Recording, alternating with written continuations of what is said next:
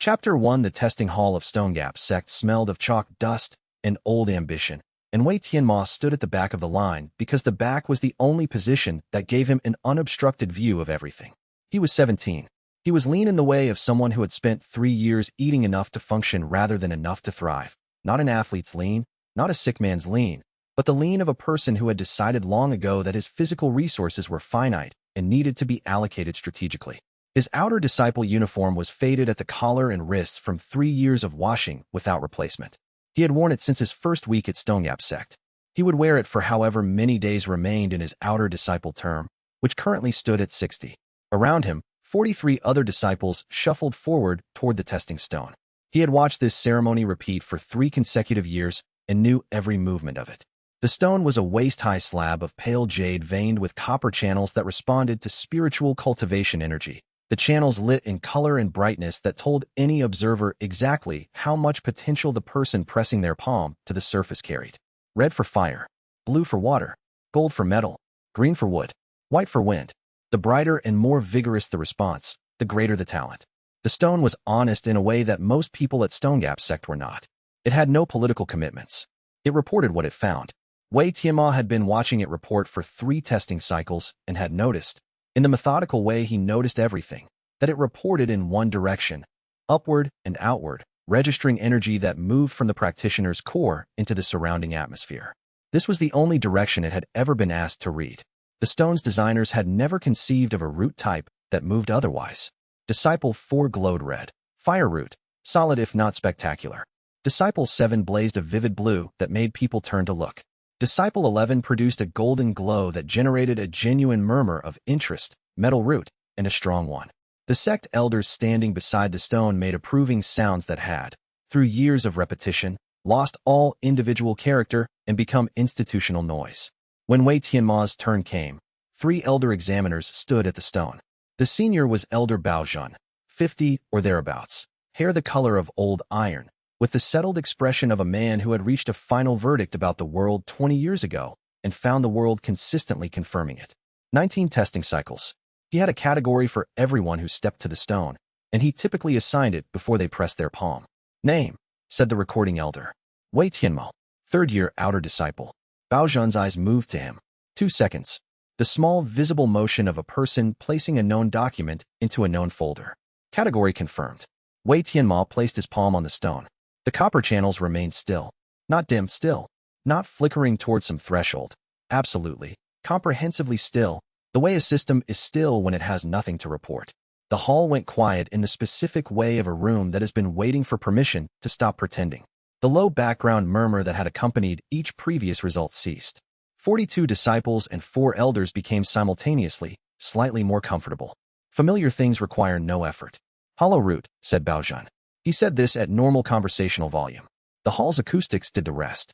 No measurable cultivation affinity detected. 3rd consecutive year. Identical result.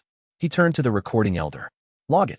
Mandatory withdrawal notice to follow within 30 days. The brush scratched against paper.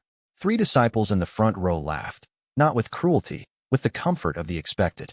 Wei Tianmo's failure was exactly what they had predicted, and predictions that come true are satisfying regardless of content. Wei Tianmo lifted his palm from the stone.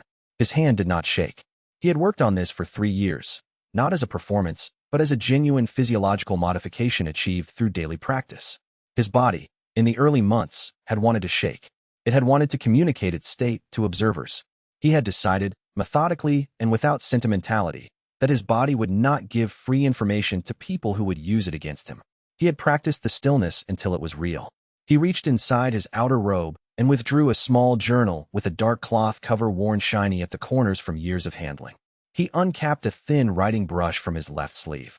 He kept it there specifically for moments like this, and wrote the date, the hall's name, the names of all 3 examiners, the number of witnesses present, the result declared by each examiner in their own words. He wrote without rushing. He wrote clearly. Baozhun noticed the brush. His expression shifted, not dramatically, but visibly. The quality of the filing motion changed. Unknown item in the folder. What are you writing? He said. Notes, said Wei Tianmo, without looking up. Notes on what? On today. Wei Tianmo finished the entry and capped the brush. He looked at Baozhun directly for the first time. I note things I want to remember. Behind him, A disciple said something that got a laugh from his neighbors. Wei Tianmo did not look toward the sound. He was looking at Elder Bao Zhen's face, reading the shift that had occurred there, the transition from settled certainty into a sliver of something else.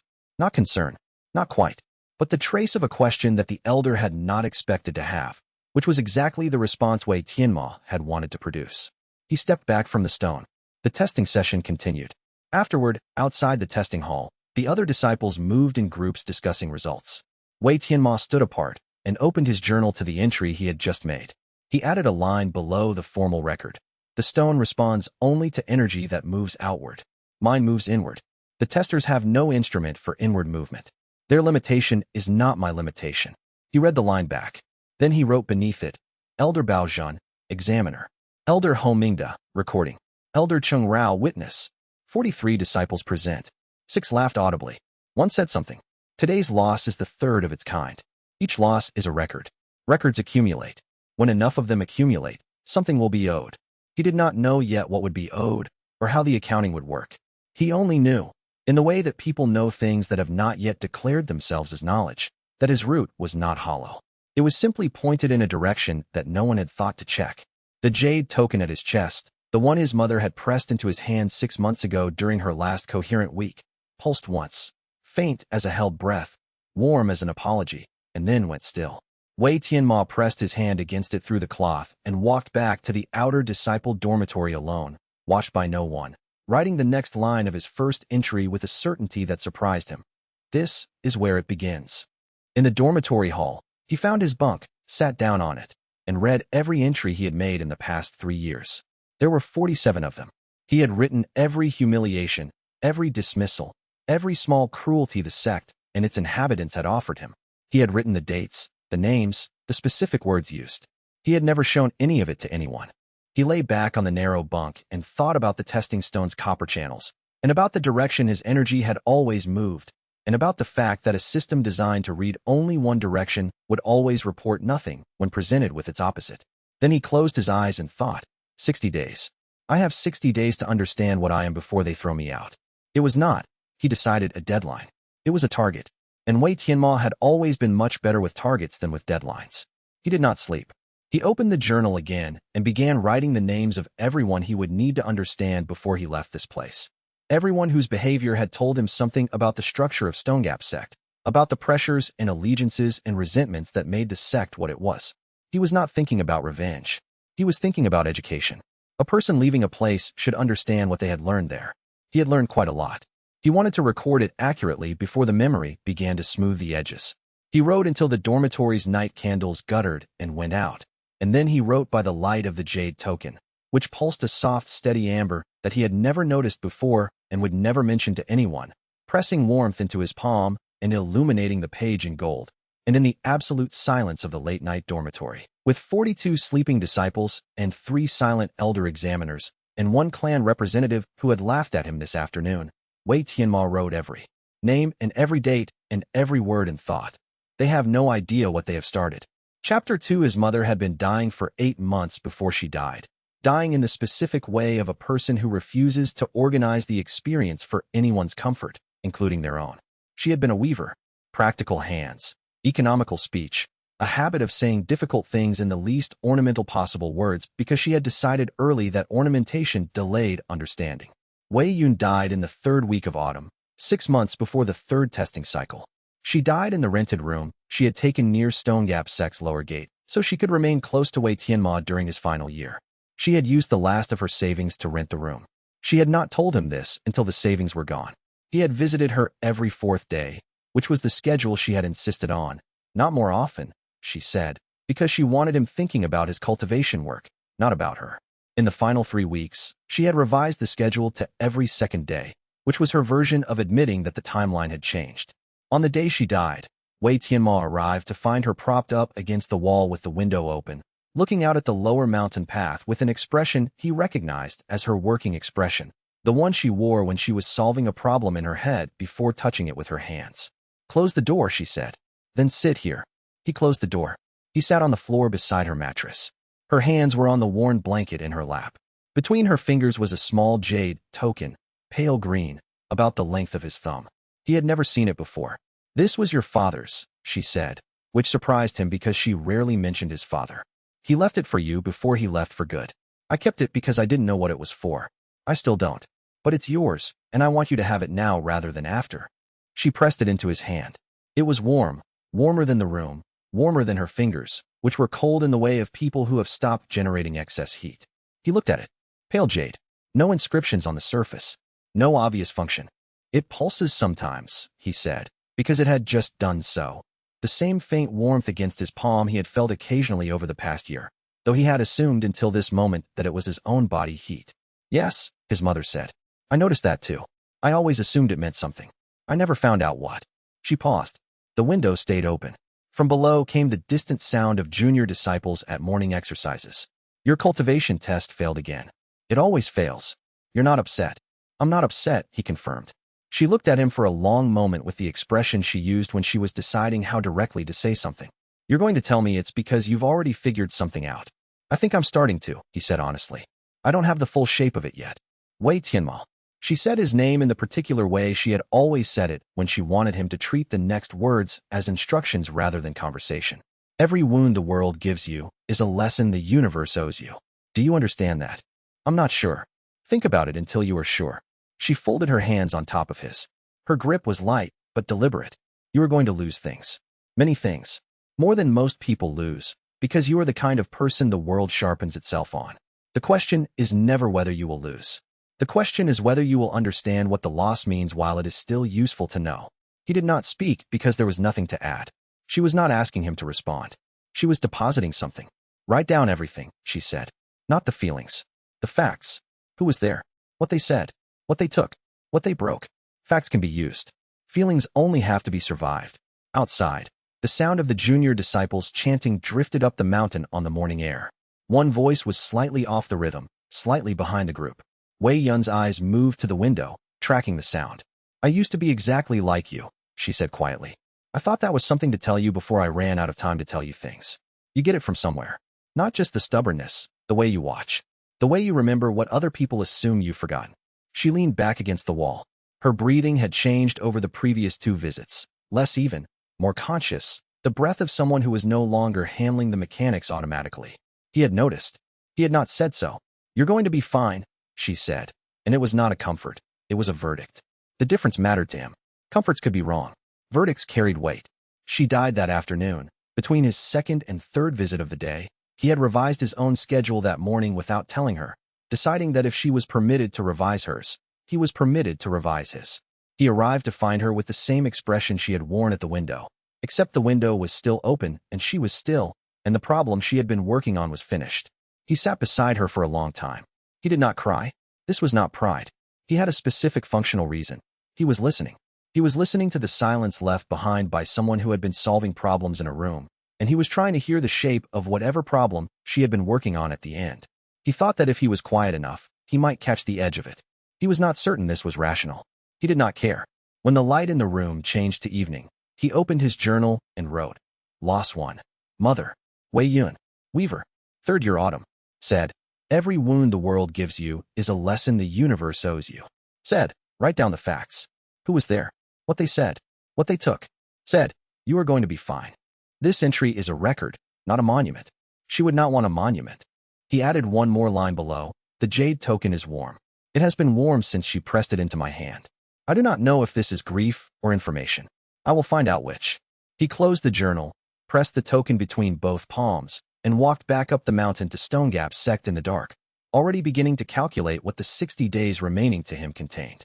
He was not thinking about his mother anymore, not because he did not love her, but because she had been very clear about what she wanted him to do with her instructions, and grief was not one of the items on the list. The mountain path was cold. The stars were very clear. Wei Tianmo looked up at them for a moment, thinking about his mother's phrase, the universe owes you, and then he looked back down at the path and continued walking. Above him, unseen and unheard by anyone in the sect below, the sky shivered. A single hairline fault opened in the fabric of the firmament, so small it would have been invisible even to a down-nascent cultivator, and in that fault a single character formed in a script no one in Stone Gap Sect had read for 2,000 years, the character for debt. The fault closed. The sky returned to itself. The stars continued their business. Wei Tianmo walked up the mountain path, thinking about cultivation mechanics and dead mothers, and one specific question he had not yet formed clearly enough to write down. If the Jade token stores what the ledger consumes, what has it been storing for 17 years? And when he finally lost enough to unlock the answer, would he still be able to recognize himself in what he had given away?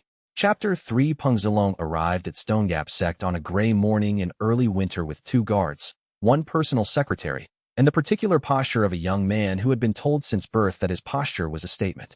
He was 20, the junior representative of the Iron Vein clan's Talent Assessment Division, a title that meant he traveled to minor sects and provincial academies on behalf of the clan, evaluated their stronger disciples, and occasionally offered recruitment incentives to the ones worth the investment. The role had been designed for someone 10 years older. Peng Zilong had received it at 19 because his father held a senior position in the clan and because Peng Zilong's combat ability was genuinely exceptional. He knew both reasons. He had built his personality around the second one and spent most of his energy making sure other people forgot about the first. Wei Tianmo watched him arrive from the upper dormitory window, noting the spacing between Peng Zilong's guards, the quality of their cultivation aura as read from the texture of the air around them, the direction of Peng Zilong's attention as he surveyed the sect grounds. Front gate first, main hall second, the cultivation tower third. He had not looked at any of the people present. He had looked at the buildings, which meant he was measuring institutional prestige before individual potential. That one's going to be a problem, said the disciple at the next window, watching the same arrival. Probably, said Wei Tianmo, and made a note. The formal assembly was that afternoon in the main courtyard. Elder Bao Zhan introduced Peng Zilong as a guest with interests in exceptional talent. Peng Zilong stood at the front and looked across 60 assembled disciples with the expression of someone reviewing inventory. His gaze moved methodically from face to face.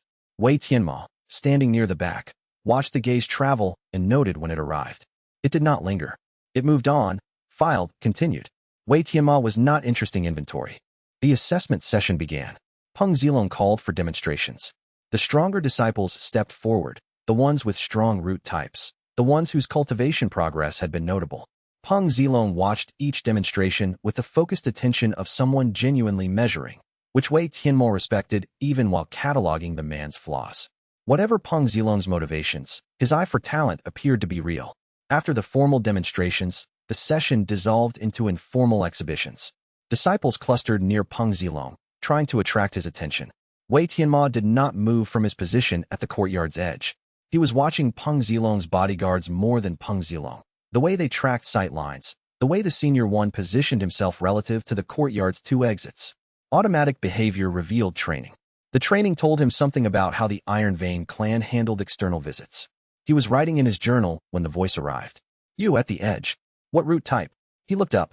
Peng Zilong was looking directly at him, having apparently swept the courtyard and found the one person not competing for his attention. The personal secretary had his brush out. Hollow root, said Wei Tianmo. A pause. The disciples near Peng Zilong made the small sounds of people who have just had their expectation confirmed. Peng Zilong's expression did not change exactly, but something in it sharpened with an unpleasant specificity that Wei Tianmo filed immediately as. This man finds weakness offensive rather than dismissible. He does not ignore it. He wants to address it. A hollow root disciple still present after 3 years, Peng Zilong said. Why hasn't the sect expelled you? I have been useful in ways that don't require cultivation, said Wei Tianmo. Nothing at a cultivation sect is useful without cultivation. That's one perspective, said Wei Tianmo, and wrote something in his journal. The sound of his brush was very audible in the sudden quiet of the courtyard. What are you writing? Said Peng Zilong. His voice had acquired an edge, the specific edge of someone who has been made the subject of a record without consenting to it. Notes. On what? On this conversation. Peng Zilong's nostrils flared slightly.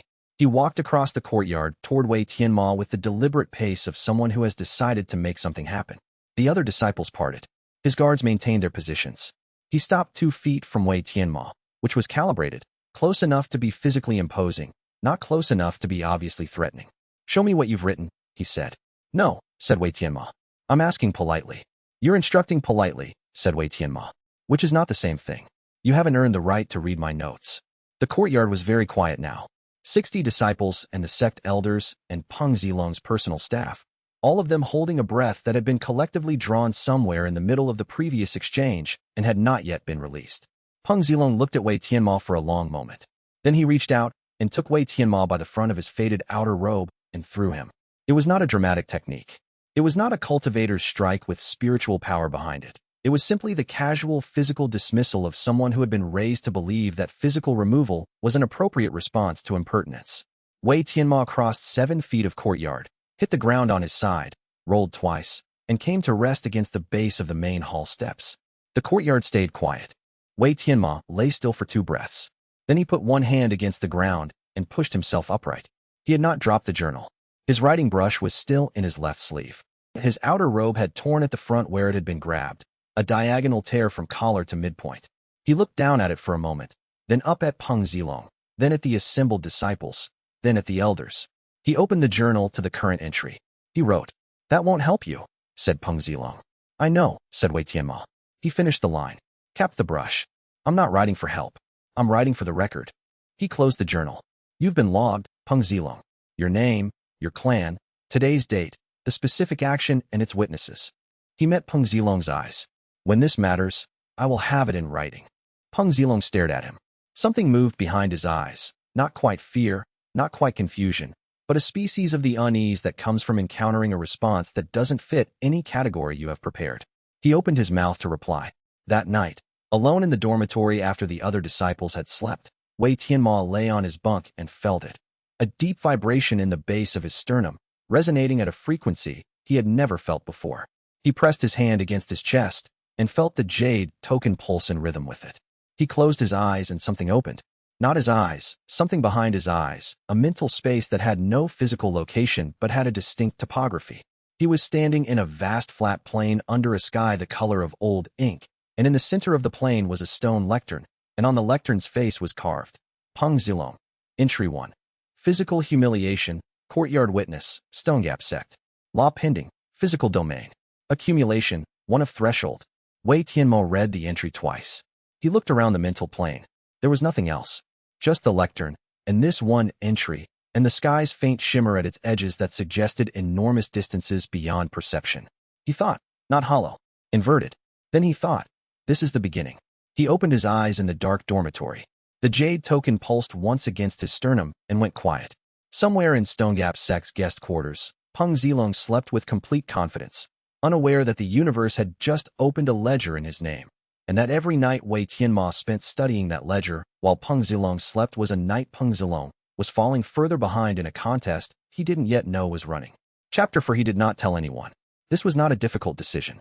The decision was made in the first minute of understanding what the Dao ledger was, when Wei Tianmo recognized, with the clarity that comes from seeing a thing in its complete form for the first time, that the system's value was entirely dependent on no one else understanding the system.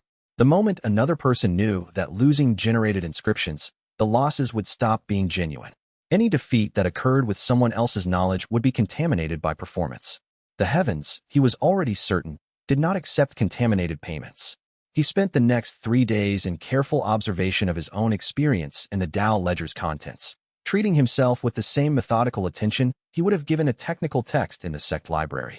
He returned to the mental space twice each day, once in the early morning before the other dormitory occupants woke, once in the late evening after they slept. Each entry he made in his physical journal had a corresponding entry in the ledger, though the ledger's language was more precise. It specified not just what had happened, but what cosmic domain the harm had touched, what type of law was accumulating, and a notation he could not yet fully interpret that seemed to indicate how much force would be required to trigger the law's manifest effects. On the 3rd day, he calculated. The single entry against Peng Zilong, the courtyard throw, had generated a law in the physical domain. Specifically, Peng Zilong's physical techniques against Wei Tianmo will experience marginal degradation. The accumulation notation showed 1/threshold, and the threshold was unlisted, which meant he couldn't read it yet. He didn't know if threshold meant 5 losses or 50. He needed more entries. He also had 6 older entries, things he had written in his physical journal but which, when he checked the ledger, had apparently been generating law work without his awareness. 6 inscriptions against various minor antagonists within the sect, each too small on its own to produce visible effects, but collectively suggesting that the ledger had been recording far longer than Wei Tianmo had known it existed. This was the first genuinely surprising data point. The ledger had begun without his instruction. He sat with this for an hour in the stable area, where Master Bao Chunlin had assigned him that morning to clean the spirit beast pens, an assignment Wei Tianmo had accepted without complaint and was now using as thinking time. The spirit beasts shifted in their stalls. The smell of fresh hay and manure, which he had resented initially, had become useful background noise that kept his attention anchored in the physical world while he worked through implications in his head. If the ledger had begun recording before he knew it existed, that meant the heavens had identified his root type before he had. The heavens had recognized the qualifying condition, genuine acceptance of defeat, authentic humility, and had started accumulating debt on his behalf.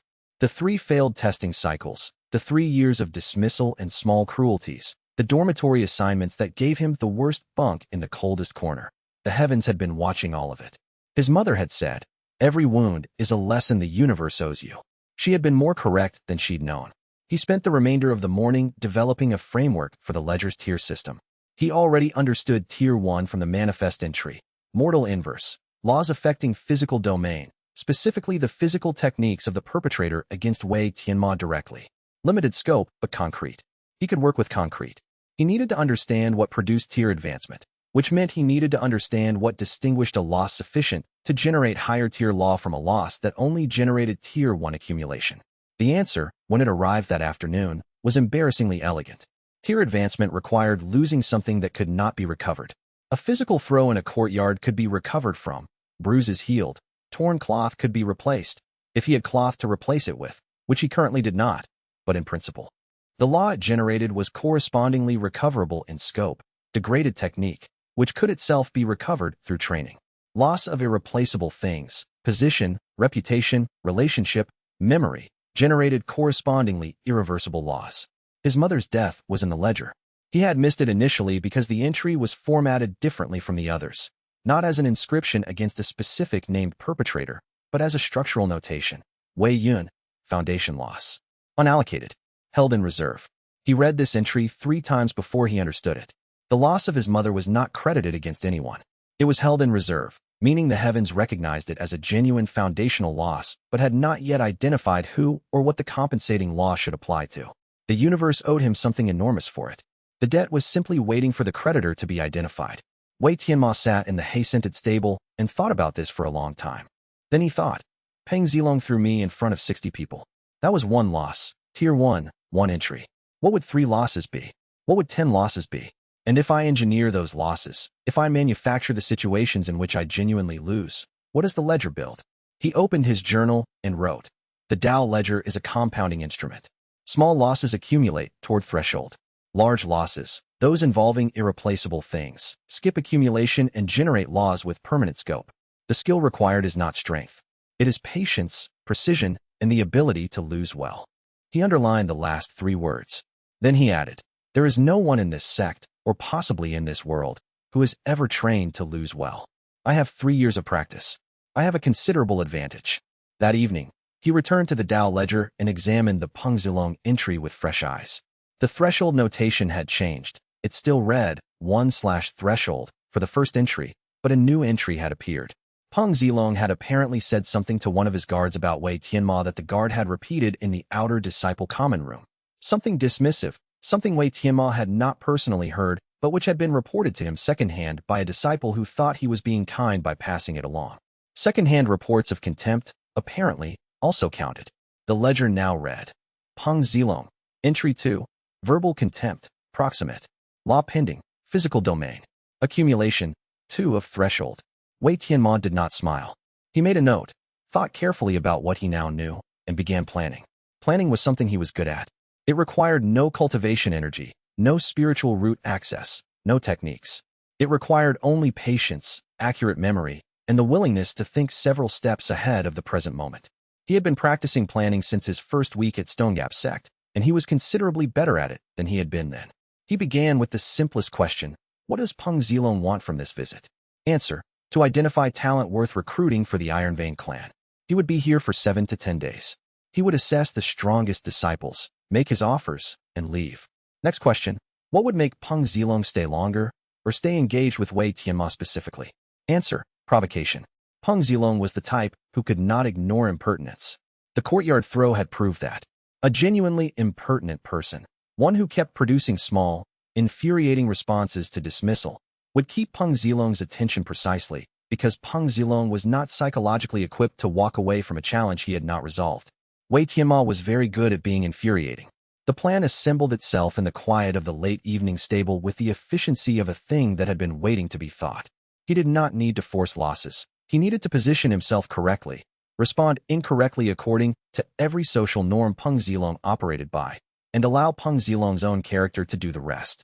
By the time he walked back to the dormitory, he had 5 specific situations mapped out, each calibrated to produce a different type of genuine loss, each one more carefully chosen than the last. The Dao ledger pulsed in his chest, warm and patient and anticipatory. He thought, I have 57 days before expulsion. I am going to make every one of them count, and by the time Peng Zilong understands why his technique has been failing, the count will be high enough that understanding it will not help him. Chapter 5. The second confrontation required almost no engineering. On the 4th day of Peng Zilong's visit, 3 things happened in quick succession. First, the sect's senior disciples were given priority access to the cultivation hall's meditation chambers for the duration of the assessment period, which Wei Tianmo had expected. Second, Peng Zilong's personal secretary distributed a list of disciples whose accommodations were being temporarily upgraded to guest quarters, which meant someone else's accommodations were being downgraded. Third, Wei Tianmo found a notice posted on his dormitory room door. The notice was brief.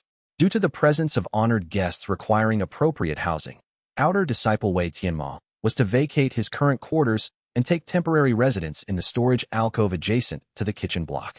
The storage alcove was used for surplus cultivation equipment, broken items awaiting repair. It contained a sleeping mat, a small lamp, and approximately 40 square feet of space. He read the notice twice.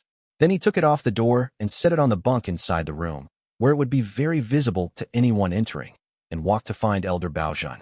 Elder, he said, when he found the elder in the administrative hall.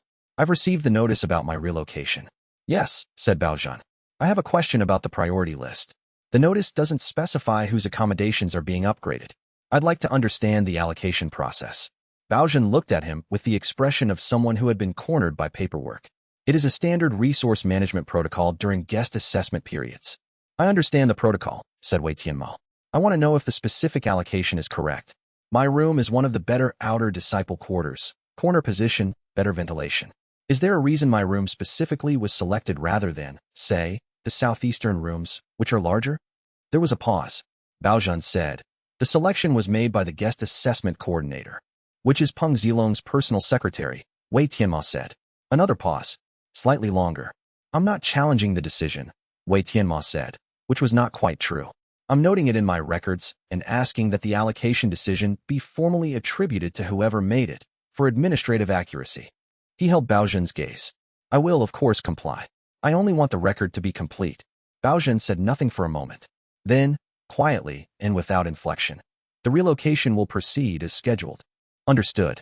Wei Tianmo nodded. Thank you for clarifying the attribution. He moved to the storage alcove that afternoon.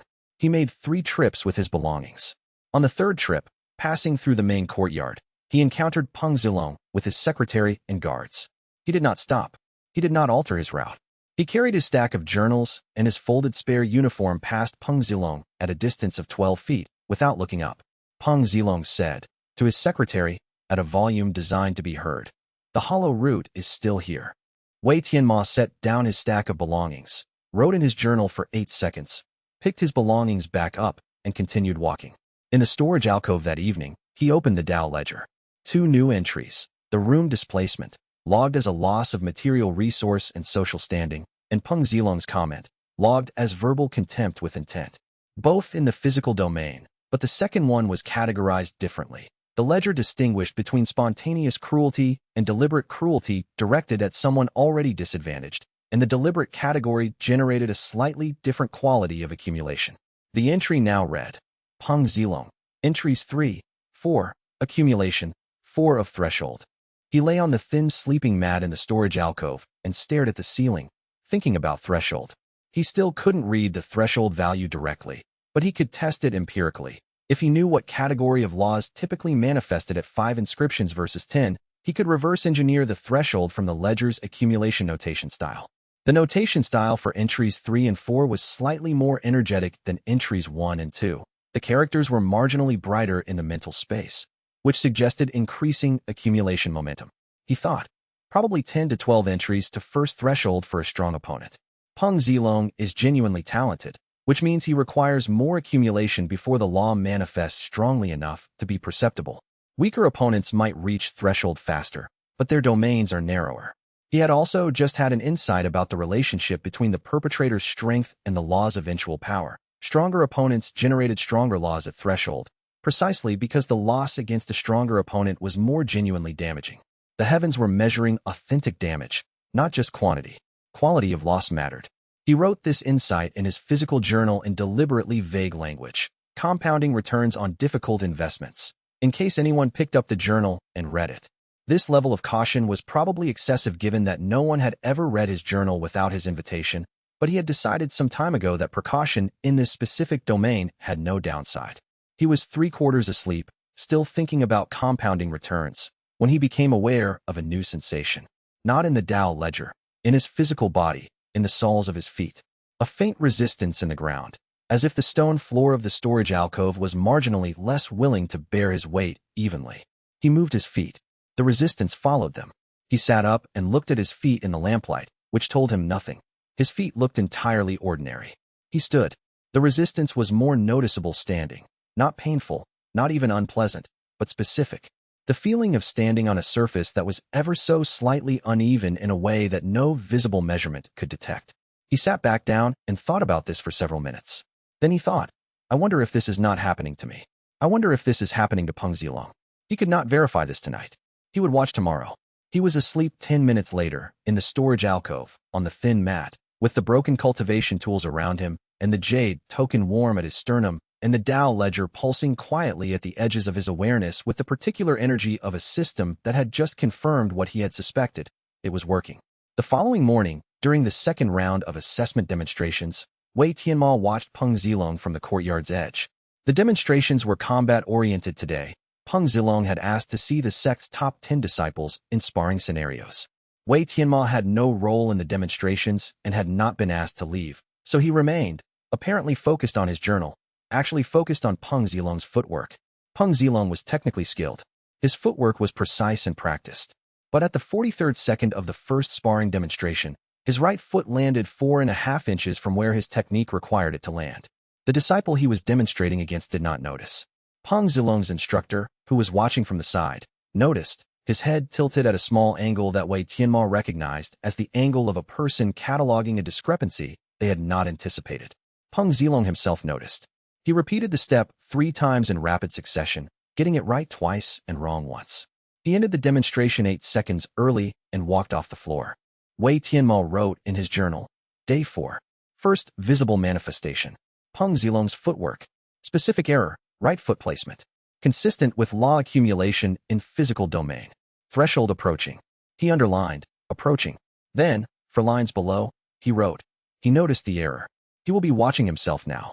A person watching themselves carefully makes themselves more brittle than a person who moves without self-scrutiny. This is useful. He closed the journal. Peng Zilong had returned to the demonstration floor and was moving through the technique again with focused attention, correcting the foot placement through conscious will. He succeeded 4 times. On the 5th attempt, his foot landed 4.25 inches from the correct position instead of 4.5. A marginal improvement that would feel, to Peng Zilong, like correction, but was actually the law adjusting itself to remain consistently marginally wrong regardless of conscious effort. Wei Tianmo thought, 10 entries to threshold. Maybe 8. But it doesn't matter. He is already afraid of something he cannot name, and that is a better position than any I could have achieved with martial talent. He returned to his storage alcove to record the morning's observations while they were fresh, and as he walked, he felt the Dao ledger shift in a way it had not shifted before, a new sensation like a second door opening at the back of a room he had thought contained only one room, and the character that appeared at the edge of the lectern space read, Tier 1 stabilized, Threshold 2 unlocked. He had not known there was a Threshold 2. He stopped walking, stood very still on the path between the main hall and the dormitory perimeter, and thought, how many thresholds are there? He did not know. He would need to find out. And as he walked the final steps back to the storage alcove, the ledger's second threshold indicator pulsed once more, not in confirmation, but in the specific rhythm of a warning. Something was waiting at the next level, something that would cost him not technique or reputation, but something he could not yet name, and whatever it was, He was already moving toward it whether he intended to or not. Chapter 6. He almost missed the old man entirely. The 9th day of Peng Zilong's visit was also the 14th day before the winter solstice assessment, the ceremonial evaluation the sect conducted each year as a formal accounting of each disciple's progress. For outer disciples in their final year, the winter assessment carried additional weight. A sufficiently strong showing could delay mandatory expulsion by one additional term. Wei Tianmo had no expectation of a strong showing. He had no plan to attempt one. But the assessment's approach meant that every disciple in the sect was moving with somewhat more urgency than usual, which created useful background motion and distraction. He was on his way to the sect's back gate, the gate leading to the lower mountain path, and, beyond it, the small market town that outer disciples were permitted to visit twice per month. He had an errand, a specific ink variety sold only at the town's stationery shop, an ink that did not bleed through pages the way the standard outer disciple supply did. He had been planning the trip for 11 days and was finally making it now because today was the first day Peng Zilong had both the time and a reason to be watching the outer disciple dormitory area, which meant Peng Zilong's attention was already occupied, and Wei Tianmo's errand would be invisible. In the past 8 days he had engineered 2 additional losses. Both involved situations where Peng Zilong or members of his party encountered Wei Tianmo in common spaces and found occasion to dismiss him. Once in the library, where Peng Zilong had taken the reading desk Wei Tianmo was using on the grounds that senior guests had priority access. Once in the outer exercise court, where one of Peng Zilong's guards had instructed Wei Tianmo to clear the space. Both times Wei Tianmo had complied without protest and written the entry. The Dao ledger now showed 6 inscriptions against Peng Zilong. He was thinking about the library entry, specifically about the fact that the ledger had categorized it as an intellectual domain inscription rather than physical, which meant that Peng Zilong's manipulation of information access might eventually manifest differently from the combat technique degradation. When he reached the back gate and found a man sitting against the gatepost. Old. Extremely old. Not in the way of senior cultivators who had lived long through preserved vitality, but old in the specific texture of someone who has simply existed for a very long time and whose body carries the honest marks of duration. Thin, weathered, wearing a gray robe patched at the elbows and knees with cloth of 3 different colors. No cultivation aura in the standard sense, but the air around him had a quality that Wei Tianmo's Dao ledger sensitivity registered as something, a pressure that did not read as any root type he recognized. The old man was watching Wei Tianmo approach with the patient attention of someone who has been waiting and has made peace with the waiting.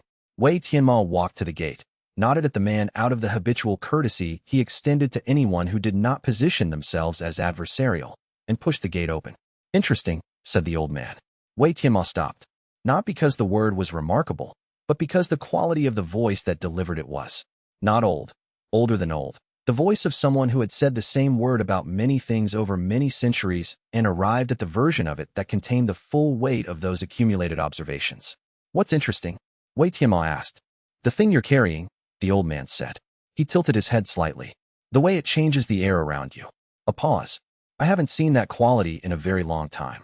I'm not carrying anything unusual, said Wei Tianmo, which was accurate by every observable measure. The heavens are paying attention, said the old man. Wei Tianmo stood very still. To me, he said. To what you're building, the old man said. He turned his head toward the lower mountain path, as if something there had caught his eye. When Wei Tianmo shifted his gaze to the path and back to the gatepost, the old man was gone. Wei Tianmo stood at the back gate for a long moment in the cold air. Then he looked down at the gatepost. At the base of it, on the stone threshold, was a mark. Not carved, not painted, but somehow present the way a watermark is present in paper without being drawn on the surface. The character was from the same script as the characters in his Dao ledger. Old, precise, written by someone for whom that script had been as natural as breathing. The character meant, "You are not the first." He crouched and studied it. Then he wrote in his journal, the old man's appearance, his words, the quality of his voice, the character on the threshold, the absence that replaced him when Wei Tianmo looked away. He noted the specific register of the man's cultivation presence, not a root type he recognized, not any category the testing stone would have reported. Something older, something the stone's designers had never been asked to read for. He continued through the gate and down the mountain path to buy his ink, because the errand was still valid. The shop would close before evening, and he had learned early that an encounter with the inexplicable was not an excuse to fail at the mundane. When he returned that evening, the character on the threshold was gone. He checked 3 times, from 3 angles, in the last of the afternoon light. He wrote, The mark was temporary. The message was not. The Tao ledger, consulted that night, had not changed in any way he could measure, except for one detail he had not noticed before.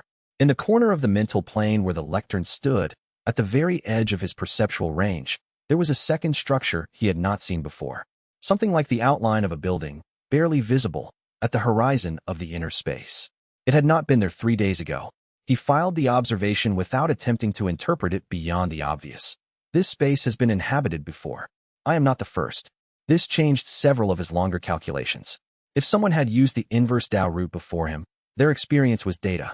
If they had survived long enough to leave marks on both the Tao ledger's landscape and on a physical threshold in an actual location, they had learned things Wei Tianmo had not yet learned. And the old man, whoever he was, however old he was, had chosen to make himself visible once, which meant he might do so again. Wei Tianmo wrote, "Note for later, find the old man. He knows something about what this costs and about what it builds. He came here to tell me I was not alone. That is not an accident. That is a calculated disclosure from someone who understands exactly how to make a disclosure feel accidental." Then he wrote one more line and underlined it. He has been waiting 2,000 years to say those words. Whatever he knows, it is not something that can be learned quickly. I need to be ready before I go looking. He closed the journal and lay in the storage alcove and thought about what it meant to have a predecessor, and what it meant that the predecessor had survived long enough to wait, and whether the waiting itself had been a cost or a method. He did not sleep for a long time.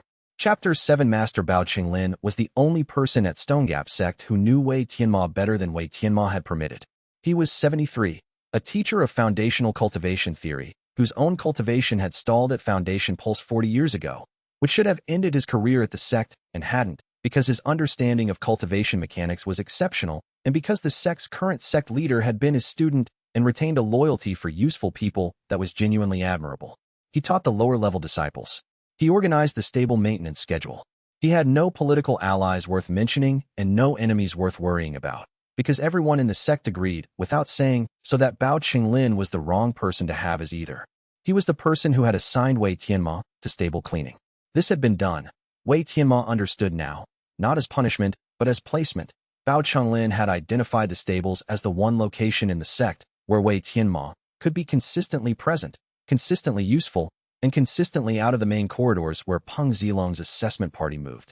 The assignment had been protective without advertising itself as protection.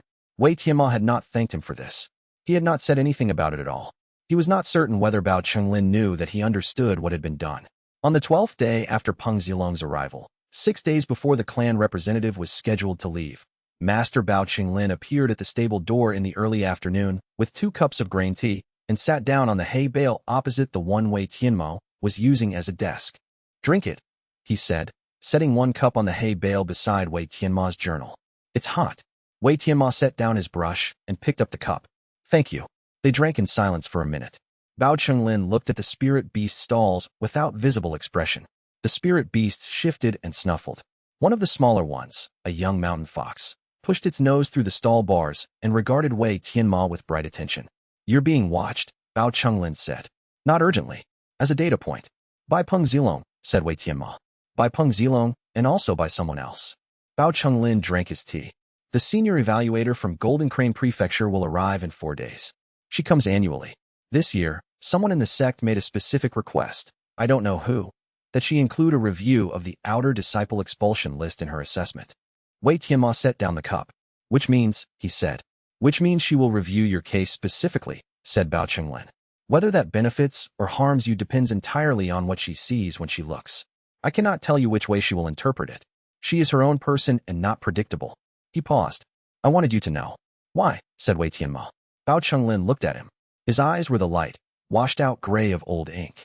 "Because you've been doing something with this time that I don't fully understand," he said. "And I'd like you to still be doing it after she leaves."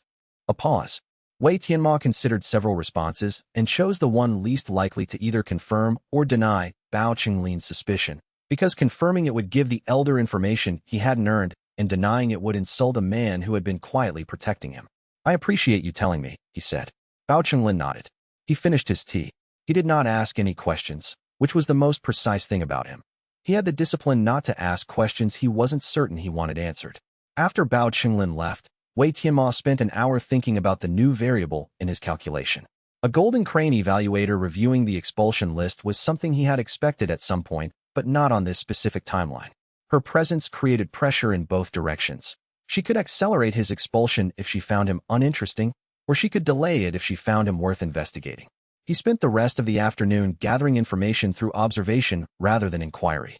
He talked to 3 separate junior disciples under the guise of discussing the winter assessment, shaping each conversation to surface anything they knew about the Golden Crane evaluation process.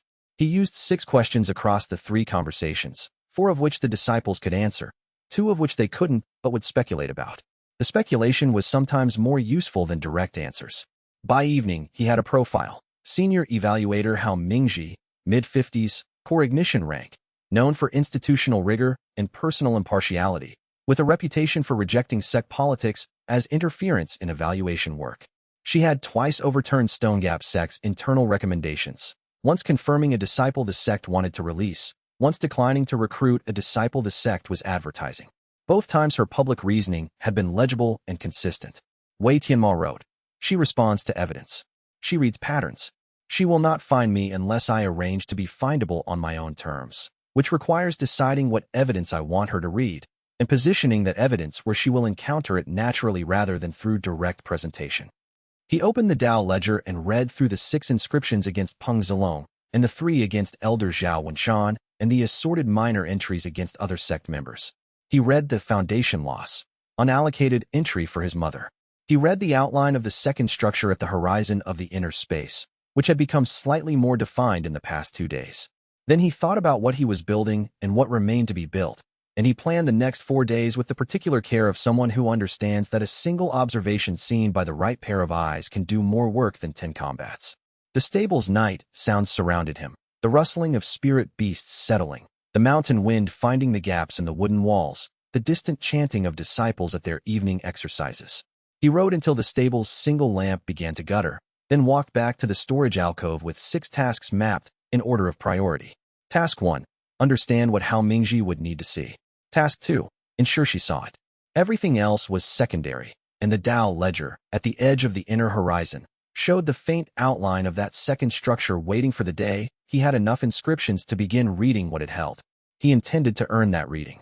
Whatever it cost, he intended to earn it. Chapter 8. Grand Elder Zhao Wenshan came to the stables on the 15th day of Peng Zilong's visit not because he had any reason to be there, but because he had a reason to be near the back gate area, which took him past the stables, and because Wei Tianmo was visibly present outside the stable entrance in the afternoon light. Zhao Wenshan was 58. He had held the position of Grand Elder for 11 years through a combination of cultivation ability, solid, not exceptional, a reliable soul-awakening baseline, and social management that was genuinely sophisticated. He built networks of favors. He maintained mutual obligations carefully. He was the most influential person in Stone Gap sect not because he was the most powerful, but because he had spent 20 years ensuring that virtually everyone in the sect's administrative structure owed him something. He did not like Wei Tianmo. This dislike was not personal, it was systemic. Zhao Wenshan disliked everything that did not fit his network. People who did not need favors, who would not participate in the mutual obligation structure, who represented variables he could not predict. Wei Tianmo was one such variable, and he had been one for 3 years. The reason Zhao Wenshan had not managed to expel him 3 years ago was that Master Bao Chenglin had used 2 carefully hoarded administrative credits to delay the process. The reason he had not managed it 2 years ago was that Wei Tianmo had technically fulfilled every requirement for continued enrollment through means that were frustratingly compliant with the written rules. He paused in front of the stable entrance. "You," he said. "Still here." Wei Tianmo looked up from his journal. "Grand Elder, how many days do you have left on your outer disciple term?" 43, said Wei Tianmo. 42, said Zhao Wenshan, which was incorrect, but said with the complete confidence of someone who has decided that their version of the facts is the operative version. "I've reviewed your file this morning. Your contributions to sect function have been assessed as insufficient to justify continued enrollment. I intend to recommend accelerated processing of your expulsion case." Wei Tianmo looked at him. Then he looked down at his journal and wrote. "What are you doing?" said Zhao Wenshan. "Recording what you said," said Wei Tianmo. "For accuracy." "I'm not interested in your accuracy." "I know," said Wei Tianmo. "That's one of the things I'm noting." He finished the entry. "You said accelerated processing. Can you clarify the timeline?" Zhao Wenshan's jaw tightened slightly, the micro-expression of a man who has encountered an unexpected resistance and is deciding how to categorize it.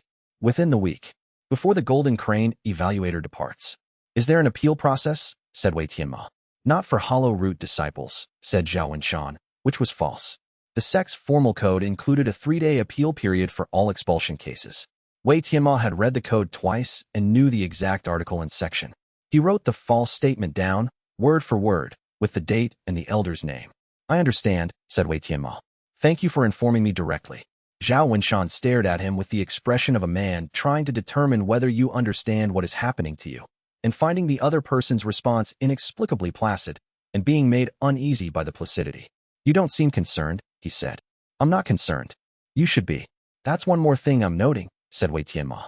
Zhao Wenshan left. Wei Tianmo watched him go, then returned to the journal. The ledger now showed 3 inscriptions against Zhao Wenshan: the false statement about the timeline, the false statement about the appeal process, and the commitment to an accelerated action that was procedurally questionable. All 3 in the social-political domain category. The type of law that would manifest would be social rather than physical. Authority structures, meaning Zhao Wenshan's ability to exercise and maintain institutional authority, would face subtle compounding degradation. His ability to call in favors. His ability to maintain loyalty. His ability to be perceived as reliably authoritative. Wei Tianmo thought carefully about what this meant in practical terms. Zhao Wenshan's power was built on favors and obligations, a web of mutual debt accumulated over 20 years. A law that degraded his ability to maintain those structures was more dangerous to him than any combat technique degradation would be. Social systems built on perceived authority were brittle once the perception began to crack. But there was a problem with the timeline. Zhao Wenshan had committed to an accelerated expulsion within the week before the Golden Crane evaluator departed, which meant Wei Tianmo had less time than he had anticipated. He needed the Golden Crane evaluator's presence to complicate Zhao Wenshan's action. He needed her to see enough of the situation to be willing to interfere. He needed to arrange that visibility quickly, which meant he needed to understand what she would be looking for before she arrived. He mapped the intersecting timelines. How Mingji arrived in 2 days. Zhao Wenshan's accelerated expulsion timeline was within the week. Both events would happen in the same window, which meant the 2 pressures would be in the same room at the same time. Wei Tianmo wrote one line in his journal, below the factual entries about Zhao Wenshan's conversation. The heavens arranged their debts efficiently. Then he thought, Zhao Wenshan made 3 false statements in 5 minutes, in front of his own administrative record. He is operating on the assumption that no one with the standing to challenge those statements will ever see them. He is wrong about that, but he doesn't know it yet. And the moment he realizes he was wrong is going to generate 3 more inscriptions. Wei Tianmo closed the journal. Outside the stables, the afternoon light was changing. He had work to do. Chapter 9. Lin Sui found him at the storage alcove 2 evenings later. She had apparently been trying to find him for 3 days and had systematically worked through every location he had been known to occupy before arriving at the correct one. This told him something about her persistence and something about the gaps in her information gathering, both of which were consistent with what he already knew about her. She was 17, the same age as him, a healer's apprentice attached to the outer disciple medical wing. She had a foundation pulse root, water affinity, with a secondary lean toward wood, which made her naturally suited for healing work. She had the practical hands of someone who had grown up doing tasks and the direct eyes of someone who had decided at a young age that looking at difficult things clearly was less costly than not looking. She had been Wei Tianmo's acquaintance since his first year at the sect, when she had found him reading in the library after lights out and, rather than reporting him, had sat down and read alongside him in silence. That had been the beginning. She was carrying a small vial, dark glass, with a wax seal, which she held out when she arrived at the doorway and found him inside. I saved this for 2 months, she said, without preamble. It's a recovery tincture, accelerates bruise resolution, reduces soft tissue inflammation. I know you had several falls during the assessment demonstrations. She stopped. Then, reading his expression, you're not going to take it. I appreciate you saving it, he said, which was true. But you're not going to take it, she repeated. Not accusing, confirming. She had apparently already processed most of her feelings about this on the way over and arrived at the part of the conversation that comes after the argument. No, he said, because the bruises are useful somehow. He looked at her. She was looking at him with an expression trying to be neutral and partially succeeding. They're not useful in the way you're thinking, he said. Then explain what way. I can't. She sat down on the threshold, not quite inside the alcove, because the alcove was very small and sitting inside it with another person would have been more intimate than the situation called for. She held the vial in both hands. You're doing something deliberate, she said. I've been watching you for 3 years. You are always doing something deliberate. This is one of the most deliberate things I've ever watched. She paused. You're letting yourself get hurt on purpose. I'm not seeking injury, he said carefully. I'm not avoiding it when avoiding it would cost more than accepting it. She looked at him for a moment. Then she said, That's the same thing, Wei Tianmo. No, he said. It isn't. One is self-destruction. The other is resource allocation. I know the difference. She was quiet for a moment. Is it dangerous? I don't think so. You think, or you know? I think, he admitted. The logic of what I'm doing suggests the danger runs toward other people rather than toward me. But I don't have enough information to be certain. Lin Sui studied him. Her expression had shifted from the part processing worry to the part processing careful attention. You said the logic of what I'm doing, she said. That's a very specific way to describe something you won't explain. I say things specifically when I can, he said. It's a habit.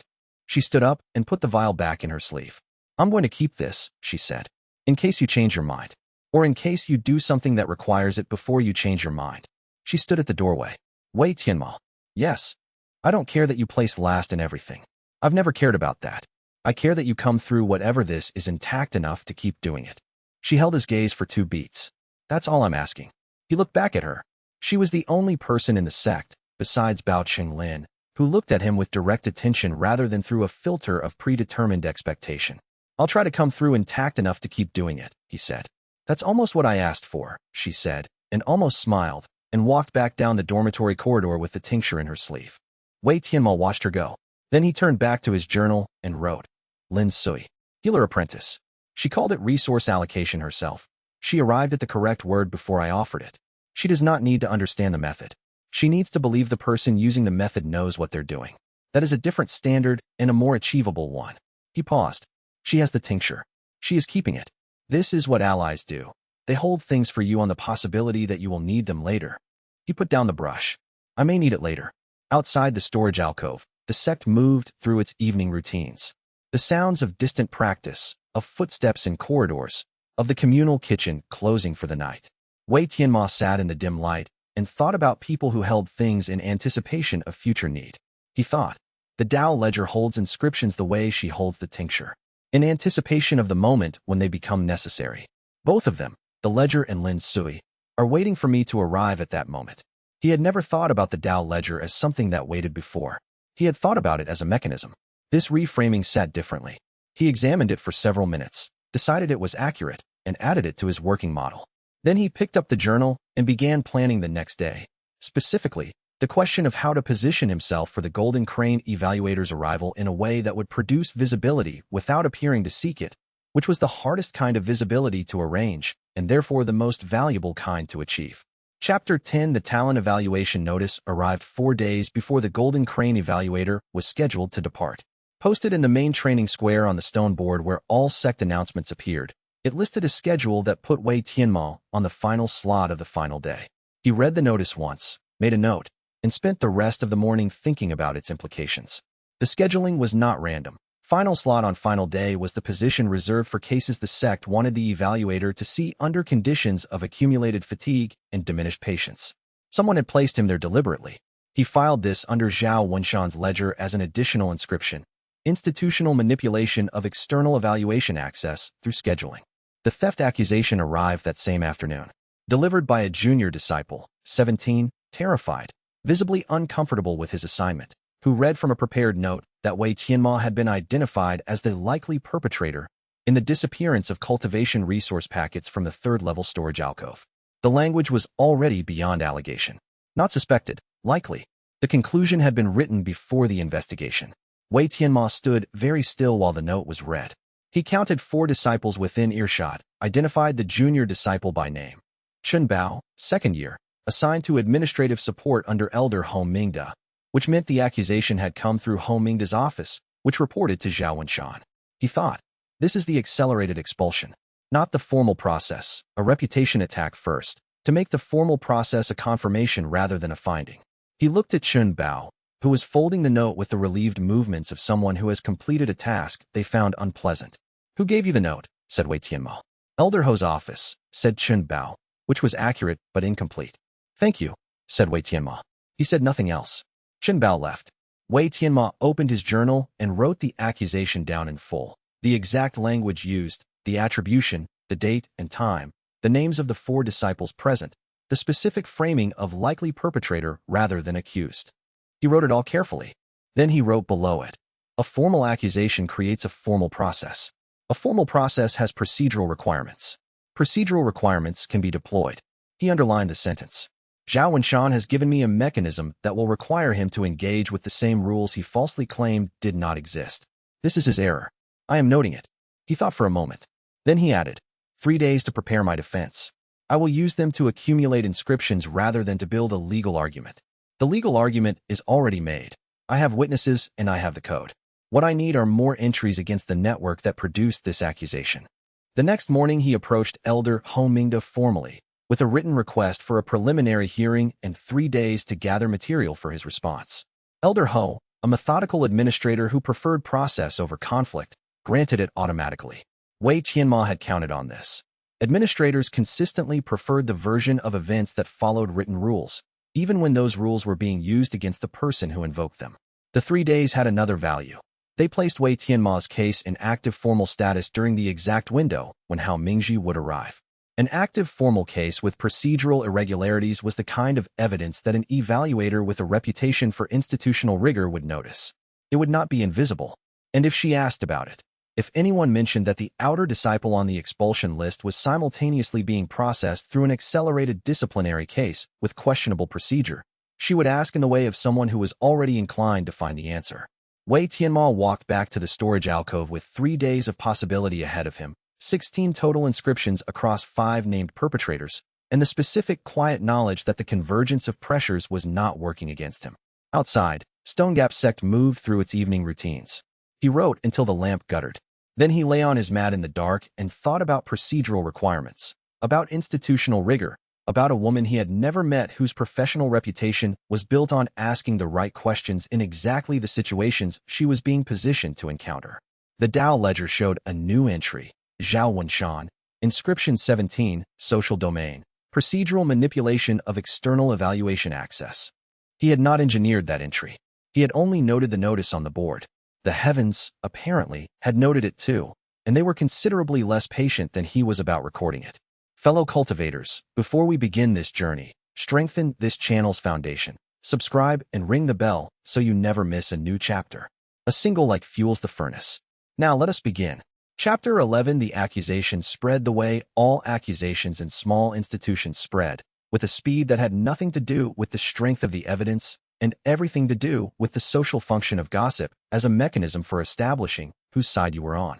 By the following morning, 60% of the outer disciples who crossed Wei Tianmo's path wore the expression of someone who has decided to maintain distance without fully committing to abandonment, pity, and withdrawal in equal measure.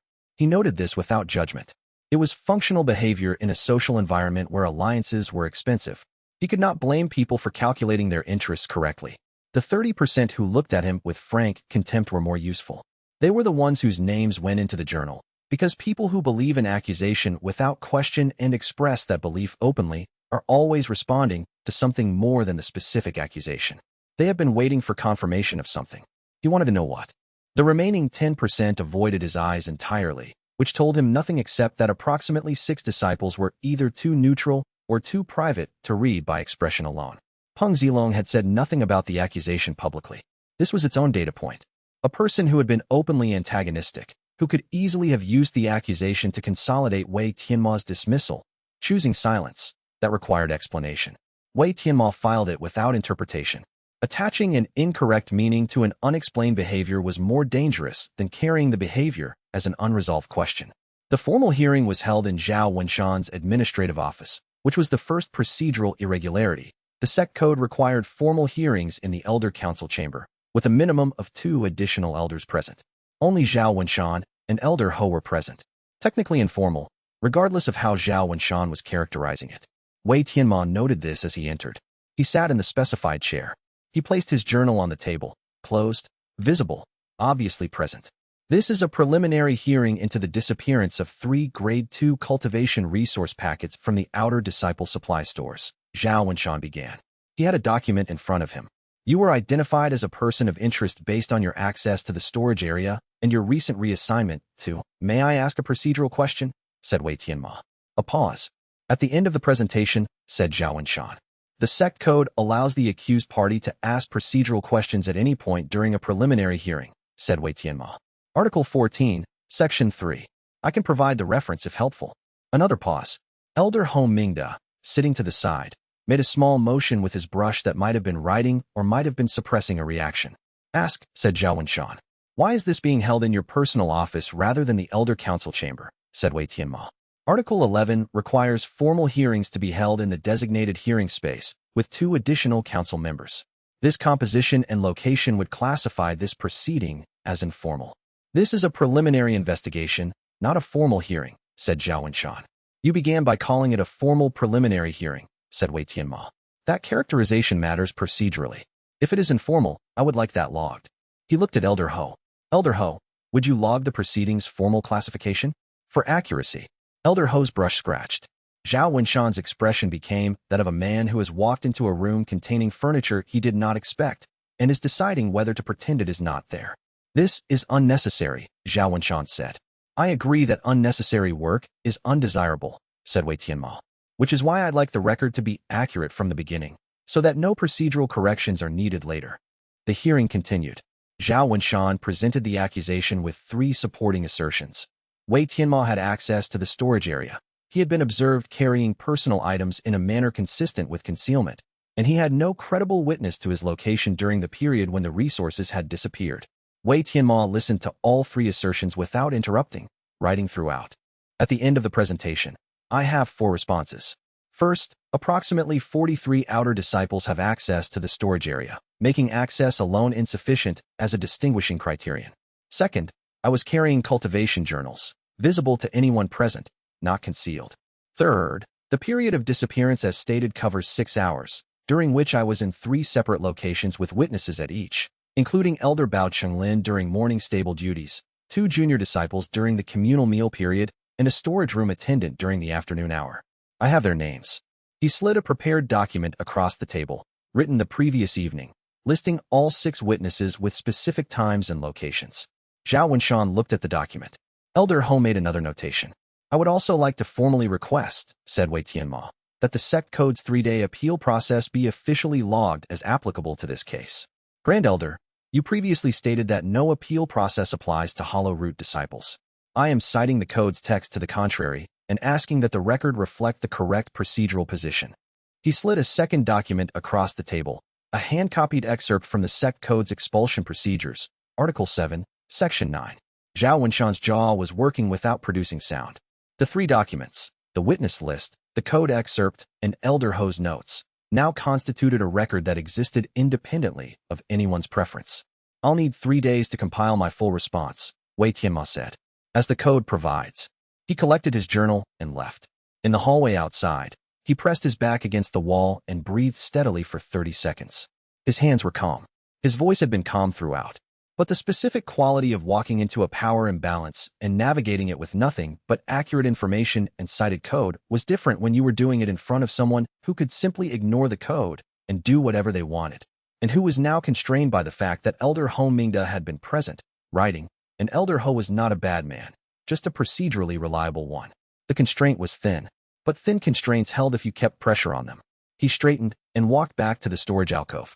The Dao ledger, consulted that evening, showed 5 new inscriptions against Zhao Wenshan. 3 from the hearing's procedural irregularities, 1 from the false categorization of the proceeding, 1 from the pressure tactics employed. The social domain accumulation was now at 10 entries. 15 total against Zhao Wenshan. 2/3 of the way to threshold. He thought. Peng Zilong still hasn't responded to the accusation. Why? He wrote this as a question without an answer attached, and fell asleep with it unresolved. A question mark in the journal, waiting for the fact that would resolve it. Chapter 12 Senior Evaluator How Mingji arrived at Stone Gap Sect on the morning of the 3rd day after the accusation. Wei Tianmo had positioned himself at the library window before the arrival, not prominently, but with a sight line that allowed him to read the arriving party's composition and formation. He had an obvious reason for being in the library, a cultivation theory text he had been working through for a week. His presence at the window was explicable. How Mingji arrived with 2 junior evaluators and a personal attendant. She wore Golden Crane Prefecture's formal evaluation colors, deep indigo with the crane sigil at the shoulder, and moved with the efficient pace of someone who had done this journey enough times to have removed all unnecessary motion from it. Her hair was silver at the temples and secured in the tightly wound style of professional evaluators. Her face was the face of someone who processed information quickly and did not invest much emotional energy in the processing. She was greeted at the gate by Elder Zhao Wenshan, protocol, and Master Bao Qinglin, not protocol. Wei Tianmo noted this immediately. Bao Qinglin was using social credit to insert himself into the greeting party, which meant he wanted Hao Mingji to see him immediately, which meant he had decided that his physical proximity to the greeting was worth whatever he was spending to arrange it. Wei Tianmo made a note that Bao Qinglin was doing something on his behalf, and that this debt needed to be recognized and eventually repaid in a way that would not insult the elder's privacy or dignity. For the next 2 days, he observed the evaluation from careful distance. He attended the general outer disciple group presentation, where he sat at the back and performed adequately, not impressively, without error. He watched how Mingji watched the group. She had the skill of watching without appearing to watch, the mark of someone who had learned that people perform for observers, and that observed performance is a contaminated data set. He noticed she was particularly attentive during the moments between demonstrations, the transitions, the small social exchanges, the way people positioned themselves relative to each other. She was reading the social architecture of the group, not just the technical cultivation performances. This was, he thought, a significantly more sophisticated methodology than most sect assessors used. On the second afternoon, he found a legitimate reason to be in the outer courtyard at the same time as her walkthrough. He needed to collect a document he had submitted 3 days prior from the administrative board. He timed the errand to intersect with her walkthrough in a way that appeared purely coincidental. He walked past her party at 12 feet. He was writing in his journal as he walked, which was his normal behavior. Normal precisely because he had cultivated it as normal for 3 years. He did not look at Hao Mingji. He did not slow his pace. He heard her say to one of her junior evaluators, at a volume not intended to carry, but which the courtyard stone walls carried anyway. Who is that one? He kept walking. That evening, Master Bao Qinglin appeared at the storage alcove. She asked about you, he said. I know, said Wei Tianmo. She asked about the journal specifically. She noticed it during your group presentation. He paused. She asked me what you were writing. What did you tell her? That you wrote notes on things you wanted to remember, that you had been doing it for 3 years, and that in my experience the content was detailed and accurate. He looked at Wei Tianmo. I didn't tell her what the content was. That's accurate, said Wei Tianmo. Thank you. Bao Qinglin turned to go. She's going to want to speak with you. She won't ask directly. She'll create a situation where you can volunteer or decline, and she'll read the choice. He stopped at the doorway. I'm telling you so you can decide in advance rather than in the moment. After he left, Wei Tianmo thought carefully about what the evaluator would see if he allowed her to see any of the journal, and whether the risk of her misinterpreting it was greater or smaller than the risk of her not seeing it at all. He had decided by midnight. He would allow her access if she asked. The journal's surface layer, the record of losses and observations, told a coherent story on its own terms. It told the story of someone who had watched carefully and recorded accurately for 3 years. That was the story worth telling. The Tao ledger was the layer she must never reach. But the journal was the surface, and the surface, seen by the right person, was already a case. He thought, I've been building evidence for 3 years without knowing what it was evidence of. Now the evaluator is here to read evidence. The timing is not coincidence. It is accumulation. He slept with the Tao ledger stable in his chest, and Zhao Wenshan's expulsion timeline 3 days from completion, 3 days in which the active law against him was already working, quietly, in the background, degrading the social authority of every instruction he gave. 3 days.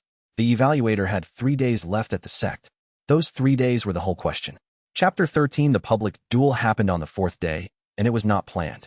This was the important thing. The most important thing Wei Tianmo needed to know about himself was whether he could recognize an unplanned opportunity when it arrived, and whether he could accept a genuine loss with the full psychological weight of a person who was not performing loss, but actually experiencing it.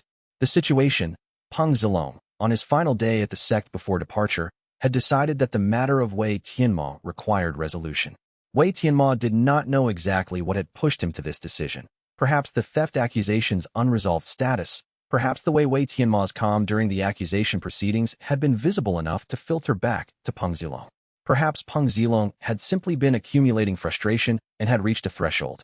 He came to the outer practice court where Wei Tianmo was doing his daily exercises, the non-cultivation conditioning he had maintained for 3 years, the physical work that didn't require a spiritual root, that he had kept because functional physical capacity cost nothing and served every purpose.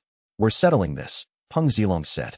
There were approximately 20 people in the practice court. 2 of them ran immediately to find more observers, practiced behavior, which told Wei Tianmo the court had seen this kind of confrontation before and the crowd dynamics were well established. "Settle what?" said Wei Tianmo. "Whatever you think you're doing," Peng Zilong said. "Whatever you're building in that journal. I want it stopped." "You want the record stopped," said Wei Tianmo. "I want you gone. One way or another. A duel," Wei Tianmo said, clearly and at a volume audible to everyone now present. "Before witnesses. You're formally challenging me." Peng Zilong looked at him with the expression of someone who has heard a thing rephrased in a way that adds weight they hadn't intended. But he was committed. The audience made retreat impossible. "Yes," he said. "I accept," said Wei Tianmo. He set his journal at the court's edge and walked to the center of the practice floor. The fight lasted 4 minutes. He fell 3 times. The first fall came in the first 30 seconds. Peng Zilong's technique was genuinely exceptional, and his opening strike arrived at an angle that Wei Tianmo's reflexes, without cultivation enhancement, could not avoid. He hit the ground, rolled, was on his feet in 2 seconds. "Stay down," said Peng Zilong. "No," said Wei Tianmo. The second fall came at 90 seconds, a sweep he did not attempt to evade. Avoiding it would have required a cultivation-enhanced jump he did not have, and attempting to avoid it with ordinary footwork would have read as performance. He fell correctly. Impact along his ribs, not his spine, force distributed, and stayed down for a deliberate count before rising. The third fall came at 3 minutes, and the bleeding started then. A cut above his left eyebrow where his head had caught the court floor's gravel edge. He did not touch it. He stood, and blood moved down his temple, and he faced Peng Zilong the 4th time with his hands at his sides. "I'm not done," he said. Peng Zilong stared at him. Something shifted behind his eyes, not respect, not softness, but the very edge of fear in someone who does not yet know what they are afraid of. "Why not?" he said. "You've lost 3 times. This is finished." "It's not finished because I'm still here," said Wei Tianmo. "If you want me gone, you need to do more than knock me down." In the audience, evaluator Hao Mingji watched with her hands folded behind her back and her eyes very still. Peng Zilong hit him a 4th time. Wei Tianmo fell and lay for a moment, counting his breaths. Then he pressed his hand against the stone floor, pushed himself upright. He was on his feet when Peng Zilong grabbed the front of his robe. "I could kill you," Peng Zilong said quietly. "Right now? And no one here would stop me." "Then do it," said Wei Tianmo. "Or I'll log this threat the way I log everything else." A statement made in front of witnesses, with the date, the names, the exact words. "The choice is yours." Peng Zilong released him and walked away. The court was very quiet. Wei Tianmo picked up his journal from the court's edge and wrote, standing, with blood tracking down his face. He wrote the date, the names of all visible witnesses, the falls counted in their nature, the threat's exact wording. That evening, the Dao ledger showed 7 new inscriptions against Peng Zilong. 3 from the falls, 1 from the hit and bleed, 1 from the threat, 2 more categorized as deliberate public humiliation with intent to intimidate. The threshold notation had changed. Physical domain threshold, 10 of 10. He stared at it. Threshold reached. The first law was ready to manifest. He felt the shift before he saw its evidence, a resonance deep in his chest, wordless and certain, like a mechanism engaging after long preparation. The jade token pulsed 3 times in rapid succession. In the Dao ledger, the Peng Zilong entry changed from law pending to law active. Active. Wei Tianmo sat very still in his storage alcove, blood now dried on his temple, and thought. Now we see what it does to someone who was completely certain he had won. Chapter 14. The next morning, Peng Zilong attempted his showcase technique. Wei Tianmo did not have direct visibility of the practice session. It was in the main hall's training annex, which required senior disciple access. But he had positioned himself at the annex's external window, which gave an oblique sight line into the secondary practice floor when a person stood at a specific angle. He stood at that angle. Peng Zilong's showcase technique was the Iron Vein Strike, a multi-stage attack developed by the Iron Vein clan over 3 generations of refinement. It involved a specific footwork sequence, 6 movement phases, and a culminating strike that delivered spiritual energy through a precise contact point in the right palm. Wei Tianmo had studied its mechanics from a theoretical text and understood its structural requirements. The footwork phases had to be executed with exact spatial placement or the energy routing would misalign, reducing both power and targeting precision. Peng Zilong began the sequence. The first 3 phases were perfect. His footwork placed exactly where the technique required. his energy routing flowing along the correct pathways, his body alignment matching the theoretical form. This was genuinely excellent technique. Peng Zilong's talent was real and Wei Tianmo acknowledged it without resentment. Acknowledging it accurately was necessary for his planning, and inaccuracy in either direction would produce bad planning. At the fourth phase, Peng Zilong's right foot landed 4.5 inches from its specified position. Not dramatically wrong. Marginally wrong. The same margin as 2 weeks ago, which had self-corrected and returned. But this time the correction did not come.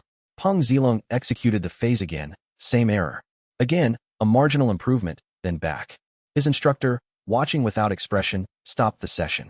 Repeat phase 4 alone, the instructor said. Peng Zilong repeated it alone. The displacement measured consistently at 4 to 5 inches. Not random, consistent. Not random errors behaved like damage. Consistent errors behaved like design. The instructor said nothing for a moment. Then, when did this begin? 2 weeks ago, said Peng Zilong, his voice fully controlled. It corrected itself. Or I thought it did. Show me your balance and static position, said the instructor. Peng Zilong stood in the neutral stance. His balance was perfect. No visible deviation, no compensatory lean. Now move, said the instructor. The moment Peng Zilong began the footwork sequence, the displacement appeared. Static, perfect, dynamic, in this specific technique, 4.5 inches off. The instructor walked around him twice, studying from multiple angles, and said, I cannot identify a physical cause. Wei Tianmo, at the external window, wrote 4 words in his journal, law active. First manifestation. He also wrote, Peng Zilong's instructor will investigate the physical cause and find nothing, because the cause is not physical.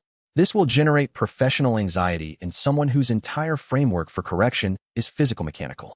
The anxiety will cause more intensive practice, which will entrench the error rather than resolving it, which will generate more anxiety, a self-reinforcing loop. He paused. And Peng Zilong knows the error appeared after he first encountered me. He suspected something 2 weeks ago when he threatened me. Now he is certain. He watched Peng Zilong walk off the practice floor with the specific posture of a person carrying something they cannot put down, cannot examine in public, and cannot discuss with anyone who would understand it. Wei Tianmo had a form of empathy for that experience. Not sympathy for Peng Zilong, but recognition of the difficulty of encountering a force you cannot categorize. He had carried his own version of that confusion before he understood what the Tao ledger was. He did not let the empathy distort his assessment. Peng Zilong was now approximately 40% likely to attempt something drastic before he left the sect. The anxiety of an unsolvable problem in a person accustomed to direct resolution created pressure toward action. The action might be another public confrontation, which Wei Tianmo could use. Or it might be something he had not anticipated. He spent 2 hours mapping contingency responses in his personal shorthand, notes that read as cultivation theory, to anyone else, specific plans to him. 3 scenarios, 3 responses. Peng Zilong was leaving tomorrow. The worst he could do in one day was limited by the same social constraints that had limited him during the duel. Unless, Wei Tianmo thought as he underlined the 3rd contingency plan, he decided those constraints had expired. He did not know which Peng Zilong would choose. He knew both types existed, and tomorrow he would find out which type he was dealing with. Chapter 15 Senior Evaluator Hao Mingji requested a meeting with Wei Tianmo on the afternoon before her departure. The request came through formal channels. A written note delivered by one of her junior evaluators, brief and official, asking him to present at the evaluation chamber at the hour of the goat. He arrived 4 minutes before the appointed hour, early enough to demonstrate respect for the scheduled time, not so early as to suggest anxiety. The evaluation chamber was furnished with a low table and 2 chairs of identical height, the standard configuration designed to eliminate visible status hierarchy during conversation. Hao Mingji was already present. She sat with both hands on the table and a small stack of documents to her right, the top one of which contained a handwriting he recognized as Elder Ho Mingda's. Sit, she said. He sat. She looked at him with the same still attention he had observed in the courtyard.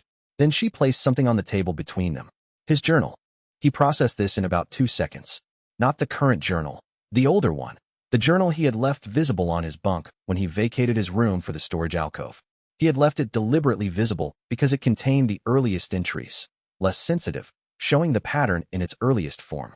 He had assumed it would eventually be read by someone. He had not anticipated it would be read by the most useful possible reader. This was found in a vacated dormitory room, Hao Mingji said. I was told it belonged to you. Is that correct? Yes, he said. I read it. This was not entirely appropriate. I'm telling you directly rather than pretending I didn't. She held his gaze. It contains detailed records of 3 years of interactions with named individuals at this sect. The entries are written with a level of precision and consistency that I have not encountered in personal records from a disciple of your age. She paused. What is it for? It is for remembering accurately, he said. My mother told me to write down the facts. I do. Your mother. She died 6 months ago. Her instruction was, write down who was there, what they said, what they took. That's what I do. She held his gaze for a moment. The entries document what appears to be a systematic pattern of institutional mistreatment, she said. I documented what happened, he said. The pattern was already there. Do you understand that this documentation, in the right hands, would constitute an administrative case against several named individuals at this sect? I had not thought of it in those specific terms, he said, which was partly true. I'm not interested in administrative cases. I'm interested in accurate records. She was quiet for a moment. Then, the theft accusation against you. Is it accurate? No. The witnesses you named, they'll confirm your locations? Yes. I'll verify them before I leave. She leaned back slightly. You should know that Grand Elder Zhao Wenshan's expulsion request has several procedural irregularities that I have noted in my evaluation report. These irregularities will be flagged to the prefecture's administrative review office. A pause. That is the extent of what I can do. The sect's internal politics are not my jurisdiction. I understand, he said. She slid the journal back across the table. He picked it up. Then she said, You are going to change something, Wei Tianmo. I don't know exactly what, and I don't know if you know yet. But people who document things with this level of patience and precision generally do so because they are building towards something. She looked at him steadily. Whatever it is, build it carefully. She pressed a travel token across the table. Star Compass Academy, in the Golden Crane Prefecture. Present this with your application. It guarantees a preliminary assessment. She stood. He said, How Mingji? She stopped. My mother told me to write down what was taken, he said. The journal is what I took instead of letting it be lost. A pause. Thank you for reading it accurately. She was quiet for a moment. Then, write it accurately, she said. Whatever is coming, write it accurately. She walked away. He sat in the evaluation chamber with the travel token and the jade token and his journal, and the Dao ledger pulsing in his chest, and thought. She read 3 years of my losses and said I was building toward something. She is correct. She just doesn't know what I am building toward, and neither do I yet. But neither of us doubts that the building is happening. He closed his hand around the travel token and thought. The heavens arrange their debts efficiently, and so, it turns out, does a sufficiently observant evaluator. He was out of the evaluation chamber before the evening bell, with a new letter of introduction waiting in his room, and 16 days remaining at Stonegap Sect to complete what he had started here. 16 days. And Peng Zilong had said, I could kill you right now. That threat was still unresolved, still in the ledger, still accumulating. And tomorrow Peng Zilong was supposed to leave. Wei Tianmo thought, if he leaves as planned, the threat dissipates into distance. If he doesn't leave as planned, I need to know why before he acts on it. He began walking faster. Chapter 16 Zhao Wenshan's response to the evaluation report took approximately 16 hours to manifest, which told Wei Tianmo the Grand Elder had processed the situation, considered his options, and arrived at a specific counter-strategy. That process took time. A person who responded in under an hour was reacting. 16 hours meant planning. The counter-strategy was elegant in its way. Zhao Wenshan publicly announced that the theft accusation against Wei Tianmo had been resolved due to new evidence, that the disciplinary action had been suspended, and that this outcome demonstrated the sect's commitment to procedural fairness.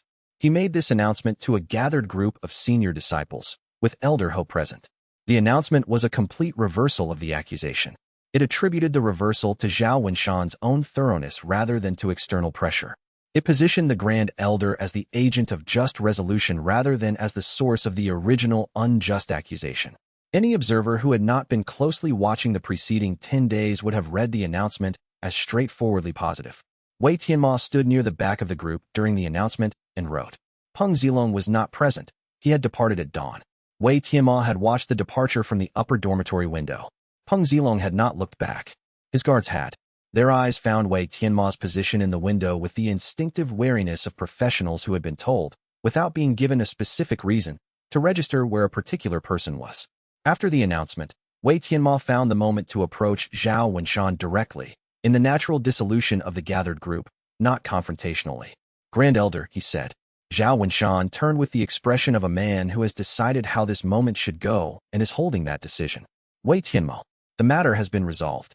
Yes, said Wei Tianmo. I appreciate the thoroughness. He held the Grand Elder's gaze for one beat. I've noted the resolution in my records. Accurately, Zhao Wenshan said, very quietly. What do you mean by that? I mean that I record things accurately, said Wei Tianmo. The accusation is noted. The resolution is noted. The timeline between them is noted. The resolution's framing is noted. He paused. You don't need to concern yourself with my notes, Grand Elder. They're for my purposes. He walked away, and for the 15 steps it took to reach the courtyard's far side, he was aware of Zhao Wenshan's gaze on his back with the specific quality of a gaze that is making a decision. That evening, the Dao ledger showed 3 new inscriptions against Zhao Wenshan. All social domain. The announcement's framing had misrepresented the source and nature of the resolution, which the ledger categorized as public record falsification directed at the subject. The misrepresentation entries generated a slightly higher accumulation value than ordinary social manipulation.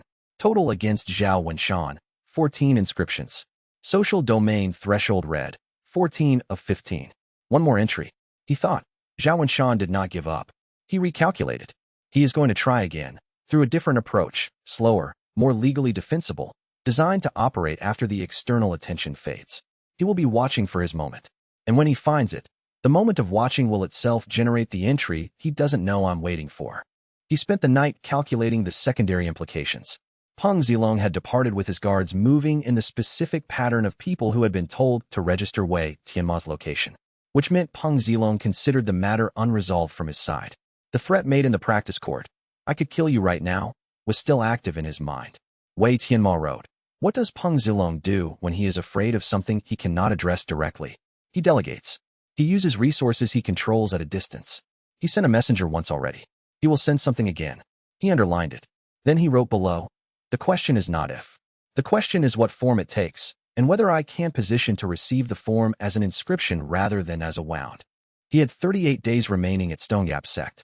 He was going to need every one of them. Chapter 17. Peng Zilong came back. Not in person, through a messenger who arrived at the sect 2 days after his departure, bearing a sealed document that went directly to Elder Hou Mingde. Wei Tianmo learned of the messenger's arrival through the standard mechanism. He was in the right place to hear the right conversation. The back corridor near the administrative hall, during the late morning, when 2 junior administrative disciples discussed the arrival in tones that assumed they were not being overheard. Wei Tianmo absorbed the information without stopping. A sealed document from Peng Zilong to Elder Hou.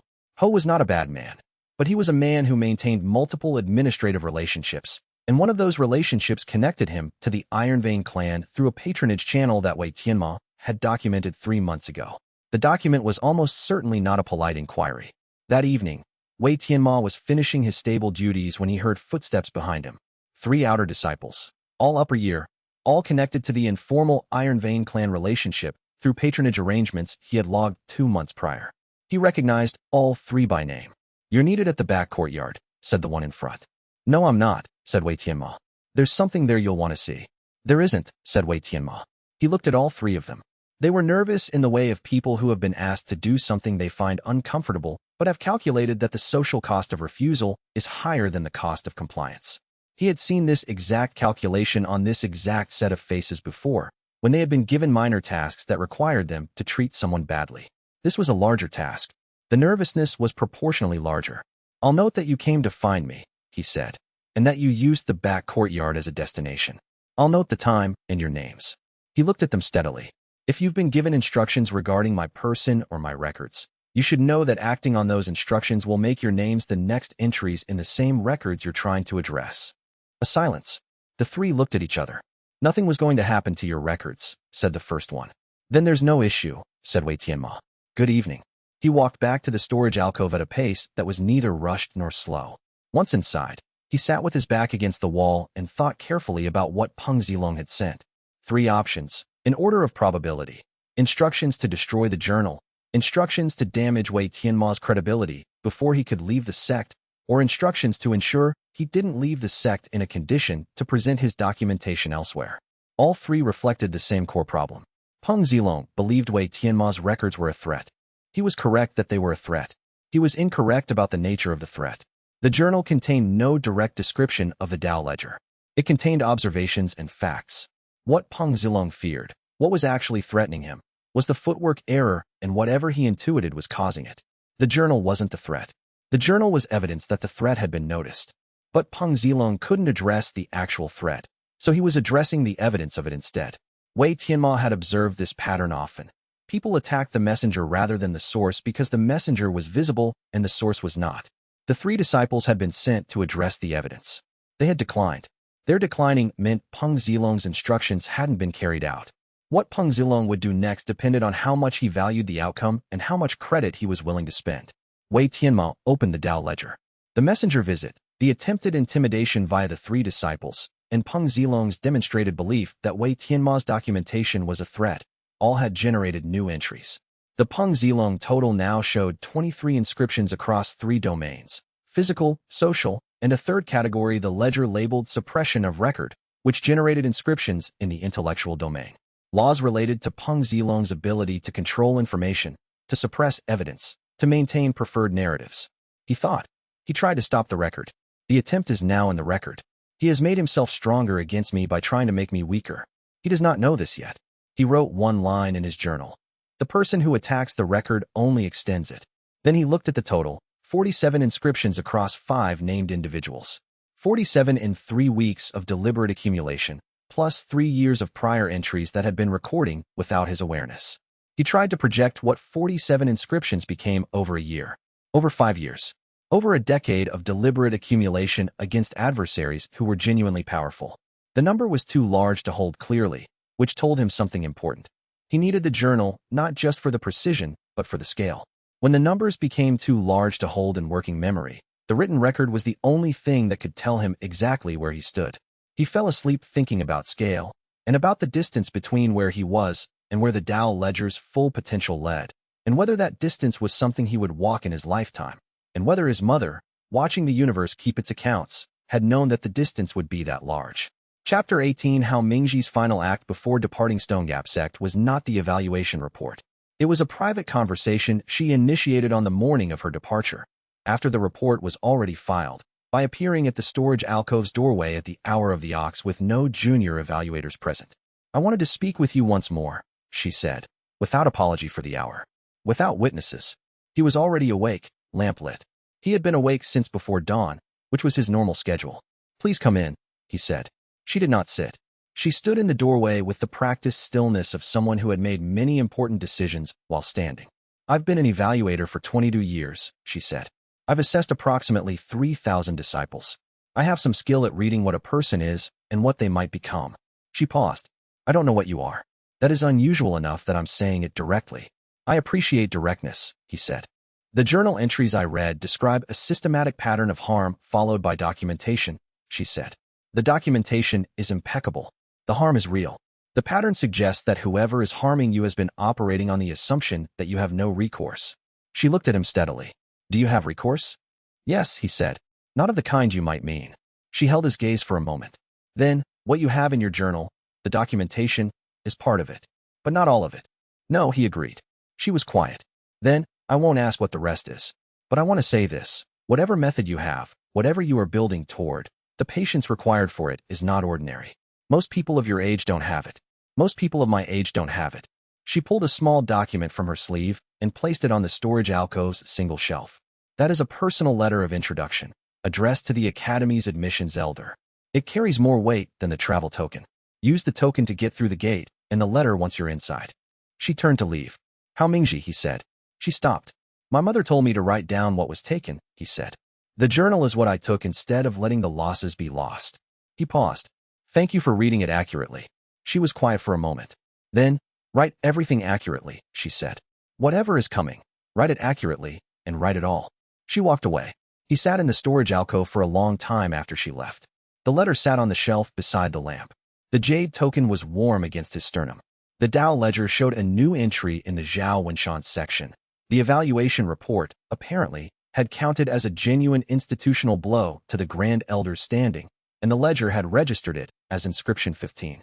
Social domain threshold, 15 of 15. He stared at this for a full minute. Then he understood. Zhao Wenshan's active law had just engaged. Not the physical domain law, the social domain one. Laws embedded in social reality. That Zhao Wenshan's authority structures would begin, slowly, to become unreliable. His ability to call in favors. His ability to maintain institutional loyalty. his ability to be perceived as reliably authoritative. It would not destroy Zhao Wenshan today, but it was active, and every additional inscription would compound the degradation. Inscription 16 would not generate a new effect, it would multiply the existing one. Wei Tianmo thought about this for a long time. Then he thought about the 17 days remaining. 17 days to generate as many additional inscriptions as possible before he left, so that when he was gone the compounding would have momentum sufficient to continue without his presence. He thought, what I start here, I cannot finish here. But what I have started will finish itself, with or without my presence, because the heavens keep their accounts even when I leave the room. He picked up the letter of introduction, placed it beside the travel token inside his journal's back cover, and began writing the plan for the final 17 days. Not a plan for survival, but a plan for maximum inscription accumulation before departure. The lamp was steady. The mountain outside was very dark. Below the sect walls, the path led to the lower gate and then to the road, and then to Star Compass Academy, and then to whatever came after that. 17 days. He had 17 days to make them count. Chapter 19 Master Bao Qinglin came to the storage alcove on the 28th day of the sequence, 13 days before Wei Tianmo's formal expulsion date, and said, without sitting down, "You need to leave before the full moon." "I know," said Wei Tianmo. "I was planning to. Stop planning and start moving." Bao Qinglin's voice had an edge it usually didn't carry. Zhao Wenshan's network is not gone. It is inconvenienced. Inconvenienced networks are dangerous to the person who inconvenienced them. "I have one more thing to do before I leave," said Wei Tianmo. "What thing?" Wei Tianmo thought about how to answer honestly without answering completely. The honest answer was, "I need 3 more inscriptions before I leave, and I need them from people whose methods are different from the ones already logged, the kind that fills a gap in the ledger's domain coverage." But the complete answer was not available to anyone else, and a partial answer was better than a lie. "I need 1 more documented loss," he said. "There are 3 junior disciples who have been small antagonists since my first year. Consistent minor cruelties. I want them in the record before I leave." He held Bao Qinglin's gaze. "I know where they'll be tonight. If I walk through the right place at the right time, they'll find the opportunity they've been accumulating." Bao Qinglin looked at him for a long moment. The look of a man confronting evidence that confirms a suspicion he had preferred to leave unconfirmed. "You're going to let them beat you," he said. "I'm going to walk through the alley behind the kitchens," said Wei Tianmo. "That's the same thing." "Yes," said Wei Tianmo. Bao Qinglin was quiet. "Then, carefully. After you walk through that alley, you leave. The next morning, before anyone has been awake long enough to prevent it." "Yes," said Wei Tianmo. "And you'll go to the academy." "Yes." Bao Qinglin turned to go. At the doorway he stopped, with his back to Wei Tianmo. "I knew your father, briefly," he said. "He was a different kind of person than you. More noise, less patience. But the precision was the same." He walked out. Wei Tianmo sat in the storage alcove for a long time after Bao Qinglin left. He had 3 facts about his father. The man had left before Wei Tianmo was old enough to remember him. His mother had mentioned him exactly twice in his hearing, and the jade token had been his. He had a 4th fact now. Bao Qinglin had known him, and had chosen to disclose this at the moment of departure. He thought, this is the kind of thing people tell you when they are not sure they will see you again. This is Bao Qinglin's version of the jade token. He is handing me a piece of context he has held for years because he has decided I am ready to carry it, and the time for carrying it is now. He added a new section to his journal that evening. Questions for later. First entry, Bao Qinglin knew my father. What he knows, when I can ask. Second, the old man at the gate. Find. He said, you are not the first. Find out who was first, and what they learned, and what it cost. He walked through the alley behind the kitchens at the time he had calculated. The 3 disciples were there. They had apparently been waiting for an occasion that hadn't arrived cleanly before. This occasion arrived cleanly. He walked in, they took it, and he let it happen, managing the physics carefully, landing in ways that distributed force, covering his face with his arms, taking bruises instead of breaks. When it was over, he was on the ground against the alley wall, and the 3 disciples were walking away, and he could hear his own breathing in the sudden quiet. He lay for 1 minute. Then he pressed his hand against the ground and sat up. He took out his journal and wrote the 3 names, the alley, the time, the nature of the incident, the witness count. 0, which was itself an entry, because 3 people beating 1 person with no witnesses was a category the ledger tracked separately from public humiliation. 12 new inscriptions across all 3 perpetrators. 3 each, for categories: physical domain, social domain, deliberate privacy exploitation, and a 4th category new to him, calculated impunity, which the ledger labeled as a Tier 2 precursor. He read this notation twice, then understood. The calculated impunity entries were the first seeds of Tier 2 accumulation. He was closer to Tier 2 than he had realized. And Tier 2 meant laws extending beyond physical reality into social reality. Enemies finding allies abandoning them, resources drying up, opportunities closing without visible cause.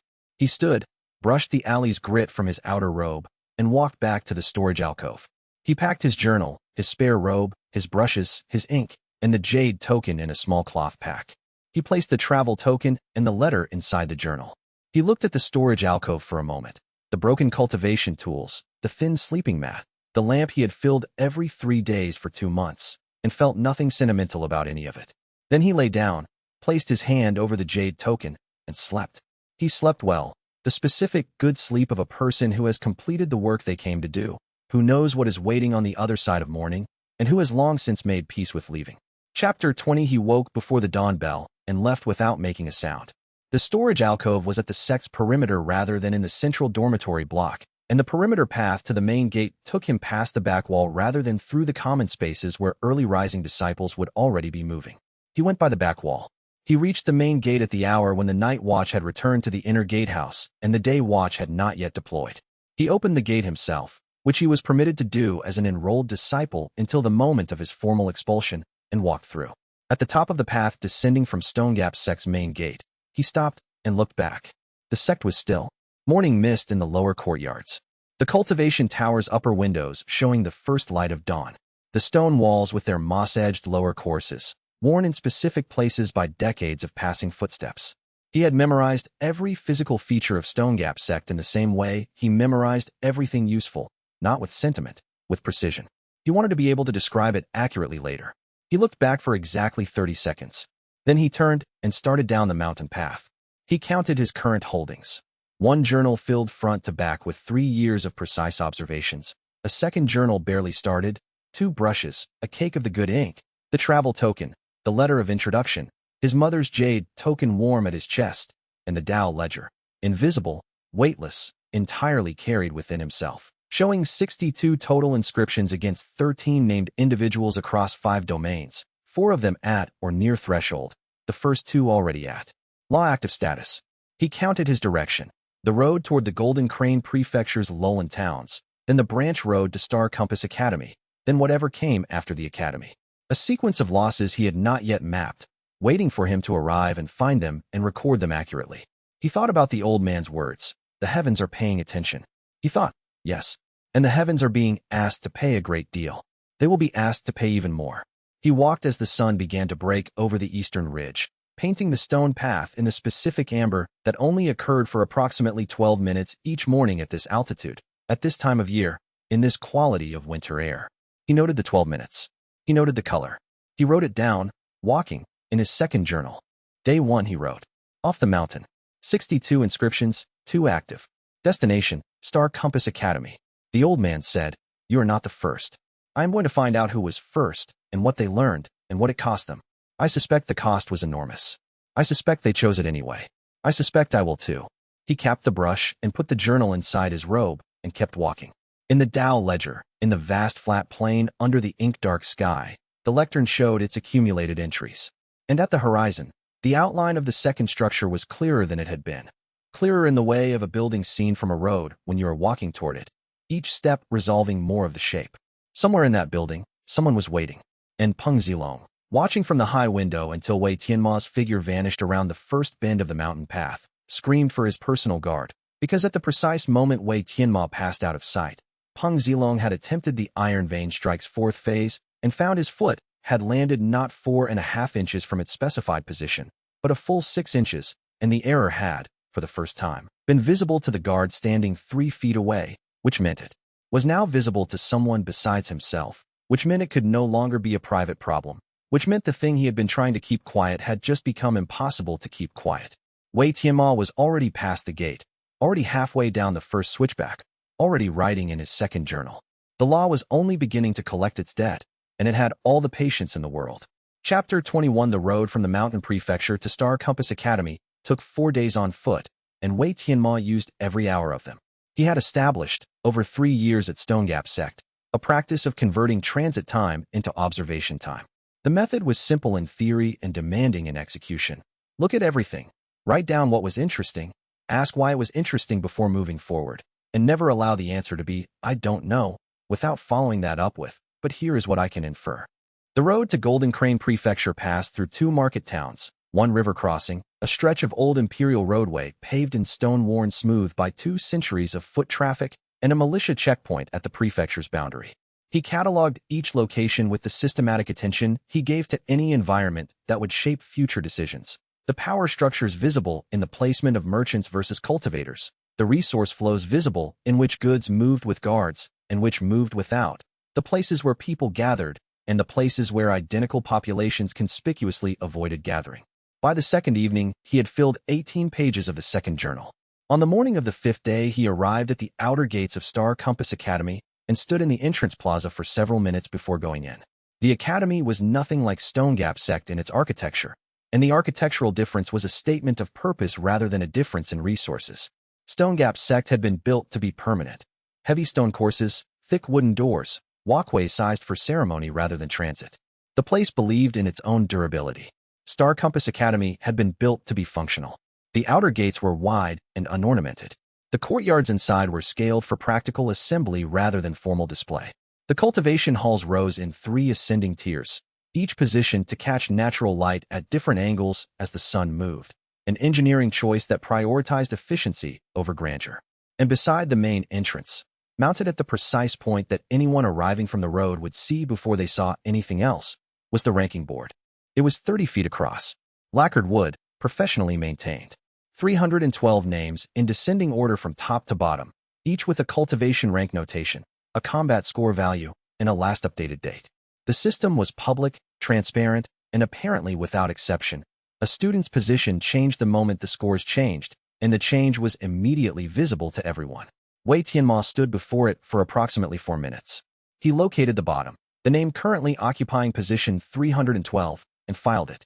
He read the cluster between positions 60 and 80, where 3 family groupings appeared to have anchored themselves together. He noted the positions of students at the threshold marks, 30, 60, 100, 200, where the social implications of rank would be qualitatively different. He noted the last updated columns pattern, which told him how often the board changed and in which sections it changed fastest. Then he went inside to register.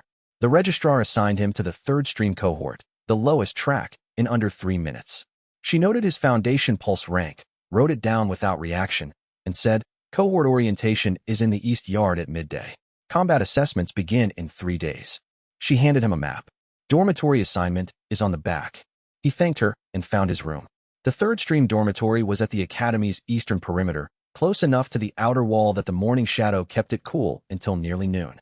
The rooms were small and identical: bed, desk, storage chest, oil lamp. He chose the room at the far end of the corridor, near the emergency exit, which would be the last room anyone searched and the first with a clear view down the dormitory's full length. He stored his pack, placed both journals on the desk with the current working journal on top, and went to the east yard.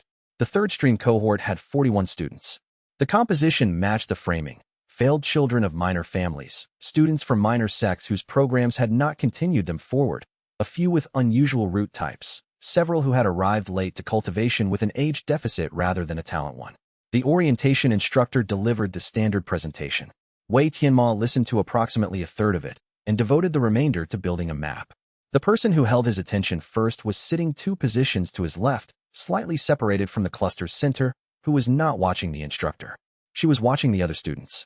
Her eyes moved systematically from person to person with the same methodical quality he recognized from his own practice: cataloging, assessing, filing. She was doing it without the visible intention that would have made it noticeable to most observers. Just a person who appeared to be paying attention to the session while actually paying attention to everything else. She noticed him noticing her at the same moment he noticed her. 3rd stream orientation is scripted, she said, at the precise volume that carried to him and not to the instructor. My brother attended this academy 3 years ago and told me the exact wording. I've been running the timing. We're 2 minutes behind the standard script because the instructor paused for water. Everything else is identical. She did not look at him while she said this. You arrived this morning from the mountain road. 1 pack, 2 journals visible at the top, something flat and warm at your chest that you've touched twice since orientation began. You came from somewhere without resources and arrived with intelligence instead. A pause. Gene failing. Scholarship petition, admitted on academic merit. Disgraced merchant family. He allocated 1 second. Wei Tianmo. Expelled from a minor mountain sect for possessing no spiritual root, which turned out to be inaccurate. He kept his voice at the same volume she had used. The root type I have is unusual enough that the full explanation requires more time than we currently have. Then give me the incomplete version now and the complete version when the timing works, she said. I'll do that, he said. She turned her attention back to the instructor with the clean efficiency of someone ending a conversation that had reached its useful point.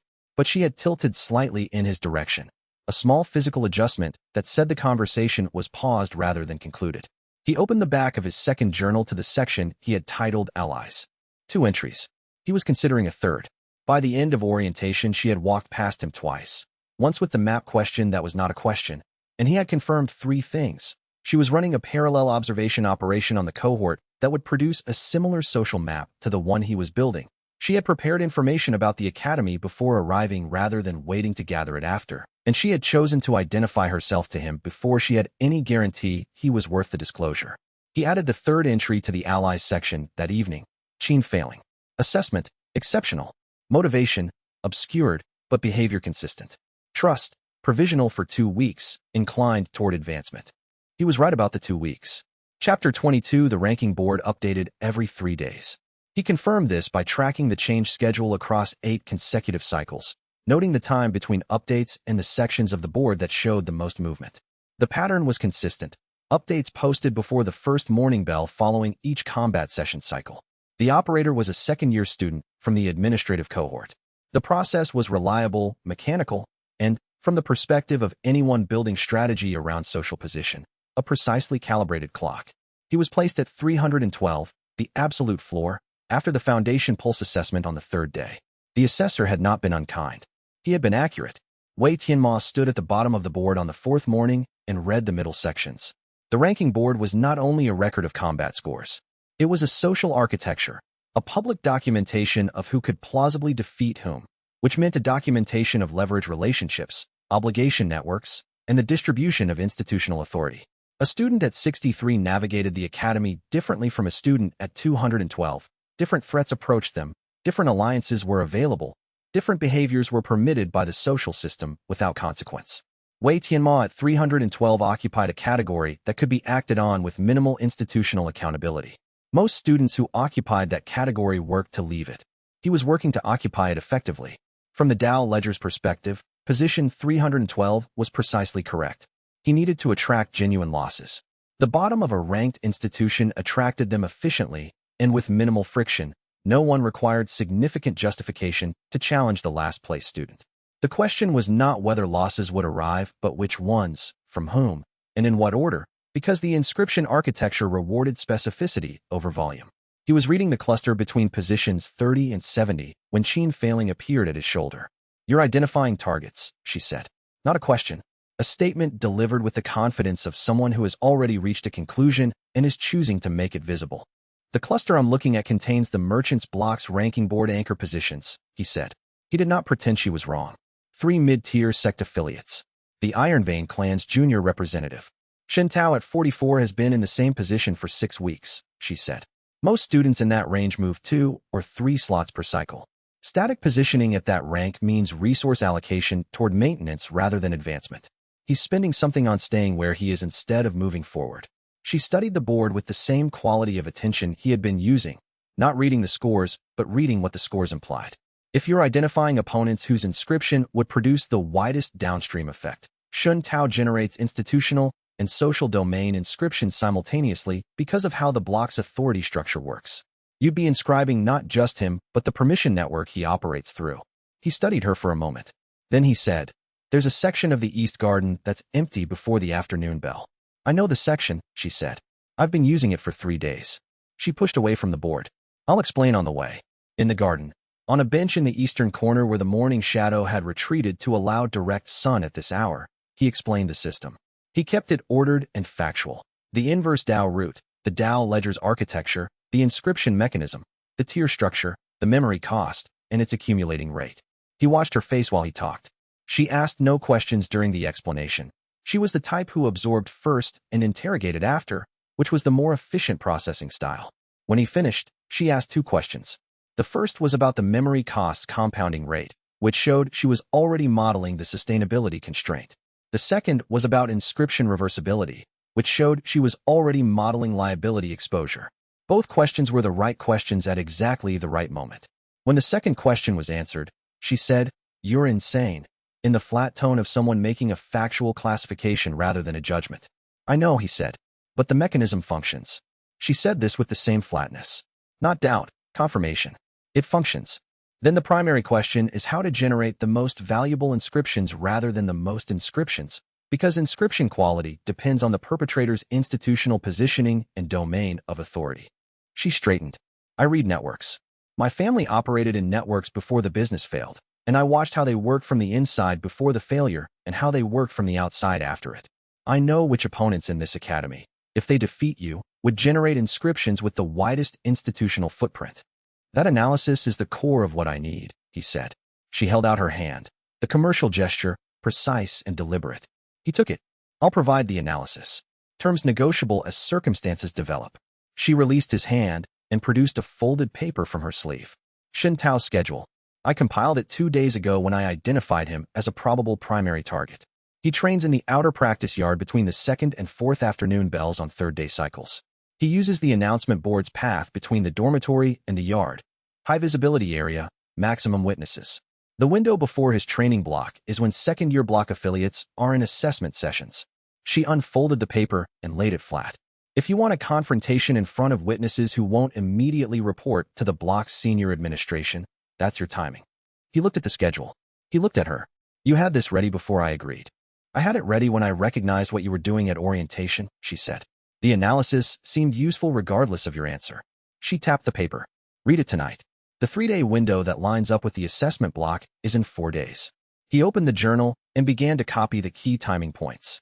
Outside, the academy's practice session sounds drifted from the inner yards, and in the East Garden's morning warmth, something that had not existed 48 hours ago was beginning to take the shape of the most useful working partnership Wei Tianmo had ever had. Chapter 23. The first week challenge matches were mandatory for all 3rd stream students. 3 combat rounds, randomly assigned opponents within the cohort, results recorded against the board, no alternative assignments. Wei Tianmo entered all 3 and lost all 3. The combat instructor for the 3rd stream cohort was Sifu Rin Baolu. He was compact, in his mid-40s, with the specific economy of movement that came from having spent decades making every physical action as efficient as possible and having long since reached the point where this efficiency was no longer conscious.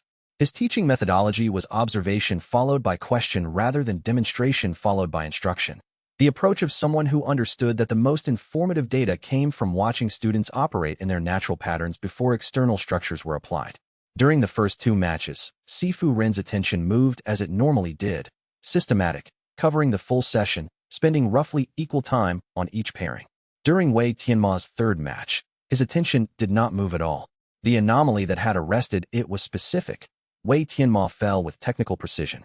A foundation pulse student from a minor sect with minimal formal combat training should fall the way anyone without falling training fell. Reflexively, with uneven force absorption, landing on wrong surfaces, spending the post-impact period computing what had just happened. Wei Tianmo fell with calculated weight distribution. He absorbed force through his whole body rather than through individual joints. He landed consistently on padded muscle surfaces. He recovered from the ground in the specific practice sequence of someone who had executed the motion enough times that it required no real-time thought. He was, in the clearest possible sense, falling the way a person who had been practicing how to fall fell. And practicing falling was not something anyone practiced unless they expected to fall a great deal and had decided to be good at it. Sifu Rin watched the 3rd match. He watched the recovery. His face carried the expression of someone who has just encountered an anomaly and is allocating additional attention to characterizing it before deciding what category to put it in. After the session, while other students were recovering and talking, Sifu Rin walked past Wei Tianmo's position at a pace that suggested he was moving between monitoring points. He said, quietly enough for only Wei Tianmo to hear, "The 4th phase of the falling sequence. Your weight distribution should load more heavily to the lead shoulder than you're currently doing. You're consistently protecting the lead arm. That's a specific choice. I assume you have a reason for it." He walked past without stopping or looking for a response. Wei Tianmo sat with the observation for the rest of the session without writing it down. Some things needed to settle before they had their full shape. The observation was accurate. He was protecting his lead arm because it was the arm he used to write, and writing after a fall was part of the methodology. Sifu Ren had identified this specific structural choice from 3 matches. The observation suggested 2 things: that Sifu Ren was paying the kind of attention that most people in institutional roles did not pay, and that he had chosen to share the observation rather than keep it, which was a deliberate choice with deliberate implications. He filed both implications. He went to find Qin failing. She appeared at the practice yard gate as the session ended, in the way she had appeared at the end of each session this week, present without announcement, available without pressure. He had begun to recognize this as her characteristic mode of showing up for things she considered important. 3 losses, 9 inscriptions, she said. 3 per opponent. 3 each, he confirmed. 3 different cultivation specializations. The coverage is more useful than the count at this stage. I need the Dao ledger to register different domains of technique use, not just volume of confrontation. Sifu Ren watched her 3rd match without breaking observation, she said. He noticed the falls are technically controlled. He fell into step beside her. He knows something is unusual about my behavior pattern. He hasn't decided what the category is. Asset or complication? Unknown. The determination depends on what he does with the observation, which depends on his motivation for observing in the first place. He thought through the structure. He shared the observation with me instead of keeping it. That's a choice. Sharing useful information unprompted is either the behavior of someone who wants something, which means they think sharing will get it, or the behavior of someone who considers genuine information sharing a baseline obligation. He paused. He didn't ask for anything in exchange. No preamble, no request, no follow-up. That suggests the second type, which is useful information in itself, she said. Yes, if I'm right about the type. He looked at her. The timing for Xin Tao, you confirmed it independently with a secondary source. Chen Wuliang. 2nd year. No organizational affiliation. I ran it through a conversation about dormitory scheduling, not a favor exchange. The timing is confirmed. She paused. He mentioned the 2nd year assessment block starts 20 minutes earlier on 3rd cycle days than on standard days. The clean witness window is longer than my initial estimate, approximately 42 minutes instead of 31. He updated the calculation. Better. I thought so. She opened her own small notebook. She had begun keeping one, which he had noticed but had not commented on. She had not asked him whether this was appropriate. She had simply started. The block's pattern after the first soft pressure approach is a monitoring period of 10 to 15 days before the second harder push. We're currently on day 8. If you want to use the Shun Tao approach to preempt the second push, the timing window is tighter than it looks. 3 days from now, he said. Yes. She closed the notebook. I'll be at the announcement boards at the confirmation window tomorrow morning. If anything has changed, you'll have it before the first bell. He nodded. They walked in the direction of the dormitory in the early afternoon quiet of the academy between sessions, and somewhere in the Dao ledger, 3 new entries sat in their fresh accumulation columns, quiet and patient, beginning their work. Chapter 24. On the 6th day of his first week at Star Compass Academy, Shun Tao directed his attention at Qin failing. This was, in the precise sense, a consequence of Wei Tianmo's visibility management. He had been positioning himself at the absolute bottom of the ranking board with consistent discipline, which had registered on the merchant's blocks monitoring as a potential target. A bottom-ranked student with no sect affiliation, no institutional protection, and no apparent resources that warranted formal complaint. The block's standard demonstration practice targeted exactly this category. What Wei Tianmo had not precisely calculated was that sustained proximity to him had moved Qin failing from below the block's monitoring threshold to above it. The approach came at the midday meal, while Wei Tianmo sat 3 seats down the 3rd stream table. Xin Tao arrived with 2 second-year block affiliates and the theatrical folder of papers. He positioned himself before Qin failing with the practiced ease of someone executing a routine operation and opened with the financial leverage segment of his standard script. Scholarship cases in the merchant family category are reviewed quarterly by the endowment committee. Your filing is listed for the next review cycle. He glanced once toward Wei Tianmo, deliberately, at exactly the timing that made the glance look accidental while ensuring every witness registered it. The committee evaluates whether scholarship resources are being applied to productive academic outcomes. Qin failing's face held the quality of a person who has prepared for this exact conversation and is choosing not to show it. I'd like to understand the evaluation criteria specifically, she said. What constitutes productive application? Association with students whose academic and cultivation standing reflects the institution's mission. The glance toward Wei Tianmo again, at the same precise timing. Students whose documentation at previous institutions contains unresolved concerns are not generally considered constructive associations for scholarship recipients. 12 witnesses. Su Yan at the far end of the table, his face neutral with the effort of someone actively managing their expression. Qin Feiling's gaze moving sideways, not frantically, not appealing, to Wei Tianmo. The directness of someone checking a specific fact before making a decision. This time, what is the calculation? He had been carrying the calculation since he sat down for the meal. He had already run the inscription analysis. The value of Shun Tao as an ongoing inscription source versus the cost of permitting another direct approach against Qin Feiling without response. The current inscription accumulation status against Shun Tao. The relationship cost of another measured non-intervention versus the inscription cost of direct intervention that terminated Shun Tao's ongoing utility as a source. The calculation had an answer.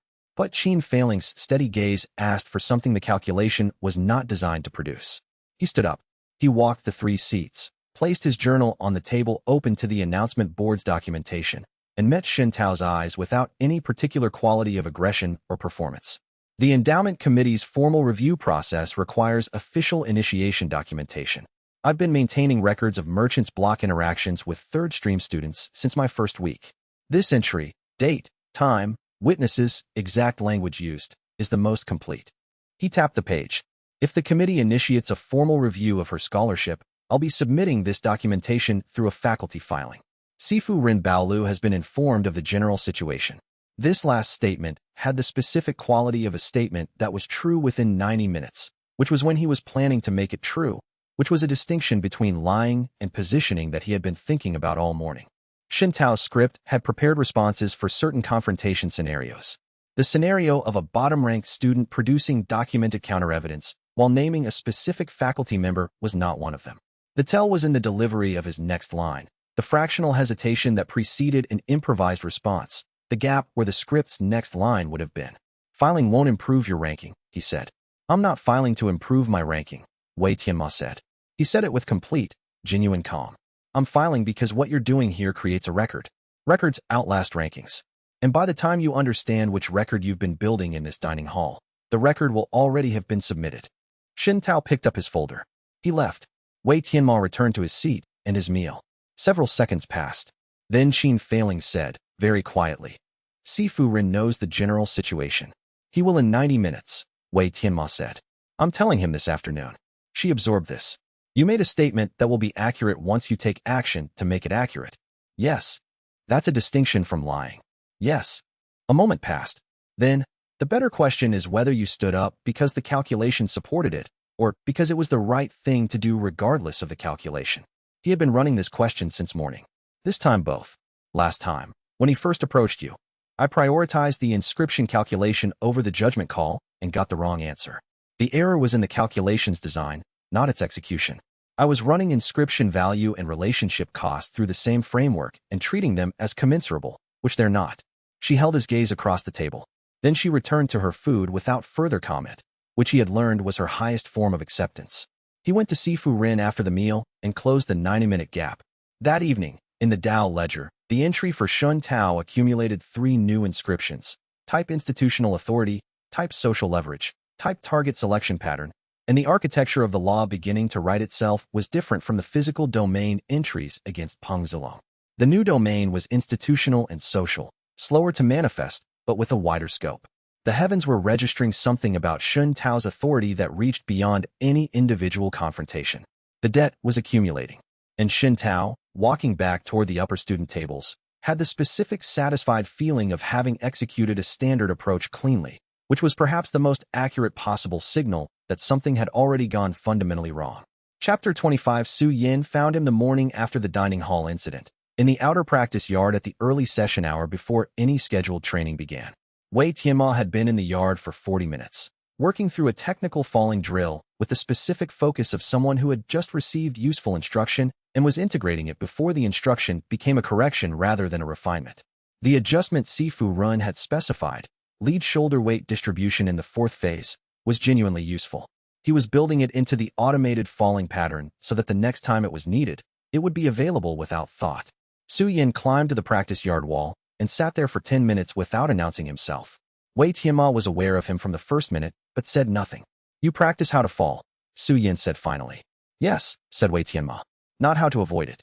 The avoidance is a separate skill set. The falling precision matters more to me because I'm going to fall a great deal, and the difference between a controlled fall and an uncontrolled one is the difference between a useful outcome and an injury. He continued through the drill. You've been watching me for 2 weeks. 3. Su Yin said. Since the day you arrived. Wei Tianmo stopped the drill. He stood straight and studied Su Yin directly, which was the action of someone who had decided that the conversation warranted full attention. Su Yin was 19, Foundation Pulse rank, positioned at 68 on the board, higher than his cultivation rank alone would place him, which indicated combat skill developed beyond his spiritual foundation. His face had the quality of someone who thought carefully before speaking and expected others to do the same. He was sitting on the wall with the relaxed posture of someone who had been sitting in observation positions long enough that it was comfortable. Tell me what you've observed, Wei Tianmo said. Su Yin laid it out with the organized precision of someone who had rehearsed it. You lose every challenge match deliberately. You choose confrontations that would make no sense for someone trying to advance their ranking. Your training sessions don't look like combat development. But every time someone defeats you in a genuine confrontation, something changes about them afterward. Nothing dramatic. Consistent. Xin Tao's training partner stopped showing up for their joint sessions 6 days after his announcement board's confrontation with you. 2 of his block protection arrangements dissolved last week. The announcement board's confrontation itself, 12 witnesses, and you didn't react like a student who got pushed. You reacted like a person making a note. He held Wei Tianmo's attention. I've been watching for patterns long enough to know when a pattern exists before I know how it operates. You want to understand the mechanism, Wei Tianmo said. No, Su Yin said. I want to use it. I have an enemy, and I don't have the rank to reach him directly. He held Wei Tianmo's gaze with the level directness of someone who had decided honesty was the right approach. Merchant Elder xianxia. He destroyed my father's business 7 years ago through a fabricated contract dispute. My father died 2 years later. My mother died the following winter working in conditions that would have killed anyone. He said these things without inflection, not because they didn't affect him, but because they were facts he had been carrying long enough that the telling no longer required emotional maintenance to survive. I've spent 3 years building intelligence on his operations and his network. I have enough to understand his patterns. I don't have the cultivation rank to be a threat he takes seriously. But my system doesn't need cultivation rank, Wei Tianmo said. No, Su Yin said. It needs genuine loss, which you're capable of engineering, and it needs the right loss, against the right person, in the right domain, in front of the right witnesses. I can provide the context for all 3. What I need from you is the mechanism. A pause. And I need to know that 3 years of work was aimed at something real. Wei Tianmo held the full analysis, behavioral evidence, stated motivation, consistency of the pattern, quality of the intelligence the offer included. The analysis held at every point. Xianxia visits the academy twice yearly, he said. I need a social loss in his presence. A commercial setting where he publicly humiliates my proposal. He visits in 6 weeks for the donor review. I can get you positioned as a student seeking mentorship guidance from a commercial elder. The academic director's office processes those requests routinely when filed 14 days in advance. Su Yin produced a folded paper from his sleeve. Dates, the visit's formal structure, the access window. He held it out. 3 years of intelligence on his commercial patterns and network relationships. Physical presence cover when the situation requires a deterrent I currently provide more convincingly than you do. Information access to every institutional space I've built into over 3 years. He met Wei Tianmo's eyes. In exchange, arrange the inscriptions against xianxia, and let me know that the 3 years were aimed at something real. The last sentence. Wei Tianmo heard it the same way he had heard it in his planning. As the honest statement of a person who needed confirmation that their work was pointed somewhere before they could commit more of it. Not a negotiating position, not leverage, just someone who needed to know the thing they had been building could actually reach its target. Yes, Wei Tianmo said. Su Yin nodded once. He climbed down from the wall. The block exposure. I was in the adjacent yard during the dining hall situation. Clean execution. Sifu Rin confirmation obtained.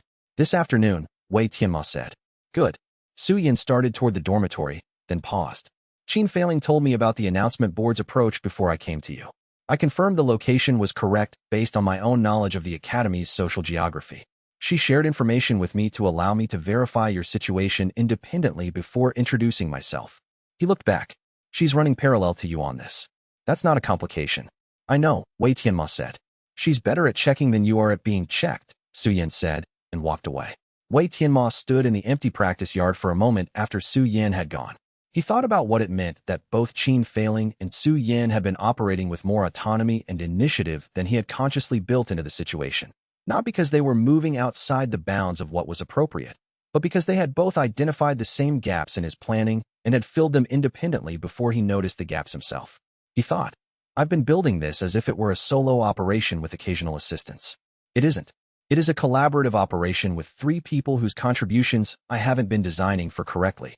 He wrote this in the journal, under the heading Revisions to the Model, and it was the first entry in a section that would continue growing for the rest of his time at Star Compass Academy. Chapter 26. The announcement board's confrontation executed cleanly, which meant Wei Tianmo spent the rest of that day looking for what he had missed. He had learned through 3 years of careful engineering that exact outcomes belonged to simple plans, and no plan involving human behavior was simple. Perfect execution meant either the plan had been simpler than he believed, or a variable he had not mapped was producing aligned outcomes through different mechanisms than intended. The Shen Tao approach was not a simple plan, so the variable existed. He needed to find it. He walked through the sequence while the morning session continued around him. The approach had gone as follows. Shen Tao came down the dormitory path at the calculated time, moved through the corridor, and found Wei Tianmo positioned before the primary rankings display with the specific quality of presence that was technically neutral and practically obstructive. The board's area contained 12 confirmed witnesses, 4 first-year students reviewing match assignments, 8 second-years moving between sessions, none of them current block affiliates. Su Yin was positioned in the adjacent yard with clear sight lines. When Wei Tianmo declined to move immediately, Shen Tao had responded with escalating script. Your position has nothing to read. Wei Tianmo had responded with the observation about position 44's 6-week stasis, accurate, specific, and targeted at Shen Tao's most exposed point without naming him directly. The conversation had proceeded through 2 script attempts before Shen Tao had made the available move. Physical contact to re-establish authority, a shoulder shove that sent Wei Tianmo into the announcement board with an audible impact. Wei Tianmo had documented it. Witnesses had watched him document it.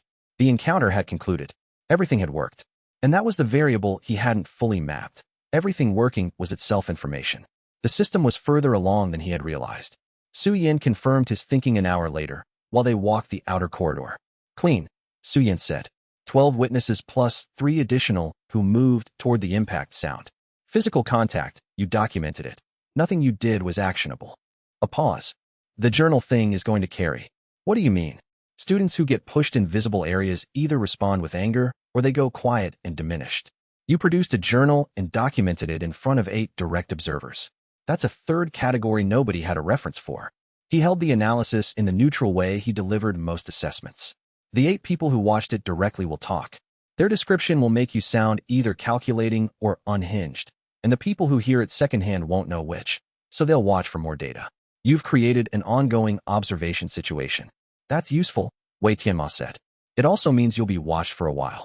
I'm always watched, Wei Tianmo said. I'd rather be watched by curious people than avoided by frightened ones. In the Dao ledger, the Shen Tao entries had received 3 new inscriptions: institutional authority, social leverage in the 3rd stream hierarchy, and a domain labeled target selection pattern. The last one new to Wei Tianmo's accumulation experience, suggesting that the heavens were tracking something about how Shen Tao chose his targets that went beyond any individual confrontation.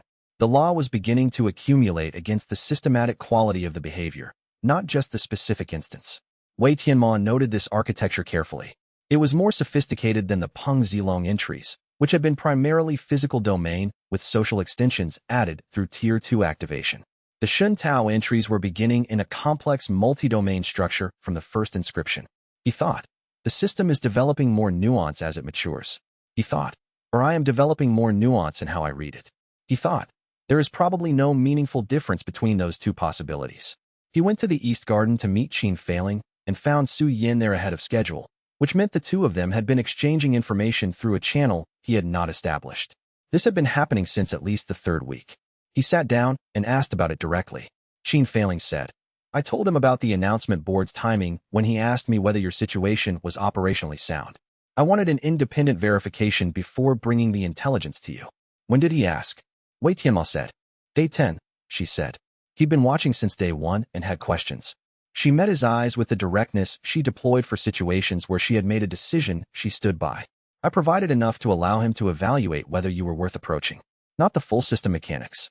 The operational footprint. He thought this through.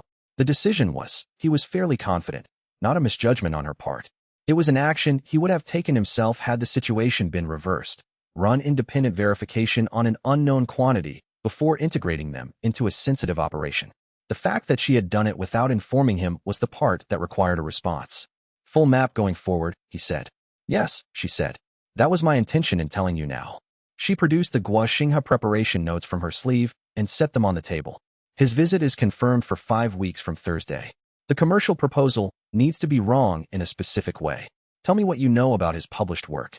Suyin provided it. They worked for 2 hours. The East Garden's morning warmth shifted into afternoon warmth, and the planning continued, and Wei Tianmo added a note to the revisions to model section. Both active allies run independent verification operations.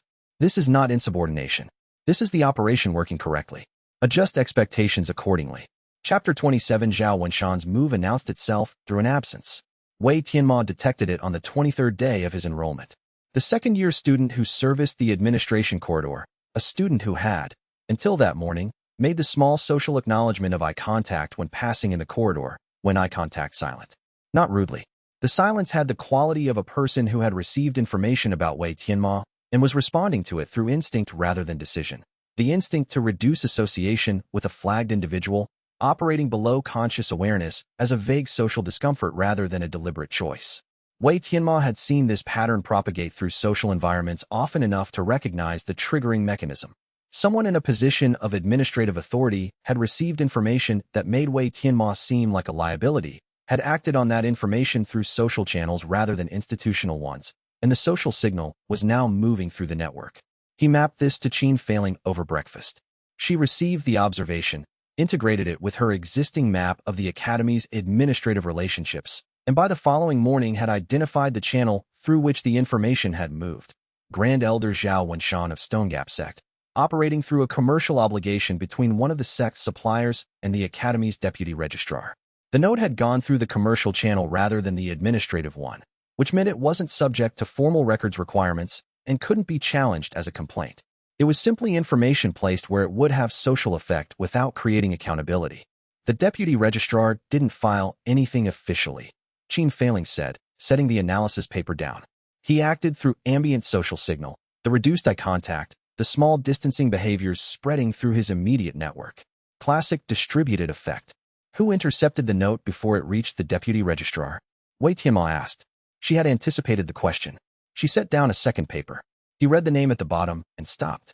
Sifu Rinbaolu had obtained the note through the commercial obligation chain, through a connection that had required knowing the chain existed and knowing where the note would move through it, and had removed it from circulation before it reached the deputy registrar's formal awareness.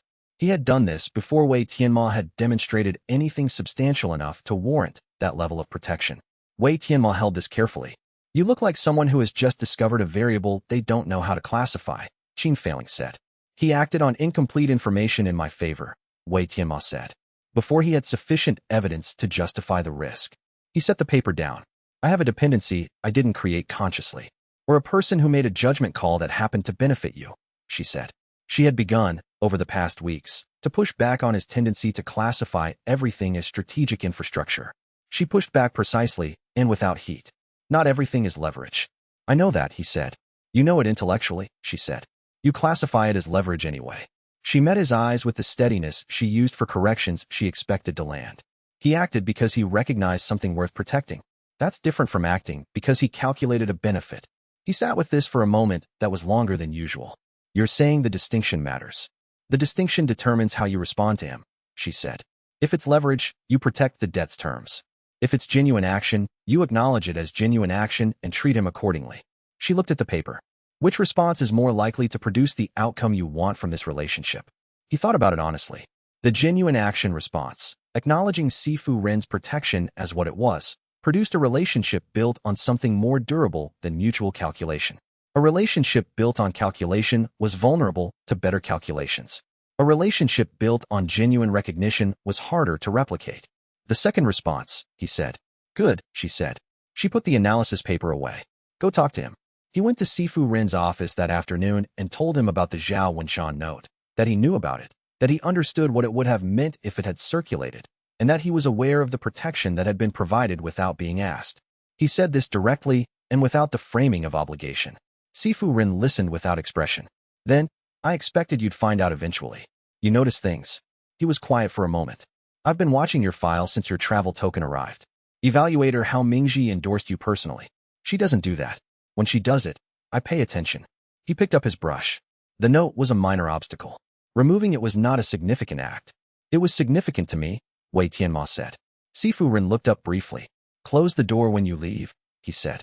Wei Tianmo closed the door and stood in the corridor with the specific feeling of someone who had just given something honestly and had it received honestly in return. He added a new entry to the Allies section. Sifu Rin Baolu, status, confirmed active. Motivation, genuine, not transactional. Trust ceiling, high. Do not treat this as leverage. He underlined the last sentence. Chapter 28 Yu Binghe arrived on a Tuesday, unannounced, appearing on the morning schedule board with the single-line notation that the academic director's office used for all guest lecturers. Name, sect, rank, session time. Wei Tianmo read the notation on his way to the first practice session and stood with it for several seconds. Yu Binghe, Jade Frost sect, Meridian Lord. Age, 17. The rank alone was significant. Meridian Lord placed him 5 full cultivation ranks above Wei Tianmo's foundation pole standing, at an age that required beginning a specific, sustained cultivation program at approximately 12 years old. But the age and rank together said something more specific. This person had been doing something particular for 5 years with absolute consistency. That kind of consistency came from somewhere. A person didn't sustain that trajectory through mere diligence. They sustained it through conviction. Wei Tianmo wanted to understand the conviction before the person arrived at him, and he had approximately 2 hours. The guest session drew the full academy. Yu Binghe was already at the front of the cultivation hall when Wei Tianmo arrived. He had chosen a position midway back in the second row, clean sightlines to the demonstration area. Not in the first group of speakers' eyes moved across on initial survey. He watched Yu Binghe stand in the hall's waiting stillness and noted several things quickly. The economy of movement that came from training so refined it was invisible. The pale complexion of someone whose primary development had been internal. The quality of his survey of the assembled students. Systematic, evaluation mode, not social contact. When the survey reached Wei Tianmo, it slowed. 1 second. 2, 3, 4, 5. Most people who looked at the last-place student on the ranking board held for half a second and moved on. The duration of Yu Binghe's look was notable in the specific way that notable things were notable to Wei Tianmo, as information that needed to be filed. He made a note. The session was precise and technically excellent. 3 Jade Frost techniques demonstrated with the economy of someone who had executed them 10,000 times. No flourish, no waste. Each movement calibrated to exactly its required scope. The question period was handled with a patience that had the quality of someone who expected the questions to be less interesting than they turned out to be and adjusted accordingly. I'll demonstrate against a volunteer. For hands from the upper streams. Yu Binghe looked at them and passed them. You, he said. Bottom of the board. Wei Tianmo was already moving. He had placed the probability of being called at above 70% from the moment the invitation was issued, based on the 5-second look, and had positioned himself for fast movement. He reached the demonstration area without urgency. You were expecting to be called, Yu Binghe said. Yes. Why? You spent 5 seconds on my position during your initial survey. That's not randomness. That's a decision you made and then executed. I was already in the selected category by the time the session started. He settled his stance and held Yu Binghe's level gray eyes without performing anything. Ready when you are. Something moved in Yu Binghe's expression, the micro-adjustment of someone whose model has just received data that doesn't quite fit it. Most people don't track duration at social distance. I track most things, Wei Tianmo said. Start when you're ready. Yu Binghe defeated him in under 2 minutes. The technique was clinical, efficient, not cruel, not performed. Wei Tianmo went down 3 times, rose twice, and took the 4th fall in the recovery position that served as the match's natural conclusion. The Dao ledger registered the encounter continuously. 3 inscriptions completing, 1 pending. Type. Social prestige. Domain. Public authority demonstration. After the match, to the assembled students, notice the defense pattern. Notice what he protects and what he allows. Yu Binghe waited until the observers had looked. He is not competing in this match. He is doing something else, and he has been doing it since the session began. I don't know what it is. He turned to Wei Tianmo. What are you doing? Taking notes, Wei Tianmo said. He picked up his journal from the floor marker where he had placed it before the match. He opened it and wrote. Yu Binghe watched him write with the specific expression of someone encountering something outside their current model who has decided, not impulsively, but carefully, that the model may need to be revised rather than defended. Those notes, Yu Binghe said. His voice had changed, less the lecturer's even delivery, more direct. What's in them? This match, Wei Tianmo said. And more. He capped the brush and held Yu Binghe's gaze. The more is what you're asking about. You're not going to get it today. The hall went slightly, specifically quiet. The Dao ledger registered the fourth inscription completing, social prestige, observer category, a domain subdivision that was new to Wei Tianmo's accumulation experience. The heavens were tracking something more nuanced than a combat demonstration. The compound social weight of being publicly analyzed and discussed by someone at Meridian Lord rank in front of 40 witnesses. Yu Binghe held his gaze for 4 more seconds. Then, I'll be watching. I know, Wei Tianmo said. By the time you have finished watching, you'll understand what you've been seeing. I'm willing to wait for you to get there. It was the most direct thing he had said to anyone at the academy, and he meant every word of it. Chapter 29, the formal duel request arrived at Wei Tianmo's dormitory room the next morning. Properly formatted, witnessed by the academic administration, framed in the standard language of the academy's formal challenge system. Declining would register as a forfeit with a specific board notation. Wei Tianmo read it twice, understood its complete shape, and went to find Qin failing. She had a copy already. He submitted a formal request rather than approaching you informally, she said. That means he wants this on official record. Research, Wei Tianmo said. He sat across from her at the garden table. 1 observation is a data point. 2 observations with formal framing create a pattern he can cite in a document without it looking like personal curiosity. He worked through the implications. He's not trying to damage me through this. He's building a characterization. The formal documentation goes to the Academy's administrative archive, not to his sect directly, she said. But it's citable. If he's building toward a report to the Jade Frost sect, he is, Wei Tianmo said. Then the question is which kind of report. She had been thinking about Yu Binghe for the week since the guest session. He could tell because she presented this analysis with the fluency of someone who had turned it over many times. A bare identification report triggers an elimination protocol. A characterization report requires individual counsel review.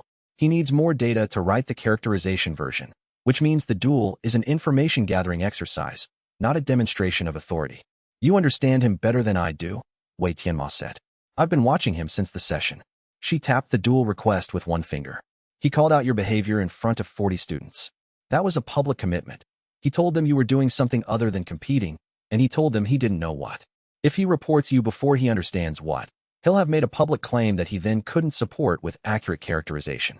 He doesn't operate that way. Wei Tianmo held the analysis. It was correct. The word, accurate, was the key. Yu Binghe had a specific commitment to accuracy that functioned as a constraint on his behavior as much as a virtue. He wouldn't report inaccurately because inaccurate reporting violated something foundational to him. Then I should give him the clearest possible view of the pattern, Wei Tianmo said. Show him enough that the characterization he writes is complete, she agreed. He accepted the duel. Yu Binghe defeated him in slightly under 2 minutes, a different technique from the first match, a Jade Frost binding form that prioritized immobilization over impact, which allowed observation of Wei Tianmo's responses to specific constraint types without the variables introduced by striking force. The technique was methodical in the specific way of someone running a controlled test rather than demonstrating power. Wei Tianmo noted the technical choice and noted what it implied about Yu Binghe's thinking. Afterward, to the 40 students and 3 faculty, including Sifu Ran, 2 formal observations. In both cases, technically controlled false, consistent baseline throughout, immediate documentation. He let the description settle. This is not how last-place students behave when they lose. I don't have a category for what this is. He turned to Wei Tianmo. What are you? Neither do I, Wei Tianmo said. Fully. I know the shape. I'm still learning the edges. This was entirely true and more honest than any evasion would have been. The 3 faculty observers registered the exchange in different ways, one with mild confusion, one with administrative notation, and Sifu Rin with the expression of someone updating a mental file with significant new information that had been anticipated and is arriving now on schedule. In the Dao ledger, 3 additional inscriptions against Yu Binghe completed, all in the extended social prestige domain, the observer category, and the law's architecture updated with a notation Wei Tianmo couldn't yet read completely. Something about the relationship between this inscription and ones that hadn't been written yet, a placeholder for a category that was still accumulating its form. I'm going to continue watching, Yu Binghe said. I know, said Wei Tianmo. And you should. The full picture will be worth the time you spend on it. He walked away. He did not look back. He did not need to. Sifu Ren fell in beside him at the corridor's edge and said, quietly, You gave him more than I expected you to. I gave him what he needed to write the right report, Wei Tianmo said. And if he writes the wrong one anyway? Then I'll have already anticipated that possibility and built toward it, Wei Tianmo said. Which is a better position than the alternative. Sifu Ren was quiet for a moment. Then, your father would have liked him. Wei Tianmo looked at him. He always respected people who were honest about what they were doing, Sifu Ren said. Even when what they were doing was a direct threat. He walked ahead. Close the gap between knowing and confirming. Don't just think you know, verify.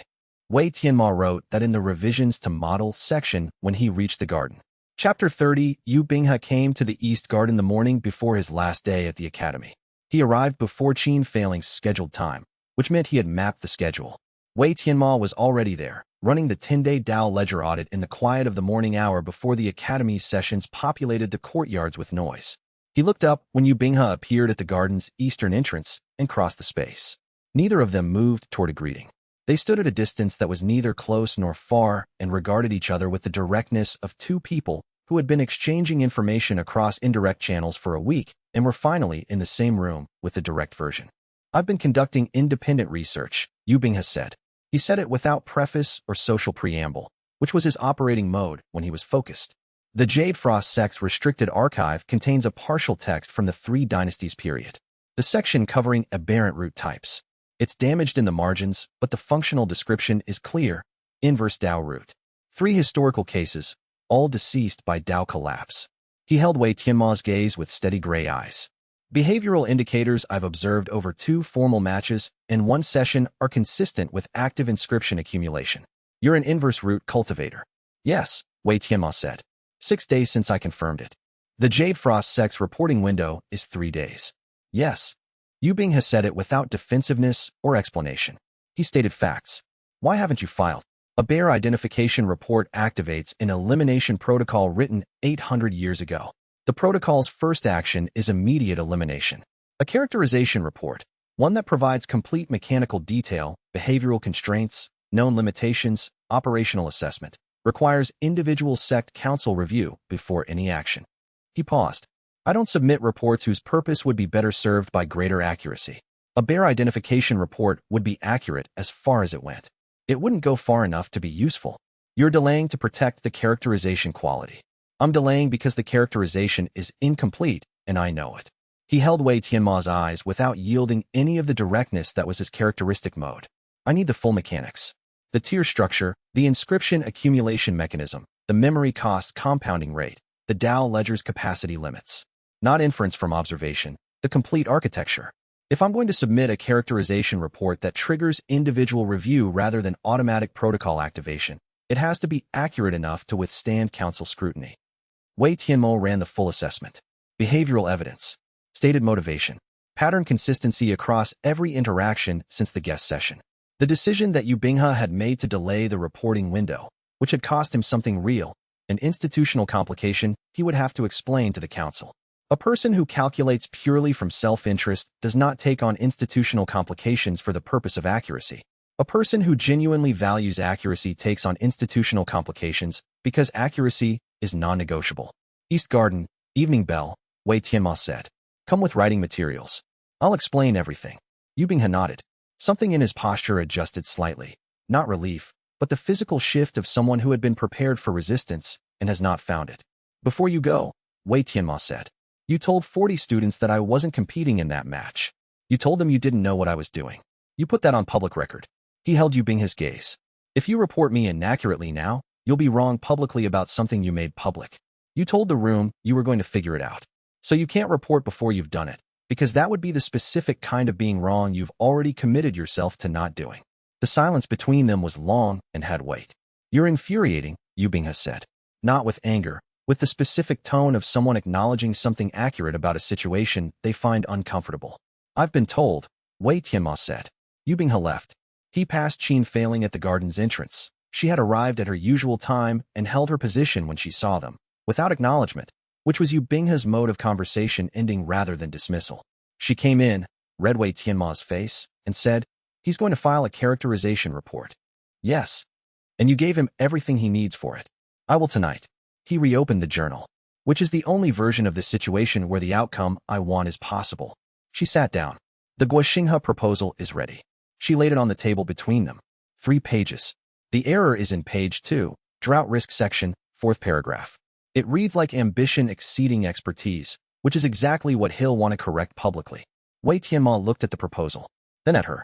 He thought about the fact that he had arrived at this academy 6 weeks ago with 2 journals and a plan, and what he had now was a plan and 2 people who were improving it faster than he could update his model of the situation. He thought, the law I'm writing into the heavens is not only the inscriptions in the Dao ledger. It's also this. He didn't write that down. Some things didn't need to be in the journal to be real. Chapter 31. The merchant's block escalated on a Wednesday, 6 weeks after Wei Tianmo's arrival. He had been expecting it. Qin Feiling had mapped the block's pressure cycle in detail during their first weeks, initial soft pressure, a monitoring period, and then a harder push once the target had demonstrated either capitulation or resistance. Qin Feiling had resisted every soft pressure approach the block's affiliates had attempted, not through confrontation, through the specific kind of precision that made each approach conclude without the block getting what it had come for. The harder push was therefore scheduled. The question had always been its form. It arrived at the midday meal. Xin Tao came to the third stream tables with 2 second-year affiliates, the folder of theatrical papers, and the positioning of someone who had executed this particular type of approach many times. He placed himself before Qin Feiling and opened with the script Wei Tianmo had heard reconstructed in Qin Feiling's intelligence briefings. Financial leverage first. Merchant family scholarship cases are reviewed quarterly, he said. Your case is flagged for review. He glanced briefly toward Wei Tianmo, 3 seats down, with the practiced casualness of someone making a visible point through apparent accident. The endowment committee considers whether recipients are making productive use of the resources the scholarship provides. Qin Feiling looked at him with the specific quality of someone who has prepared for a conversation and has decided not to show it. What would the committee consider productive? Association with students who reflect well on the institution. The glance toward Wei Tianmo again. Not accidental. Deliberate. Students with documentation concerns at previous institutions are not generally considered constructive associations for scholarship recipients. 12 witnesses. Su Yan at the far end of the table, his face neutral in the way that required active management. Qin Feiling's steady gaze moving 3 seats to Wei Tianmo. Not frantically, not appealing, but with the directness of someone checking the weather before making a decision. He had been carrying the calculation since she sat down for the meal. He had already known this confrontation was coming, had already run the inscription analysis. Xin Tao's involvement as an active confrontation source versus the diplomatic cost of withholding intervention, the timing relative to the xianxia approach, the status of the Sifu-Ren relationship. The calculation had an answer, but Qin Feiling's steady gaze asked for something beyond the calculation. He stood up. The endowment committee's review process requires formal initiation documentation, he said. He closed the 3-seat distance, placed his journal on the table beside Xin Tao's folder, and opened it to the announcement board's incident entry. I've been maintaining records of every merchant's block interaction with third-stream students since my first week. The announcement board's incident is the most recent entry. Date, time, witnesses, exact language. He met Xin Tao's eyes with the level directness of someone who is not performing certainty, but carrying it. If the committee initiates a formal review of her scholarship, I'll submit this documentation through a faculty filing. Sifu-Ren Baolu has been briefed on the general situation. This last statement had the quality of a door closing rather than opening, the specific finality that came from naming a faculty member who had already been positioned. Xin Tao's script had prepared responses for specific scenarios. Target resists verbally while alone was a scenario the script addressed. Target produces documented counter-record while naming a specific faculty ally was not.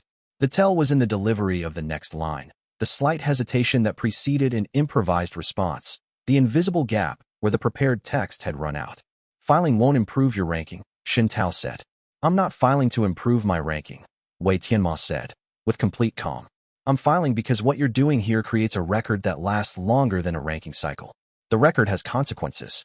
He held Xin Tao's gaze for precisely 2 more seconds, long enough to be clear, short enough not to escalate. By the time you understand which record you're building, it will already be in the archive. Xin Tao picked up his folder. He left. Wei Tianmo sat back down. Qin Feiling, when the table had returned to normal, said very quietly, "You used an implied certainty about Sifu-Ren." "I'm telling him this afternoon," he said. The gap is 90 minutes. And if he declines to confirm? He won't. He ate. I've read him accurately enough to know that. A pause. Also, he already told me he'd file a faculty observation if a formal review was initiated. The statement was accurate. It was just stated before being confirmed. She was quiet for a moment, assessing. Then, the better question is whether you stood up because the calculation favored it, or because it was the right thing to do independent of the calculation. He had been turning this question over since the morning, anticipating it. This time both. Last time. The first approach against you. I ran the calculation first and got the wrong answer because I was calculating the inscription value against the relationship cost and treating them as the same type of variable. He met her eyes. They're not the same type. The inscription value is operational. The relationship cost is structural. Running them in the same calculation produces errors. She held his gaze for a moment. Then she returned to her food without comment, which he had come to understand as her acceptance rather than dismissal. The specific courtesy of someone who had received an honest answer and decided it required no additional response. He went to Sifu Rin afterward and briefed him cleanly. Sifu Rin looked at him with the expression of a man who has been inserted into a situation he did not fully anticipate. Then he said, "If the committee initiates a review, I'll file." He picked up his brush. "Tell me these things before you tell other people I'll do them." "Yes," Wei Tianmo said. "I understand." Sifu Rin did not look up from his desk. "Your father had the same gap between deciding something was true and confirming it was true." The brush moved. "He closed it late. I'm going to proceed on the assumption that you're going to close it earlier." Wei Tianmo left the office with a 90-minute gap closed and 3 new facts about the kind of person he needed to be. Not from the conversation's content, but from the way it had gone. The way it had felt to confirm a true statement through action rather than leaving it floating in implied space. In the Dao ledger, the Shun Tao entries gained 4 new inscriptions across institutional authority and social leverage domains, and the law's accumulation reached a density that the ledger registered as the threshold before which visible manifestations began.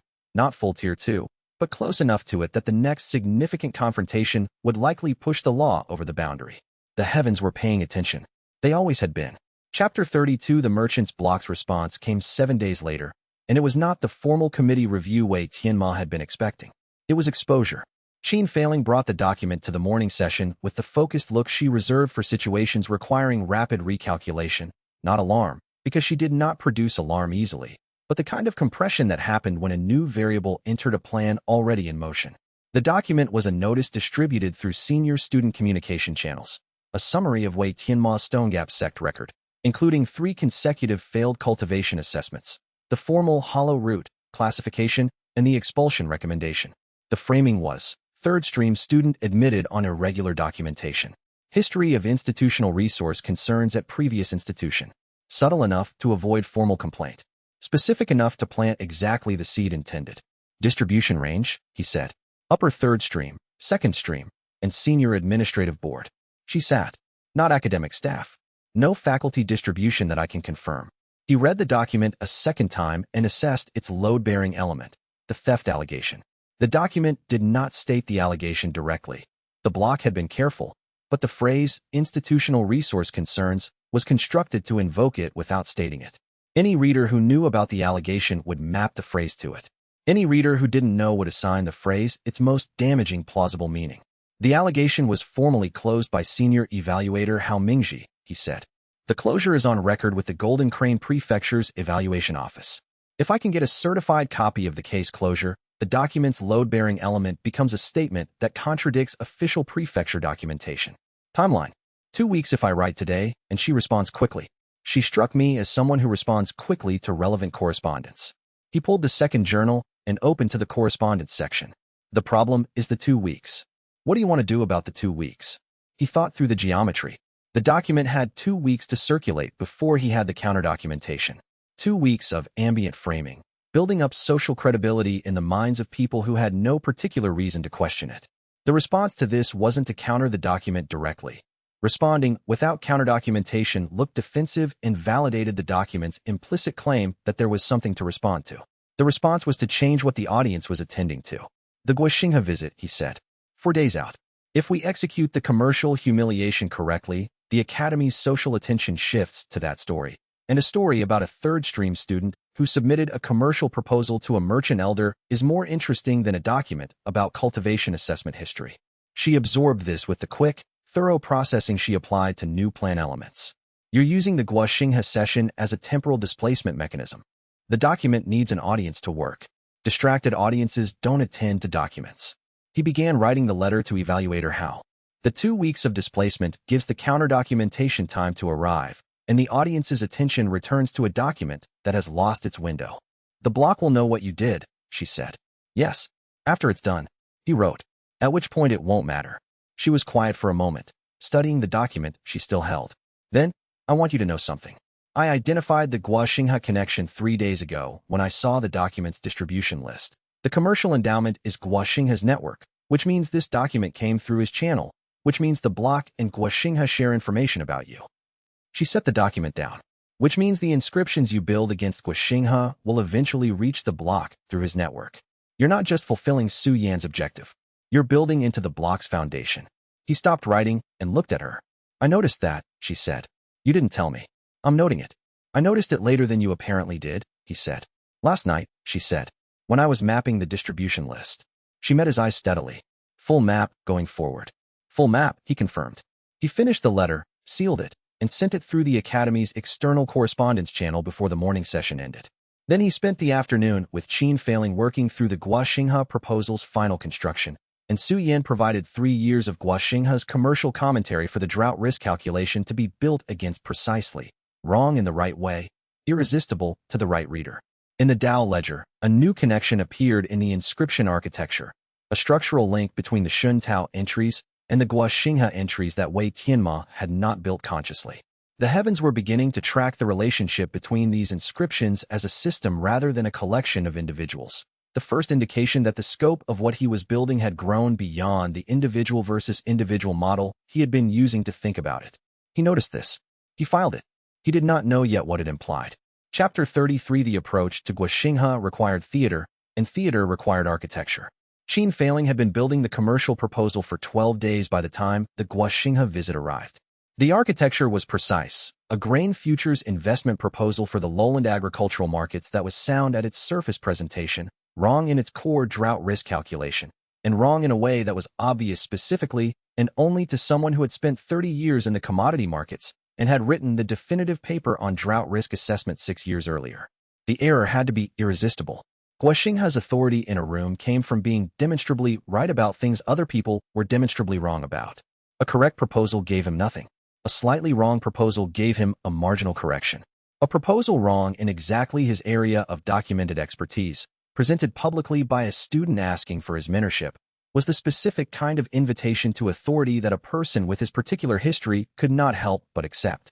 The 4-year cycle assumption, Qin Failing said, on the evening before the visit. She had the proposal laid flat on the garden table with 3 reference documents beside it. He published the paper establishing the 4-year regional rainfall cycle in the northern lowlands. The proposal assumes a 2-year cycle, a mistake that reads like someone who studied one variable correctly and missed the seasonal compounding. She tapped the relevant section. He'll find it in under 2 minutes. He'll spend at least 5 correcting it, probably more if the audience is engaged. The audience needs to ask questions, he said. Su Yan has 3 prepared, she said. Each one invites expansion. The questions look like genuine student curiosity. They are phrased as genuine student curiosity, but they extend the correction into 3 additional areas of his expertise, each one giving him a new platform to demonstrate knowledge. She met his eyes. 40-plus witnesses. 3 of them likely administrative observers. The session will be in the main reception hall, which is on record.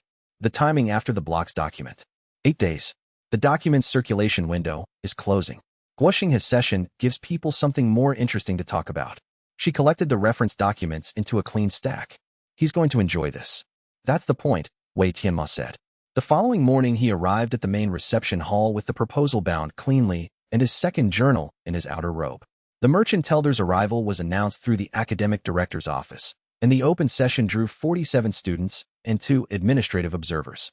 Xianxia was a large man who had converted decades of physical confidence into the specific kind of presence that occupied rooms through sheer accumulative weight. He looked at the assembled students with the rapid assessment of someone who sorted people into categories in the first 30 seconds and spent the rest of his time on the categories they'd been sorted into. Wei Tianmo waited through the opening remarks. Then he stood and said, "Merchant Elder, I've prepared a preliminary investment assessment for the northern lowland grain markets. I would value your perspective. Guo Xinghe looked at him, third-year student, foundation pulse rank, bottom of the ranking board visible in his bearing, and reached for the proposal. He found the drought risk calculation in under 90 seconds. The next 11 minutes were comprehensively useful. Guo Xinghe covered the 4-year cycle paper, the regional variance data underlying it, the documented failure modes of 2-year cycle assumptions in 3 separate historical market periods, and 2 case studies from his personal commercial career in which this exact error had resulted in significant investor losses.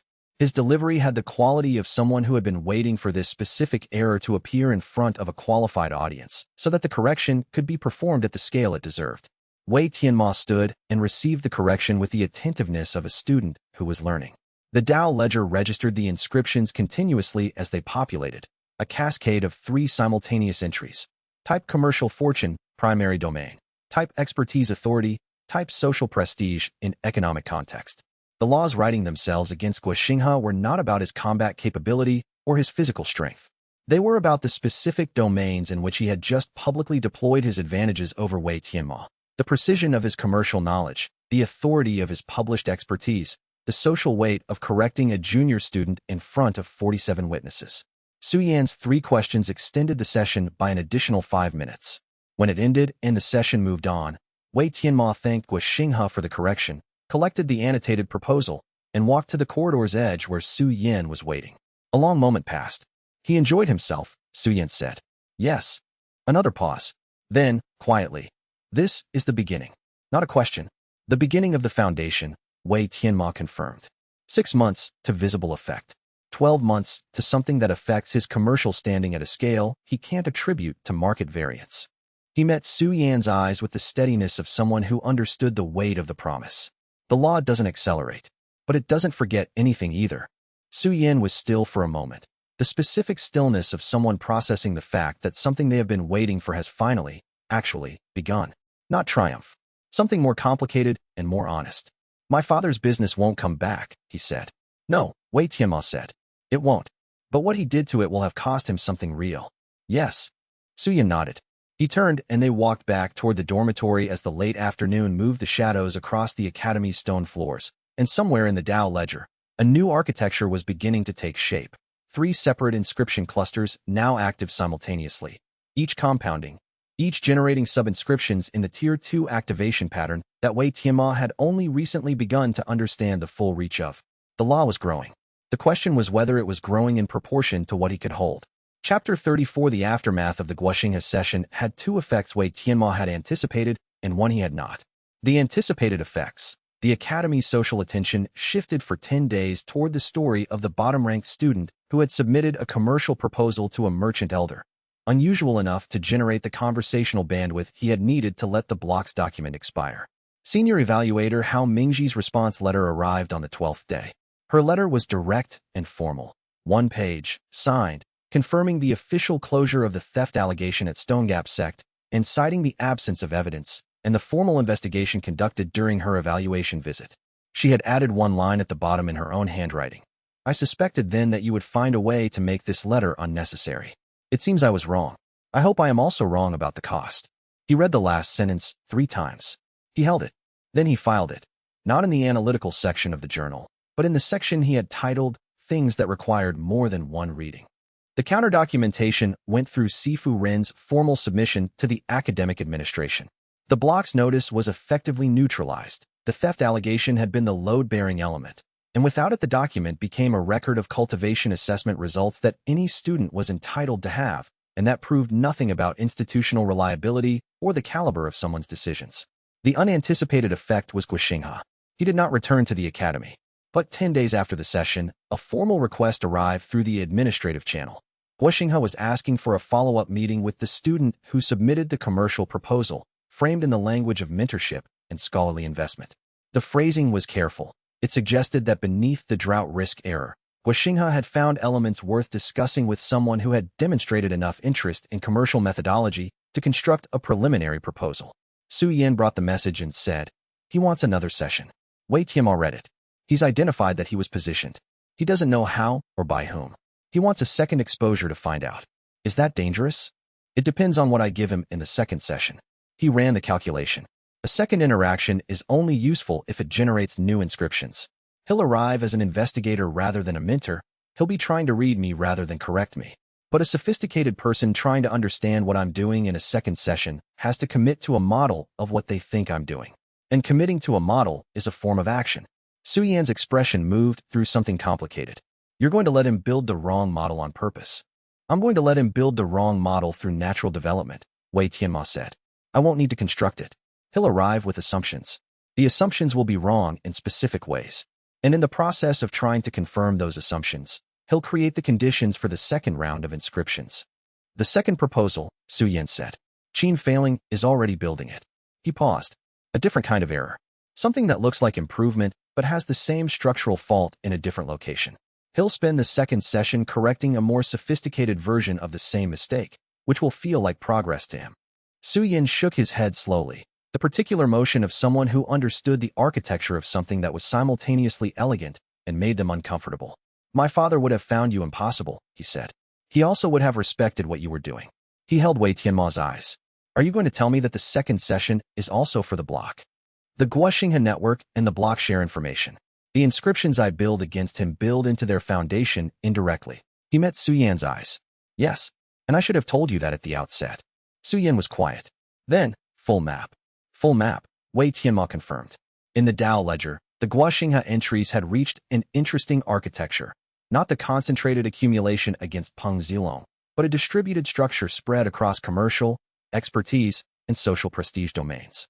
The law writing itself against xianxia was less about what he would lose than about what he would find himself unable to gain. Opportunities in the commercial sector would begin closing before he reached them, not dramatically, not in ways he could trace, but with a consistency that would eventually outlast any explanation he could find in market variance or bad timing. The law was patient because Wei Tianmo had built it to be patient. He went to class and took the afternoon's challenge match loss with the precision of someone who had already decided that the loss was an investment and was monitoring the investment's progress. Chapter 35 Sifu Ren's invitation arrived on a Tuesday, in his efficient shorthand. Office. After the third bell. Come alone. Wei Tianmo arrived on time and found Sifu Ren standing at the window that overlooked the main training yards, watching the afternoon combat sessions with the quality of attention that always characterized him. Systematic, patient, not performing observation but genuinely engaged in it. 8 weeks, Sifu Ren said, without turning. Tell me what you've accomplished. Wei Tianmo sat and told him. The announcement board's confrontation, the documentation sequence with Evaluator Hao, the dining hall intervention, the xianxia session. He gave the functional account without the full Dao ledger mechanics. He gave it accurately and in sequence. Sifu Ren listened with his back to the room, still watching the yards. When Wei Tianmo finished, Sifu Ren turned around and sat on the edge of his desk. You've been operating at a level that most students don't reach until their third year. You've done this while maintaining last place on the ranking board, which is either highly disciplined or highly reckless. He paused. It's both, in proportions that only make sense because of what your root type does. Yes, Wei Tianmo said. You're building enemies proportional to the threats you neutralize. That ratio is currently manageable. It stops being manageable when your operational pace accelerates past a threshold the Academy's institutional protections can cover. He turned back to the window briefly, then back. I've seen 3 students in 15 years who operated through indirect pressure rather than direct confrontation. All 3 of them eventually found a wall. The wall wasn't a stronger opponent. The wall was the moment when what the method required was something they couldn't give. I know what my wall is, Wei Tianmo said. Do you? Not in complete detail, but I know its shape. He held Sifu Ren's gaze. The method accelerates the memory cost. The cost has a limit I haven't fully mapped. The limit is real and approaches at a rate I'm still learning to calculate. Sifu Ren studied him. How much time? I don't know. More than I thought before the core ignition breakthrough. Less than I'd want. He paused. Enough to do what needs doing if I don't get impatient. The word impatient landed between them with a specific weight. Sifu Ren moved from the desk edge to the window. He stood with his back to the room again for a long moment. Then he said, without ceremony, you can stay in this academy as long as you need to. I'll see to it. The words were plain. They required nothing in return and announced no transaction. Wei Tianmo felt them land in the way that genuine protection lands, not as a resource to be assessed, but as something with a different kind of weight that his analytical instinct was not the right instrument for measuring. He sat with the feeling rather than immediately processing it. Then he said, why? Sifu Ren's answer was direct. Because in 15 years of watching students move through this place, I've been waiting for one who is doing something genuinely new with how people work. Whatever you're building is worth watching to its conclusion. He moved back to his desk and picked up a brush. Close the door when you leave. Wei Tianmo stood. He went to the door. He stopped with his hand on the frame. My father, he said. You knew him. How did he die? The brush stopped. The room was quiet with the specific quality of a room where someone has been asked a question they have been carrying the answer to for years and must now decide whether the time to give it has arrived. He ran the method correctly for 3 years, Sifu Ren said. Then he arrived at a target that meant something to him personally, not just strategically, and he couldn't wait for the law to finish accumulating. He moved before the Dao ledger was ready. A pause. The inscription voided. The target survived. Your father confronted a domain holder at Foundation Pulse rank without the law's backing and died 3 days later from the wounds. Wei Tianmo held very still. Impatience, he said. Yes. Sifu Ren picked up the brush again. I spent 15 years waiting for the next one. I'm proceeding on the assumption that the next one is smarter than the previous one about when to move. He began writing. Close the door. Wei Tianmo closed the door. He stood in the corridor outside the combat hall and held the knowledge. His father had been here, had done this, had died of the thing that was Wei Tianmo's fatal flaw, stated in the outline he kept in his own head. Cannot stop himself from moving before the law is ready when the target means something personal. He opened his journal to the section called What I Need to Overcome and wrote the new entry, My father's death. My inheritance. The difference between us must be made real through choices not yet made. Specifically, the choice not to move before the law is ready even when the target is someone or something that matters. He closed the journal. He went to class. He was the most attentive student in the room. His attention had the quality of someone who has just been given the precise shape of the thing they need to avoid, and who understands that understanding the shape is not the same as surviving the encounter. Chapter 36. He broke through to core ignition rank in the East Garden on the 22nd day of his 3rd month at the academy, and the breakthrough arrived without warning. He had been running the 10-day Dao ledger audit, the systematic review of which inscriptions were active, which were approaching threshold, which had begun generating Tier 2 sub-inscriptions independently. He conducted the audit the same way every time, starting with the oldest inscriptions, working forward chronologically, noting changes since the previous audit. The process was methodical enough that it had a meditative quality. The inner space of the Dao ledger had a stillness that he had come to use as a thinking environment, separate from the outer world's interruptions. He was deep in the Peng Zilong cluster when the recognition arrived. Not gradually, the way understanding usually accumulated. The way it came instead was as closure. A circle that had been describing itself for months suddenly meeting its own starting point. He saw, in one compressed moment of total clarity, the full architecture of what he had been building. 62 inscriptions from Stonegap sect, now 17 additional academy inscriptions, the Tier 2 activations already running independently, the cross-domain accumulations spread across 6 individuals in 6 different domains of reality. He saw the actual size of it. Not the individual entries, but the aggregate. The genuine scope of what the heavens had been asked to hold on his behalf. The heavens saw him see it. The breakthrough did not feel like advancing in cultivation. It felt like being recognized by something that had been watching longer than he knew.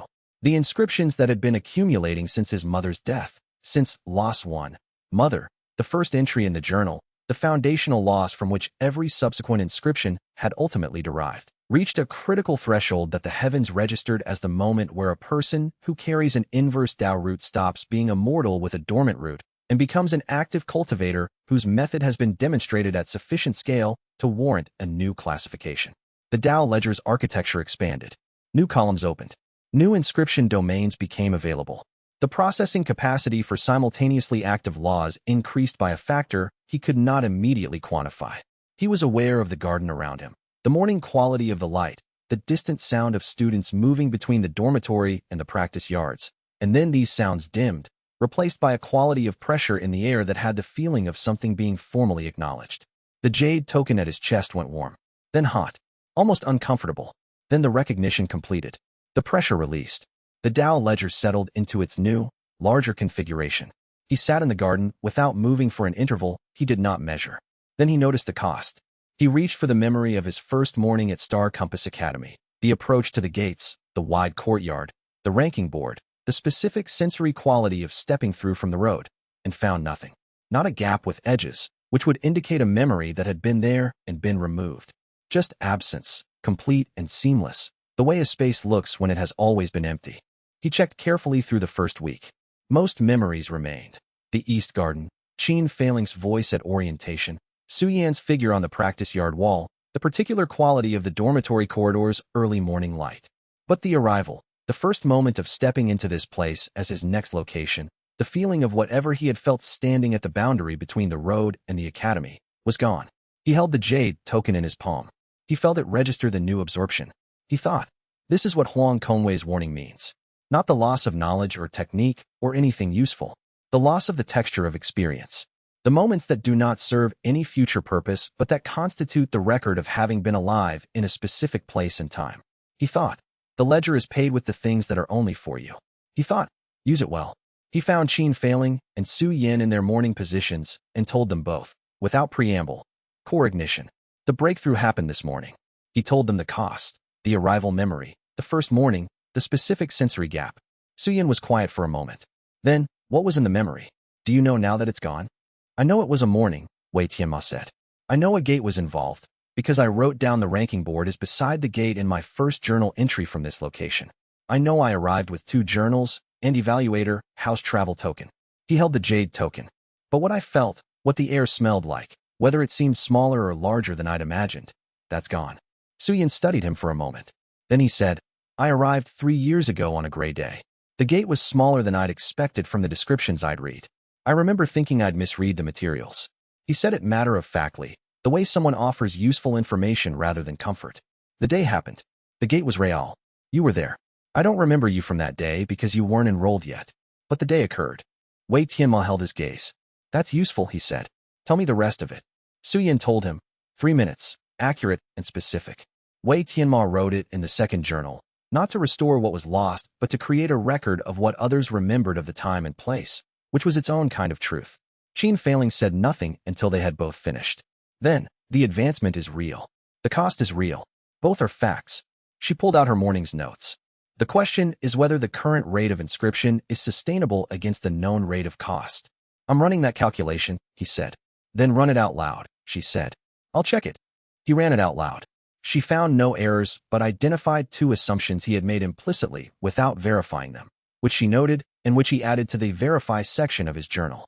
The calculation's conclusion, sustainable at the current pace, approaching unsustainable at twice the current pace. The core ignition breakthrough would likely accelerate the inscription rate. Whether it would also accelerate the cost rate was unclear. He put the journal away and thought, this is what it means to have people who are better at checking your work than you are at checking your own. In the Dao ledger, the core ignition advancement activated the first full Tier 2 inscription against Peng Zilong, the social reality extension that the law had been approaching since the Stone Gap sect accumulations reached threshold. Somewhere across the prefecture, in the Iron Vein clan's main residential compound, a young man who had once been his clan's brightest junior talent was discovering that a business arrangement his father had relied on for 8 years had quietly dissolved without explanation, and that the merchant's representative who had always returned correspondence within 3 days had not responded to the last 4 letters.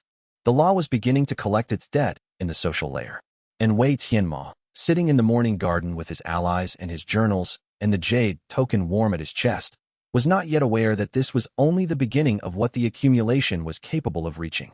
Chapter 37. Yu Binghe returned to the academy 7 weeks after his guest lecture, and this time he had his research in order.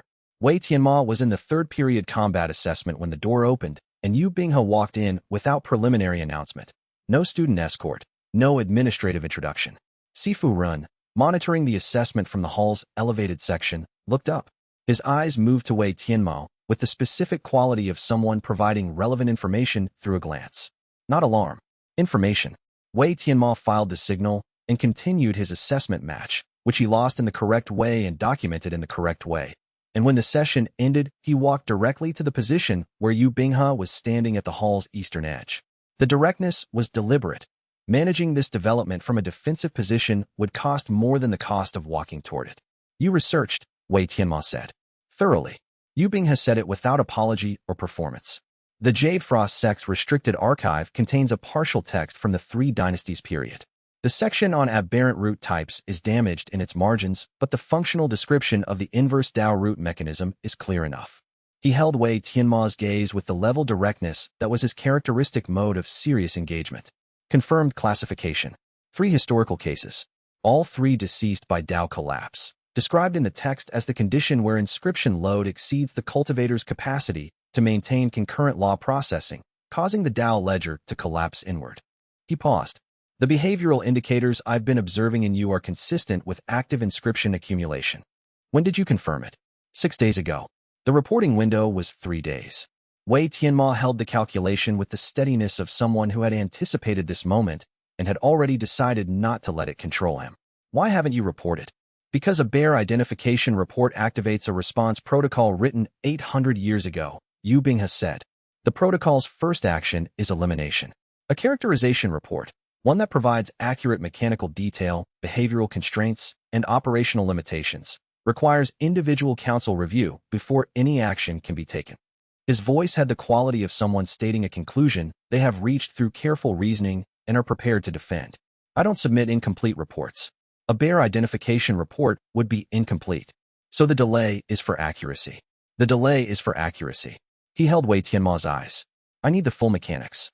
Tier structure, manifestation timelines, inscription accumulation rates, the memory cost mechanism. Not the partial version you described in the guest session or the inference I've built from observation. The complete architecture. And if giving you the complete architecture helps you write a more effective case for elimination instead of a more accurate case for review? Yu Binghe's expression did not change. That's a legitimate concern. He didn't dismiss it. I can't address it by making promises I haven't decided to make yet.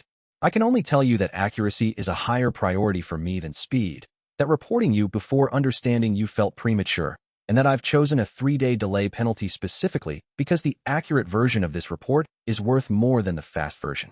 He paused. What you do with that is your decision. Wei Tianmo ran a full assessment in 3 seconds. Behavioral evidence against stated motivation, consistency of the pattern across every interaction since the guest session, the quality of Yu Binghe's decisions under conditions where he could have acted differently. The assessment held. The East Garden, after the evening bell, he said. Come with writing materials. I'll tell you everything. Yu Binghe nodded. He left. Sifu Rin appeared at Wei Tianmo's shoulder 30 seconds later, in the quietly efficient way of a person who had positioned himself to be available for exactly this conversation. Do you know what you're doing? I know enough to know it's the better choice, Wei Tianmo said. Better than which alternative? Better than letting him build an incomplete model and report on the basis of it. He collected his things. If he's going to understand the system accurately enough to write the characterization report, he needs the accurate version. If he's going to write an inaccurate version anyway, my giving him accurate information doesn't change the outcome, and I've at least demonstrated that I don't hide behind incomplete information. Sifu Rin considered this. He's principled enough to be trustworthy and confident enough to be dangerous, he said. That combination is rare and not always safe. He paused. I knew someone like him once. He did not specify the outcome. Be careful what you show him. I'll show him everything, Wei Tianmo said. Carefully. He went to the East Garden. He arrived early and waited. When Yu Binghe arrived and they sat across from each other in the evening's declining light and Wei Tianmo began speaking, he was speaking from the same decision his father had failed to make properly. Not the decision about whether to trust, but the decision about whether to move before the law was ready or to wait for the right moment and accept that trust was a form of investment with uncertain returns. He accepted it. In the Dao ledger, the entry for Yu Binghe updated its classification from surveillance/knowledge deployment to dual status, active risk/potential asset. 2 assessments held simultaneously, neither canceling the other. The heavens recording that this person operated in genuine ambiguity that required both columns to remain open. The law was writing itself carefully around the most complicated person in Wei Tianmo's world. Chapter 38 Peng Zilong arrived 11 days after Yu Binghe's return. The gate record reached Wei Tianmo through the administrative channel that listed visitor notifications for all enrolled students, a default function of the enrollment system that most students never used because they never received visitors. He was reviewing the morning's scheduling information when Peng Zilong's name appeared. Commercial visitor. Purpose: personal matter with enrolled student. Duration: open. He sat with the notification for the length of time it took to build an accurate picture of what was coming. The Tier 2 inscriptions against Peng Zilong had been active and generating sub-inscriptions for 6 weeks. The social reality manifestations were now reaching the scale that the clan's internal record-keeping would register. Technique degradation visible to instructors. Commercial arrangements dissolving, political standing within the clan's hierarchy declining in the specific way that required explanation. A man who had spent months declining without explanation would eventually trace the decline back to the last point of change, which was Wei Tianmo, which was Stone Gap sect, which led here. He told Qin Failing and Su Yan. Qin Failing ran the option analysis without being asked. Direct confrontation escalates the inscriptions. Elimination attempt escalates the inscriptions significantly. Negotiation requires him to acknowledge that the system exists and is working, which requires him to accept that every loss he inflicted on you at Stone Gap sect was a payment toward a debt he's currently settling. She met Wei Tianmo's eyes. The negotiation option is the only one that would actually help him. He won't take it. Why not? Su Yan said. Because taking it would require him to publicly acknowledge that the person he dismissed as worthless has been systematically dismantling his position since before he had words for what was happening. She said it flatly, the way she stated things she considered factually obvious. The pride cost is higher than the practical cost of continued decline. He'll try force. Wei Tianmo had reached the same conclusion through a different path.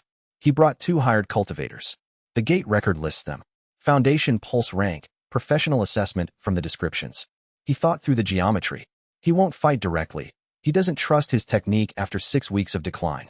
The hired cultivators are the buffer between him and the fact that he's afraid. Clean witnesses, Qin Failing said.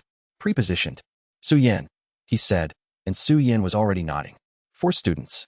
East side of the outer yard. Evening second bell. Su Yan had done this before. What about you? He said to Qin Failing. I'll be at the administrative gate with access to the visitor record, she said. She looked at Wei Tianmo. Not in the yard. He met her eyes. Yes, not in the yard. He paused. This is not a judgment about your capability. The confrontation involves a variable I can't fully control. Hired cultivators with uncertain loyalty, and I need you outside the contact zone because your value to what we're building is higher than the inscription value of having you present. I know why, she said.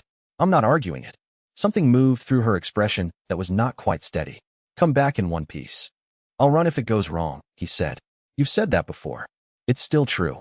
He held her gaze for a moment with the awareness that there was something in her expression, a quality of concern that was not strategic and was not operational, that he didn't yet have the language to name accurately, but was filing away carefully. I'll be precise. He went to the outer yard and waited. Peng Zilong arrived as predicted. 2 hired cultivators flanking.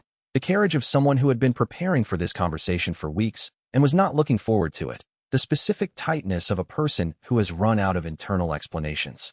Chapter 39. Peng Zilong looked diminished. It was the only word that fit. Not physically. He was still the same broad-shouldered, well-trained young man who had been the Iron Vein clan's most promising junior.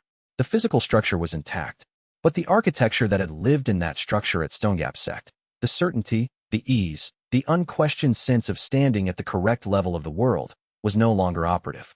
What filled the structure instead was something tighter and less comfortable. The posture of someone who has been wrong about something fundamental for a long time and has finally arrived at the point where the error must be confronted directly. The 2 hired cultivators held their positions with the professional stillness of people who were being paid to be present rather than eager. Stop it, Peng Zilong said. He did not open with theater. The months of decline had apparently consumed his tolerance for it. Whatever you're doing.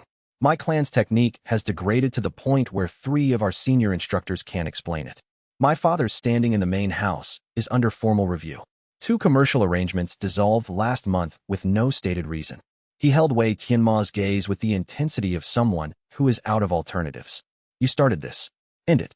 I don't control the laws, Wei Tianmo said.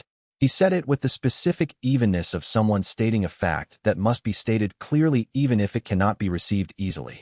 I keep the record. The heavens process the record. The outcomes are theirs. You inscribe them. Yes. Then uninscribe them. The word was not quite real. It came from a person working at the edge of a concept they hadn't had vocabulary for before today. The process doesn't work that way. An inscribed law is a law that exists. The heavens don't retract their accounting once it's been filed. He held Peng Zilong's gaze with the steadiness of someone who understood that the truth here was not cruel, but was going to be received as cruelty. I can't undo what is already written. Peng Zilong made a sound that contained the compressed residue of 6 months of decline. Not anger precisely, something more fundamental than anger. The sound of a person whose last available option has just confirmed it is not available. He looked at the hired cultivators. The first one moved, a restraint technique, professionally executed, designed to immobilize rather than injure. Wei Tianmo had read the weight shift in the cultivator's stance 4 seconds before the movement began, which was enough time to step sideways. The technique passed his right shoulder. The second cultivator was faster and came from the left, a partial wind element application that would have knocked him down significantly. Wei Tianmo dropped, hit the ground, and rolled left.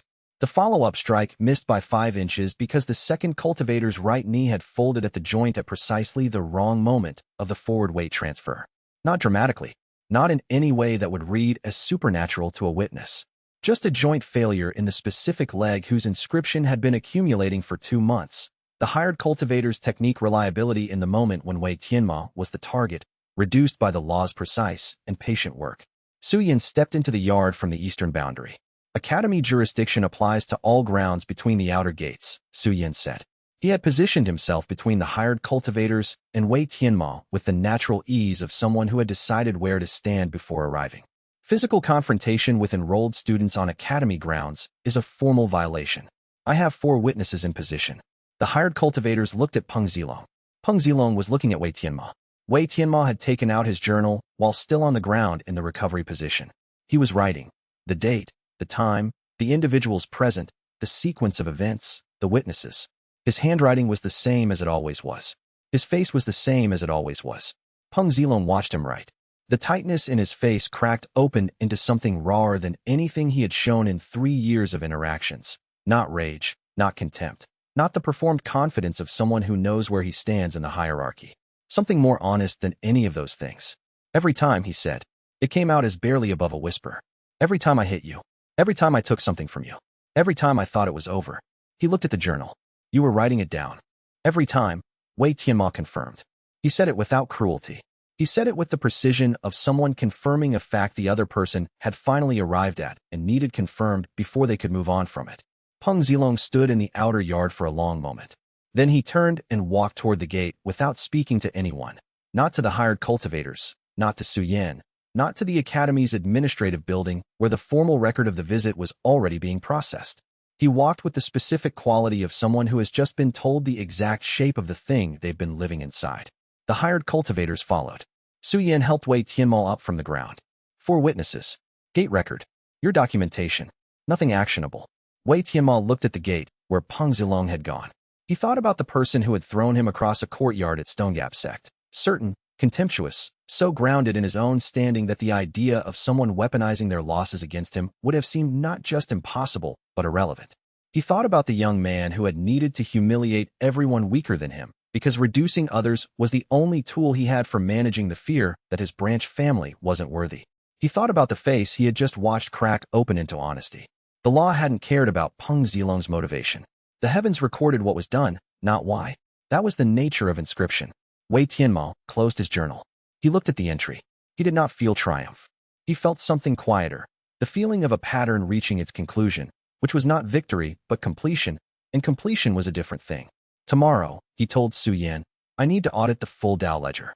3 Tier 2 threshold clusters are approaching simultaneously, and I need to map the interaction between them. Morning is clear, Su Yan said. They walked back into the academy. Chapter 40, The Warning. Overdraft approaching, entries appeared during the 10-day audit on a Thursday morning, and they appeared not once, but 11 times.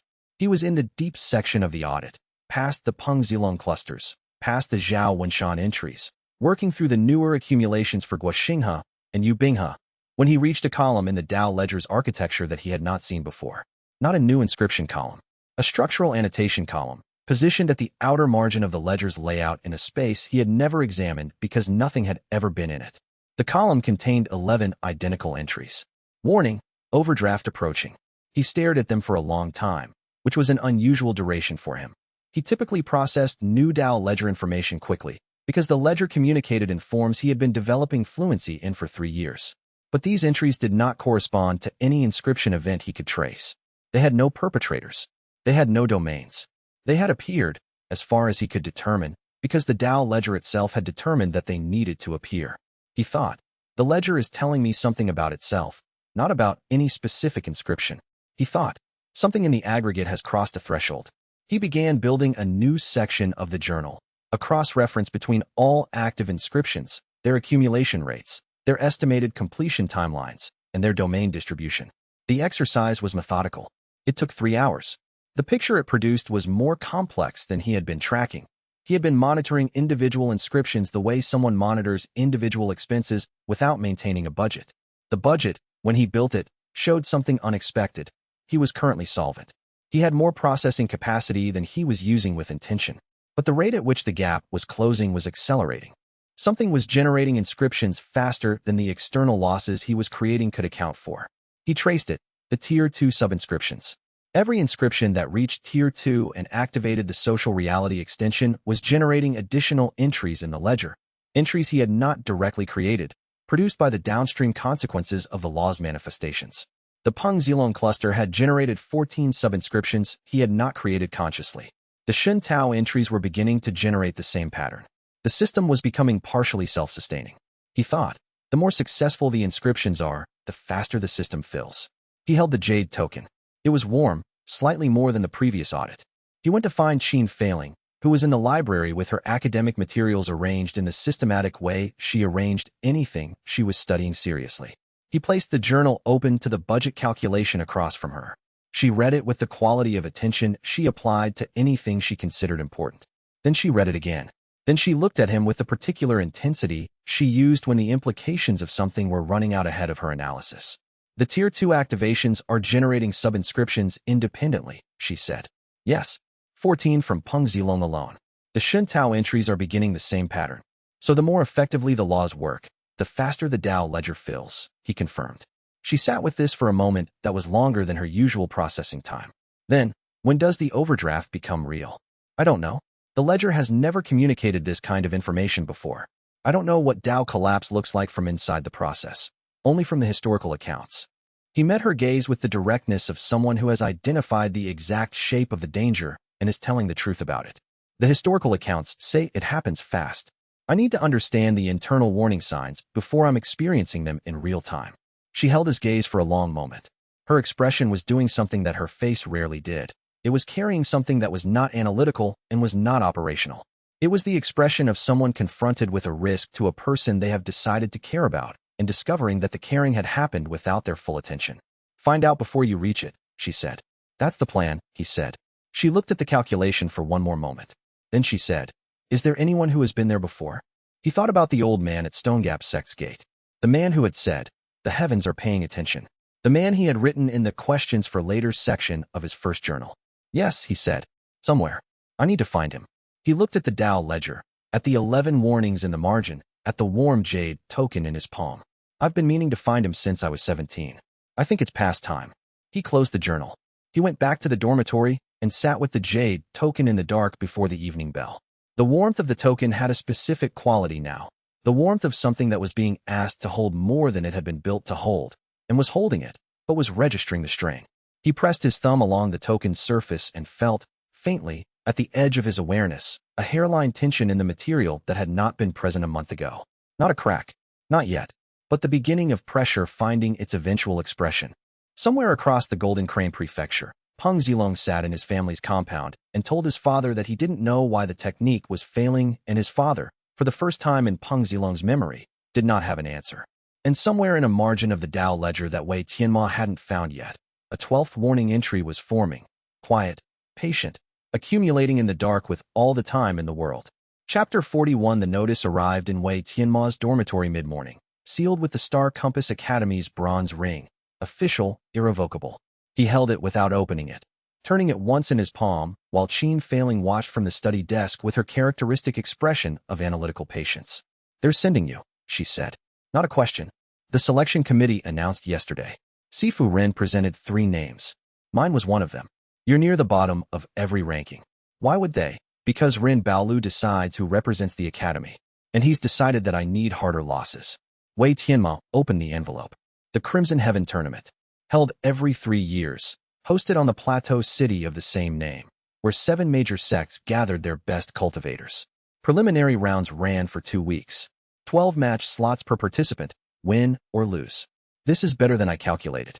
Qin Failing stood and walked to the window, where the afternoon light was particular and clear. You're going to engineer defeats at a continental tournament. Yes. Against cultivators from 7 sections. Yes. Knowing that losing in front of them will create inscriptions against people with actual resources and actual power. Wei Tianmo opened the journal. The Dao ledger was quiet today. Not a good silence, not a calm silence, but the silence of something building beneath the surface. He had felt it for 3 weeks. The Tier 2 sub-inscriptions were generating faster. The warm jade token in his pocket had become slightly uncomfortable against his skin. The Crimson Heaven tournament is 7 major sections. That means access to the highest-ranking young cultivators on the continent outside of the sect's immediate hierarchies. I will never have this opportunity again. You're going to overdraft faster. Yes. Qin Failing sat back down. Her hands were folded on the desk in a way that meant she was thinking operationally, not emotionally. How many losses are you planning? 12 matches. I can engineer genuine defeats in 8 of them. And the other 4? I'll lose anyway. I'm near the bottom of this academy's ranking. I'll be bottom 5 at the tournament. The other 4 will be natural. The 8 will be intentional. He closed the journal and met her eyes. Your role is to identify which competitors matter most. When I'm matched against someone, you'll have moments beforehand to research them. Sect affiliation, enemies, political connections. The law's activation will be stronger if there's intention behind the loss. She nodded slowly. Then, Su Yan goes with you? I'll ask. He'll agree. He's committed to the xianxia inscription. She picked up a pen and began writing notes on the academy's roster sheet. When do you leave? 3 days. The delegation travels together. Sifu Rin coordinates with the other 2 representatives. Qin Failing was already crossing names, making marks, building the structure of what a continental tournament looked like when viewed from the lens of strategic loss. When she was working this way, she was almost beautiful, not in appearance, which was sharp and ordinary, but in the precision of her mind. Wei Tianmo watched her work and thought, I am committing us to something I cannot undo. She is choosing it anyway. He was turning to leave when she said, without looking up, the overdraft warnings. How many now? 1. Still only 1 in the margins. But you feel it coming. Yes. Then you need to move faster, she said. Before it matters. Before we run out of time to find out what that old beggar knows. He nodded. They had not discussed the beggar in weeks, but he was present in every conversation about the future. The figure who had said, the heavens are paying attention. The man who had appeared and vanished like someone moving between the margins of the world itself. Whatever the beggar was, whoever he had been, he existed in Wei Tianmo's Dao ledger not as an inscription but as a question. A question in the shape of a warning. Wei Tianmo went to find Su Yan in the sparring courtyard where the older disciple was drilling foundation breathing techniques with 3 junior students. Su Yan saw him and dismissed the students with a gesture. They bowed and left, understanding from months of observation that Wei Tianmo's presence meant operational business. The tournament, Su Yan said, not waiting for explanation. You're going. The academy's sending me. To lose. Yes. Su Yan tested a stance, shifted his weight, settled. Guoxinghe will be watching the tournament results. If you're there losing publicly to the highest-ranking competitors, he'll hear about it. He'll think you're weak. That will make his own defeats, when they come, feel like natural decline instead of inscribed law. Su Yan looked at him. How many inscriptions are you planning? 8 intentional. For natural. The tournament structure allows 12 match slots. Each loss inscribes 1 or 2 new entries depending on witnesses and circumstance. You'll reach 20 inscriptions in 2 weeks. Yes. Su Yan was quiet for a moment. Then, I'm coming with you. I expected you would. Not to help. To bear witness. If something goes wrong, if the overdraft becomes real and the heavens start venting, someone needs to see it and report back. Su Yan picked up his cultivation robe from the bench. Qin Failing doesn't need to see that. But I do. I made a choice when I asked you to inscribe laws against my family's enemy. I'm responsible for understanding what that choice cost. Wei Tianmo understood, in the way he understood most things, that this was a form of love, not the kind that asked for return, but the kind that accepted consequence and still moved forward. He said nothing. There was nothing appropriate to say. Instead, he reached into his pocket and felt the warm jade token. It was warmer than before. Chapter 42 The Journey to Crimson Heaven took 4 days by Merchant's Caravan.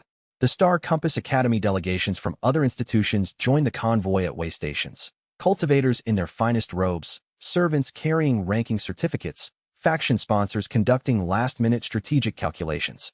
Wei Tianmo sat in the caravan's second supply wagon with Qin Failing and observed the delegations passing. Qin Failing marked names, asked questions of traders passing through the wagon, built a map of sections. Jade Frost sect, she said, pointing to a small group with robes of pale blue. Yu Binghe is with them. Wei Tianmo had not expected to see Yu Binghe at the tournament. The Jade Frost prodigy was typically kept within the sect's own elite training. He had appeared at Star Compass Academy only because of inter-sect exchange agreements. He'll have prepared for this. He always prepares. The question is what he's preparing for.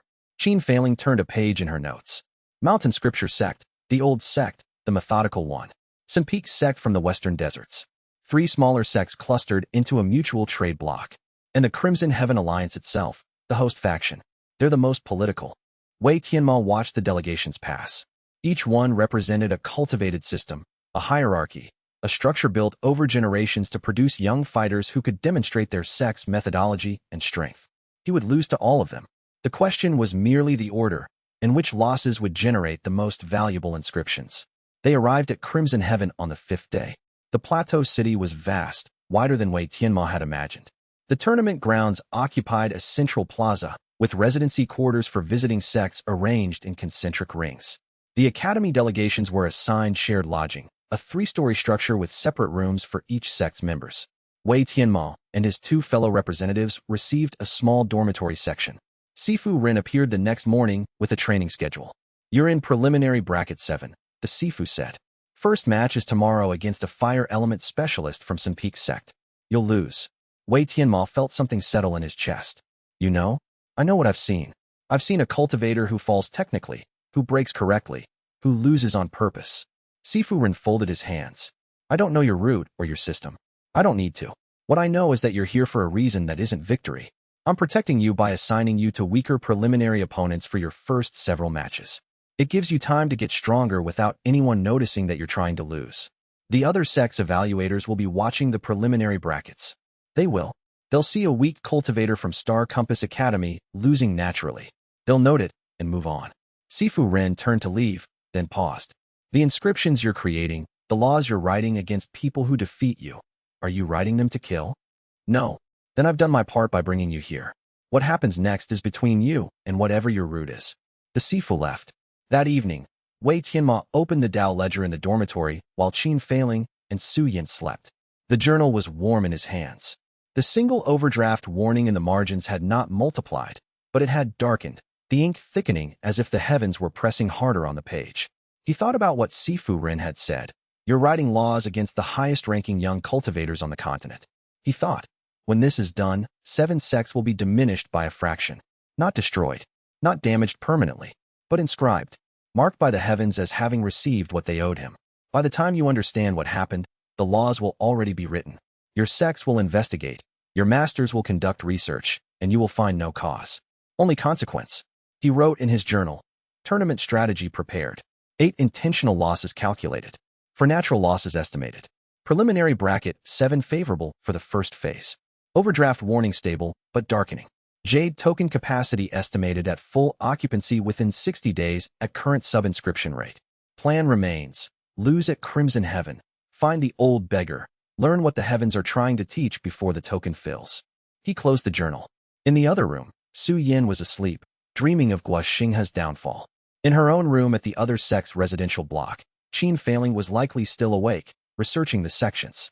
Everyone was preparing for the tournament. Everyone had a reason for being here. Wei Tianmo was the only person in Crimson Heaven who had come to lose deliberately. This knowledge was neither comfort nor burden. It was simply the shape of what he was. Chapter 43. The first match lasted 6 minutes. Wei Tianmo faced a fire element specialist named Huang Cheng from Sun Peak sect, a young cultivator with clean technique and good footwork, representing a major sect's mid-tier methodology. The match took place in the arena's northern ring, with perhaps 50 spectators watching from the surrounding tiers. Not crowded enough for maximum impact, but enough for the loss to be noted. Wei Tianmo engaged the proper way, formed his stance, channeled his spiritual energy, made the opening moves that signaled intent. Then, when Huang Cheng's flame technique ignited, he allowed himself to be caught by the edge of a rising fire vortex. The burning was real. The fall was controlled. He landed hard enough that spectators winced, but not hard enough to cause permanent injury. Huang Cheng helped him up, which was proper form.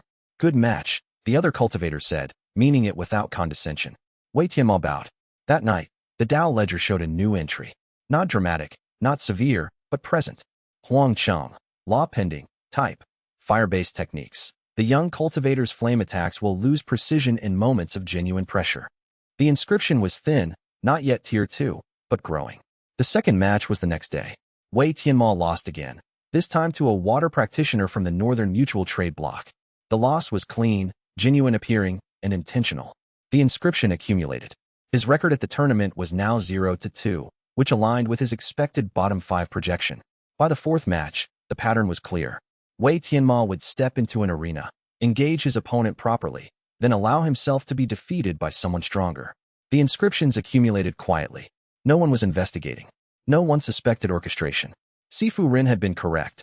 Weak cultivators from weak sects lost naturally. There was no narrative in his defeats, only inevitability. It was the 5th match that changed things. Qin Failing found him in the competitor's preparation hall before the match. She was pale in a way that meant urgent news. Yu Bing is asking for you, she said quietly. When, after your 5th match, he specifically said he wanted to see you in the competitor's lounge, alone if possible. Qin Failing handed him a piece of paper with Yu Binghe's residential location. He's figured something out. I don't know what, but his expression when he asked about you, it was the expression of someone who's solved a problem. Wei Tianmo nodded. He had expected this. Yu Binghe had too much intelligence and too much experience with cultivation anomalies not to eventually notice the pattern. The question was merely timing. I'll see him after the match. His 5th opponent was a disciple from the Crimson Heaven Alliance itself, a mid-tier cultivator named Fong Ao, who had trained his entire life in the tournament grounds philosophy. He was competent and dedicated. Wei Tianmo let him win. Let the crowd see a decisive defeat. Let the inscription manifest. Then he found Yu Binghe in the competitor's lounge. The younger genius was sitting alone in a corner, surrounded by books and research notes, writing with the intensity of someone doing mathematics that mattered. You're losing on purpose, Yu Binghe said without preamble. Every match, calculated defeats against opponents of increasing rank, each loss creating a pattern. Wei Tianmo sat across from him. Yes. The Inverse Dao Root, Yu Binghe continued, works through genuine losses. Each loss inscribes a law against the person who defeats you. The laws accumulate. The person's abilities degrade in specific, subtle ways they cannot explain or counteract. Yes. Yu Binghe set down his pen. His eyes were the particular cold of someone who had just confirmed a dangerous hypothesis. You're inscribing laws against the highest-ranking young cultivators on the continent. In 2 weeks, they will all return to their sects with subtle degradation in their signature techniques, and no one will understand why.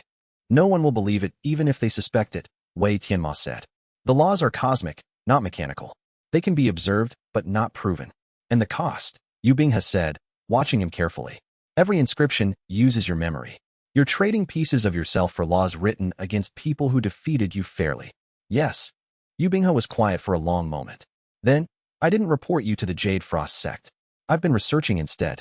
I want to understand this before I make decisions. He picked up one of the texts beside him. I found a reference to the 3rd Inverse Dao Root cultivator, 800 years ago. The texts say she reached Dao nascent rank before the system killed her. I'm trying to find out how long she survived after Dao nascent, and what the limit actually is. Why? Wei Tianmo asked, though he already knew the answer. Because you're going to become something legendary or something extinct, and I want to know which one. Yu Binghe met his gaze directly. I don't like you, but I understand you. Those are different things. I want to understand all the way through before I decide whether I need to stop you. Wei Tianmo stood. I'm going to lose 12 times at this tournament. I'm going to inscribe approximately 17 new laws. I'm going to return to Star Compass Academy, and then I'm going to leave and search for someone who understands what I am. If you're still researching when I reach down nascent rank, we'll talk about it then. If you reach down nascent rank, Yu Binghe corrected. The 3rd one didn't. The historical records stop, which means she either failed or she exceeded the record's ability to track her. Wei Tianmo left him there, surrounded by old texts and dangerous research. Behind him, Yu Binghe was already writing again, chasing a problem that might take years to solve. The genius of Jade Frost sect had committed to understanding the Inverse Dao Root. This was not an ally, not yet, but it was something. It was the beginning of something that might not kill him. Chapter 44. 3 matches into the tournament. Wei Tianmo's record was 0-3. The preliminary brackets were structured to allow defeated cultivators to continue in lower-tier rings, which meant his 12-match slots were not eliminated by loss. Each day brought 2 matches, sometimes 3. The tournament organizers were efficient. They moved bodies through the arena, measured outcomes, and sorted the survivors. Wei Tianmo was always one of the bodies being moved. On the 4th day, after his 6th match, another intentional defeat, this time against a disciple from the Mountain Scripture sect, Wei Tianmo encountered Yu Binghe in the passage between arena rings. I need to fight you, Yu Binghe said. Not for diplomacy, not for advantage. Simply stating a fact. The tournament pairings are determined by bracket position. I know, and our positions are divergent enough that we won't be paired in the preliminary rounds. Yu Binghe's expression was the particular certainty of a prodigy who had already calculated trajectories. I've been watching you lose. I've been watching the other competitors afterward. They're all slightly uncertain about their victories, as if something about beating you is subtly wrong. You need to lose to me specifically so I can understand the mechanism. Wei Tianmo considered this. A deliberate match against Yu Binghe would create an inscription of unusual quality. The Jade Frost prodigy was not just strong, but intellectually dangerous. An inscription against someone like that would activate differently than inscriptions against ordinary skilled cultivators. How would we arrange it? The final bracketing allows for exhibition matches after the main competition concludes. I can propose one. You've been losing consistently. A final exhibition match between last-place finisher and top-tier competitor would be interesting to spectators. Yu Binghe started to leave, then paused. When I defeat you in that exhibition match, I want you to tell me exactly what happened. Not the philosophy, not the cosmic mechanism. I want to know what you felt, what the heavens did, what changed. If you're going to become something extinct or legendary, someone needs to document it accurately. He left without waiting for answer. Wei Tianmo understood. Yu Binghe was committing to be the historian of the Inverse Dao Root, the one who would record what happened for whatever remained afterward. The next 3 days were a blur of matches. Wei Tianmo won 1, unintentionally, when his opponent was injured and forfeited, and lost 5. His record was 1-8. He had 2 match slots remaining before the preliminary brackets closed. The arena's betting pools had his odds at 50-1 against winning another match. Spectators were starting to recognize him, the cultivator who always lost, whose defeats were somehow memorable. By the 8th day, Wei Tianmo's Dao ledger contained 17 active inscriptions, with 6 of them approaching Tier 2 activation. The journal was warmer than before. The jade token in his pocket felt almost hot. He was running through memories at an accelerated rate. Each inscription was consuming more than he had initially calculated, as if the heavens were taking additional payment for inscriptions created at a continental tournament. He lost the 9th match deliberately. He lost the 10th in what appeared to be a natural defeat. His final 2 matches were coming, and then the preliminary bracket would close and the real tournament ranking would settle. It was during a preparation break between the 10th and 11th matches that Xianxia appeared with news that changed everything. The Crimson Heaven Alliance is fixing bracket outcomes, she said quietly. They were in the privacy of the competitors' lounge, away from passing observers. The bracket manager has been adjusting placements to ensure specific competitors advance to the final rounds. I have proof. Wei Tianmo processed this.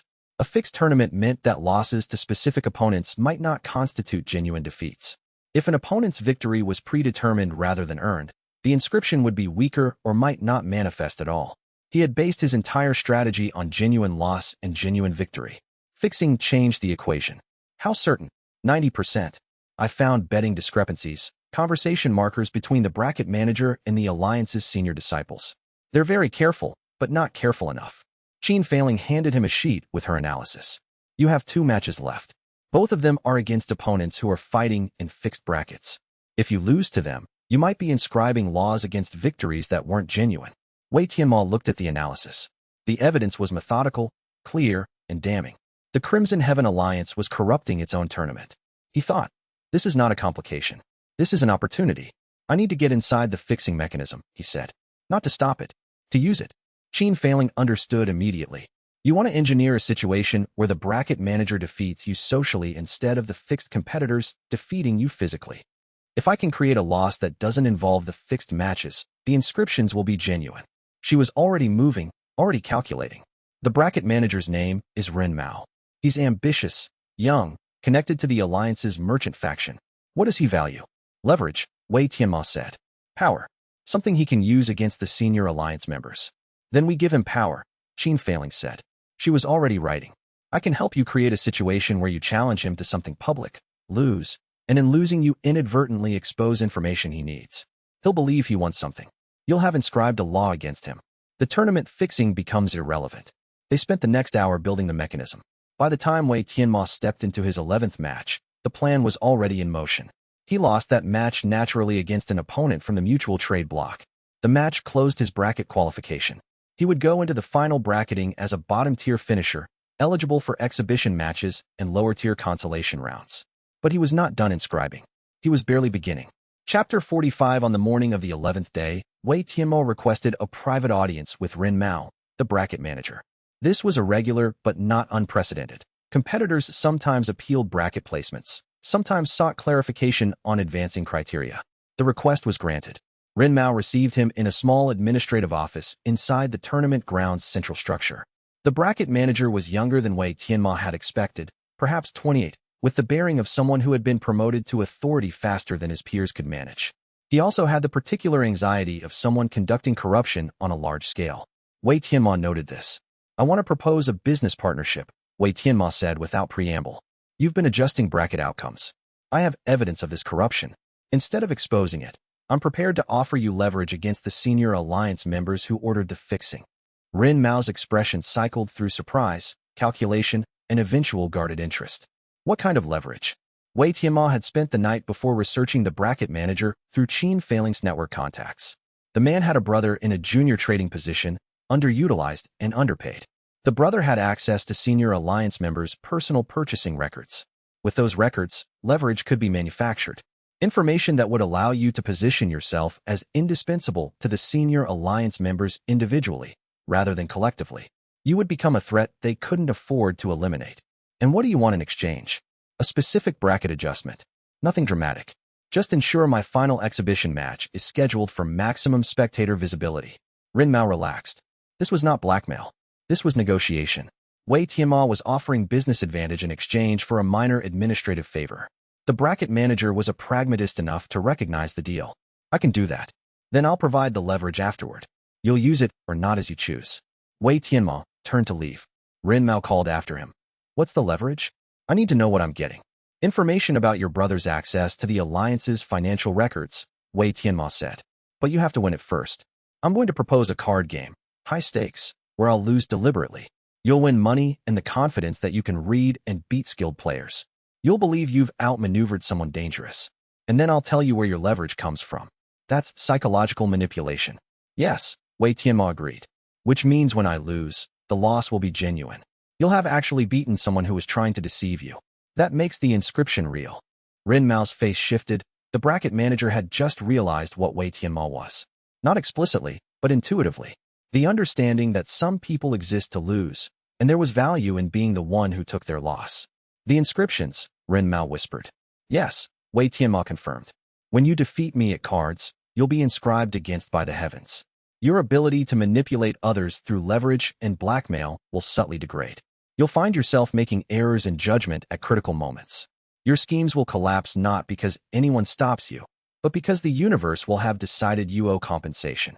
Ren Mao stood up. He was pale. "You're offering me this knowingly. I'm offering you a choice. You can refuse. The leverage remains unavailable to you. Or you can play cards with me, beat me, take what you believe you've won, and accept the inscription. Either way, this tournament continues. Either way, I advance to my exhibition match." The bracket manager sat back down slowly. "If I don't play, you'll expose the fixing." "No, I don't care about the fixing. I care about my inscriptions. But if you understand that and still refuse, if you understand what you'd be accepting and still choose the loss anyway, then you're making a genuine decision. That makes the inscription stronger." Wei Tianmo left him there, in the administrative office, facing the calculation that would define him. The man would play. Wei Tianmo had examined Ren Mao's character carefully, and men like him could not refuse a gamble when the stakes were high enough and the narrative was seductive enough. That evening, they played cards. The game lasted 4 hours. Wei Tianmo lost strategically, but not suspiciously, bleeding money across a series of hands that looked like genuine skill differences. Ren Mao won 400 silver, a substantial amount. More importantly, he won the sensation of victory. He felt powerful. He felt intelligent. Then Wei Tianmo told him about the leverage and where it came from and how to use it. The bracket manager's expression when he understood, when he realized that he had been given a genuine tool, not a manipulation, when he recognized that Wei Tianmo had kept his word, that was the moment the inscription truly activated. Ren Mao had defeated someone who was trying to lose. The law began writing itself. Wei Tianmo felt it in the heavens. A new entry in the Dao ledger, different from the others. Ren Mao. Law pending. Type. Social. Leverage and manipulation against Wei Tianmo will become unreliable. False strategies will fail. The inscription was strong. It was solid. It would last. In the margin of his journal, the overdraft warning did not multiply, but it darkened further. The weight of too many inscriptions accumulating, of the heavens struggling to process the load he was placing on them. Wei Tianmo closed the journal and calculated. 5 more losses, perhaps 6, and he would reach critical capacity. 5 more losses, and the old beggar would need to appear. 5 more losses, and the answers would need to come. Chapter 46. The preliminary brackets closed on the 12th day.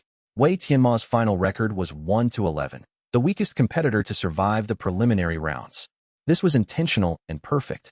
The tournament organizers prepared him for the consolation bracket, where last-place finishers could still compete for lesser ranking and prestige. The consolation matches would provide exactly the right platform for his next 3 inscriptions. But on the evening of the bracket closing, a complication arrived. She came to Wei Tianmo's dormitory herself, which was unusual enough that Qin Failing immediately recognized danger. Lady Suifeng was a woman in her mid-40s, dressed in the robes of the drifting cloud dominion, wearing the bearing of someone accustomed to having her wishes become reality. She was also beautiful in the way that dangerous people sometimes are, the beauty of something sharp and well-maintained. Wei Tianmo, she said, offering neither bow nor formality. I am Lady Suifeng, ruler of the drifting cloud dominion. We should discuss your future. Wei Tianmo gestured for her to sit. Qin Failing had retreated to the dormitory's side room, but Wei Tianmo could feel her there, listening, calculating. Su Yin was elsewhere. He had taken deliberate distance from the tournament grounds to avoid being identified as an ally. Lady Suifeng settled herself with the careful precision of someone conducting negotiation at the highest level. I have scholars. They study many things. Recently, they have been studying you. The Inverse Dao Root cultivator. I understand your methodology and your cost structure. Wei Tianmo said nothing. I am offering you employment, she continued. Come to the drifting cloud dominion when you finish your academic commitments. Apply your system against my enemies. The compensation will be substantial. You will want for nothing. I decline, Wei Tianmo said. Lady Suifeng's expression did not change. You don't understand. I am the ruler of a dominion of 300,000 people. I can offer you protection, resources, legitimacy. What are you refusing? Wei Tianmo opened his journal and began writing. Not the careful notation of strategic loss, but something else. A record. A marker. He wrote her name in the journal, wrote the date, wrote the moment of her offer. I'm refusing because when this system reaches its limit, and it will reach its limit, you are one of the people I will need to have inscribed against. He looked at her. If I accept your employment, if I become your agent, then my losses to you become compromised. I cannot create genuine inscriptions against someone who is paying me to lose to others. Lady Suifeng's eyes narrowed. You're saying you want to maintain the purity of your system. I'm saying that if I inscribe a law against you, it will be because you genuinely defeated me. Not because you hired me. Not because we were allies. Wei Tianmo turned the journal so she could see her name written there. The heavens only pay attention to genuine losses. Everything else is just failure. The lady of the drifting cloud dominion stood. Her anger was cold and controlled. You've made a serious mistake. I don't take refusal well. And I have resources you cannot imagine. I know, Wei Tianmo said. That's why the inscription will be valuable. She left without another word. Qin Failing emerged from the side room immediately, her face fierce. You just made a powerful enemy. Yes. Deliberately. Yes. Wei Tianmo closed the journal. The act of writing Lady Suifeng's name had created a new entry in the Dao ledger, something preliminary, something waiting. When she moves against me, if she moves against me, that loss will inscribe a law. I wanted to accelerate the timeline. I wanted to ensure she became part of the system. You're going to run out of time before the inscriptions manifest, Qin Failing said, understanding immediately. You're accelerating toward the overdraft. Yes. Then we need to find that old beggar faster. She was already making plans, already thinking in terms of departure and trajectory. After the tournament, win your exhibition matches or lose them, but don't stay longer. We leave immediately. Wei Tianmo nodded. The tournament had served its purpose. He had accumulated enough inscriptions. The continental gathering had exposed him to powerful opponents, and the inscriptions would propagate across 7 sects like an infection across a body. By the time the tournament concluded, the heavens would be processing dozens of simultaneous laws. The overdraft would intensify. The token would warm further. And somewhere beyond the tournament grounds, beyond Star Compass Academy, beyond the territories he had traveled, the old beggar would be waiting. The old beggar who had watched him be humiliated 7 years ago. The old beggar who had said, the heavens are paying attention. The old beggar who was, himself, the answer to a question Wei Tianmo had been asking since he was 17. Wei Tianmo would find him. The heavens were insisting on it. Chapter 47. The tournament's exhibition bracket opened on the 16th day. Wei Tianmo was scheduled for 4 exhibition matches, consolation round competitions that served as entertainment after the main bracket concluded. The matches had lower stakes, fewer serious evaluators, but they were still official. Losses in exhibitions still inscribed laws. His first exhibition match was scheduled against a fire element specialist from Sinpeak sect, not the same Huang Cheng he had fought in the early rounds, but someone with similar training. The match was a mirror of his earlier encounter. Wei Tianmo let the flames catch him, let himself fall, let the heavens mark the loss. New inscription accumulated, secondary fire Dao technique degradation. The second match was more complex. His opponent was a member of the Crimson Heaven Alliance, not the bracket manager, but a skilled disciple from their central training house. Wei Tianmo made sure to lose publicly, made sure witnesses saw the defeat clearly. The inscription was solid. By the 18th day, he had fought 3 exhibition matches, accumulated 3 inscriptions, and was waiting for the final match, the one Yu Binghe had arranged. The genius of Jade Frost sect appeared in the competitors' lounge the afternoon before the final exhibition match. Yu Binghe was no longer carrying research texts. He was moving operationally, like someone prepared for action. Tomorrow, he said. Final match, you and me. Maximum spectator density. I want as many people as possible watching when I defeat you. You want witnesses, Wei Tianmo said, understanding. You want the inscription to be public and documented. I want to study you under perfect conditions. Yu Binghe sat across from him. You're going to be the most important inscribed person in your system. The inscription against me will be unique because I know exactly what's happening, and I'm choosing to let it happen anyway. That makes the law different. The heavens might not accept it, Wei Tianmo said. If you're choosing the loss deliberately, it might not count as a genuine defeat. Then we'll find out what genuine defeat means, Yu Binghe said. Are you ready for tomorrow? Wei Tianmo nodded. He had felt the tournament system reaching a conclusion. The inscriptions were accumulating faster than he had calculated. The Jade token was now almost hot enough to burn, and he had to stop opening the Dao ledger because the weight of the accumulated warnings was affecting him physically. His concentration was fragmenting. His memory was becoming unreliable.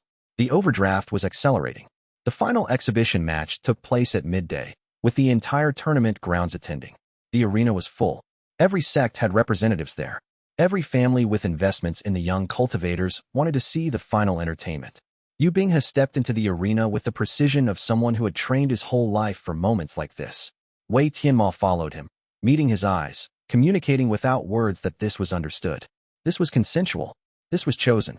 The match lasted 8 minutes. Yu Binghe attacked with his full power, holding nothing back. Wei Tianmo fought him properly, used technique, defended against the genius's assault, made the combat look genuine.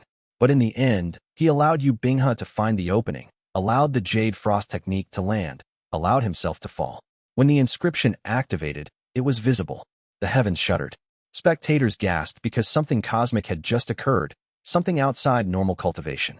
Wei Tianmo felt it in his bones. This inscription was different. This was the law against someone who had been defeated while knowing what the defeat meant, while accepting it with full understanding. The inscription was perfect. Yu Binghe helped him up. The Jade Frost genius's expression was transformed. He was seeing something in Wei Tianmo that no one else could perceive. The mechanism of the law, the way it was inscribing itself, the weight it would carry. That was extraordinary. Yu Binghe said quietly, for Wei Tianmo alone. You're going to change everything. Or destroy myself in the process, Wei Tianmo replied. Maybe both. They parted, and the tournament officially concluded.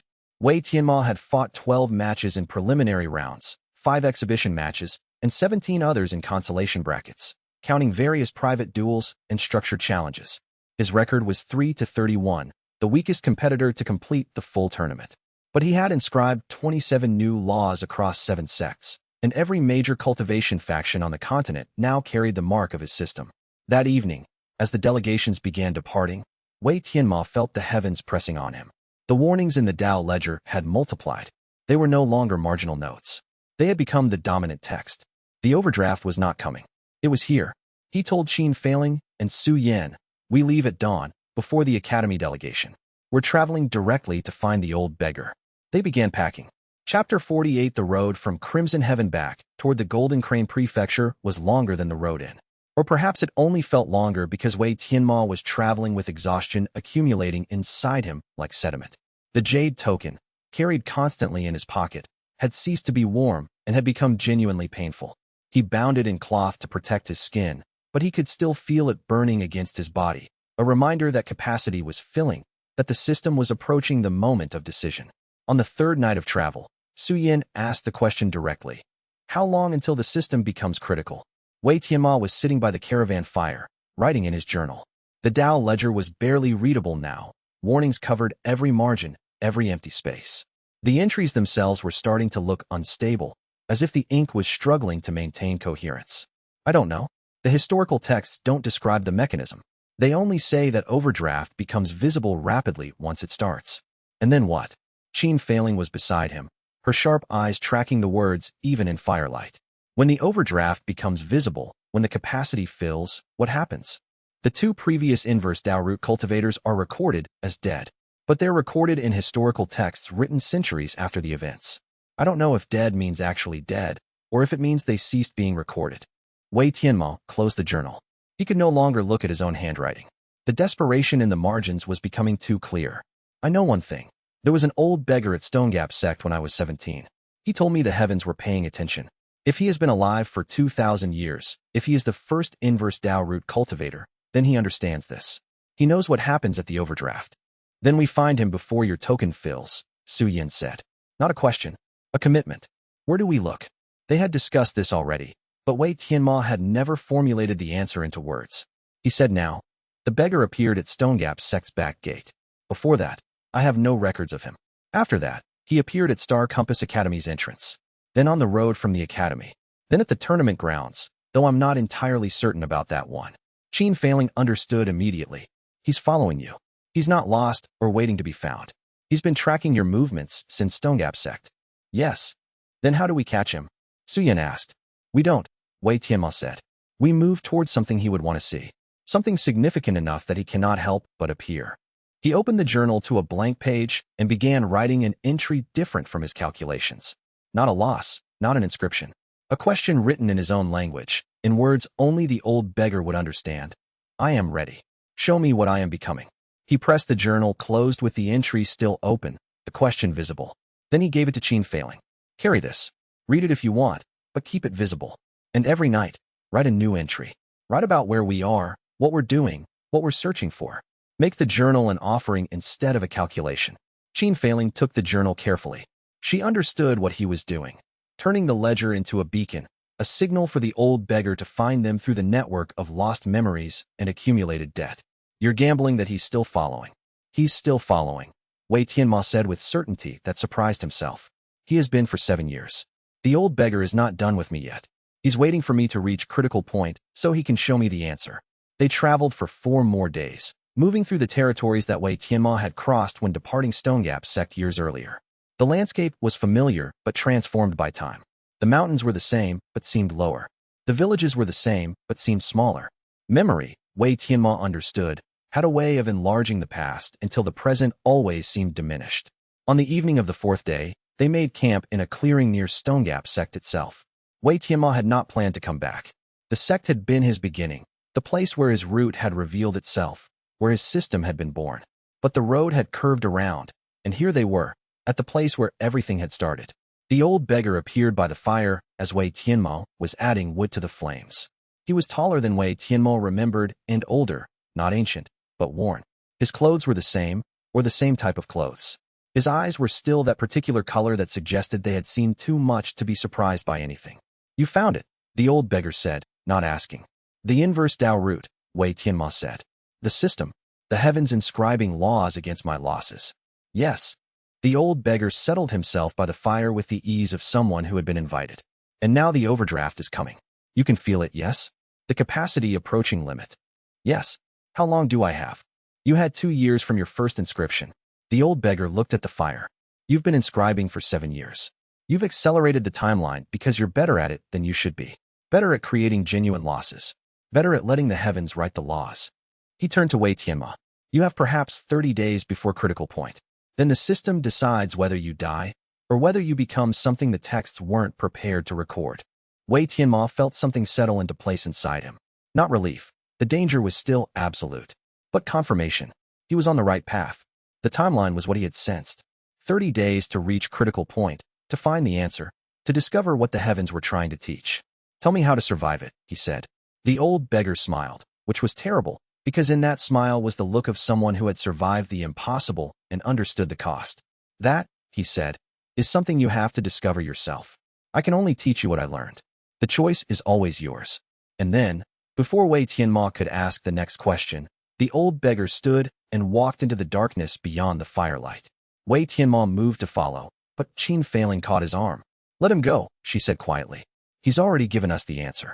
We have 30 days. We need to use them. Wei Tianmo looked back at where the old beggar had been. The figure was already gone, fading into the mountain darkness like he had never quite been there at all. But he was there. He was always there. The heavens were paying attention. Chapter 49, they did not return to Star Compass Academy. The journey had already committed them to a different path. They were traveling toward the next prefecture, toward places Wei Tianmo did not yet know. But before they could move forward, they had to process what the old beggar had revealed. 30 days. It was simultaneously longer and shorter than Wei Tianmo had calculated. Longer, because it was more time than he had feared. Shorter, because it meant critical point was coming before he had expected to be ready. Qin Failing established their new base of operations in a small village 3 days south of Stonegap Sect. The village was unremarkable, the kind of place that existed between major cities, serving merchants and travelers, but not attracting attention itself. She rented rooms above a bookshop and began organizing the information they had gathered. You need to understand the mechanism, she said, spreading out notes and records across the entire floor of their shared dormitory. If you're going to survive critical point, you need to know exactly what happens when the Dao ledger reaches capacity. The historical texts don't explain it, Wei Tianmo said. Then we extrapolate from what you know. Qin Failing replied with the ruthlessness of someone who had made logic her weapon. You have 27 active inscriptions. You have approximately 40 sub-inscriptions generated from Tier 2 activations. You have warnings accumulating in the margins. And you have one jade token that is burning because it's storing the memories you're trading away. Wei Tianmo listened while she organized his system into categories. She was brilliant in the way that made danger seem like a problem that could be solved with sufficient analysis. He had never told her she was brilliant. It would have been patronizing. But he understood, observing her now, that Qin Failing had committed her entire intelligence to his survival. The token, she said, holding up the cloth-wrapped jade object with careful precision. This is the physical anchor. When it fills, when it reaches absolute capacity, what happens? The memories don't vanish, Wei Tianmo said slowly, working through the logic. The token fails. The memories that have been stored inside become unanchored. They float back to me all at once. Then the question is whether you can survive becoming yourself again, Su Yin said from the corner where he had been listening. If you've been trading memories away for 7 years, if you've been fragmenting yourself, then putting all those fragments back together might be fatal. Your mind might not hold them. Wei Tianmo opened the Dao ledger and examined the list of lost memories. They were documented, catalogued, his mother's voice, the color of the academy gates, the names of disciples he had known, the texture of cloth, the taste of tea. 17 years of life summarized as data points, lost to the inscription system. If they all returned simultaneously, no, Qin Failing said, seeing the conclusion forming. You're not thinking about this correctly. The heavens don't take memories randomly. They take specific ones, the ones that are most tied to attachment, to personal identity, to the specific moments that anchor you to being Wei Tianmo. So, Wei Tianmo asked, so when the token fills and the memories return, you don't become yourself again. You become something else, something more complete but fundamentally different. You become whatever the heavens have been trying to make. Wei Tianmo sat with this. The logic was sound. The historical text said the previous 2 Inverse Dao Root cultivators had died, but Qin Failing was right. They were dead in records, which meant their transformation had been large enough to escape documentation. They had become something the historical texts couldn't articulate. We have 30 days to prepare for that transformation, Wei Tianmo said. Qin Failing, I need you to document everything. Su Yan, I need you to gather resources, healing materials, blank journals, anything that might help me remember who I am after the token fills. And I need to continue inscribing. You're going to accelerate further? Su Yan asked, shocked. I'm approaching critical point regardless, Wei Tianmo said. The question is how close I come to the limit. If I'm going to fill the token, I want to fill it with the most valuable inscriptions possible. I want to make sure that when I transform, the heavens have written laws against every person who needs to be written against. Over the next 7 days, they worked. Wei Tianmo traveled to nearby towns and engineered small, calculated losses, matches against local cultivators, social defeats against merchants and officials. Each loss created a new inscription. Each inscription was stored in his journal and documented by Qin failing. The Dao ledger grew denser. The warnings multiplied. And on the 8th day, the jade token cracked. It was a small crack, a hairline fracture running along one edge of the jade. But Wei Tianmo felt it like a wound opening in his chest. The temperature of the token changed instantly. It went from burning hot to cold. The contents inside it shifted, reorganizing as the physical container began to fail. "We're out of time," he said simply. They began moving immediately. Chapter 50. The prefecture northwest of Stone Gap sect was called Lufeng, and it was larger than the territories Wei Tianmo had previously traveled. The city at its center was built into the side of a mountain, with buildings climbing upward in concentric circles. This was where the next prefectural gathering was scheduled to take place. A secondary tournament, smaller than the Crimson Heaven Games, but still significant enough to attract serious competitors. Wei Tianmo registered for the preliminary bracket. The organizers were surprised to accept an unknown applicant, but they took his registration fee and assigned him a number. Qin Failing had researched the bracket already. There were 42 competitors, representing small sects and independent cultivators.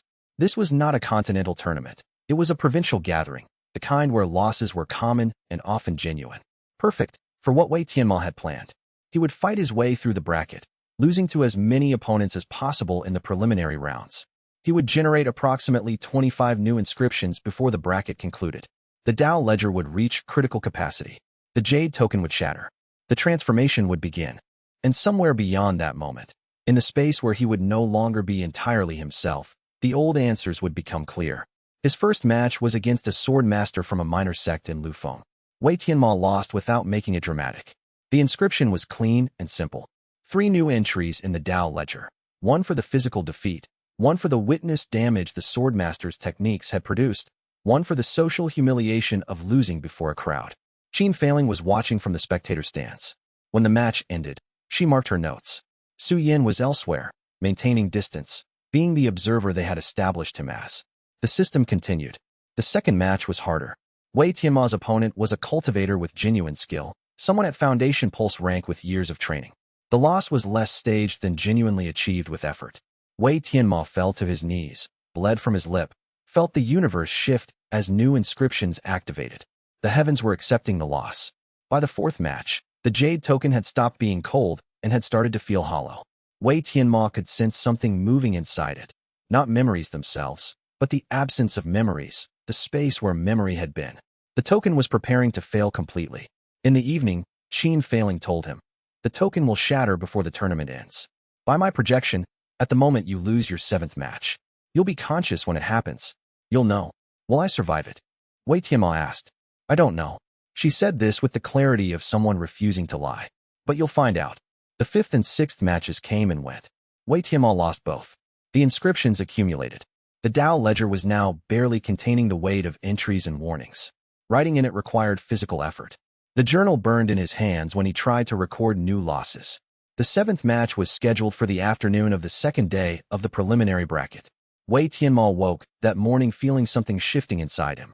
The jade token had moved. Actually moved in his pocket, positioning itself not randomly but deliberately, as if it knew what was coming. He walked into the arena for his 7th match carrying the weight of 7 years of inscriptions, the burden of every loss he had deliberately recorded, the accumulated debt of the heavens themselves. His opponent was a young woman from Liufeng's central sect, skilled, strong, with a philosophy of clean technique. She fought him with the assumption that this was a real competition. Wei Tianmo fought her with the awareness that this was the moment everything changed. He let her defeat him. He let the heavens mark the loss. And in the moment when her technique landed, when the universe confirmed the inscription, the jade token shattered. It broke silently, cleanly, without pain. Wei Tianmo felt it like a door opening inside his chest. The memories that had been stored inside the token, 17 years of lost identity, fragmented self, traded away moments, flooded back into him. Not gradually, not gently, all at once. He fell to his knees. His mother's voice, the specific way she had said his name. The color of the academy gates in dawn light. The smell of Stone Gap, sect's herb garden. Every tiny piece of himself that he had given to the heavens came rushing back, and he understood, in the moment of drowning in his own restored identity, that he was no longer the same person. The person who had been Wei Tianmo was becoming something else. The crowd was shouting. The referee was trying to help him stand. Qin Failing was moving toward the arena's edge, but Wei Tianmo could barely perceive any of it. He was experiencing all 17 years of memories simultaneously, and his mind was breaking and reforming and breaking again. He looked at his hands, and they were not shaking. He looked at his journal, and it was still warm. He looked at the Dao ledger, and the warnings had transformed into something else. Not warnings anymore, but channels. The inscriptions were no longer individual laws. They were a network. They were communicating. I understand, Wei Tianmo said, though his voice sounded like it was coming from underwater. I understand what I am. And in the understanding, the real tournament began. Chapter 51. Wei Tianmo left the arena walking, not stumbling, though every step felt like moving through a medium that was thicker than air. The crowd parted for him without being told to move. The crowd sensed something. The transformation was visible in ways that had nothing to do with physical appearance. When he reached Qin Feiling and Su Yin, they were both looking at him with expressions that mixed concern and recognition. You're not dying, Su Yin said. Not a question. No, Wei Tianmo confirmed. I'm becoming more than I was. The token shattering wasn't the end point. It was the transition point. Qin Feiling was still holding his journal, still maintaining the records. She handed it to him now, and he opened it to find that the final page had been filled with writing he didn't remember doing. The handwriting was his, but the words were not words he had chosen consciously. Someone, or something, had written through him. The Inverse Dao Root does not create laws. It becomes a conduit for laws already written into the fabric of the heavens. The inscriptions are not individual entries. They are connections in a greater network of cosmic debt and compensation. When the system reaches critical point, it stops being a tool in the hands of the cultivator and becomes the cultivator's true self. Wei Tianmo is no longer the person inscribing laws. Wei Tianmo is the law itself, made manifest. The heavens have written him into existence as a principle of consequence. Wei Tianmo read this twice. The implications were vast and terrible. He was no longer someone who was using the system. He had become the system. The Inverse Dao Root was no longer a power he possessed. It was his essential nature. What does that mean?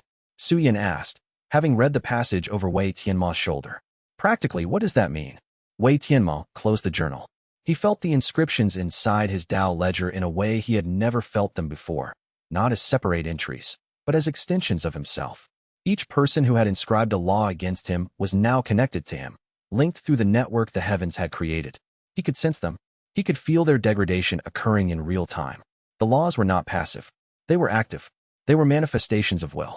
It means I don't need to engineer losses anymore, Wei Tianmo said slowly, working through the implications as he spoke them. The losses happen naturally now, because anyone who fights me is fighting the incarnation of debt itself. The heavens are using me as an instrument to collect. Collect from whom? Qin Feiling asked. From everyone who owes compensation. From everyone whose actions created imbalance. Wei Tianmo felt the network expanding, extending beyond the continent. The inscriptions I've created are only the beginning. The heavens have been writing laws for millennia. I'm simply the point of collection. I'm the place where all that accumulated debt comes to settle. They left the tournament grounds immediately. Wei Tianmo did not compete in the remaining brackets. He had served his purpose in Lufeng. The transformation was complete, and what came next required different preparation. As they traveled south, away from the mountains and toward the outer territories, Wei Tianmo began to understand the full scope of what he had become. Every person he encountered, whether they met him or simply passed him on the road, registered as potential inscriptions. He could see the network that connected people through debt and consequence. He could see the laws that had already been written against them by others, by the heavens, by the substrate of cosmic justice that had always been there, invisible to everyone except the previous Inverse Dao Root cultivators.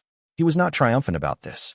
Triumph implied victory, and Wei Tianmo no longer understood himself as someone who won or lost. Completion is a different thing from victory, he had once written in his journal. Now he understood what completion meant. It meant becoming the instrument through which completion happened. It meant that every remaining day of his life would be spent moving through the world as a conduit for consequence, watching people receive exactly what they deserved, understanding that this was neither cruel nor kind. It was only justice. It was only the heavens doing their work through him. Qin Feiling, riding beside him, asked, "Are you in pain?" Wei Tianmo considered this seriously. "No," he said eventually. "Not pain, but something heavier than pain. Something like weight. Like I'm carrying more than I can perceive." "That will pass," she said. "Or you'll become accustomed to it."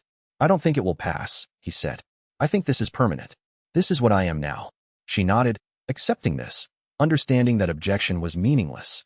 They rode together in silence, and Wei Tianmo felt the network of inscriptions expanding further, reaching toward places he hadn't yet traveled, people he hadn't yet met.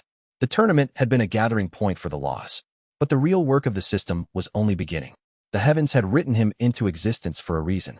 Now he was going to discover what that reason required him to do. Chapter 52. They arrived at the next prefecture 7 days after Wei Tianmo's transformation. It was called Yuanzhou, and it was larger and more complex than any city Wei Tianmo had previously entered. The sprawl extended for miles in every direction, built without the mountain-confined structure of Lufeng, spreading like an organism that had forgotten to stop growing. Merchants from 17 different sects maintained trading houses here.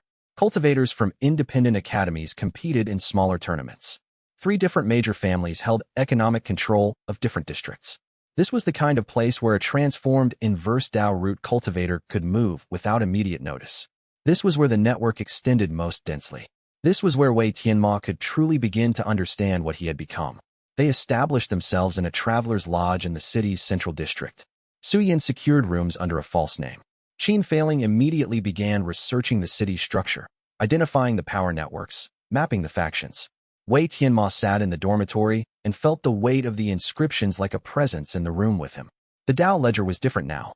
The entries were no longer in his handwriting. They rewrote themselves constantly, updating as the inscriptions evolved, as new people entered the network, as old debts settled.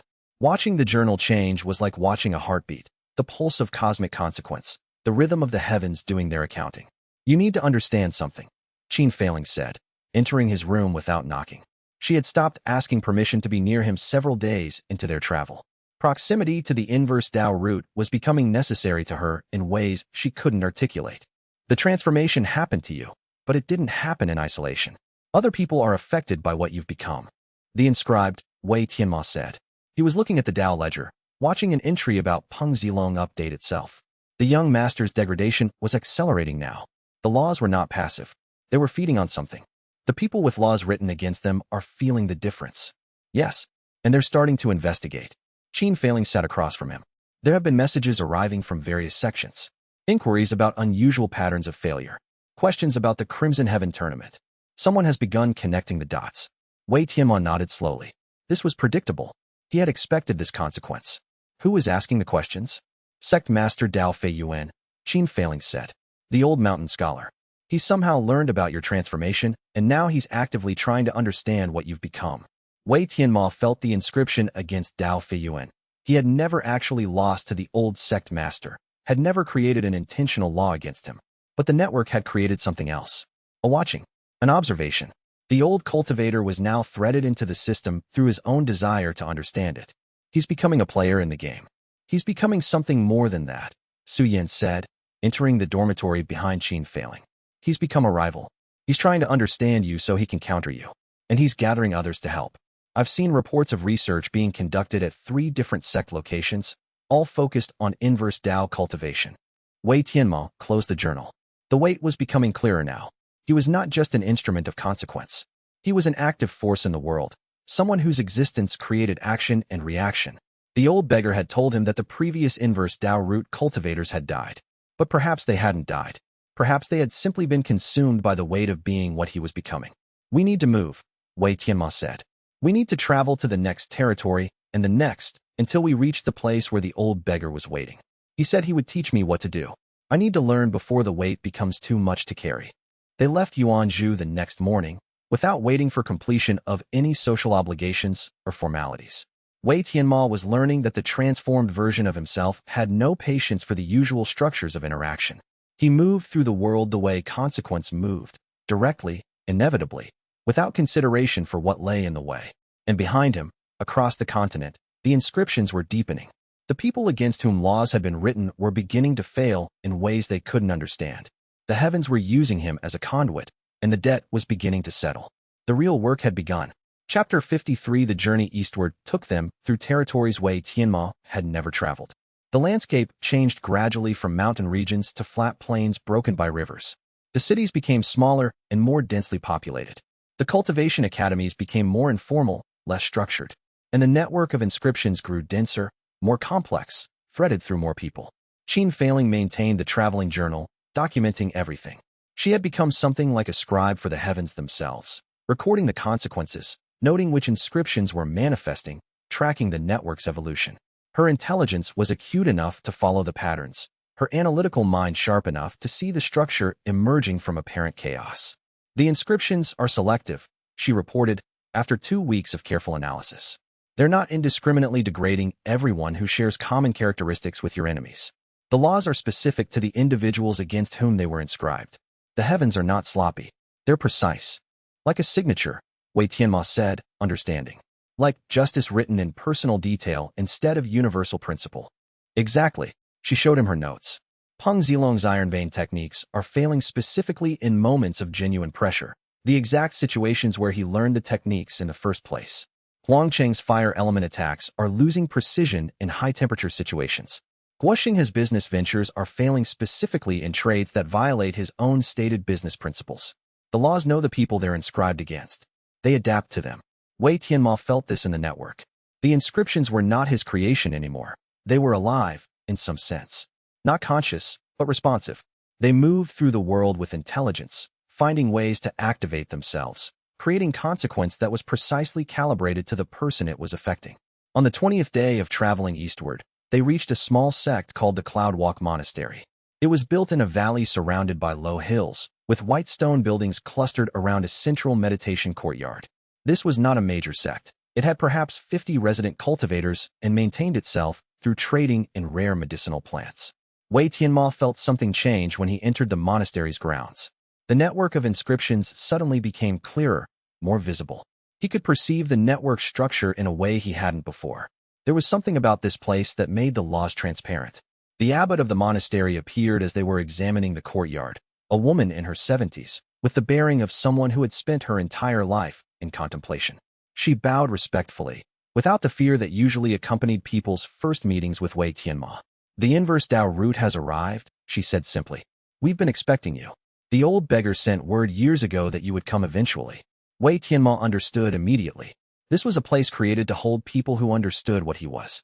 This was a monastery built specifically to harbor cultivators who had glimpsed the network, who had seen the inscriptions being written, who had accepted the cosmic mechanics that were outside normal cultivation logic. "The old beggar is here?" Wei Tianmo asked. "No, but we have records he left. Information about the previous Inverse Dao Root cultivators, about what they became, about the choices they faced." The abbot gestured toward the monastery. "Come, rest, eat, and then we will show you what the heavens have been teaching for 2,000 years." They entered the monastery, and Wei Tianmo left the main networks of sect politics and cultivation academies behind. What he was entering now was something older, something that operated at a deeper level. The Cloudwalk Monastery was not a school. It was a library written in the substrate of the world itself, and every book in it contained the story of what it meant to be an Inverse Dao Root cultivator. And somewhere in those stories was the answer to what he was supposed to do next. Chapter 50 for the monastery's library occupied the entire eastern wing of the building.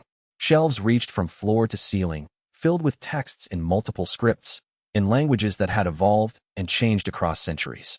The abbot brought Wei Tianmo to a specific section marked with no label, containing books that were the oldest in the entire collection. "These are the records the previous Inverse Dao Root cultivators left," the abbot said, pulling down a volume with careful reverence. The first, 2,000 years ago, left detailed journals.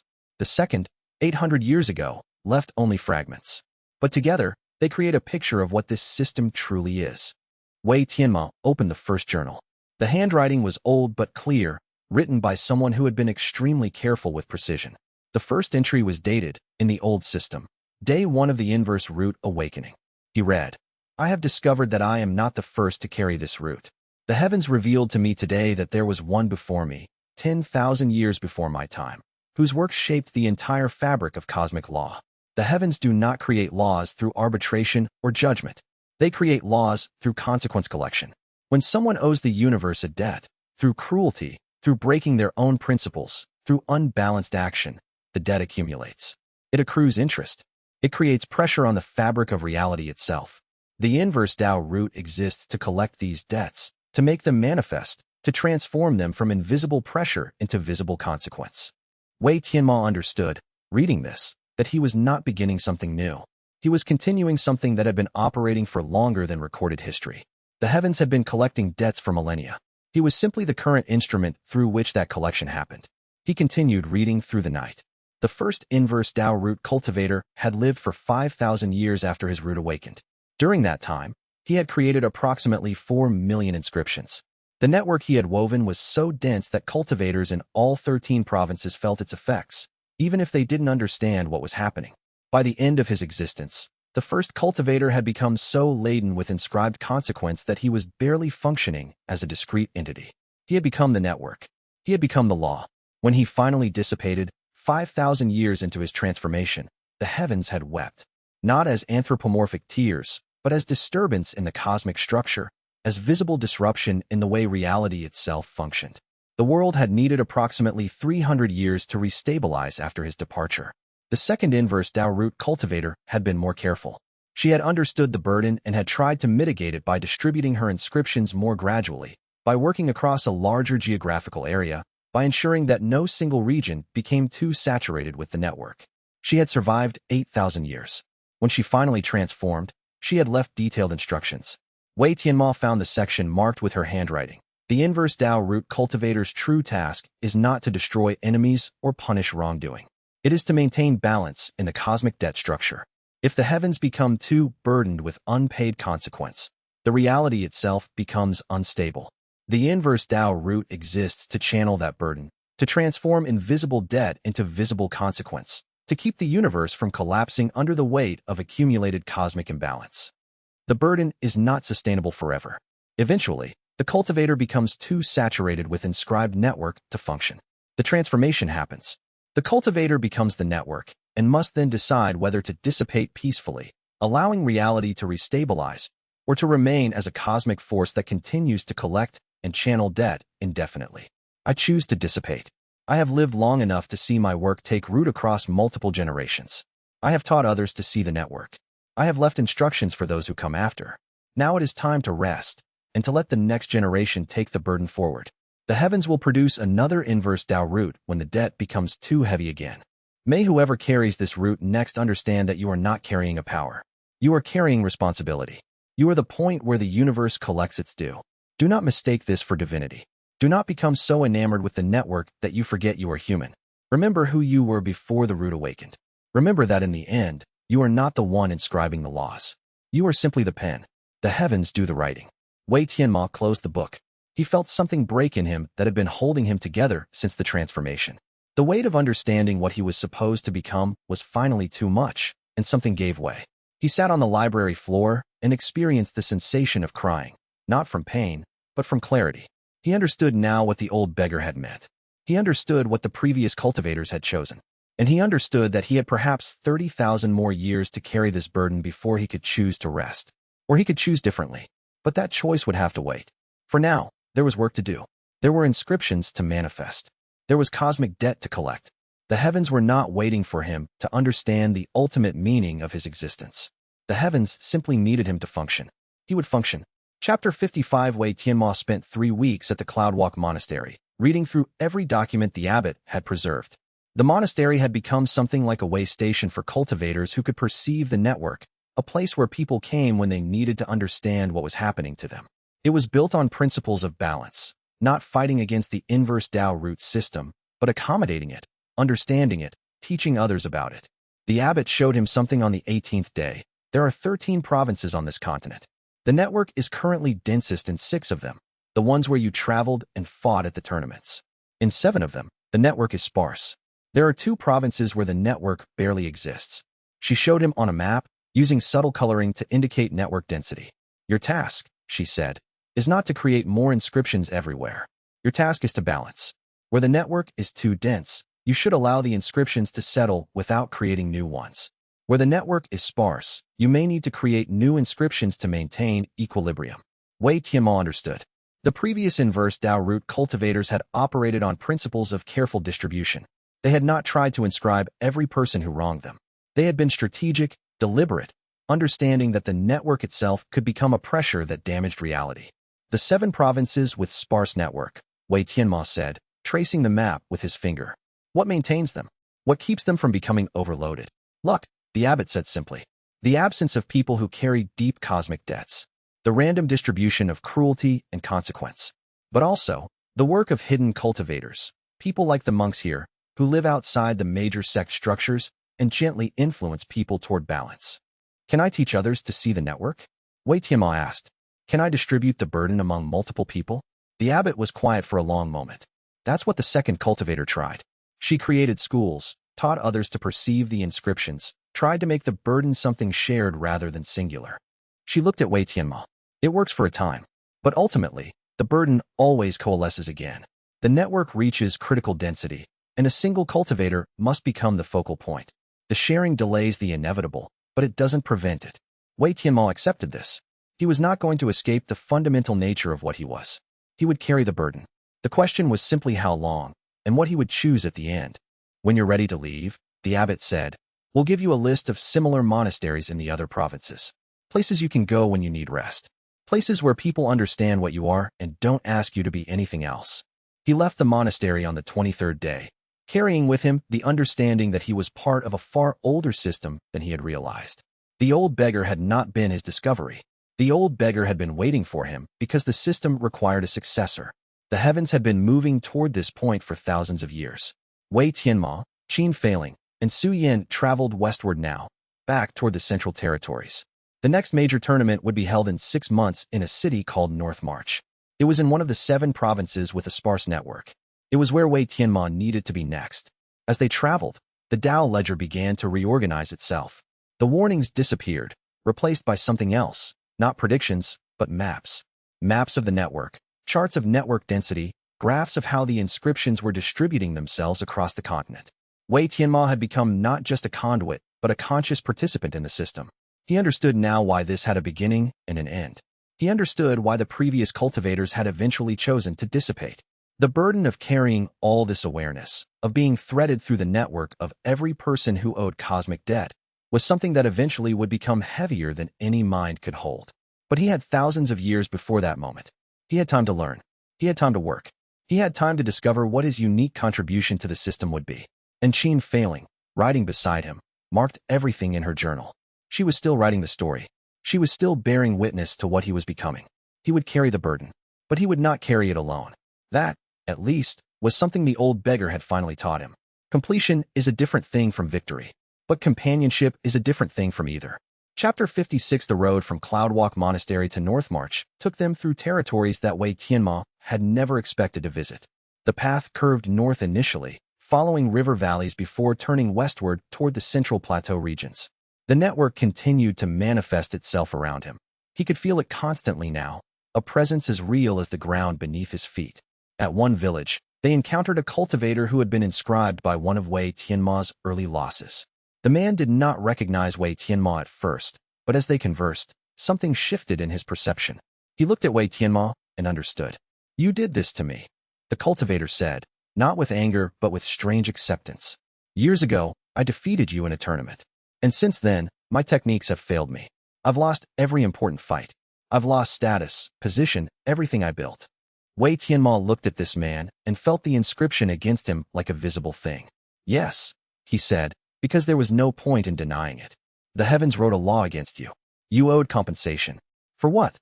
The cultivator demanded. I won a tournament match. I fought fairly. You defeated someone who was genuinely weaker than you, and afterward you mocked them, Wei Tianmo said, remembering the moment with precision. You used the victory to establish dominance over younger disciples. You built a hierarchy of cruelty. The heavens wrote a law against that. The cultivator sat down on the roadside, understanding finally what had been happening to him for years. Can you undo it? No, Wei Tianmo said. Inscriptions cannot be revoked. They can only run their course. The law will eventually complete itself, or it will fade when the debt is paid. Either way, it will not be undone. The cultivator wept, but he also seemed somehow lighter, as if understanding the reason for his suffering was better than living with mystery. They left him there on the roadside, and Wei Tianmo felt the inscription against him shift slightly, acknowledging the confrontation, responding to the cultivator's acceptance. The law was not meant to be cruel. It was meant to be clarifying. It was meant to show people exactly what their actions had cost them. This understanding transformed Wei Tianmo's relationship with the network. He began to realize that his function was not to punish. It was to make visible. The inscriptions themselves were neutral. They were simply the heavens' way of responding to imbalance. What mattered was whether the people against whom the laws were written understood what they had done. By the time they reached North March, Wei Tianmo had begun to move through the world with a different sense of purpose. He was no longer someone afraid of the burden he was carrying. He was someone learning to use the burden as a tool for teaching. The city of North March was built on a plain, sprawling in all directions without geographical constraints. It was one of the largest cities Wei Tianmo had ever entered, larger even than the continental gathering at Crimson Heaven. 3 major cultivator factions maintained academies here, and the city itself was governed by a council of merchant princes who answered to no sect. Xianxia established their base in a luxury district, renting a private compound where they could work without constant external observation. She was planning a different kind of operation now, not just documenting Wei Tianmo's movements, but actively engaging with the network. If you're supposed to balance the system, she said, then we need to understand the current state. Which families carry the heaviest cosmic debt? Which regions have the most concentration of wrongdoing? It was a question that would have been impossible to answer before the transformation. Now Wei Tianmo could perceive it directly. He opened his mind to the network and felt the weight distribution across the province. There were regions where debt was heavy, where people had created imbalance through generations of accumulated cruelty. There were regions where balance still existed. The merchant prince faction that controls the Northwest District, he said slowly. 3 generations of documented exploitation. Entire villages enslaved under debt contracts they can't escape. The heavens have been waiting for someone to address this. Then we address it, Su Yin said, who had been listening from the corner. We go to the tournament. You lose to representatives from the merchant faction. You inscribe laws. The heavens begin to collect. Wei Tianmo nodded. The tournament at North March was scheduled for 7 weeks away. He had 7 weeks to prepare, to rest, to understand fully what he had become. And then he would return to what he knew best. The deliberate loss, the calculated defeat, the moment when the heavens' pen touched paper and wrote consequence into reality. He thought of the old beggar, who was still somewhere in the world, still watching, still waiting for the cycle to complete itself. He thought of the monastery, and the abbot, and all the hidden cultivators who worked to maintain balance without being seen. He thought of Qin Failing, who wrote everything down, who bore witness, who had committed her intelligence to understanding a system that was larger than any individual could fully comprehend. And he thought of the weight, which he would carry now for thousands of years, which he would eventually pass to someone else, which was the real cost of being the heaven's instrument. But standing in the private compound in North March, surrounded by the maps of network density and the records of cosmic debt, Wei Tianmo understood that this was his purpose now. This was what the universe required. This was what he would become. The tournament at North March would be his next major work. The network would deepen. The inscriptions would manifest. And somewhere beyond that, in a future he could not yet see, the transformation would complete itself. But not today. Today was for rest. Today was for understanding. Today was for the moment between chapters, when the story paused and allowed its protagonist to breathe. Tomorrow, the work would continue. Chapter 57. The tournament preparation took longer than Wei Tianmo had anticipated. The North March gathering was organized differently from the Crimson Heaven tournament and the smaller Lufeng competition. Here, there was no central tournament structure. Instead, multiple academies conducted independent tournaments, and the victories cascaded into a larger ranking system. To inscribe laws against the key figures in the merchant faction, Wei Tianmo needed to position himself in the right matches at the right time. Qin Failing spent 4 weeks building the structure.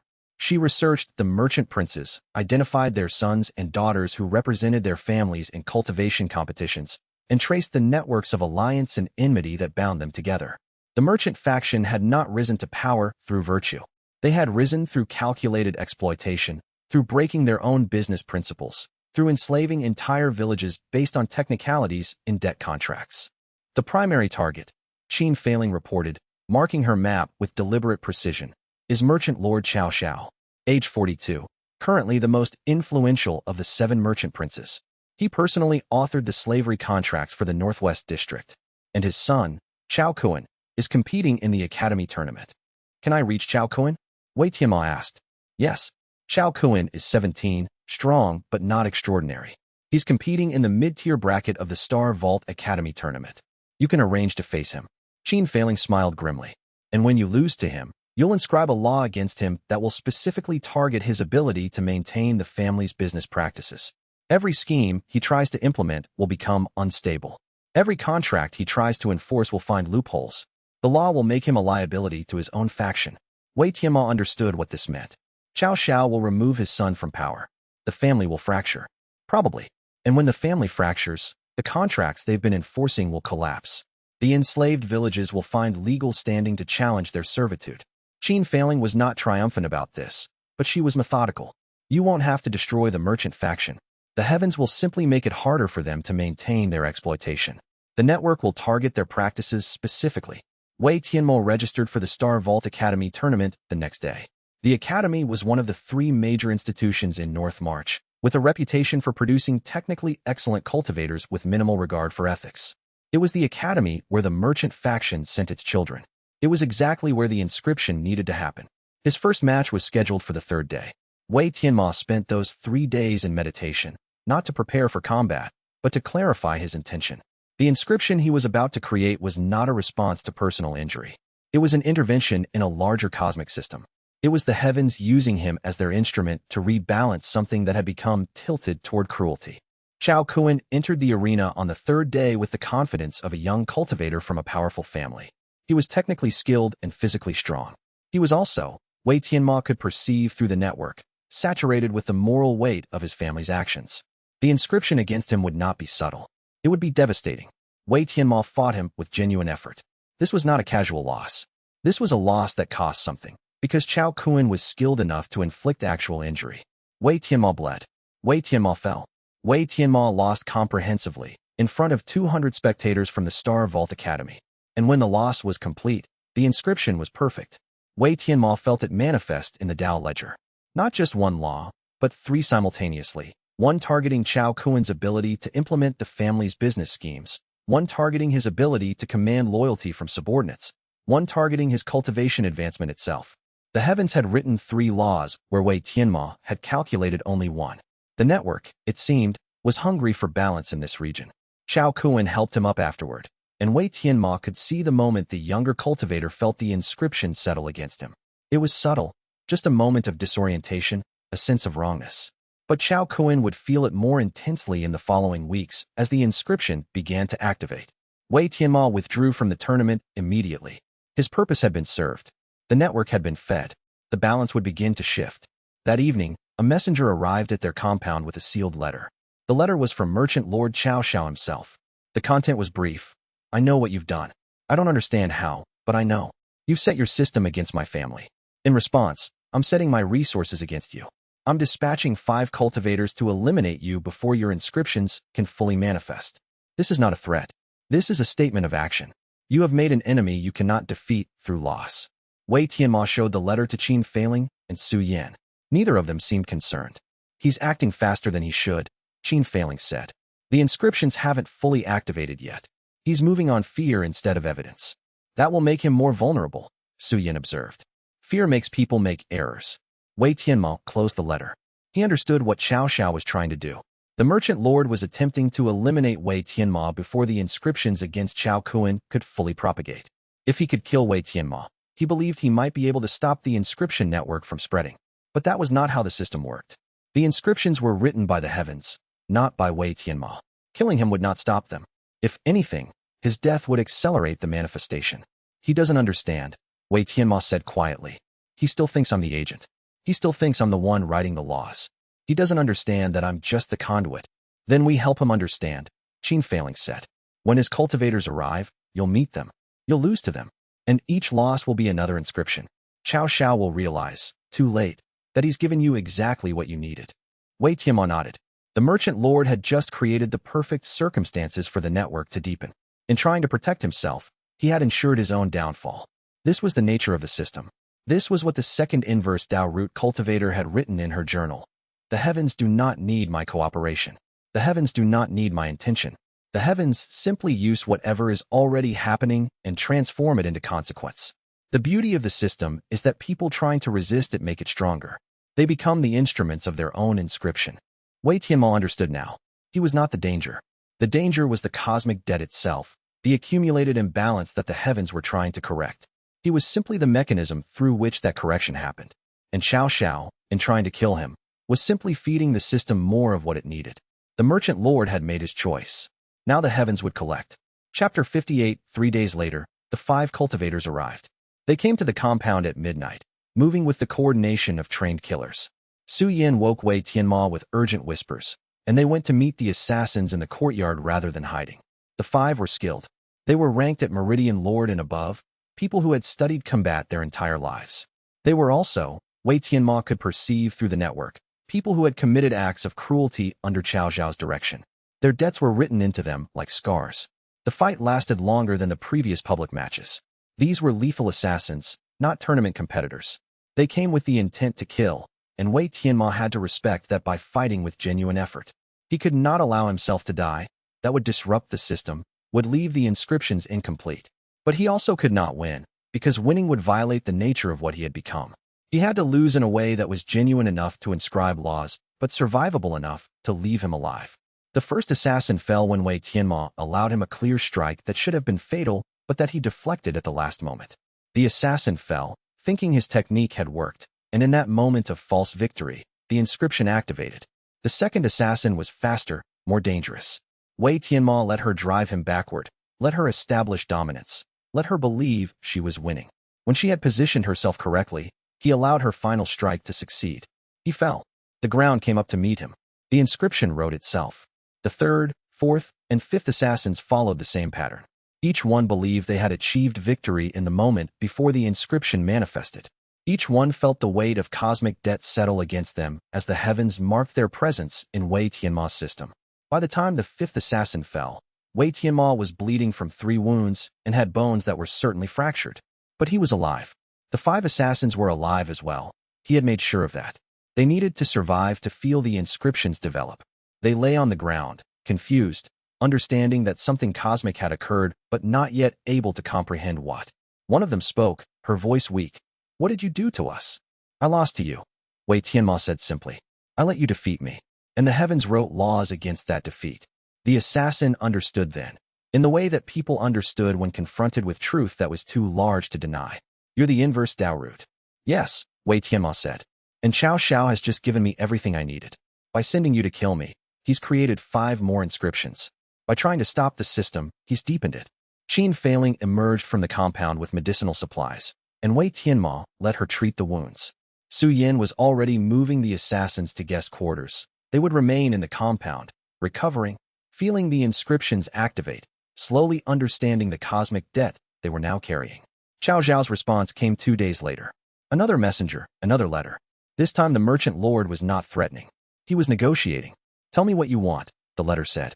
"Land, money, position, power. Name it, and I will provide it in exchange for stopping whatever you've said against my family." Wei Tianmo had learned enough by then to understand that this negotiation was itself a form of resistance.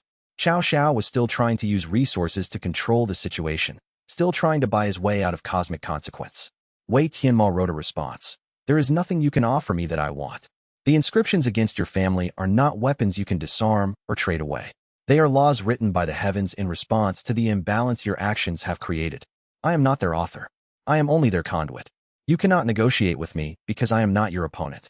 You are in debt to the universe itself. That is something that can only be repaid by changing who you are and what you've done." He sent the letter back with the merchant lord's own messenger. Then he waited. The merchant lord's response came 3 weeks later, and it was not a letter.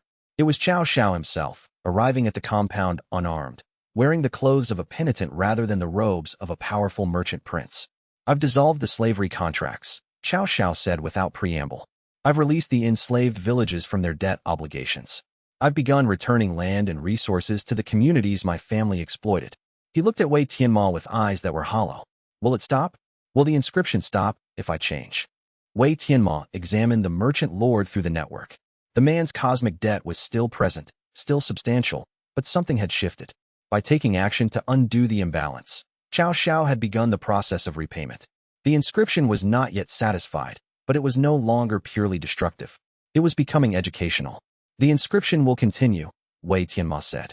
"It will always continue, but it will change in character.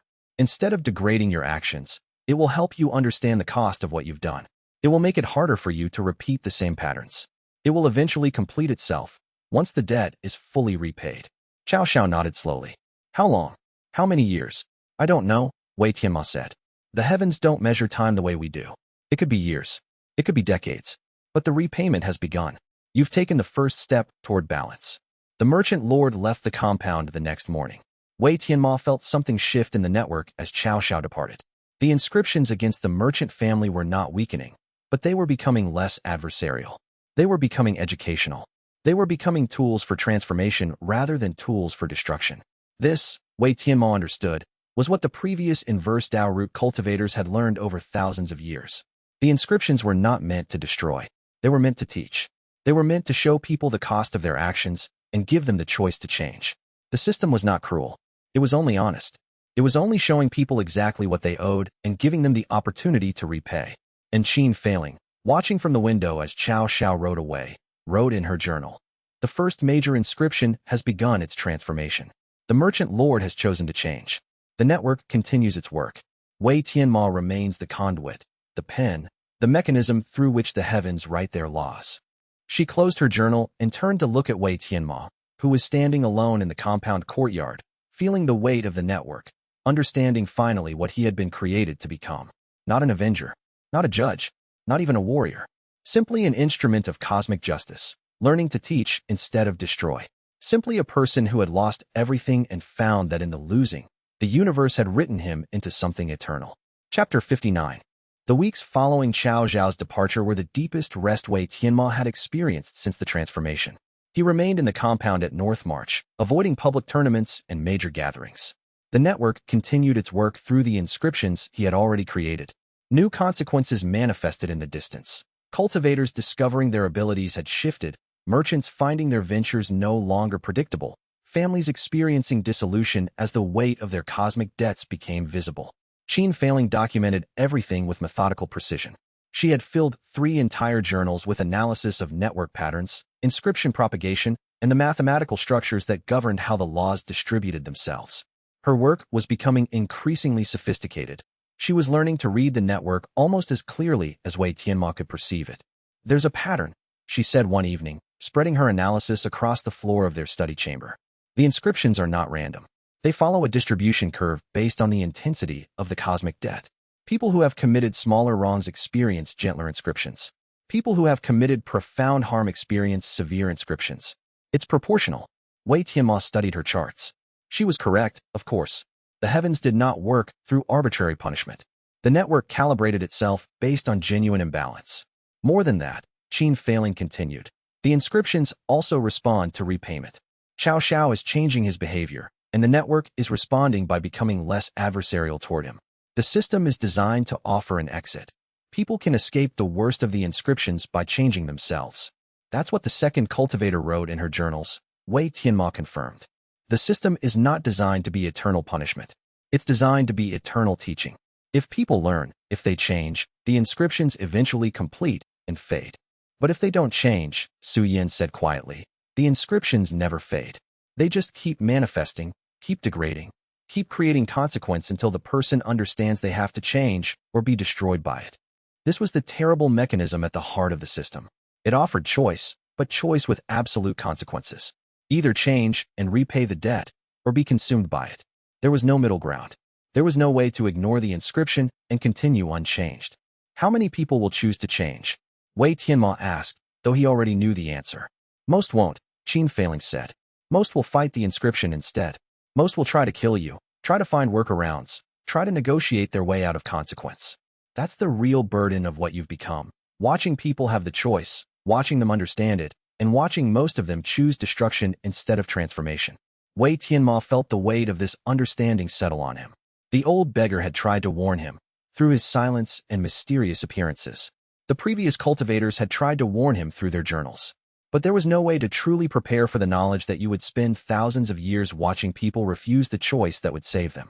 They moved deeper into the network territory on the 45th day in North March. The city that had been their base was becoming too familiar, too settled. Wei Tianmo needed to continue moving, needed to find new regions where the cosmic debt had accumulated, where the network was thin, where the heavens needed him to collect inscriptions. Before they left, they visited the 5 assassins one last time. The cultivators had remained in the compound throughout their recovery, and their inscriptions had deepened. They could feel it now, the weight of cosmic debt settling against their actions, the subtle degradation of their technique, the growing awareness that they had been marked by something larger than personal combat. One of them, a woman named Li Sheng, approached Wei Tianmo before they departed. I'm going to change, she said. I'm going to stop taking contracts for merchants and warlords. I'm going to teach instead. I'm going to spend the rest of my life trying to repay what Chao Zhao's gold made me do. Wei Tianmo felt the inscription against her shift in the network. It will take years, possibly decades. The heavens will measure your repayment not by intention, but by results. You cannot simply decide to change and expect the inscription to fade. You have to actually change, and the change has to be real. I understand, Li Xing said, and I'm willing to do it. Wei Tianmo nodded. One person choosing transformation. One person who had been marked by the system and responded with genuine change instead of resistance. In thousands of years of carrying this burden, the previous cultivators had probably encountered thousands of people like Li Shang, and thousands more who had chosen destruction instead. The proportions were not encouraging, but they were not hopeless. As they left North March, Qin Failing asked, "Where now?" Wei Tianmo closed his eyes and felt the network expanding through the provinces. There were regions where the cosmic debt was accumulating faster than it could be collected. There were places where cruelty had become so normalized that people no longer understood it as cruelty. There were territories where the heavens were waiting for him to appear, waiting for him to create inscriptions, waiting for the system to begin its work. The southern provinces, Wei Tianmo said. The merchant corridors and the warlord territories, where exploitation has become tradition. The heavens have been waiting for someone to address that region. We'll go there next. Su Yin was already preparing the travel supplies. Qin Failing was already making notes about what they would find. And Wei Tianmo was already feeling the weight of thousands of new inscriptions waiting to be written, thousands of people waiting to be given the choice between transformation and destruction. The system continued. The network deepened. The heavens, through their scattered instruments, continued their work of making visible the invisible debts that societies and individuals accumulated. And somewhere beyond all of this, the old beggar was still watching, still waiting, still observing the cycle as it turned and turned again. Chapter 60 on the road south from North March. As they traveled through the secondary territories that connected the provinces, Wei Tianmo felt something change in the network. It was not a new inscription. It was something older, something that had been waiting at the edges of his awareness since his transformation. The old beggar appeared as they were making camp for the evening, and this time he did not vanish mysteriously. He sat by the fire with them and spoke directly. "You've reached the second threshold," he said without preamble. "You understand the system now. You understand that you're not the agent, but the instrument. The question now is what you're going to build with that understanding." Wei Tianmo felt something shift inside him, not fear, but clarification. "You've been waiting for this moment. I've been waiting for 2,000 years for a successor who would reach this point without breaking," the old beggar said. The first cultivator reached it, but then became consumed by the desire to collect debt instead of balance it. He turned the system toward punishment rather than teaching. The second cultivator reached it and chose to retire. She decided the burden was too much to carry. "You've reached it and chosen to remain."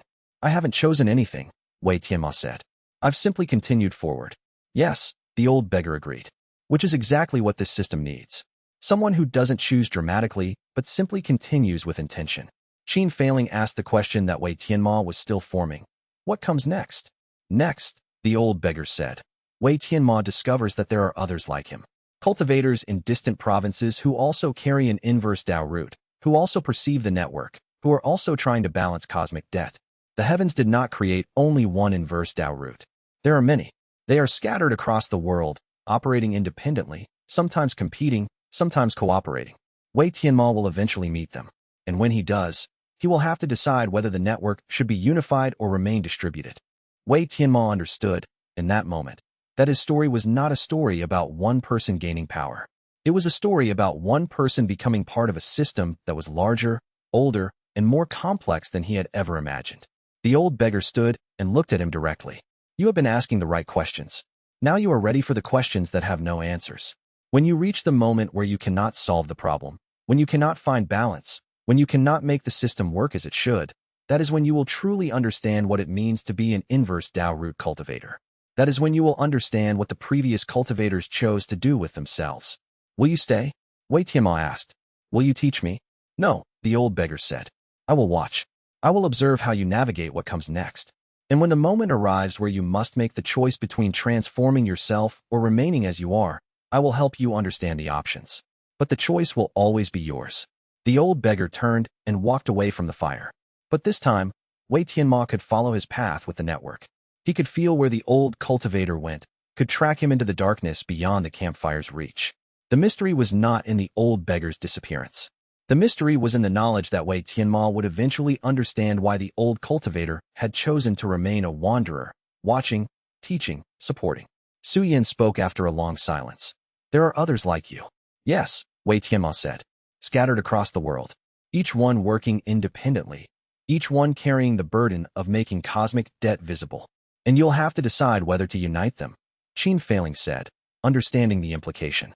Whether the network should be coordinated or remain distributed. Wei Tianmo closed his eyes and felt the network extending far beyond what he could perceive, stretching across continents he had not visited, connecting to people he had never met, weaving through territories where his influence could not reach. The previous cultivators had chosen different paths. The first had tried to control the entire network from his central position. The second had abandoned the burden entirely. But Wei Tianmo understood, sitting by the fire in the darkness, that there might be a third way. He opened his eyes and said, we continue south. We find the next tournament, create the next inscriptions, deepen the network in the regions where it's thinnest. But we also search. We search for the other Inverse Dao Root cultivators. We begin to map their networks. We begin to understand how the system works when it's distributed across multiple people instead of concentrated in one. That's decades of work, Su Yan said. That's centuries of work, Wei Tianmo corrected. And I have thousands of years. Behind them, as they continued south toward the warlord territories and the merchant corridors, the network continued its eternal work. The inscriptions deepened. The cosmic debts continued to manifest. People faced choices that would define them. And the heavens, through their scattered instruments, continued to write laws into the fabric of reality itself. Wei Tianmo was no longer afraid of the burden. He had transformed from someone carrying the weight of one system to someone who understood he was part of a larger tapestry. And in that understanding, something that had seemed impossible became simply another thing to do. The work continued. The network deepened. And somewhere in the darkness ahead, other Inverse Dao Root cultivators were waiting to be found, waiting to share the burden, waiting to discover what it meant to balance cosmic debt across an entire world. The real tournament was just beginning. Chapter 61. The letter sat on the Academy's master board like a knot in silk. Wei Tianmo read it 3 times, each word carving deeper into him than the last. Your guest Qin Failing is currently residing with me at the Vermilion Estate. She arrived in the night, brought by my agents, and is quite comfortable. You know what I want. You know the price. Agree to my original offer of marriage alliance, and she will be returned unharmed. Refuse, and she will remain my guest until you do. The choice, as always, is yours. Lady Suifeng. Su Yan's hands were shaking when he found Wei Tianmo standing before the board. It was an hour ago. The guard saw nothing. She was sleeping, and then she was gone. How did they? Wei Tianmo did not move. He did not speak. He simply read the letter again, and something in the way he was reading it, the absolute stillness, made Su Yan's voice break off. We can move against them. The Vermilion Estate is only 2 days' ride. We can assemble a force. The Mountain Scripture sect would support.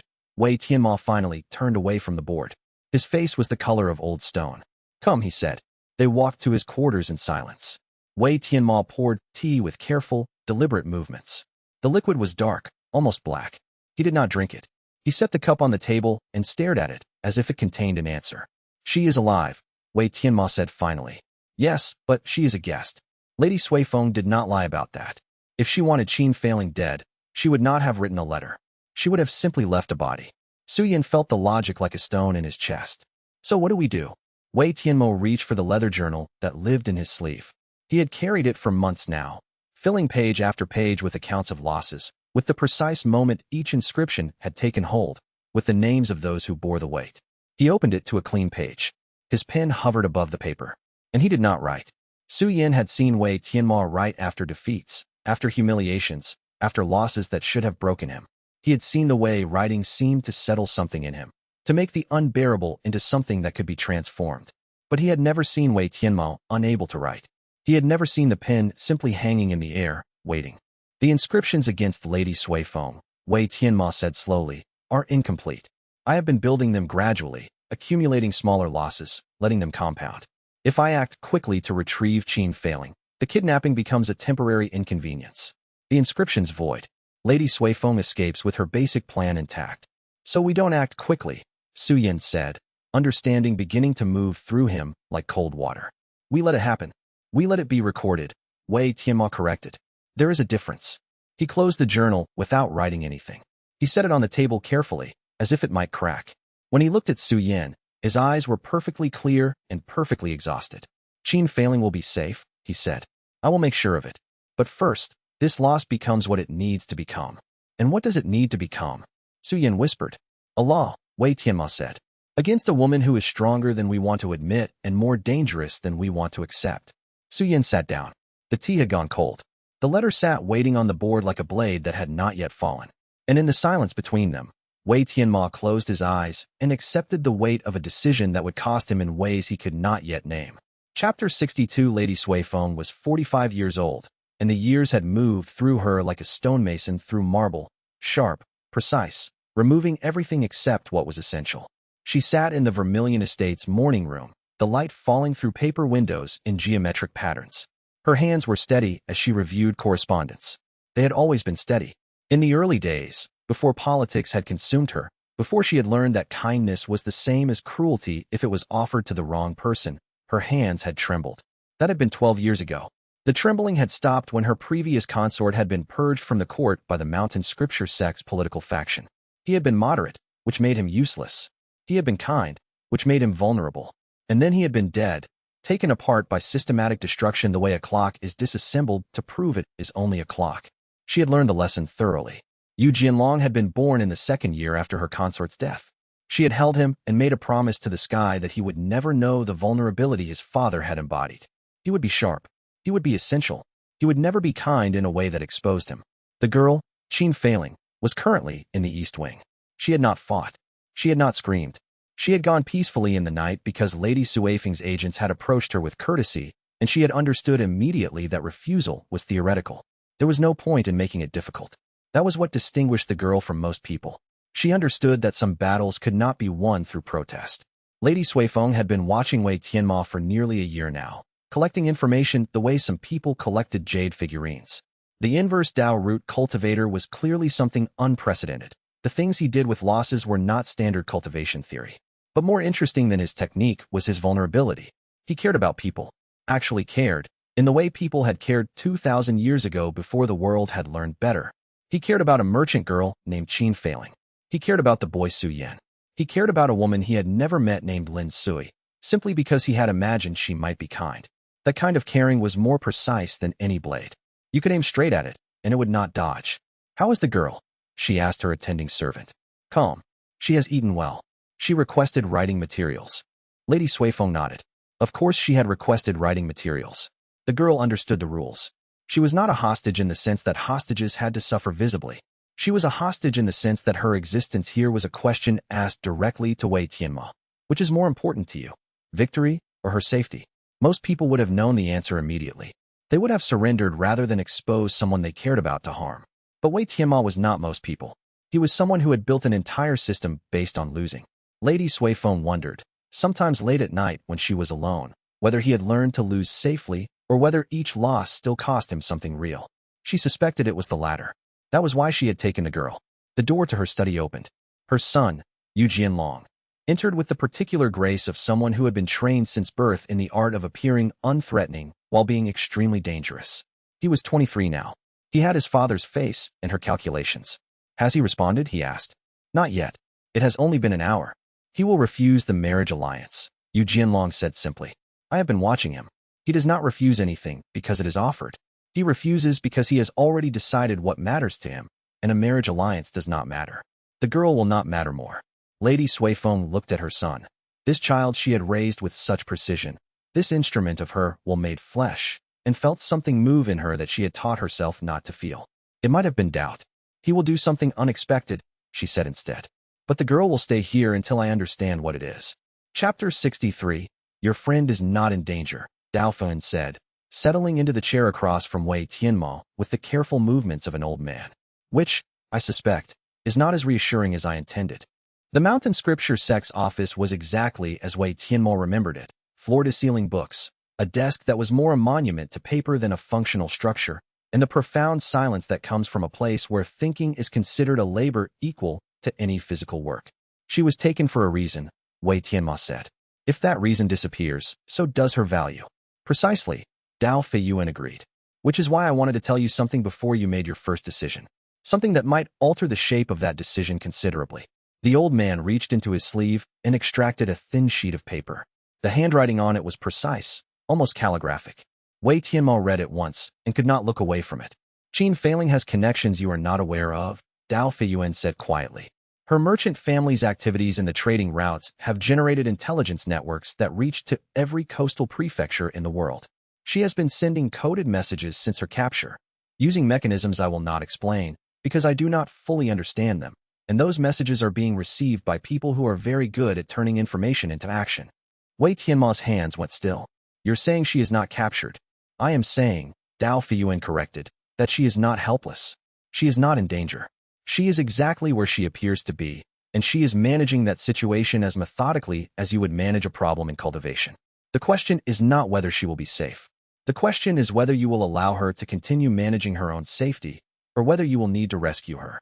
Those are not the same question, Wei Tianmo said. No, Dao Feiyuan agreed. They are very different questions, and I suspect the difference between them matters to you in ways that will become clear only after you have made your choice. Chapter 64. The intelligence network unfurled like a flower opening, petal by petal, revealing patterns that should not have existed. Su Yin traced the connections with growing amazement. Safe houses in Vermilion City, contacts in the merchant guilds, a hidden relay system that did not use conventional message channels at all. How is this possible, he breathed. The merchant families built their wealth on moving goods between places. Qin Feiling had written in the message they had finally received, decoded through a mechanism that Wei Tianmo was only beginning to understand. But the most valuable thing that moves between places is not goods. It is information.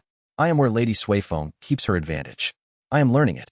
But Qin Feiling's messages contained something else, something that made Wei Tianmo's breath catch when he first read it. The messages are arriving through the Dao ledger itself, he told Su Yin quietly. Not as external information, as entries within the ledger. Look, he opened the leather journal and showed Su Yin a page that should have been blank. And yet there, in handwriting that was clearly Qin Feiling's, but also somehow the ledger's own handwriting, were words, Day 3 of capture. Lady Suifeng is not interrogating me. She is studying you.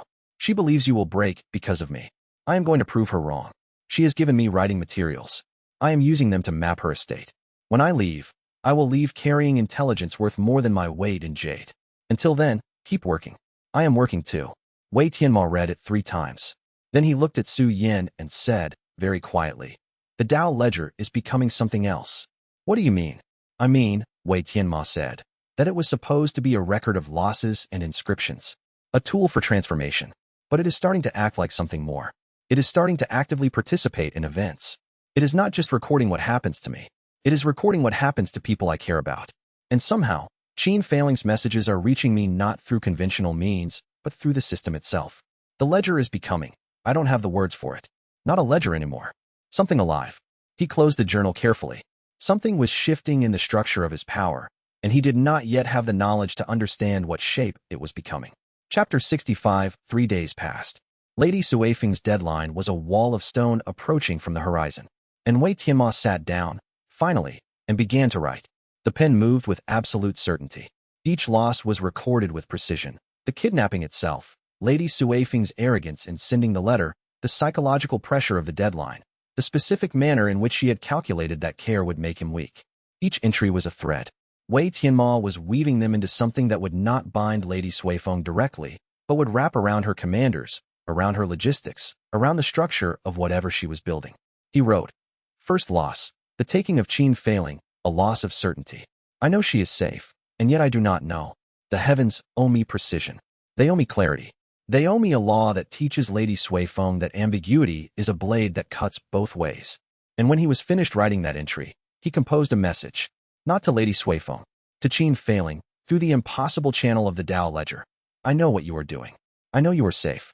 I need you to stay safe, while I also need something else to happen. This is going to be infuriating for you. I am counting on that infuriation. Use it. We will meet on the other side of this. Qin Feiling's response arrived within the hour. You are the most infuriating person I have ever encountered. Also yes. Wei Tianmo set down the journal and looked at Su Yin. She is managing her own situation, he said, which means I can manage mine. Tell the academy that I am stepping away for a time. Tell them I am pursuing leads on cultivation techniques. Tell them nothing else. What are you actually doing? Su Yin asked. Something that will cost me more than I want to admit. Wei Tianmo said, and will cost Lady Suifeng more than she can afford.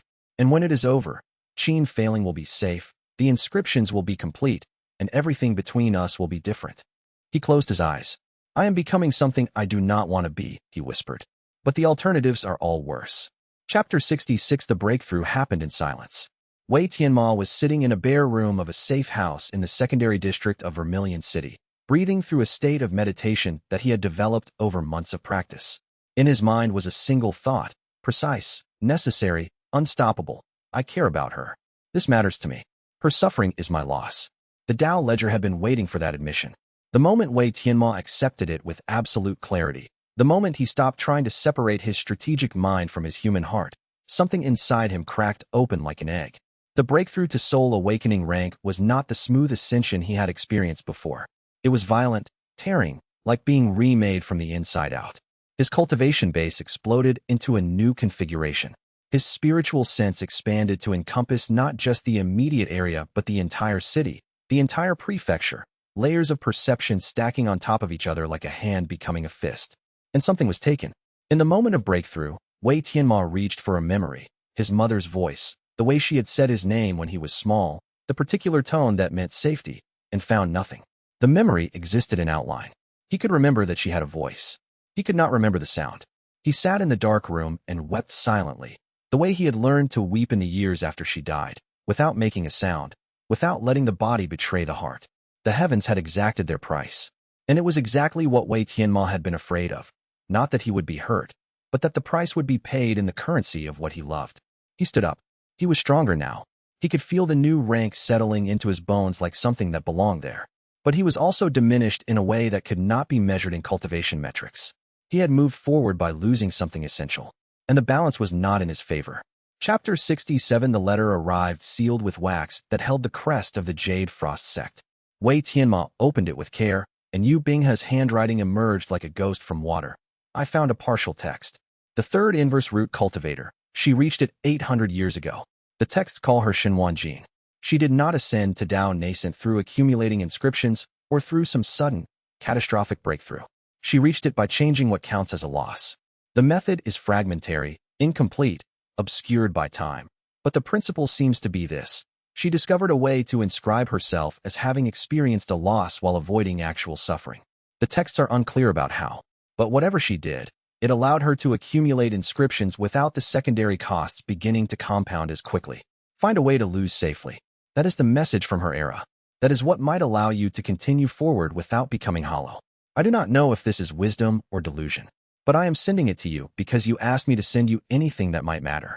Also, I have made calculations about the coastal military situation. Lady Suifeng is building towards something larger than simple territorial acquisition. I cannot determine what yet. Be careful. She is not as shallow as she appears. Yu Binghe, Wei Tianmo read it 3 times. And in the reading, something crystallized in his mind. Yu Binghe was right about Lady Suifeng. She was not simply a woman seeking revenge. She was a strategist. And the girl, Qin failing, had been chosen precisely because she could be lost without destroying Lady Suifeng's plans if Wei Tianmo chose to sacrifice her. But the girl was also intelligent, and she was also managing her own captivity, and she was also capable of transformation. Which meant that perhaps Wei Tianmo's breakdown of the situation was incomplete. Perhaps the setup that Lady Suifeng had designed would not work in the way she intended. Perhaps there was a third path that did not require either surrender or sacrifice. But finding that path would require losing in ways that had not yet been invented. Chapter 68. Lady Suifeng's ultimatum arrived on the 3rd day like a blade through silk. Time expires at sunset. The girl will be moved to a location beyond your reach. Agree to the alliance, or watch her vanish from the world you can perceive. Wei Tianmo did not respond to the letter. Instead, he became motion. He engineered 6 separate defeats over the span of a single day. Each one was a loss against a different commander in Lady Suifeng's military structure. Each one was designed to be precisely humiliating without being obviously connected to the others. He challenged the commander of her eastern garrison and lost a direct confrontation that should have been easy. The inscription, loss against Commander Zhaohua, the strength of doubt. When this man faces his next battle, his strategic clarity will be compromised by uncertainty about his own abilities. He arranged an intellectual debate with Lady Suifeng's naval advisor and lost the argument so thoroughly that witnesses actually felt uncomfortable. The inscription, Loss against Admiral Lin Ku, the price of certainty. When this man makes his next decision about coastal operations, the factors he did not consider will become suddenly, brutally clear. He participated in a strategic planning session at an open forum and was systematically dismantled by one of Lady Suifeng's political theorists. The inscription, Loss against Scholar Quan Fei, the cost of wisdom. When this woman next advises Lady Suifeng, her advice will be correct and comprehensive, but will arrive one decision too late. 6 times in one day, Wei Tianmo lost. 6 times, the heavens recorded it.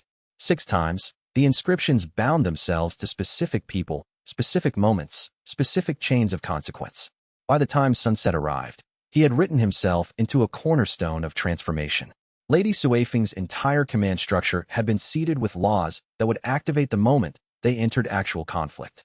And the inscriptions had cost him something else. He found his hands shaking after the 4th loss. After the 6th, he could not remember the name of the first place he had ever lived. Chapter 69. Xianxia walked into the academy gates at dawn with the quiet satisfaction of someone who had solved a problem that was supposed to remain unsolvable. She found Wei Tianmo in the training courtyard and said, without preamble, "Your plan worked. I bribed a guard. I am furious." Wei Tianmo looked at her. Actually looked, not just perceived. She was unchanged. No visible injuries. No sign of trauma.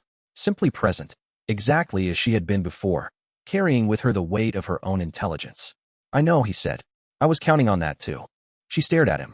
Her eyes were dangerous, the way they always were when her mind was moving at speed behind them. And then she laughed, genuinely, for the first time since the kidnapping, a sound that held no calculation, no strategy, only the simple pleasure of having won something. "You are truly the most infuriating person alive," she said. "I know," he said again. And they stood together in the morning light, each one having survived the thing they had not expected to survive, him, the loss of his ability to decide what mattered, her, the experience of being used as a tool without being broken by it. "What happens now?" Xianxia asked. "Now," Wei Tianmo said, "we wait for the inscriptions to activate. And then we discover whether my calculations were correct or whether Lady Suifeng is smarter than I think she is." "Those are the same thing," Xianxia said. "She is definitely smarter than you think. She is smarter than everyone thinks. That is why we need to be more careful." Chapter 70. Lady Suifeng received the report from her 3 senior commanders with the particular calm that comes from having prepared for bad news so thoroughly that bad news becomes expected. The coastal garrison had suffered a catastrophic failure in coordination during training exercises. Nothing dramatic, but significant enough that it would take weeks to repair the damage to unit cohesion. The naval advisor had made an error in a strategic consultation. Small, not directly harmful, but symptomatic of something wrong in the advice-giving mechanism itself. The scholar theorist had provided recommendations that had seemed sound at the time, but, upon implementation, had created a series of cascading complications that would require 3 days to unravel. All 3 failures had occurred simultaneously. All 3 had involved people she trusted. All 3 had the unmistakable fingerprint of something larger orchestrating them. She sat in her study and composed a message to Wei Tianmo with no expectation that he would respond. "You used your own friend as a resource. That is an interesting choice. I would not have believed you capable of it until you did it. Now I know what you are, and I know how to build strategy against someone like you. The question is whether you will give me enough time to do so before the next inscriptions begin to manifest." The response came within the hour, routed through channels she did not understand. She was never in danger. "You were." And she was not used as a resource. She was used as someone making her own decisions in a situation I created. There is a difference. You might want to consider what happens when you fail to understand that difference. Lady Suifeng read it and felt something shift in her chest, a recognition of a mistake she had made. She had assumed Wei Tianmo would think like she thought, calculate like she calculated, place his own survival above other considerations. Instead, he had found a third path, and he had done it not by choosing between 2 bad options, but by choosing a third option that she had not considered possible. She began, very carefully, to replan everything.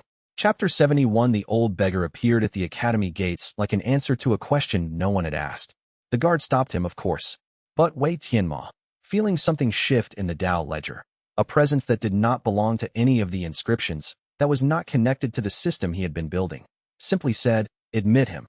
Su Yin was with Wei Tianmo when the beggar entered, and Wei Tianmo said, "You're the one from the road." "I am," the old beggar agreed. "And now I am here. My name is Huang Conway. I was the previous Inverse Dao Root cultivator. I have been walking this world for 2,000 years, waiting to see what you would do, and I have finally decided that it is time to stop waiting and start intervening." He moved into the room with the ease of someone very accustomed to being welcome, whether he was invited or not. He was ancient, not in years, Wei Tianmo realized, but in the weight he carried. This was a man who had lived so long that he had become something other than human. He had become a function, a record, a ghost that remembered. "You reached soul awakening rank," Huang Kongwei said, settling across from Wei Tianmo. "And you lost your mother's voice. That is the price of caring. The heavens take payment in the currency of what you love. That has always been true. That is why the first Inverse Dao Root cultivator burned out after 2 centuries of inscriptions. That is why the second one simply walked away. And that is why you will have to make a choice, sooner than you want, about what kind of cultivator you intend to become." "Tell me," Wei Tianmo said. "No," Huang Kongwei said simply. "But I will show you. And when you see it, you will understand why I have been walking alone for 2,000 years, and why I was hoping you would be different than the others, and why I am not sure yet whether hope was justified." Chapter 72. Huang Kongwei told him the story in pieces, the way stories are told when they are too heavy to speak all at once. "I reached Inverse Dao Root 2,000 years ago," the old beggar said. "I was 17. I had lost something that seemed like the end of the world, a girl I loved, taken in a war I had no part in. I wrote the first inscription in grief, and I did not know what I was doing. The heavens answered, and I found that I could write laws against people. I spent 300 years learning how to inscribe carefully, and then I spent 500 years becoming obsessed with perfection. I wanted to write laws so perfect that the world would remake itself into something just. I wanted to balance every cruelty with a response. I wanted to be so thorough that no one could ever again lose what I had lost.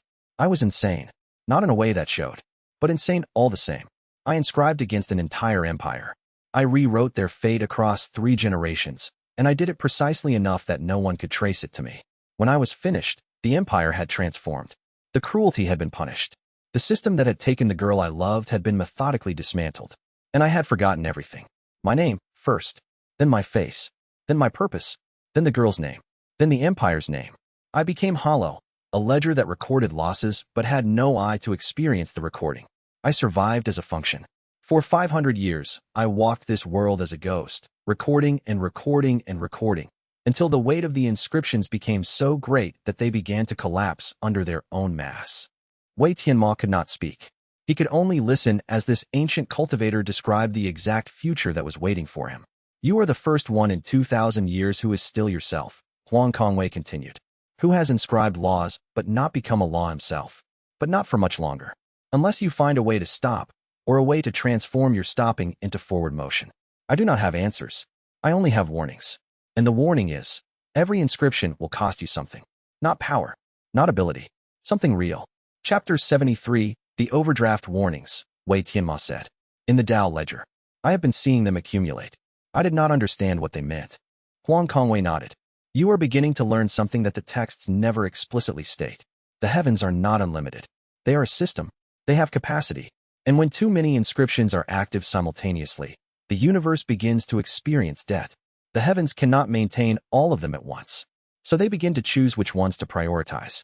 The ones that you inscribed first, the ones that have been active the longest, the ones that are most likely to naturally degrade over time.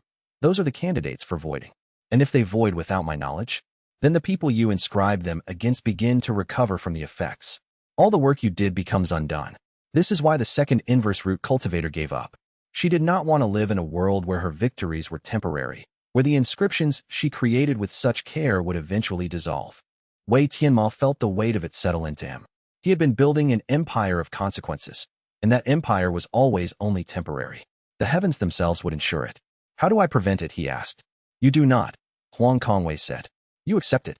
You prioritize your inscriptions carefully. You let the ones that matter less void naturally, and you create new ones faster than the old ones decay.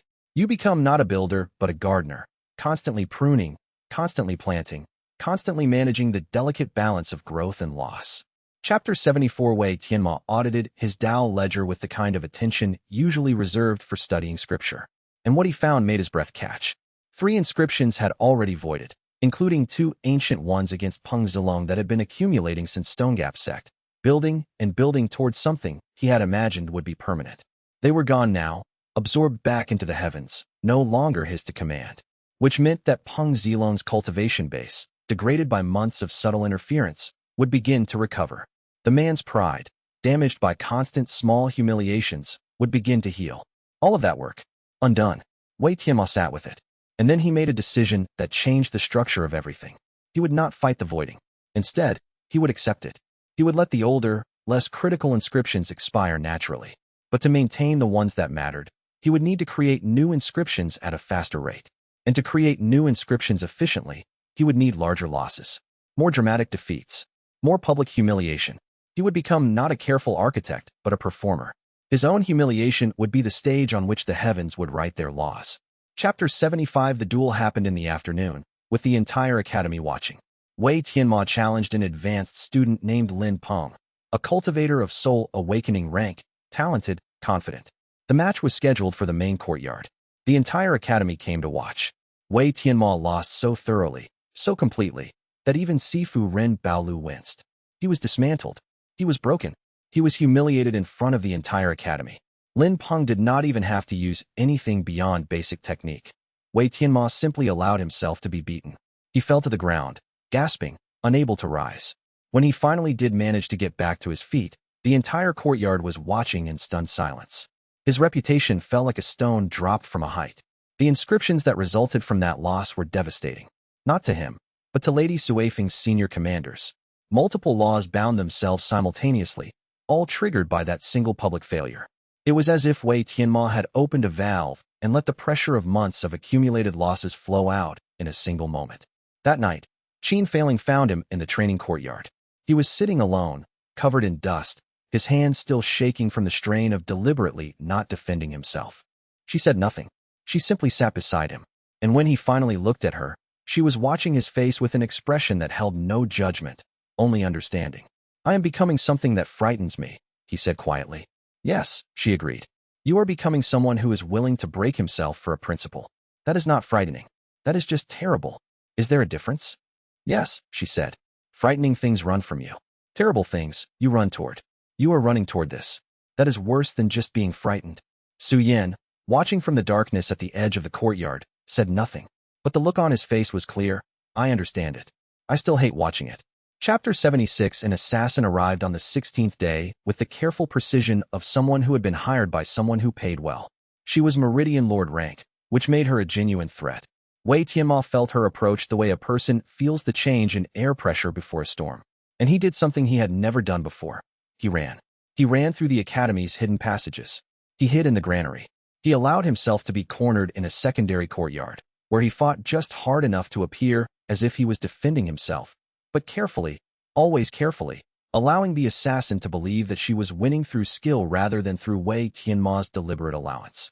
And then, in a moment of calculated chaos, he escaped. He did not use his full strength.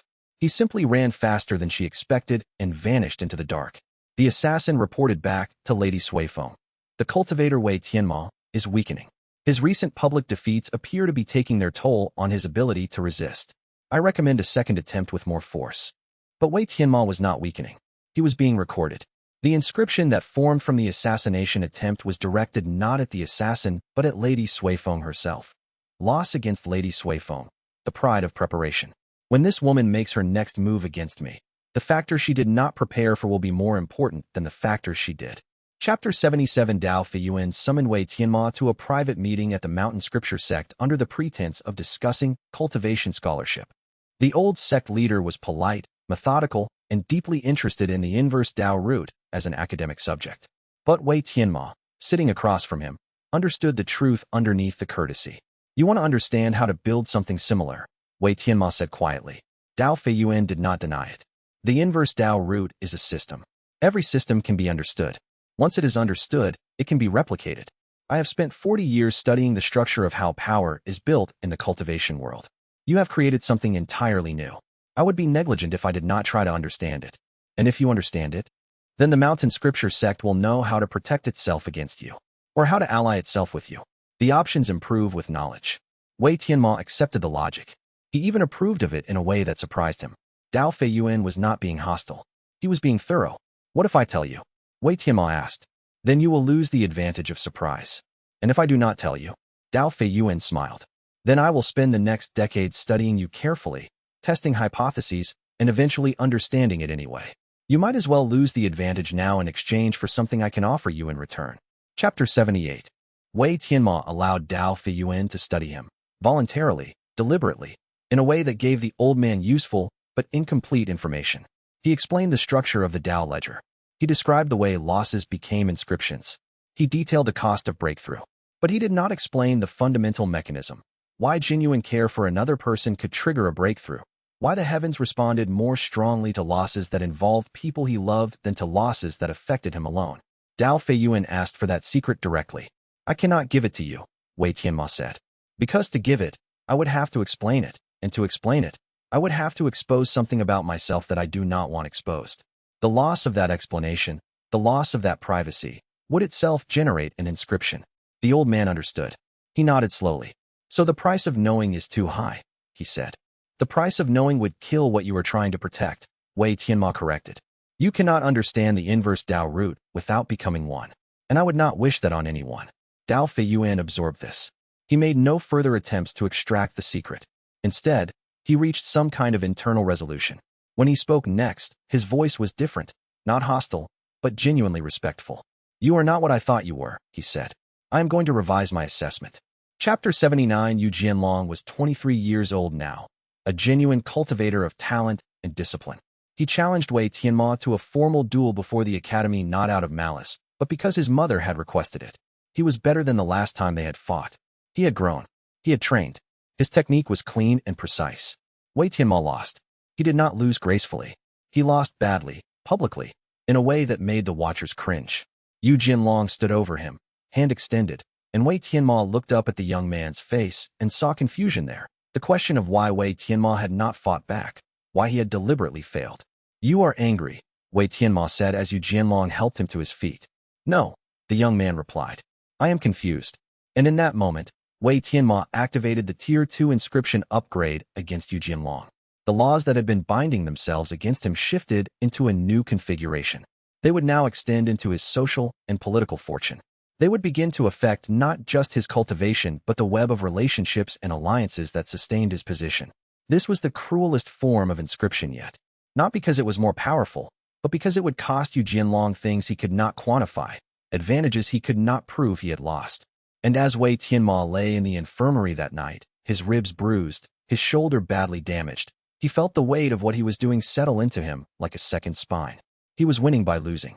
But the cost of winning like this was that he was becoming someone who could hurt the innocent in service of a larger principle. He was becoming someone dangerous.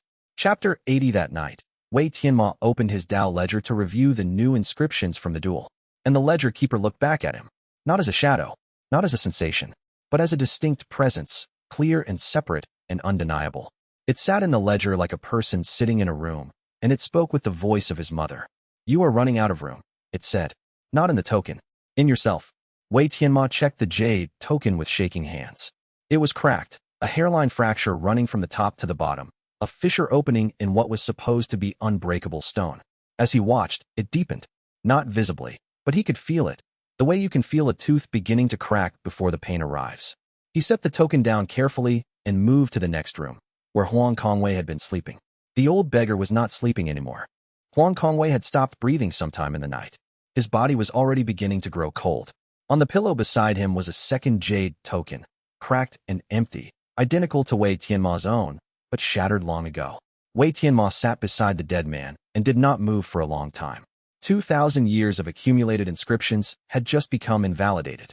The vacancy in the heavens was about to call out for someone to fill it.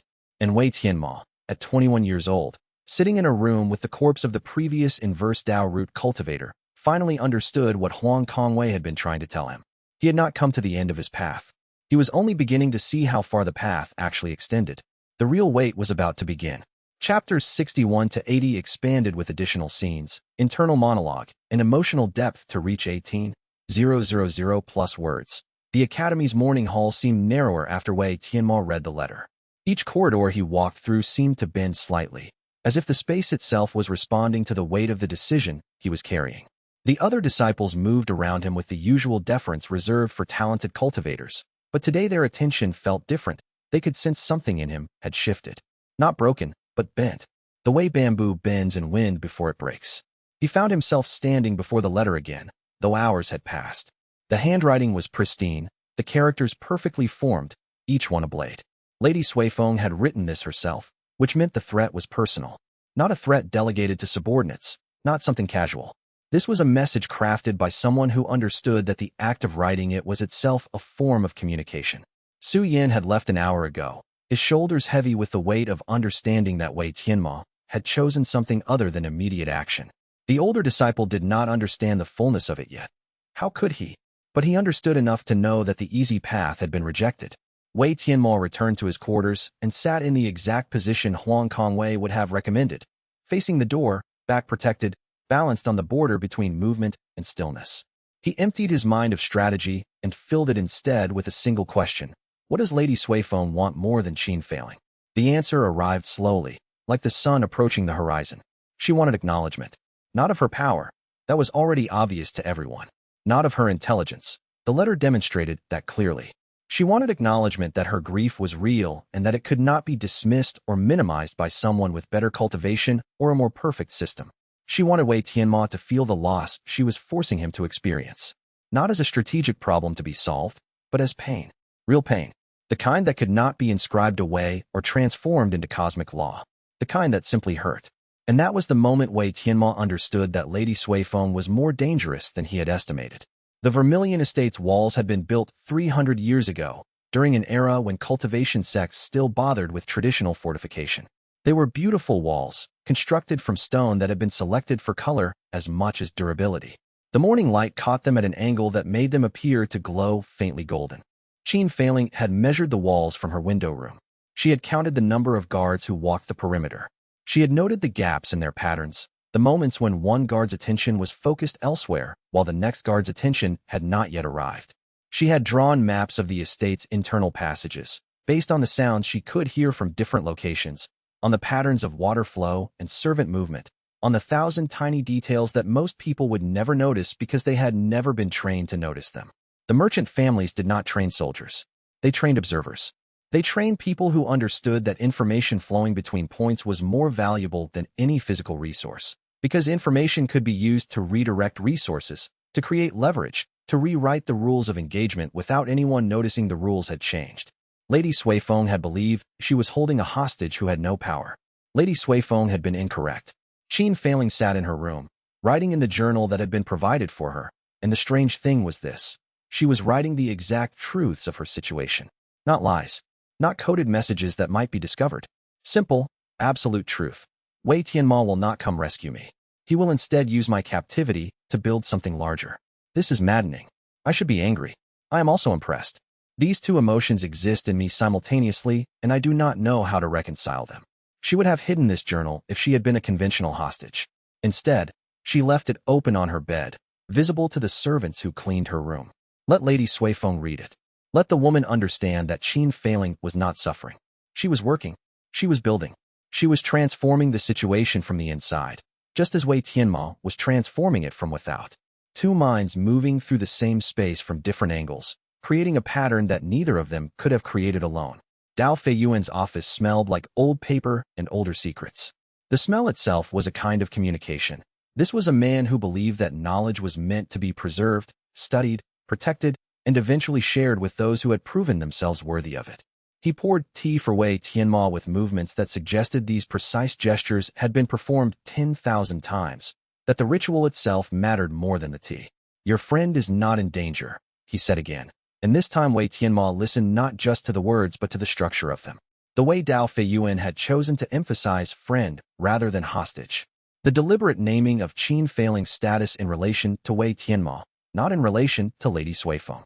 Tell me about the intelligence network, Wei Tianmo said. Tell me what you know. It predates the cultivation sects by several centuries, Dao Feiyuan explained. The merchant families understood before cultivators did that power does not reside purely in individual strength. It resides in the network of connections, in the ability to know what is happening in distant places, in the capacity to move resources and information between points that should not be connected. Your Qin Failing is not the highest level of this network, but she is high enough that she has access to the relays. High enough that messages she sends will reach ears that matter. Wei Tianmo understood the implication. Qin Failing was not just imprisoned. She was positioned. She was being held in the exact place where information flowed most freely, where her position gave her maximum visibility into Lady Suifeng's operations. Lady Suifeng did not know, Wei Tianmo said. Lady Suifeng did not know, Dao Feiyuan agreed. She believed she was removing a weakness from the board. She was actually removing a piece and placing it in the exact position where it could do the most damage. You and your friend are not in a situation of desperation, Wei Tianmo. You are in a situation of opportunity that is disguised as desperation. And if I act on that opportunity, I change what I am. Yes, Dao Feiyuan said. You become someone who uses the people he cares about. Not in a crude way, not as raw material, but as participants in a system that will demand things of them. Is that acceptable to you? Wei Tianmo did not answer immediately. He sat with the question the way one sits with a stone in the stomach. If I do not act, he said finally, I change what I am in a different way. I become someone who rescues people at the cost of incomplete inscriptions, at the cost of allowing Lady Suifeng to retain her power to threaten others. Both paths transform you, Dao Feiyuan said. There is no path that leaves you unchanged. There is only the question of which transformation you can live with. The Dao ledger had never been designed to function as a communication device. Wei Tianmo was certain of this. And yet, Qin Feiling's messages were arriving in it with the clarity of direct address. He spent hours studying the phenomenon. The messages were not appearing in a separate section, not marked off as external data. They were writing themselves directly into the ledger's structure, integrating into the record of losses and inscriptions as if they belonged there naturally. This suggested something that should not have been possible. The Dao ledger's boundaries were permeable, not in the sense of being weak, but in the sense of being alive. The system was learning to include people, to extend itself to people, to make space for voices other than Wei Tianmo's own. The system is growing, he told Su Yan. It is becoming larger than the original design. The Jade token was supposed to contain only my losses, my inscriptions, my cosmic account. But it is starting to contain other people's actions, other people's voices, other people's participation in the system. Is that dangerous? Su Yan asked. Profoundly, Wei Tianmo said. Because if the system can include other people's actions, then it can also be damaged by them. Qin Feiling could make a choice that voids an inscription. Huang Kongwei, if he appears again, could take actions that rewrite the system's foundational structure. The ledger is no longer a tool I control completely. It is becoming something else, something collaborative. But there was another possibility, one that Wei Tianmo only half understood. The ledger was becoming something collaborative because it needed to be. The weight of the inscriptions was too great for one person to manage. The heavens were not stupid. They would not burden a single cultivator with power that was designed to require distribution. Maybe the Inverse Dao Root was supposed to expand like this. Maybe the very structure of the system was pushing Wei Tianmo towards something he could not yet name. The 3-day period that Lady Suifeng had given was not a deadline. It was a test. She wanted to see what Wei Tianmo would do under pressure. She wanted to understand the structure of his mind, the hierarchy of his values. Did he prioritize the person he cared about? Did he prioritize the inscriptions? Did he prioritize his own survival? Wei Tianmo spent the first day and a half doing nothing visible. He sat in his quarters. He meditated. He drank tea. And all the while, beneath the surface, he was working. Each inscription he would create required a specific loss. That loss had to be genuine, had to carry real weight, had to register as actual failure. But the weight could be distributed. One loss was not one inscription. One loss could generate multiple inscriptions if the circumstances were right. He needed to engineer 6 simultaneous defeats. 6 different contexts where he would lose to 6 different people, each loss resonating through a different layer of Lady Suifeng's operation. On the second day, Wei Tianmo stopped meditating and started planning like someone who had decided that the careful path no longer existed. He would become a weapon. He would sharpen himself on the stone of his own failure. Qin Feiling's message arrived. I know what you are thinking. I would advise against it. But I also know that my advice will be disregarded. So instead I will support it. Whatever you are building, I will make space for it. And Wei Tianmo understood, in that moment, that Qin Feiling had already decided to be part of this. She was not waiting to be rescued. She was waiting for the moment when Wei Tianmo's plan required her participation, and she would step into that role fully, without hesitation. The inscriptions were already forming, already beginning their work, long before Wei Tianmo would write them down.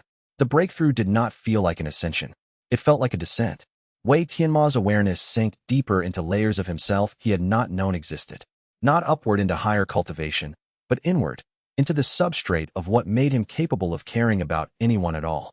The admission was simple. I care about Qin Feiling. Not strategically, not as a tool, not as a game piece on a board. Actually, genuinely, with the kind of caring that made him vulnerable. And the moment he allowed that to be true, something in the heavens screamed. The breakthrough was violent because the heavens were violent.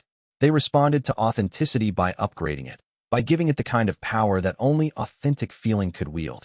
Wei Tianmo's cultivation base exploded into a new configuration. His entire body seemed to remake itself at the cellular level. But the price was not paid in power. It was paid in memory. The sound of his mother's voice was the most precious thing Wei Tianmo owned. He had preserved it carefully since her death, had kept it safe in the depths of his mind, had never allowed the normal processes of forgetting to wear it away. That voice had been his anchor.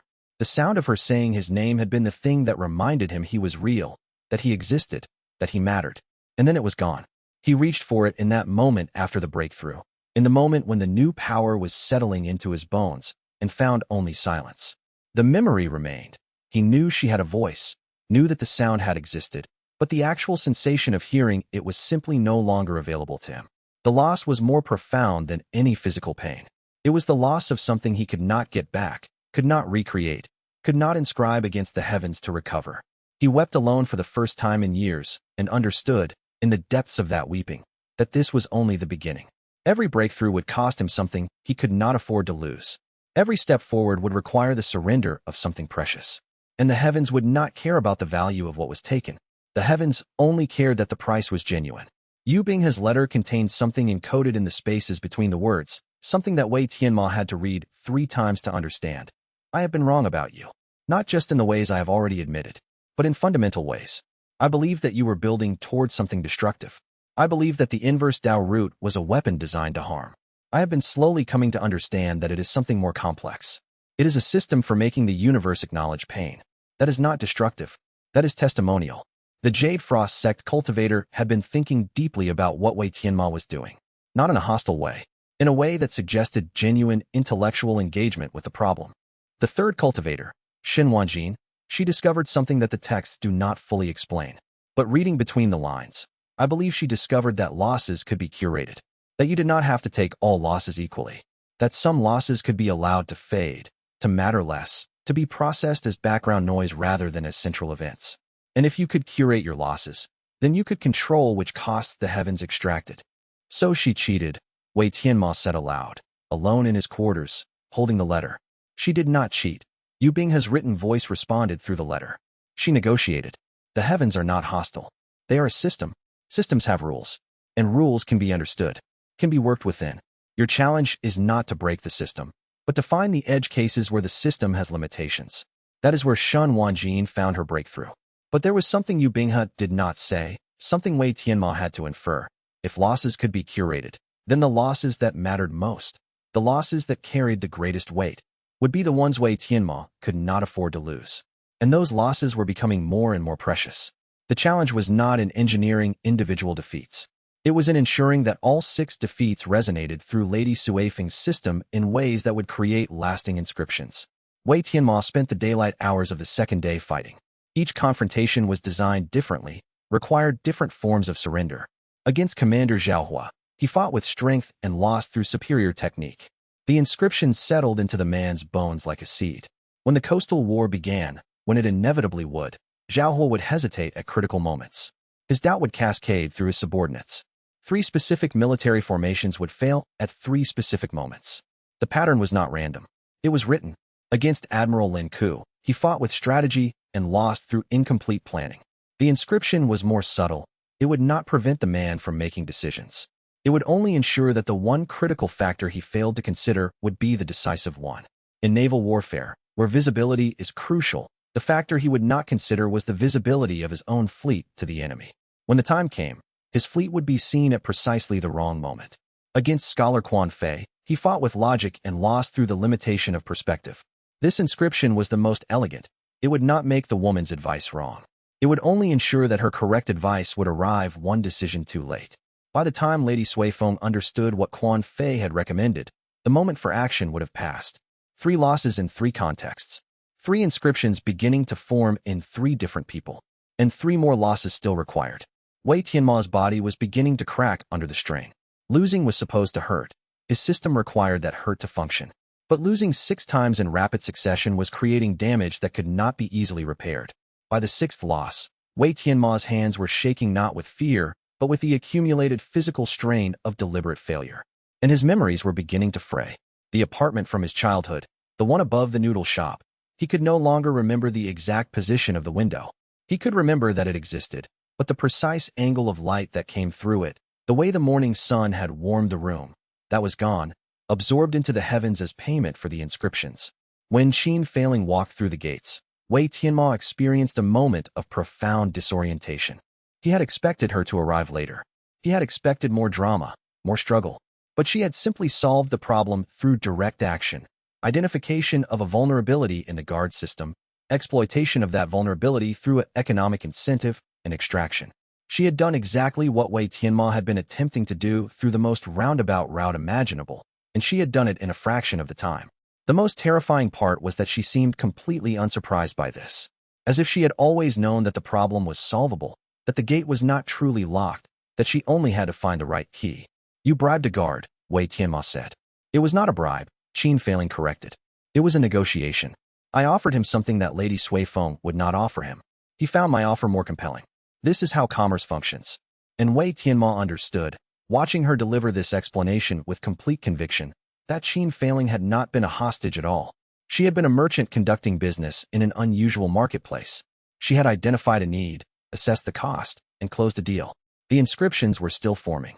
The 6 losses Wei Tianmo had engineered were still binding themselves into Lady Suifeng's commanders. But now they would be forming around the knowledge that Xianxia was already free, already safe, already acting independently. Lady Suifeng's entire strategic framework had just collapsed. And Wei Tianmo found that he was smiling, not in triumph, but in something more genuine, appreciation. Appreciation for someone who understood that systems could be worked with, could be negotiated with, could be solved through intelligence rather than power. Xianxia watched his face carefully as he smiled. Then she said, "You used me." "No," Wei Tianmo said. "You used the situation. I simply allowed the situation to exist. You did the rest." "That is the same thing," she said. "No," he replied. "If I had used you, you would not have had the agency to bribe the guard. You would have been a tool. Instead, you were a person making your own decisions in a situation I created. That is different. That is worse, actually, because it means I made the decision to allow something to happen that I did not fully control." Xianxia considered this for a long moment. Then she said, "So we are both complicit. We are both responsible." "Yes," Wei Tianmo said. "We are both responsible. And we will both carry that responsibility forward." Lady Suifeng's commanders reported their failures with the careful language of men who understood that the failures were not random, were not accidents, were symptoms of something larger. She received the reports in the same room where she had planned everything. The room was exactly as she had left it.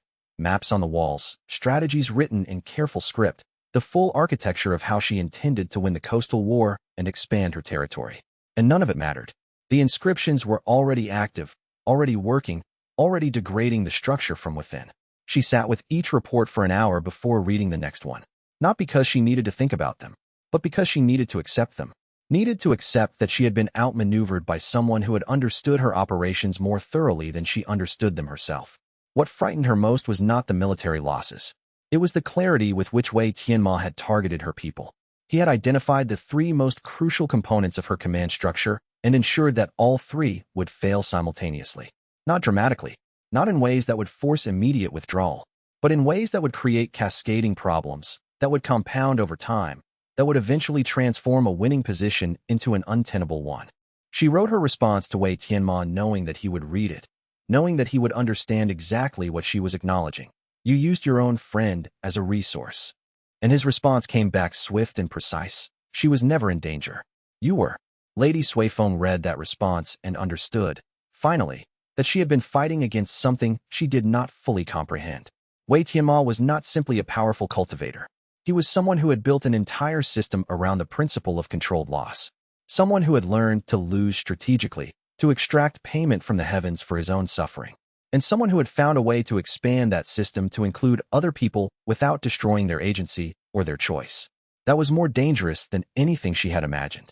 She began to understand, sitting alone in her war room, that she would lose the coastal war. Not because she lacked the military capacity, but because the inscriptions would prevent her from making the decisions that were necessary to win. And by the time she understood why she was losing, it would be too late to do anything about it. Huang Kongwei's appearance at the academy was not dramatic. He simply walked in through the front gates, as if he owned the place, wearing the same tattered robes he had worn on the road. The guards attempted to stop him. He smiled at them kindly and kept walking. By the time he reached Wei Tianmo's quarters, everyone at the academy knew something significant had arrived. Wei Tianmo felt the old man's presence in the Dao ledger before he even saw him. It was like feeling a weight shift in a room full of delicate objects. The entire system shuddered slightly, registering recognition of something it had been waiting for. "I have been watching you," Huang Kongwei said, settling into a chair without invitation. "For longer than you know. Since the moment you first opened that Dao ledger and began writing losses. I felt it. Every other inverse root cultivator who has ever lived felt it. You had activated something that had been dormant, something that required my attention. Why did you not approach me immediately?" Wei Tianmo asked. "Because cultivators need to discover certain things on their own," the old beggar said. "If I had told you about the cost of each breakthrough, you would have been afraid to break through. If I had explained the system, you would have tried to optimize it in ways that would have destroyed it. You needed to learn by doing, by failing, by paying the prices in real time and understanding what those prices actually meant." Su Yin was standing in the corner, attempting to be invisible. Huang Kongwei glanced at him with the kind of attention that suggested he saw far more than just a young man. "You will be important," the old beggar said to Su Yin. "Not in the ways you think, but important nonetheless. When the time comes to choose, remember that you have chosen to stand beside someone who loses for a living. That means you will lose too. Plan accordingly." Then he turned back to Wei Tianmo. "We need to talk about what you are becoming." Huang Kongwei's story unfolded slowly, each piece arriving when Wei Tianmo was ready to hear it. 2,000 years ago, the world had been different. The sects had been smaller. The cultivation realms had been less defined. And Huang Kongwei had been a young man in pain, grieving the loss of someone he had loved without restriction, without reason, simply because loss was what the world had given him. He had not known what he was when he wrote the first inscription. He had only known that the universe owed him something, that his pain should mean something, that the loss should inscribe itself into the structure of reality in a way that created consequence. And the heavens had answered. "For 300 years, I thought I was special," Huang Kongwei said. "I thought I had discovered something unique, that I was the only person in the world with the Inverse Dao Root. I became arrogant. I became convinced that the inscriptions I was writing were not just cosmic law, but universal justice. I began to think that I could rewrite the world into something perfect." "What changed?" Wei Tianmo asked. "I succeeded," the old beggar said. "That is what changed. I inscribed against an entire empire. I mapped out every cruelty, every exploitation, every moment of systematic harm, and I wrote laws against every component. 300 years of empirical study, 200 years of planning, 100 years of execution. At the end of that time, the empire that had taken the woman I loved was transformed into something that bore no resemblance to what it had been." "You won," Wei Tianmo said. "I won," Huang Kongwei agreed. "And in winning, I lost everything I was. The inscriptions consumed my memories. They ate my identity. By the time the empire had been transformed, I no longer remembered why I had wanted to transform it. I no longer remembered the woman's name. I no longer remembered myself." Wei Tianmo understood, sitting in the silence that followed, that Huang Kongwei was describing the exact future that was waiting for him if he continued on his current path. "I spent 500 years as a ghost," the old man continued, "walking this world, recording losses, managing inscriptions, but having no I to do the managing. I was a function, a mechanism, the thing that the Dao ledger had become instead of a person. And then, 2,000 years after I first opened the ledger, something changed.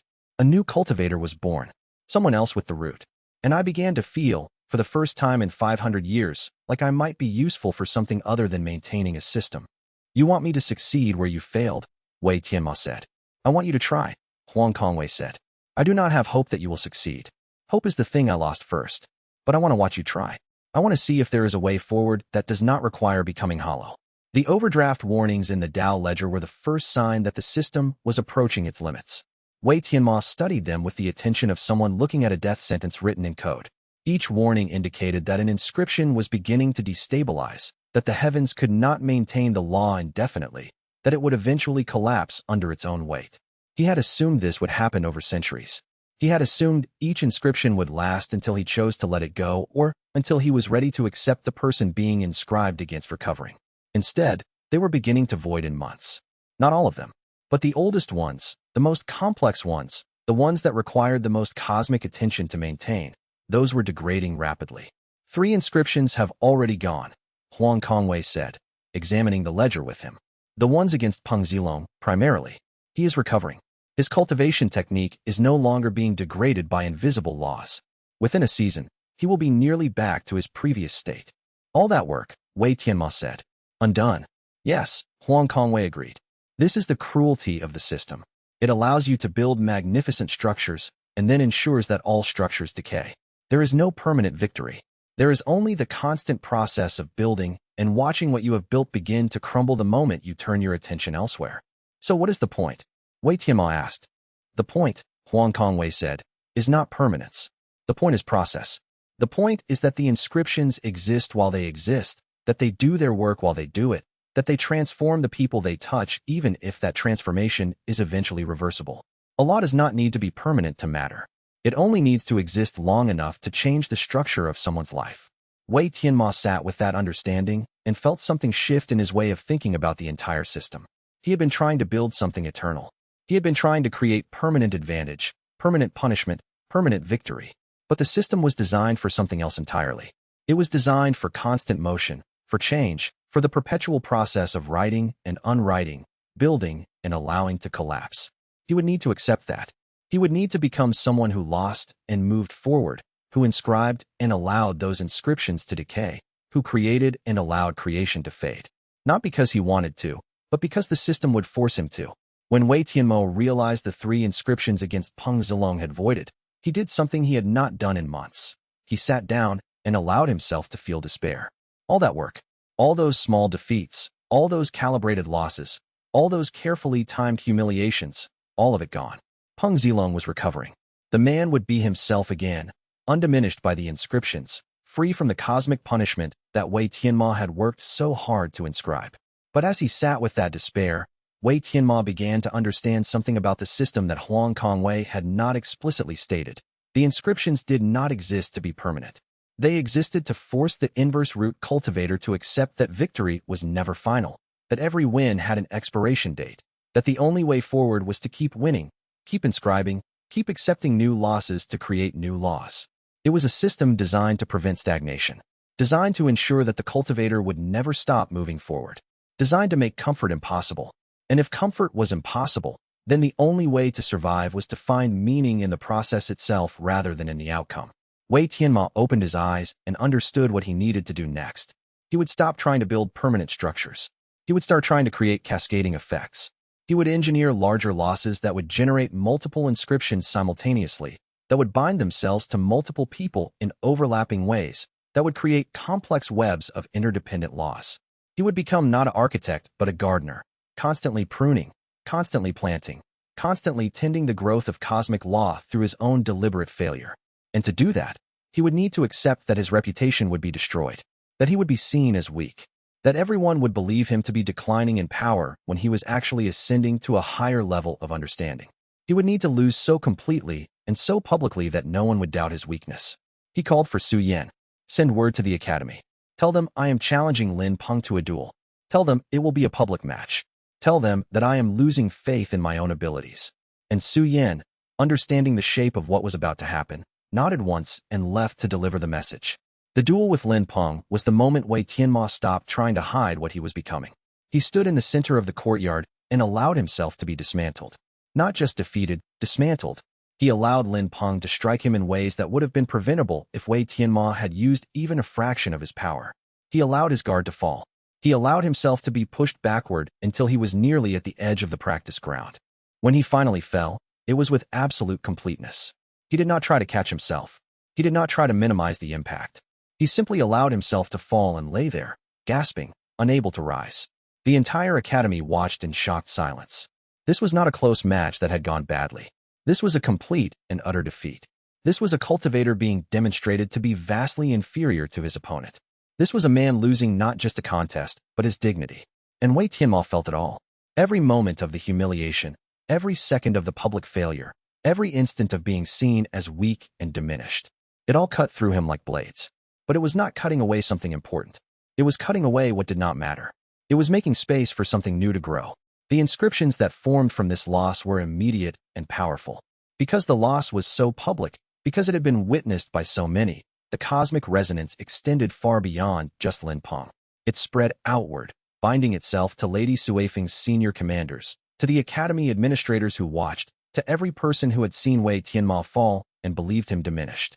And from those inscriptions, secondary laws began to form. Cascading effects. Chains of consequence. By the time Wei Tianmo finally managed to stand, he was already feeling the weight of dozens of new laws beginning to activate, to bind themselves to various people, to rewrite the probabilities of future events in ways that would ripple outward for months. Qin Failing watched from a distance and said nothing, but her expression held recognition. She understood what was happening. She understood that Wei Tianmo had crossed a line from which there was no return.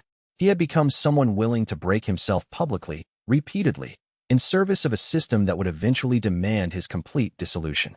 And she was deciding, in that moment, whether she wanted to stand beside him through that dissolution or whether she wanted to step away. The decision took her a long time to make. The assassin was a professional, which meant she understood the rules of engagement more thoroughly than amateur killers did.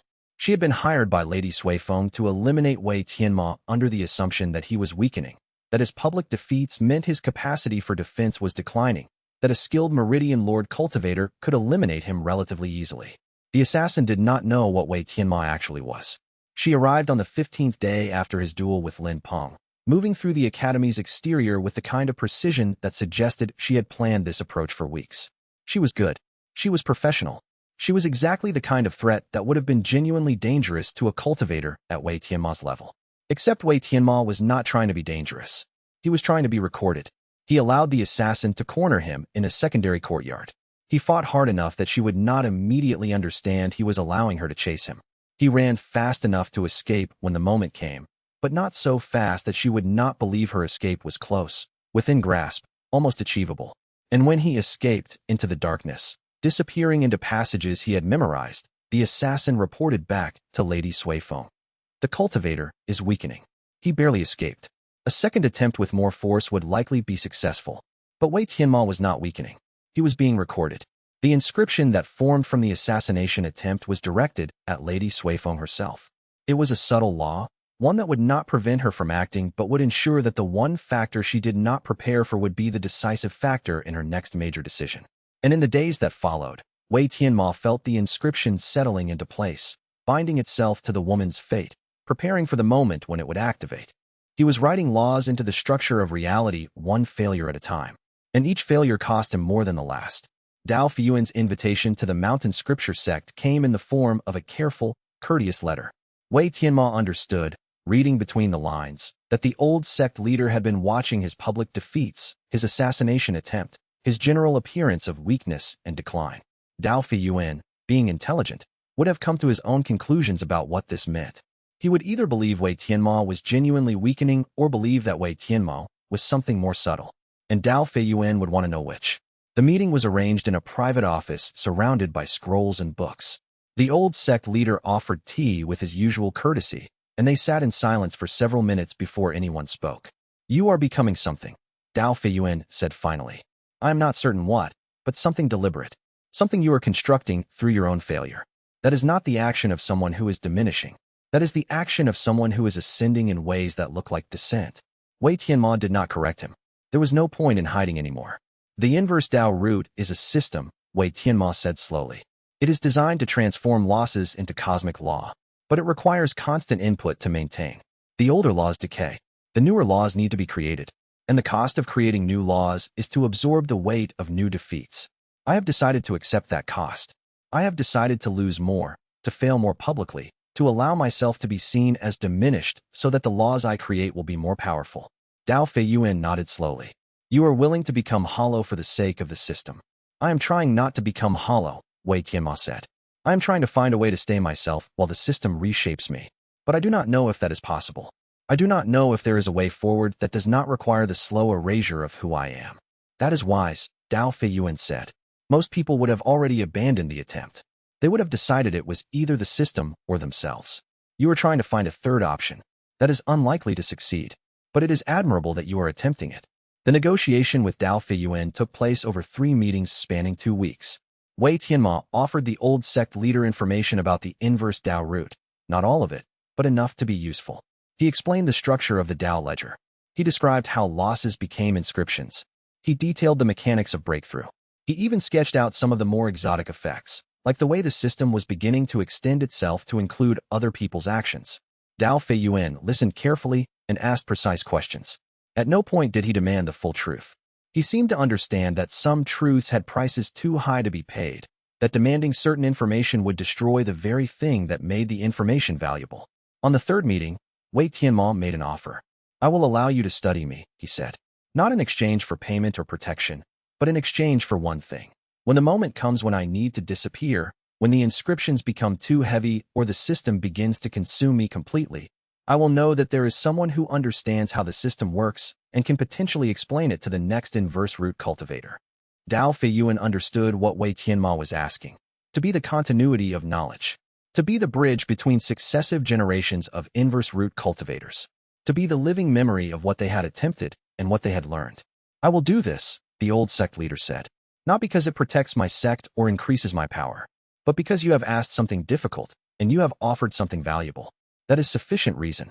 And Wei Tianmo felt something shift in his understanding of the world. He had been alone in the system. Now he was not. Yu Jianlong had been training continuously since his last confrontation with Wei Tianmo. He had grown stronger. His technique had become more refined. His cultivation base had advanced through soul-gathering rank into early soul awakening. When he challenged Wei Tianmo publicly, he was genuinely confident that he would win. He was not arrogant about it. He was simply stating a fact. He was a better cultivator than he had been at their last meeting. Wei Tianmo was visibly diminished, and therefore the outcome was likely to be different. Wei Tianmo accepted the challenge. The duel happened in the same courtyard where he had fallen to Lin Peng. The entire academy came to watch. Qin Failing watched from a balcony. Su Yin watched from the edge of the crowd. Huang Kongwei, unseen by most, watched from a corner with the expression of someone who had seen this exact scenario play out across centuries. Wei Tianmo fought this duel with more of himself than he had allowed to show in previous encounters. He did not fight at his full strength. That was not necessary. But he allowed himself to be skilled, to be clever, to be someone who understood the mechanics of combat more thoroughly than his opponent. And then, at the critical moment, he allowed himself to be defeated. The defeat was not sudden. It was choreographed. It required Yu Jianlong to be better than Wei Tianmo at exactly the right moment. But the defeat happened, and it happened in a way that would be witnessed as genuine. As Yu Jianlong stood over him, hand extended to help him up, Wei Tianmo activated the Tier 2 inscription upgrade. The laws that had been binding themselves against the young man shifted into a new configuration. They would no longer just affect his cultivation. They would affect his social fortune, his political standing, his relationships and alliances. They would begin to systematically isolate him from the support structures he relied on. It was cruel, and it was necessary, because Lady Suifeng's power ultimately rested on her son. If Wei Tianmo could separate Yu Jianlong from the advantage of his mother's position, he could force Lady Suifeng to make increasingly desperate decisions. And desperate decisions would generate larger inscriptions. That night, Wei Tianmo opened the Dao ledger and felt the system turn its attention toward him with the weight of something immense and alive. The ledger keeper had been present in the system since Wei Tianmo first began inscribing. But for months, it had been barely perceptible, a shadow of a presence, a feeling rather than an entity. Now it was fully realized. It was looking at him. It was speaking to him. And it was using the voice of his mother. "You are running out of room," the ledger keeper said. "Not in the token. In yourself." Wei Tianmo checked the jade token and found a hairline fracture running from top to bottom. He had known it was cracking. He had felt it degrading. But seeing it, actually witnessing the fissure spreading across the surface, made it undeniable. The token was breaking. And when it broke completely, every memory it contained would scatter, lost forever. He set the token down carefully on the table and stood up. Huang Kongwei's room was next to his. Wei Tianmo had not checked on the old man in hours. He had assumed the cultivator was sleeping, processing the weight of returning to the world after 2,000 years of wandering. The door to the old beggar's room was slightly open. The window was open wider. And the smell of emptiness that comes when a person has been gone for a long time. Wei Tianmo found Huang Kongwei in the bed, and the old man was not sleeping. Huang Kongwei's eyes were closed and would not open again. His chest was still. His temperature was dropping steadily. The body had already begun the process of becoming something other than a person, becoming an object, becoming memory, becoming ghost. Wei Tianmo sat beside the corpse for a long time without moving. 2,000 years of accumulated inscriptions had just become invalidated. The previous Inverse Dao Root cultivator was dead. The vacancy in the heavens was opening, and Wei Tianmo could feel it, a pulling sensation, as if the entire system was turning its attention toward him, expecting him to fill the space that Huang Kongwei had left behind. On the pillow beside the old beggar's head was a second jade token, cracked and empty, split down the middle and never repaired. This had been Huang Kongwei's token. This had held the old man's inscriptions. And when those inscriptions had become too heavy, when the token had cracked too severely, Huang Kongwei had simply set it aside and allowed it to be empty. Wei Tianmo picked up the token and held it in his hand. It was cold. It was heavy. It was the future he was walking toward. And somewhere in the distance, the heavens began to reshape themselves, preparing for the next stage of what Wei Tianmo would become. The real wait was only beginning. The moment of recognition, ch61 extension, Wei Tianmo stood in the academy courtyard long after the sun had moved past noon. He was not practicing. He was not meditating. He was simply standing in the center of the empty space, holding the weight of a decision that was reshaping the architecture of his internal world. The letter had arrived like a stone dropped into still water. The ripples were spreading outward, touching everything, altering the shape of every reflection. Lady Suifeng had understood something about Wei Tianmo that he had not fully understood about himself, that his attachment to other people was not a weakness to be concealed or contained, but a vulnerability that could be weaponized. And the strange thing, the thing that frightened Wei Tianmo most, was that he was beginning to understand that this was not a trap. It was an invitation. Lady Suifeng was inviting him to show her what he was capable of when someone he cared about was at risk. She was asking him to demonstrate whether his system was real or merely theoretical. And Wei Tianmo knew, with absolute certainty, that Lady Suifeng would accept whatever answer he provided. Whether he rescued Qin failing immediately or allowed her to remain captive for months, Lady Suifeng would treat that choice as information. She would study it. She would learn from it. She would adjust her strategy accordingly. The game had begun, and Wei Tianmo was only now beginning to understand the actual rules. The weight of caring, ch66 extension. In the aftermath of the breakthrough, Wei Tianmo spent 3 days in isolation, allowing the new cultivation base to settle, allowing the new rank to integrate, allowing his body to adjust to having more power flowing through its channels. But the integration was not clean. The cultivation base was not settling evenly. There were pockets of resistance, places where the old cultivation pattern was refusing to transform, where the familiar pathways were fighting against the new architecture being imposed upon them. And Wei Tianmo understood, lying in the dark of his quarters, that this was what it meant to genuinely care about someone. It was not a clean addition to the system. It was a disruption. It forced the entire mechanism to reorganize itself around a new priority. It made some parts of the system more efficient and other parts more unstable.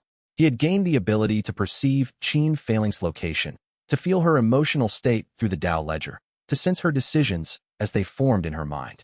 This was not power he had asked for. This was payment extracted by the heavens for the breakthrough. And the cost would compound, because now that the heavens knew he cared about her, they would use that caring against him. They would create inscriptions that hurt her if they wanted to pressure him. They would use her as an instrument of his own cosmic accounting. Unless Wei Tianmo could find a way to protect her by including her in the system itself.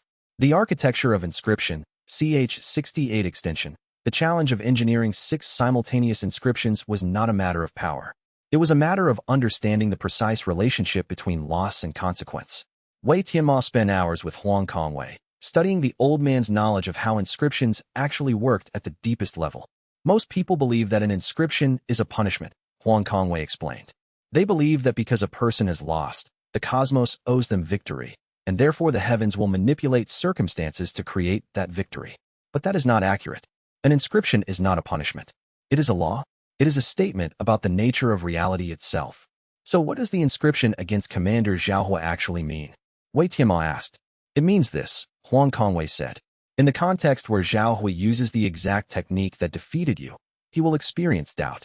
Not because the cosmos wants him to suffer, but because you have inscribed doubt into the structure of that technique. Doubt will become a permanent component of the mechanism. Every time he uses it, doubt will be woven into the use. Most practitioners will overcome doubt through training. But Zhaohua will find that training makes it worse, not better, because the doubt is not a psychological weakness. It is a law. Wei Tianmo understood. He was not creating puppets or slaves. He was creating people who would experience certain effects with absolute consistency. The effects would feel natural. They would feel like personal limitations, but they would be immutable laws written into the structure of the universe itself. And that was what made them truly powerful. The meaning of failure, ch70 extension. As Lady Suifeng reviewed the reports from her 3 commanders, she began to understand something that most rulers never learned, that the best strategists were the ones who understood failure. Wei Tianmo had failed. He had lost to advanced students. He had been cornered by assassins. He had been humiliated in front of the academy. These were not strategic moves. These were genuine losses. But Lady Suifeng was beginning to understand that Wei Tianmo had transformed his losses into something more valuable than victory could ever be. He had transformed them into information about how the system actually worked. If she had defeated Wei Tianmo in direct combat, she would only have proven that she was stronger. But Wei Tianmo had arranged his defeat in ways that revealed the structure of her command system, that showed her exactly where the weaknesses were, that made those weaknesses undeniable. She was being taught a lesson through her own defeat. And the lesson was this: the universe will not let you win. It will force you to accept failure. And if you accept failure with grace, if you study your failure carefully, you might understand something about how the world actually works that victory would never have revealed. It was a dangerous philosophy. It was also, Lady Suifeng was beginning to suspect, absolutely correct. The journey to clarity, ch73 extension. Wei Tianmo spent an entire night sitting with Huang Kongwei, studying the overdraft warnings with the kind of attention usually reserved for religious texts. What does it mean when an inscription becomes unstable? Wei Tianmo asked. It means the heavens can no longer afford to maintain it, Huang Kongwei said. The cosmic debt is too high. The universe itself is becoming unbalanced by trying to keep the law in force. So it begins to negotiate. It looks for ways to gracefully exit the commitment. And if it cannot find a way to exit gracefully, it simply lets the inscription collapse. So the people I inscribed against, they will simply recover from the effect. Not entirely, Huang Kongwei said. The inscription shaped them while it was active. They learned patterns based on the law being in force. They made decisions based on the constraint. Even when the constraint is removed, those patterns will remain. Those decisions will shape what comes next. The inscription will have left echoes in the structure of their lives, even if the law itself has been voided. Wei Tianmo sat with that understanding. Every loss would create echoes. Even temporary laws would create permanent effects. He was not sculpting people into permanent shapes, but he was definitely shaping them. He was definitely leaving marks. Is there a way to make the inscriptions last longer? He asked. Yes, Huang Kongwei said. Make them matter more. The more cosmic significance the law has, the longer the heavens will maintain it. But this requires that the inscriptions affect larger patterns, that they reshape broader systems, that they create cascading consequences that extend far beyond the individual person they are written against. In other words, you need to become more ambitious, more strategic, more willing to accept that your losses will shape the world, not just individuals. And Wei Tianmo felt the weight of that settle into him. The disintegration of identity, ch75 extension. After the duel with Lin Peng, Wei Tianmo found that his memories were becoming fragile. He tried to recall his father's face. He found only a blur. He tried to remember the exact texture of Stone Gap Sect's training ground, the precise angle of the morning sun, the way the dust had settled in the heat. He found only outline. The details were gone, dissolved, returned to the heavens as payment for the inscriptions. He mentioned this to Huang Kongwei, and the old man nodded as if Wei Tianmo had just confirmed something he had long suspected. This is the second stage, Huang Kongwei said. The first stage is when the system takes things you do not value, the sound of a voice, a specific memory of a place. You can usually accept those losses. They hurt, but they are manageable. The second stage is when the system begins to take things you do value, things you had planned to keep, things you had assumed were permanent fixtures of your internal world. What is the third stage? Wei Tianmo asked, though he suspected he already knew the answer. The third stage is when you no longer care what is taken, Huang Kongwei said. Because you have become so accustomed to loss that the loss of further memory seems like a small price for the power you are gaining. And at that moment, you begin the process of becoming hollow.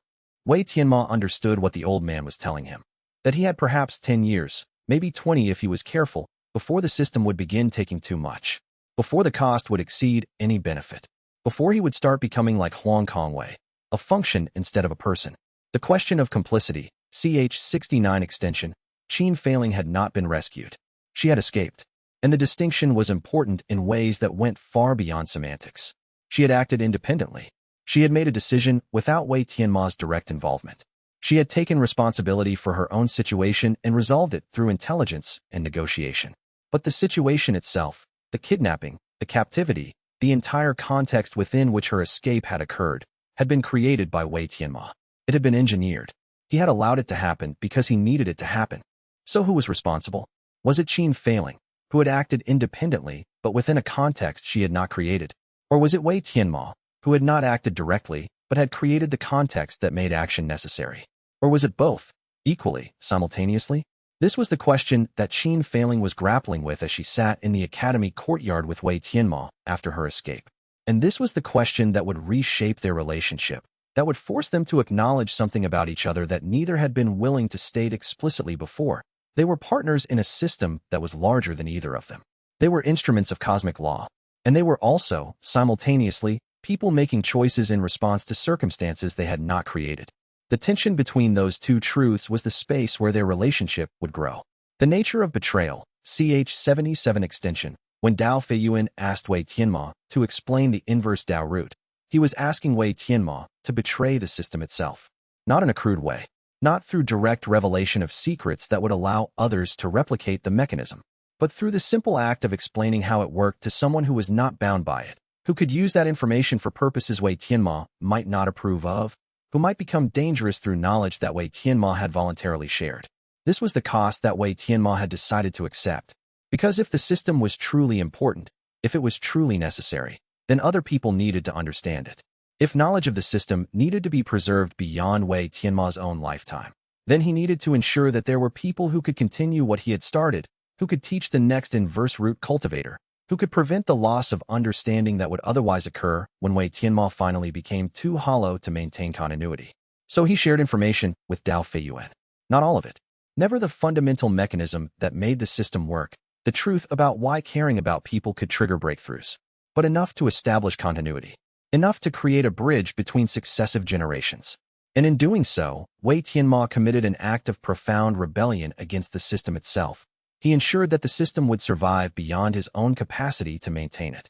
The moment of recognition, ch 80 extension, when Wei Tianmo held Huang Kongwei's cold hand, he was holding the hand of the future. This was what he would become. This was what the path forward led to. In 2,000 years, someone would find Wei Tianmo's body, and they would understand, in the way that Wei Tianmo was beginning to understand, that there was a pattern. There were patterns. There were inverse Dao Root cultivators rising and falling across the centuries, carrying the burden, bearing the cost, allowing the system to reshape them until they were no longer recognizable as people. And somewhere in that sequence of lives, there would be a moment of passing on.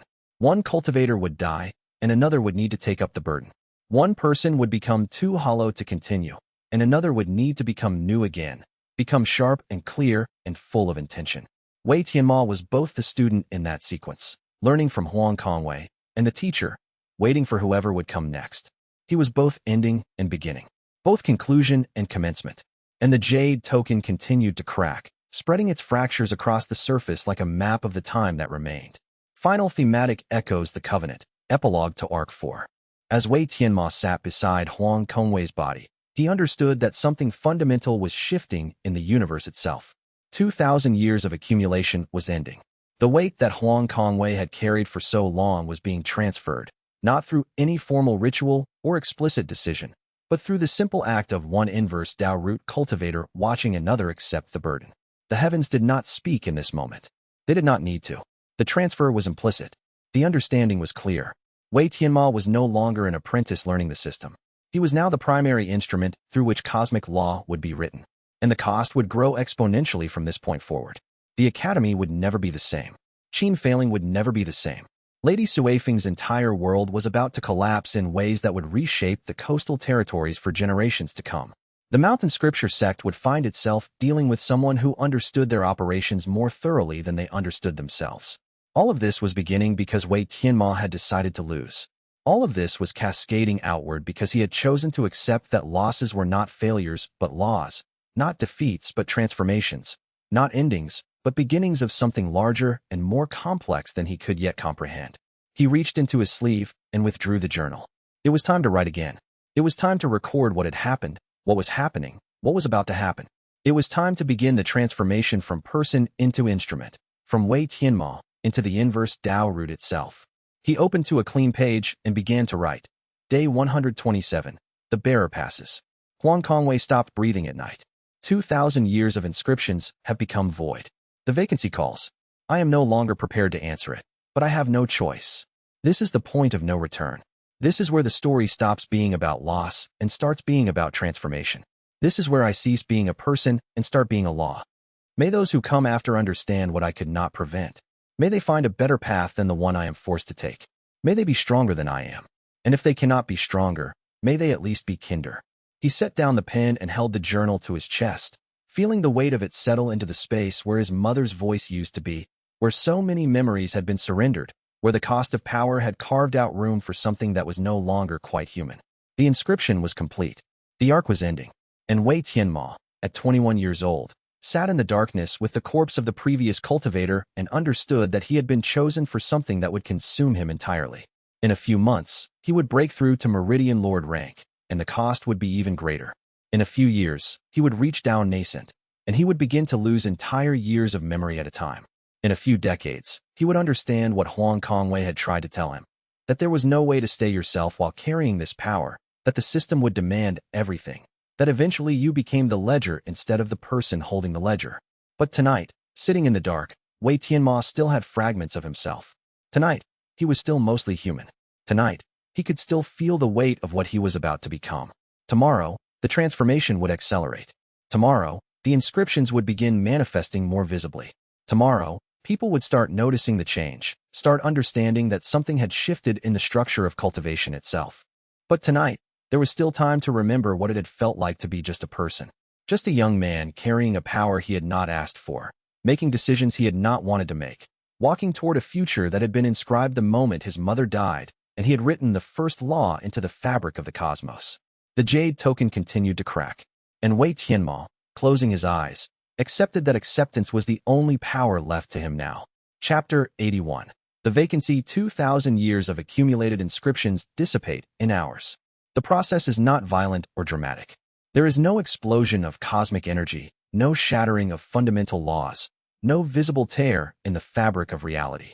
Instead, what occurs is something far more subtle and far more devastating. A slow, methodical dissolution of structure, as though reality itself is carefully disassembling something intricate that has been held in place through pure force of will for millennia.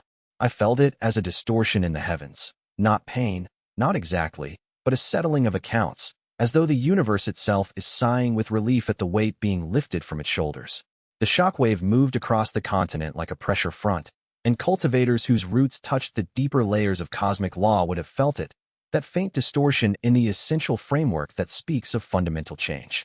Most will never know what they felt, will never understand that in that moment, when they experienced that brief wrongness in the air, they were witnessing the death of something that had shaped the cultivation world for 2,000 years. The shockwave moved across the continent like a pressure front, and cultivators whose roots touched the deeper layers of cosmic law would have felt it, that faint distortion in the essential framework. Most will never know what they felt. Huang Kongwei is dead. I buried him in the place where he had hidden his true cultivation for the last 300 years, in a hollow beneath the mountain scripture sect where the younger disciples do not venture. The old beggar's robes I wrapped him in. His skin had become translucent by the end, as though the years of holding back a power far beyond his ranked station had bleached the substance from him. When I closed his eyes, I found a second jade token in the pouch at his waist. It was cracked. The hairline fractures ran through it like a map of fault lines. When I held it to the light from the cracks in the rock above, I could see straight through, no interior, no depth. It was hollow, and had been for a long time. This was Huang Kongwei's original jade token, the one that had held the inscriptions from his era of active cultivation. It had shattered long ago, and all the memories it once held had scattered like sand.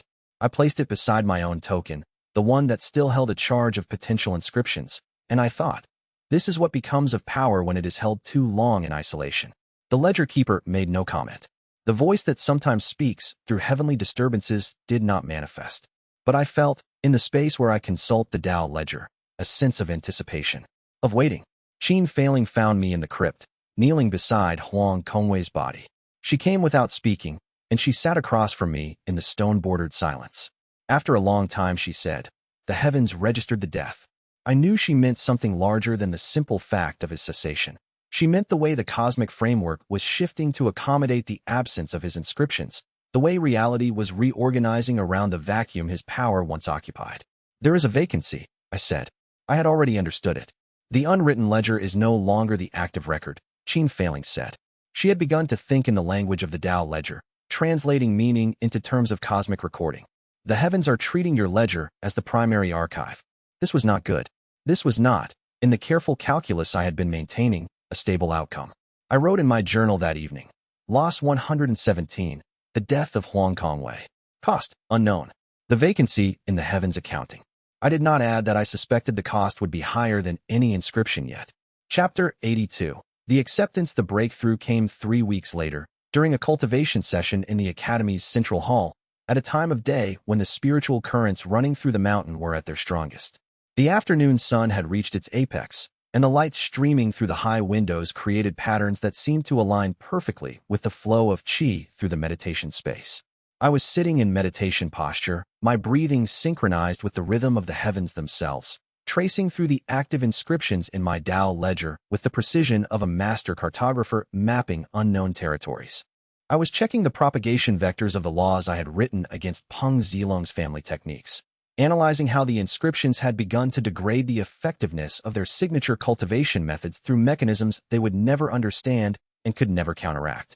Simultaneously, I was examining the layered inscriptions against the coastal commanders who served Lady Suifeng, watching how they wove together in patterns that created cascading vulnerabilities in their decision-making processes. The work was methodical, almost administrative. And then something shifted in the architecture of my understanding. Huang Kongwei had spent decades telling me that the Inverse Dao Root was not something to master. It was something to surrender to. Every time I tried to exert control over the laws I inscribed, I was fighting against the actual mechanism of the power. The root did not care whether I wanted an inscription to activate. It cared only whether I had suffered a loss that would sustain it. I had understood this intellectually. I could articulate it, but I had not lived it.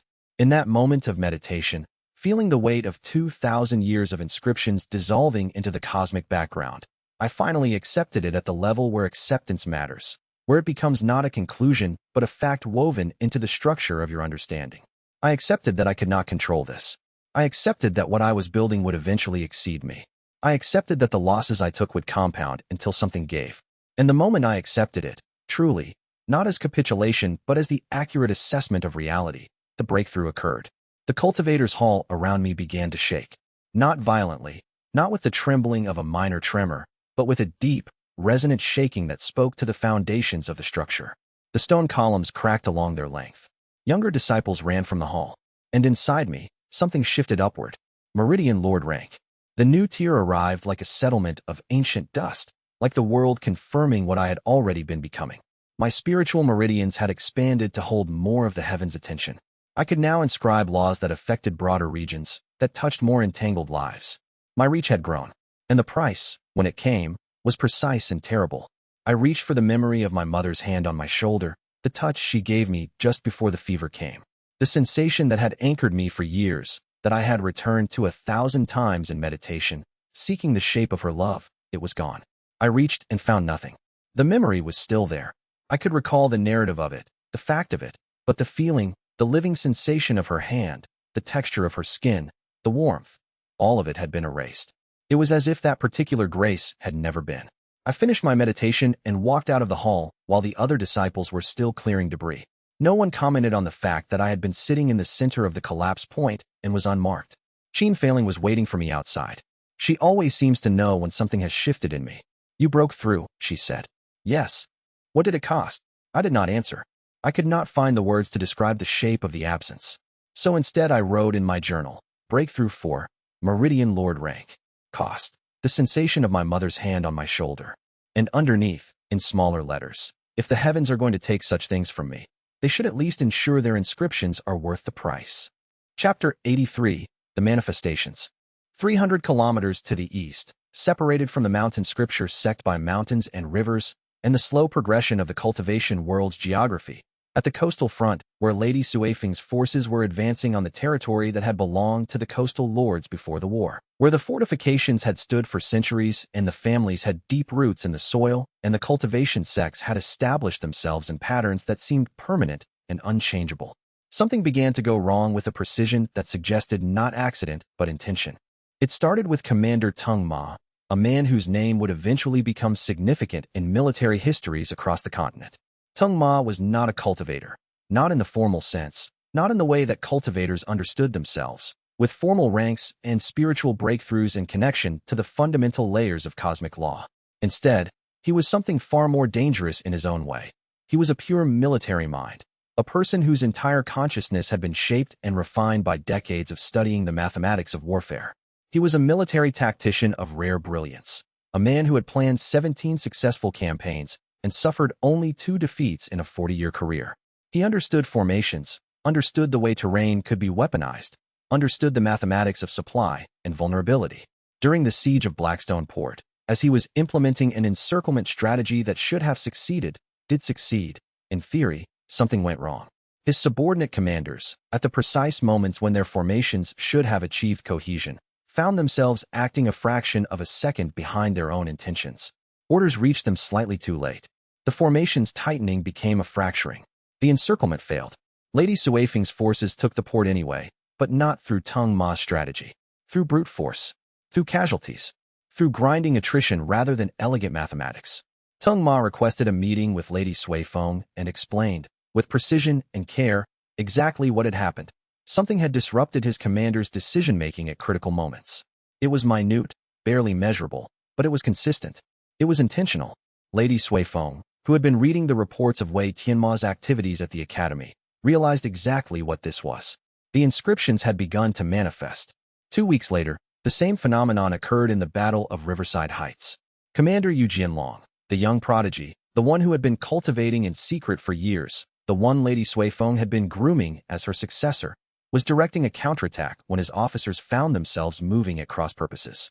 Not dramatically, not obviously, just in ways that made the counterattack less efficient, that allowed the coastal defenders to reposition, that dissolved the advantage Yu Jianlong had built so carefully. The attack failed. It shouldn't have. By all measures of tactical excellence, it should have succeeded. And then the third manifestation, in the supply lines north of the Whistling River, where a logistics coordinator found her calculations going awry. Not wrong, exactly, but delayed in implementation. Supplies arrived where they should not have. Units were positioned in ways that created vulnerability. 3 separate commanders, 3 separate manifestations, 3 separate strategic failures. In the war rooms of Lady Suifeng's headquarters, the military analysts gathered to write their reports. "There is something wrong with the way our commanders fight this war," one of them said. Lady Suifeng, sitting at the head of the table, already knew exactly what it was. She was beginning to understand something else. Wei Tianmo was not fighting her army directly. He was not sending waves of power from his meditation hall. He was inscribing the probability of failure into the structure of her commander's decision-making, and it was taking effect like a law of nature, inevitable and impossible to resist. She stood and left the room. She went to her private chambers and sent 2 messages. The first was to Yu Jianlong. "Leave all military command. Recover your cultivation practice." The second was to a cultivator named Ji Kent, who had made a reputation for studying fate anomalies. "Come to the coastal prefecture. I am hiring you to understand fate anomalies." Ji Kent, known in certain scholarly circles as the method reader, accepted the offer within the hour. Lady Suifeng was preparing to fight the system directly. Chapter 84. The specialist arrives. Ji Kent arrived at the coastal headquarters with a single traveling case and focused intensity. He was younger than I expected, perhaps 40 in appearance, though he moved with precision, suggesting his apparent age was carefully constructed. When I later looked for information about him in the deeper records, I found that the method reader had been studying fate anomalies for at least 200 years. He was not a fighter. He was a scholar, and his weapon was comprehension.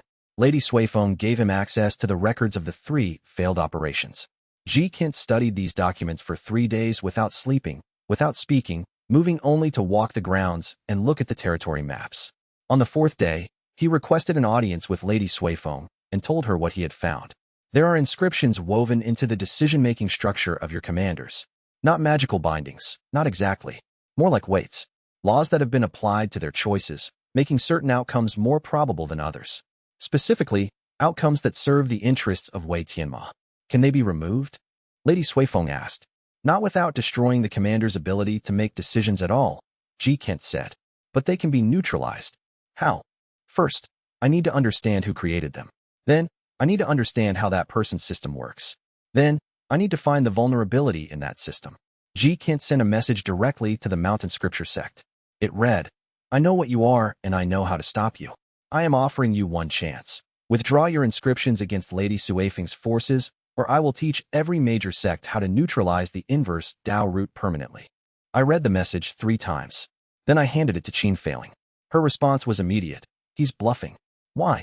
If he actually knew how to neutralize it permanently, he would have already done it. He wouldn't waste time threatening you. Su Yan, sitting by the window, was less certain. What if she's right, and he's not bluffing? Then, I said, I'll find out by letting him try. I will not withdraw the inscriptions. I wrote in my journal, Loss 118, The Threat of the Method Reader. Status, insufficient. Chapter 85, The Partial Paper. The Method Reader's paper, when published, was simultaneously a revelation and frustration for the scholarly community. He had outlined, with mathematical precision, the fundamental mechanism of the Inverse Dao Root. He had described Tier 1 inscriptions in detail, how a loss could be translated into cosmic law, how that law would then propagate through reality and reshape circumstances to support the inscriber's interests. What the paper did not include was any discussion of Tier 2 mechanics, of law weaving, of the way an inscriber could build cascading systems of laws that fed into each other and reinforced their effects. G. Kent did not know about Tier 2. He had reverse-engineered the system from observing Tier 1 manifestations, and he had drawn conclusions that were partially accurate but catastrophically incomplete. The paper was titled On the Parasitic Nature of Inverse Cultivation, a Proposal for Protective Measures. The paper caused exactly what G. Kent and Lady Suifeng had intended: panic. Several major sects called for the preemptive elimination of any known inverse Dao root cultivators. The Mountain Scripture sect's leadership came to me and asked, in a carefully neutral tone, whether I could guarantee that my cultivation would not destabilize the foundations of the sect. I told them, my cultivation is already destabilizing the foundations of everything. Whether that is a threat depends on what you mean by stability. I read the paper carefully, 3 times, with particular attention to what was missing from it. G. Kent had made reasonable inferences, but they were based on incomplete data. He did not understand the tier structure. He did not know that an inverse root cultivator could layer inscriptions, weaving them into systems that were resistant to simple counterlaws. He did not know about law weaving. I had never displayed that capability publicly. Tier 2 was still latent in my cultivation, still developing, still something I had not yet fully revealed. Qin Failing asked me, will this paper convince people to move against you? Some people, I said, but not the people with the most power, and not for long. When people realize the paper is incomplete, when they realize he didn't understand the system fully, they will split into factions. Some will want to kill me anyway, out of precaution. Some will want to study me instead, and some will simply wait and see. What will you do? I will make sure there is something to see, I said. I wrote in my journal, Loss 119, the publication of G. Kent's incomplete theory. Cost. The cultivation community's confidence that the inverse root can be neutralized through conventional means. Benefit. Revealed that G. Kent lacks understanding of Tier 2 manifestations. Chapter 86. The absence of Yu Jianlong. Yu Jianlong stopped commanding troops. It was not a dramatic exit. It was not announced at a war council or explained through official channels. One day, he was managing the coastal campaign's operations from the command tent. The next day, orders came from Lady Suifeng directing him to recover his cultivation practice, to meditate, to remove himself from all military engagement. He obeyed. I found this interesting. The strategic implication was clear. If Yu Jianlong was not involved in military decisions, then the inscriptions I had written to disrupt his commander's coordination would have no effect on him. By removing her most capable officer from the field, Lady Suifeng was sacrificing immediate military advantage in exchange for protecting the person she cared about from the inscription's reach. It was a reasonable trade, and it revealed something about Lady Suifeng's priorities that her actions had not made clear before. She did not care primarily about victory. She cared about keeping her son alive and intact. This knowledge changed my calculations, but not in the way the method reader would have expected. I continued my inscriptions against her armies. I continued laying down laws that would disrupt her commander's decision-making. But I began to understand that Lady Suifeng was not going to be defeated through military pressure. She was going to be defeated through something else, through the exhaustion that came from fighting not an army, but an enemy who fought through the structure of reality itself. Su Yan observed, during one of our discussions, she's protecting Yu Jianlong. Yes. Because she cares about him. Yes. That's a weakness. No, I said. That's the only thing she's doing right. I wrote in my journal, Loss 120, the removal of Yu Jianlong from military command. Cost. Lady Suifeng's tactical flexibility. Benefit. The revelation of her true priority. Chapter 87, The Debate. The The method reader requested a formal meeting to discuss his theories. He wanted a public forum where we could present our positions to the scholarly community. The method was classical, a philosophical debate, with multiple sects witnessing, with both parties given the opportunity to present their arguments and respond to counterarguments. I accepted. The debate was held at the Mountain Scripture sect's main forum, in a space designed for exactly this kind of intellectual contest. The method reader arrived in scholar's robes, carrying a sheaf of written arguments. He had prepared extensively. He opened with his central claim, that the inverse Dao root represented a fundamental threat to the stability of the cultivation world's foundational laws. He explained that when a cultivator with an inverse root used loss to inscribe laws, those laws were not in harmony with the universal structure. They were parasitic, feeding off suffering and creating cascading effects that destabilized reality.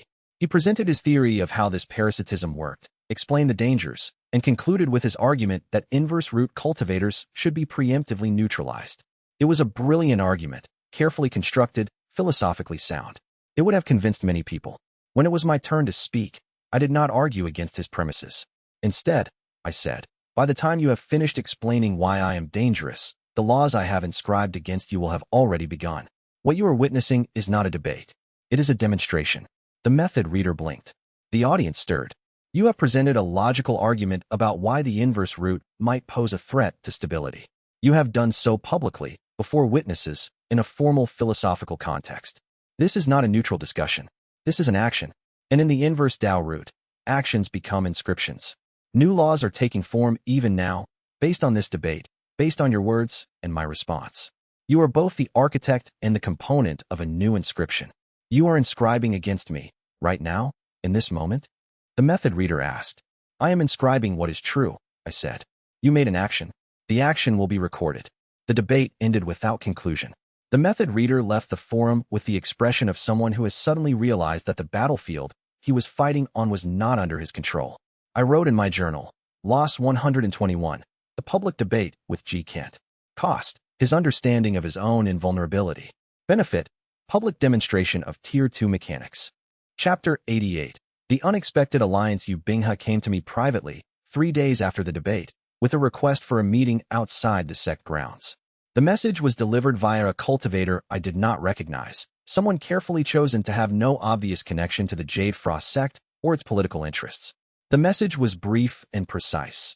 A time, a location, and a single word of encouragement. Please. We sat by the river that ran past the Mountain Scripture sect's eastern wall, in a place where the water moved slowly and the light filtered down through the canopy of old trees, creating patterns of shadow and illumination that seemed to shift and change with each passing moment. Yu Binghe was quieter than I remembered, more contemplative, less the bright and articulate scholar who had spent years building intellectual arguments against my cultivation, and more something else. Something that suggested he had undergone a transformation in understanding that had left him temporarily unsure of how to express his thoughts in language. He spent the first few minutes simply looking at the water, watching it flow downstream, watching the way it moved around the rocks and obstacles in its path. I waited for him to speak, understanding that the silence was not empty, but full of the weight of what he was trying to articulate, the burden of changing his mind about something fundamental to his worldview. I have been thinking, he said finally, about why I opposed you. I waited. For 2 years, I built what I believed was the most principled intellectual case against your cultivation. I studied the inverse root's mechanisms. I analyzed its effects. I concluded that it was fundamentally incompatible with the ordered systems that governance and cultivation must rely on. I was not wrong about those conclusions. My reasoning was sound. But, I asked, I was wrong about something more fundamental, Yu Binghe said. I was wrong about you. He looked at me directly. The method reader published his paper believing he had the only answer, the only correct framework for understanding your power. But I listened to you in the debate, and I heard something the method reader didn't seem to understand. You're not trying to impose your system on reality. You're accepting that reality will use you as a tool for its own purposes. You're not the architect. You're the instrument. Why does this matter? I asked. Because the method reader thinks he can neutralize you by understanding your mechanism and developing countermeasures. But you're not working like that. You're collaborating with larger forces. Yu Binghe was silent for a moment. Then he said, I'm asking if you would be willing to work with me. Not against the method reader, not against Lady Suifeng, but alongside you. Because I need to understand something, and you're the only person who can help me understand it. What?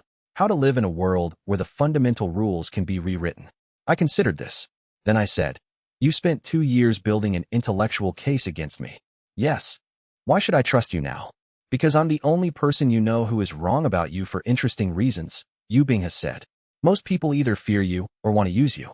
I was trying to understand you through logic, which meant I was trying to prove you were wrong. Now I'm trying to understand you by accepting you might be right. That's a different kind of wrong, and it's more useful." I accepted his partnership.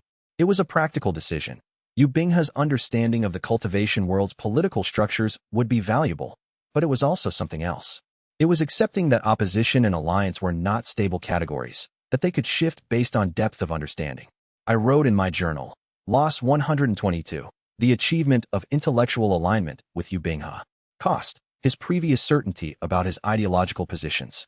Benefit, an ally whose questioning is more useful than loyalty. Chapter 89, The Ledger Keeper Speaks. The voice came through the disturbance in the heavens again, but this time it did not speak in my mother's voice. It spoke in what felt like its own voice, ancient, layered, as if multiple epochs of consciousness were speaking simultaneously. I was in meditation when it came, reading through the structure of my active inscriptions. The voice interrupted the careful arithmetic of my focus. "Huang Kongwei's death has left a vacancy," it said. "The universe is treating your Dao ledger as the primary active record of inverse law." I tried to respond, but the voice continued. "The inscriptions you write are no longer personal projections of power. They are being processed as actual cosmic law revisions. Your losses are becoming universal statements about the nature of how reality works." "What does that mean?" I asked. "It means," the voice said, "that when you reach a certain threshold of inscriptions, the mechanism will change. You will move beyond writing laws against specific people or circumstances. You will begin to write laws that affect the fabric of existence itself." This is what the previous inverse root cultivator discovered, and why she was forced to choose between stopping or continuing into the abyss. "Well, I have a choice." "You have a choice now," the voice said. "After the next breakthrough, the choice will be less clear." The voice faded, leaving me alone with my meditation and the weight of what it had told me. I sat for a long time, not moving, not thinking in words. I simply existed with the knowledge that something fundamental had shifted in my cultivation. I was no longer just a person who could inscribe power. I was becoming the instrument through which the heavens themselves were revising their own laws. The thought should have been terrifying. Instead, I found only a kind of acceptance. I wrote in my journal, Loss 123, the revelation that my inscriptions are cosmic law revisions, not personal projections. Cost, the safety of remaining a localized cultivator. Benefit, understanding of the true scale of my root. Chapter 90, the involuntary breakthrough. The cultivation hall partially collapsed when the breakthrough occurred. It was not a violent event in the conventional sense. There was no explosion, no dramatic manifestation of power. But the spiritual pressure that emanated from me as I advanced to domain holder rank was so absolute, so fundamental, that it simply overwrote the structural integrity of the building around me. The stone columns cracked along their length. The roof sagged. Younger disciples ran screaming. The breakthrough was involuntary. I did not choose it. It came as a consequence of the ledger keeper's revelation, as if the heavens had simply decided that I had crossed a threshold, and they were upgrading my rank accordingly. Domain holder, the rank at which a cultivator's personal domain became a localized dimension, a space where the cultivator's will was law, and the cost was severe. 3 days of memories vanished at once, simply ceased to exist. Not in the sense that I could not recall them, in the sense that they had been erased from the universe's record. The memory of the day I first met Lin Sui was gone.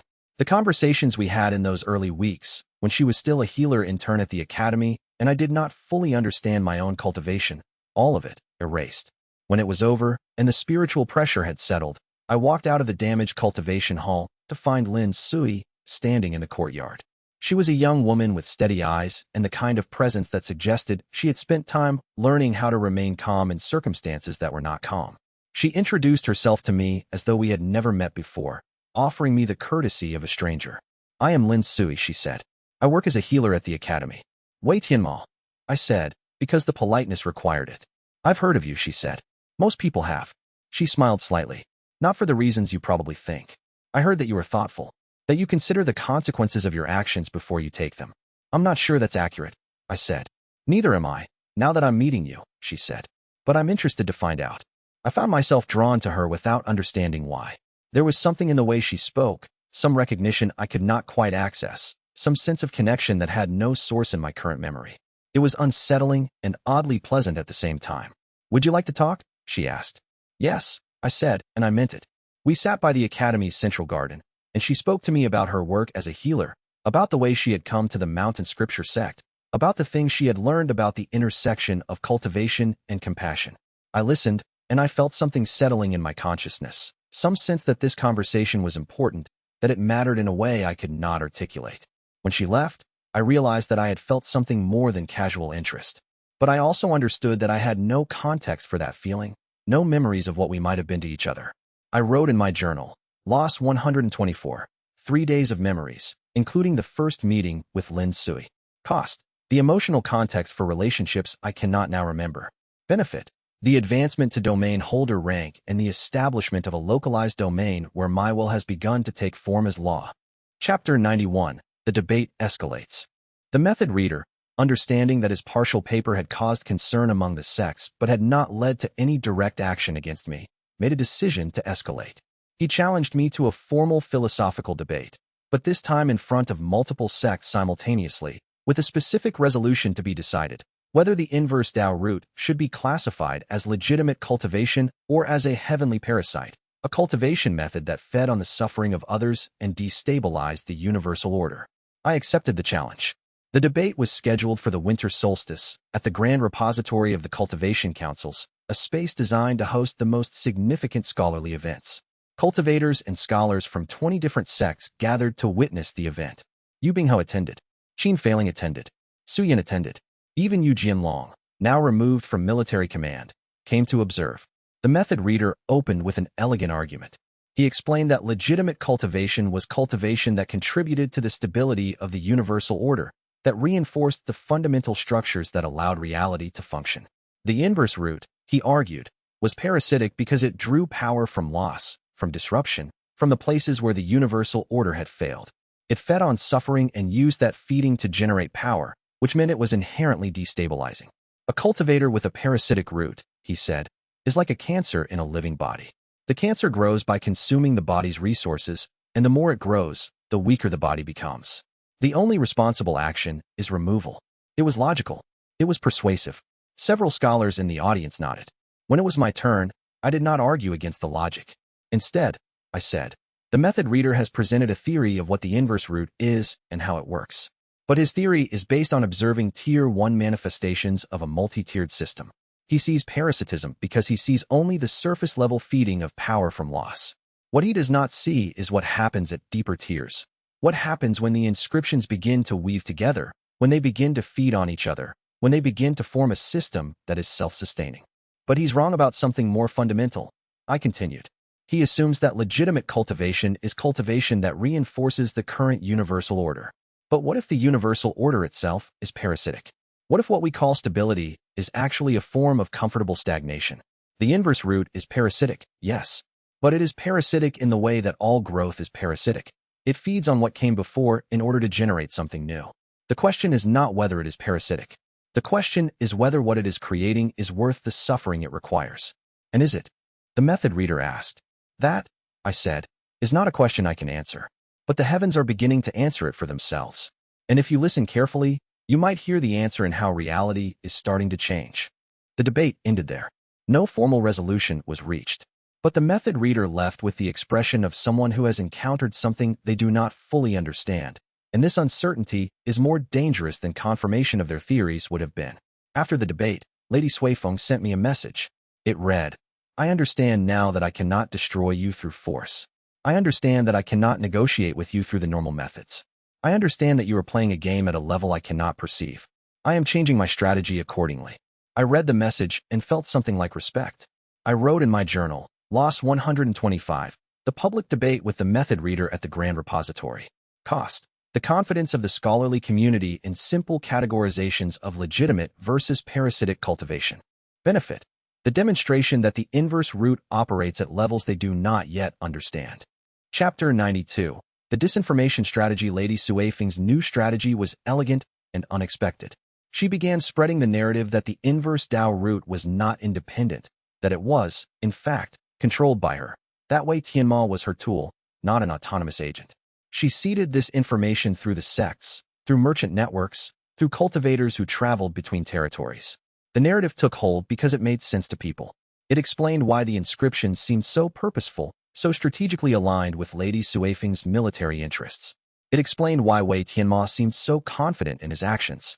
If he was acting on Lady Suifeng's behalf, if he was simply an instrument of her will, then he was not an independent threat. He was just another weapon in her arsenal.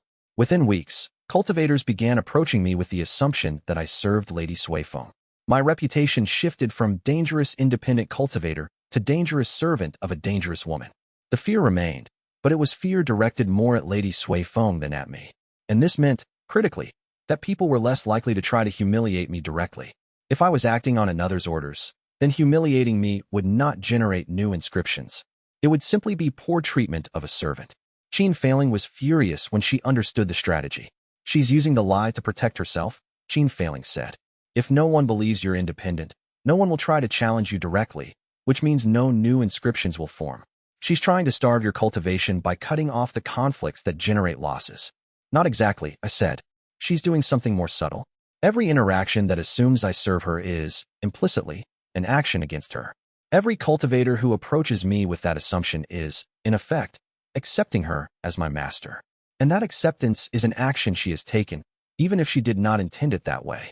The inscriptions will still form, but they will form according to the underlying structure of the lie she created. Meaning every inscription that forms will target her, not me. Yu Binghe, when I explained this to him, said, "You're going to let the lie spread for a while." "For 2 more weeks," I said. "Maybe 3. Every day the lie spreads, every cultivator who repeats it, every action taken based on the assumption that I serve her, all of it becomes inscription material.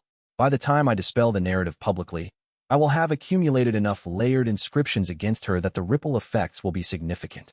"This is manipulation," Yu Binghe said, not disapprovingly. "This is mathematics," I said.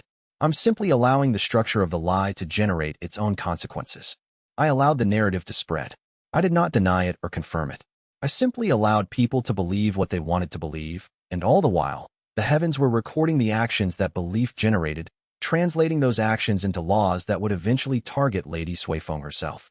I wrote in my journal, Loss 126, the disinformation campaign that I am Lady Suifeng's tool. Cost, her reputation and political standing over time. Benefit, the ability to generate inscriptions against her through the structure of the lie itself, without her ever understanding how it happened.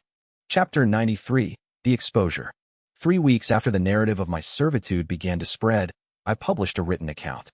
It was a comprehensive documentation of every interaction I had ever had with Lady Suifeng. I detailed her kidnapping of Qin Failing. I outlined her assassination attempt. I explained the way she had built her entire political strategy around trying to control or destroy me. And I presented all of this, publicly, at a cross-sect summit where Lady Suifeng was attending. The effect was immediate and severe. Lady Suifeng's political standing, which had been built on the assumption that she was a strong and competent leader, collapsed under the revelation that she had been systematically humiliated by a cultivator she claimed to control. The narrative of servitude became a narrative of failure. Every sect that had believed her story about me now felt betrayed. Every cultivator who had accepted the assumption that I served her now felt foolish. And in publishing this account, in taking this action of public exposure, I had created the conditions for new inscriptions. Lady Suifeng's humiliation became the inscription material. The heavens recorded her downfall and began translating it into law. Yu Jianlong came to find me after the summit. He was not angry. I would not have respected him if he were simply angry. Instead, he was asking a question. "Can it stop?" he said. "The inscriptions. Can they stop?" "Yes," I said. "When she stops taking actions against me, the inscriptions will stop forming. They will still be active. The ones that have already been created will continue their work until they reach their natural conclusion. But new inscriptions will not form." "Will she stop?" he asked. "No," I said. "She will never stop. She cannot stop. The heavens have recorded too many of her actions, too many of her strategies, too many of her attempts to control the situation. The laws are already in motion. All that remains is for them to complete their work." Yu Jianlong nodded, as if he had expected this answer. He was a man who understood the nature of consequences. I respected him for it. I wrote in my journal, Loss 127, the public exposure of Lady Suifeng's attempts to control me. Cost, her political reputation and the trust of multiple sections. Benefit, the generation of inscriptions against her based on her humiliation, creating new layers of law that will affect her strategies going forward. Chapter 94, The offer. After the summit, when Lady Suifeng's position had begun to crumble, Yu Jianlong approached me with an offer. He was not angry. He had the calm expression of someone who has accepted an inevitable outcome and is now negotiating terms within that reality. My mother has lost her consort to politics, he said, referring to the father he had never known. She built everything she has to protect me. Now you are dismantling what she has built. I am asking you, can the inscription stop? Only if she stops, I said. She will never stop, he said. I know, I said. He was silent for a long time. Then he said, I want to make you an offer, and I want you to take it to her. What offer? Surrender the coastal territory, Yu Jianlong said. Surrender your claim. Publicly acknowledge that the inscriptions played a role in our military failures. Step back from active conflict. Let the heavens process the existing inscriptions to their natural conclusion. My mother will lose, but gradually, not catastrophically. She will have time to adjust, to accept the new reality. I will recover my position and status, even if it takes years. And if she rejects it, then I have done what I can to save what remains of my family, Yu Jianlong said. But at least she will have had the choice. I took the offer to Lady Suifeng. She rejected it within the hour. I wrote in my journal, Loss 128. Yu Jianlong's offer to Lady Suifeng to surrender and accept gradual loss rather than catastrophic defeat. Cost. The last opportunity for merciful resolution. Benefit. The confirmation that Lady Suifeng will fight to the end, which means the inscriptions will continue to their fullest manifestation. Chapter 95. The contact Lady Suifeng. Having rejected the merciful option, having watched her political standing crumble and her strategies systematically dismantled, having understood at last that conventional power and conventional warfare would never be sufficient to overcome an enemy who fought through the structure of reality itself, made a decision that revealed she was aware of a level of reality that I did not yet fully understand, a level of existence that existed beyond the reach of the heavens machinery and the cosmic law that the Inverse Dao Root was designed to manipulate. She contacted something called the unwritten. I did not know what this meant. The term appeared in no texts I had studied, no scrolls in the Academy's libraries, no teachings in the sect's meditation halls. It was not discussed in any sect's teachings, not mentioned in the records of the great cultivation councils, not acknowledged in even the most esoteric works on the fundamental structure of the cosmos. But the messenger who delivered her message to me was different from other messengers in ways that I understood immediately and with a kind of deep, instinctive recognition that I had never experienced before. The messenger appeared in the Academy courtyard on a morning like any other morning, ordinary in every way that a messenger could be ordinary. But when I looked at him, when I tried to analyze his presence through the lens of the Tao ledger as I had learned to do with all cultivators and all beings with spiritual significance, I found something that did not fit within any of my frameworks. He carried a weight of strangeness that the heavens could not fully categorize. When I tried to look up his inscription record in my Tao ledger, when I attempted to trace his fate thread and understand his position within the cosmic machinery, I found something that had never appeared before, not absence, but a void, not a missing record, but a space where a record should have been but was not. A cultivation pathway with no history, no recorded losses, no achievements, no connections to the fundamental structures of reality, no fate thread that the universal law could attach itself to. The message he carried was delivered to me without ceremony, without explanation, without any acknowledgement of his own strangeness. It read, in characters that were written with precision but without any signature or identifying mark, I have made contact with the unwritten. I have offered them you in exchange for their protection. They have accepted. They are sending an emissary. I read the message and realized that I had reached a point where my previous strategies would not be sufficient. Lady Suifeng had, in her desperation, in her final gambit to avoid complete annihilation, found a way to fight me that did not rely on conventional power or conventional understanding. She had found something that existed outside the frameworks I had learned to manipulate. She had found something that the heavens could not inscribe against because it was not subject to the heavens machinery, because it existed in the spaces that the heavens laws had not yet defined. I wrote in my journal with a hand that was steady but with a mind that was not entirely steady. Loss 129. The revelation that there exists something called the unwritten, and that Lady Suifeng has made contact with them. Cost. The safety of my previous understanding of what could be inscribed. Benefit.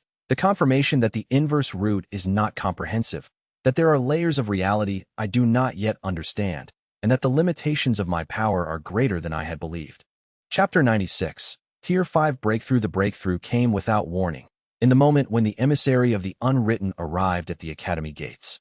I was in my private room, reviewing the structure of my active inscriptions, trying to understand what it would mean to face an enemy that the heavens could not record.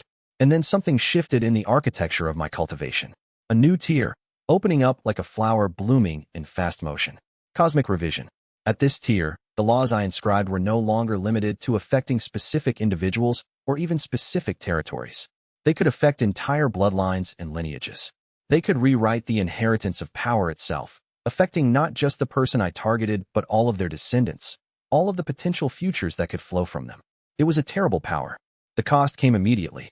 I felt something in the structure of my cultivation shift, felt something vast and ancient recognize what I was becoming. The cost was not a memory this time. The cost was the sense that I had crossed a threshold from which there was no return. I wrote in my journal, Breakthrough 5, Cosmic Revision Tier. Cost, the safety of remaining a human-scale cultivator. Benefit, the ability to inscribe laws that affect entire bloodlines and families, not just individuals. And underneath, what have I become? Chapter 97, The Warning. The old beggar appeared at the academy gates 3 days before the unwritten emissary was scheduled to arrive. He was a figure from my past, the ancient cultivator who had witnessed my first public humiliation and said only, "The heavens are paying attention."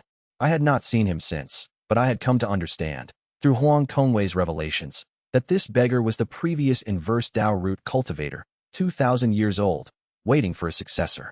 He asked for an audience with me in private. When we sat across from each other, in the garden behind the academy's healing quarters, he spoke slowly, carefully, as if each word was something he had been rehearsing for a very long time. "You are approaching a threshold," he said. "I know. The emissary comes soon." "Not that threshold," he said. "A different one. You have accumulated more than 40 active inscriptions. The Dao ledger is beginning to strain under the weight. Soon, you will see what is called overdraft, the system's warning that you are approaching the point where it will begin to break." "What happens at overdraft?" I asked. "The ledger begins to void inscriptions," he said. "It starts with the oldest ones, the ones that have been active the longest. One by one, they cease to exist.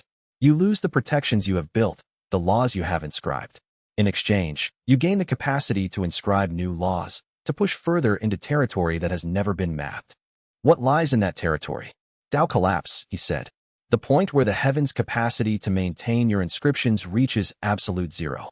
At that moment, either the system resets, you lose everything and begin again with nothing, or you complete something, reach a kind of final form that the heavens can recognize. I was never able to find out which, because I was afraid. I stopped inscribing before I reached that point. I do not know if that fear was wisdom or cowardice." He stood to leave, then added one final thing. "The unwritten have never experienced loss. They exist in the spaces between rules, in the undefined areas where reality has not yet solidified. If you try to fight them with the methods you have used against everyone else, they will unmake you. But there is something they cannot escape, not really. There is something that affects even beings with no fate." "What?" I asked. "Loss itself," he said. "Not inscribed loss. Not laws that you have written, but loss as a fundamental principle.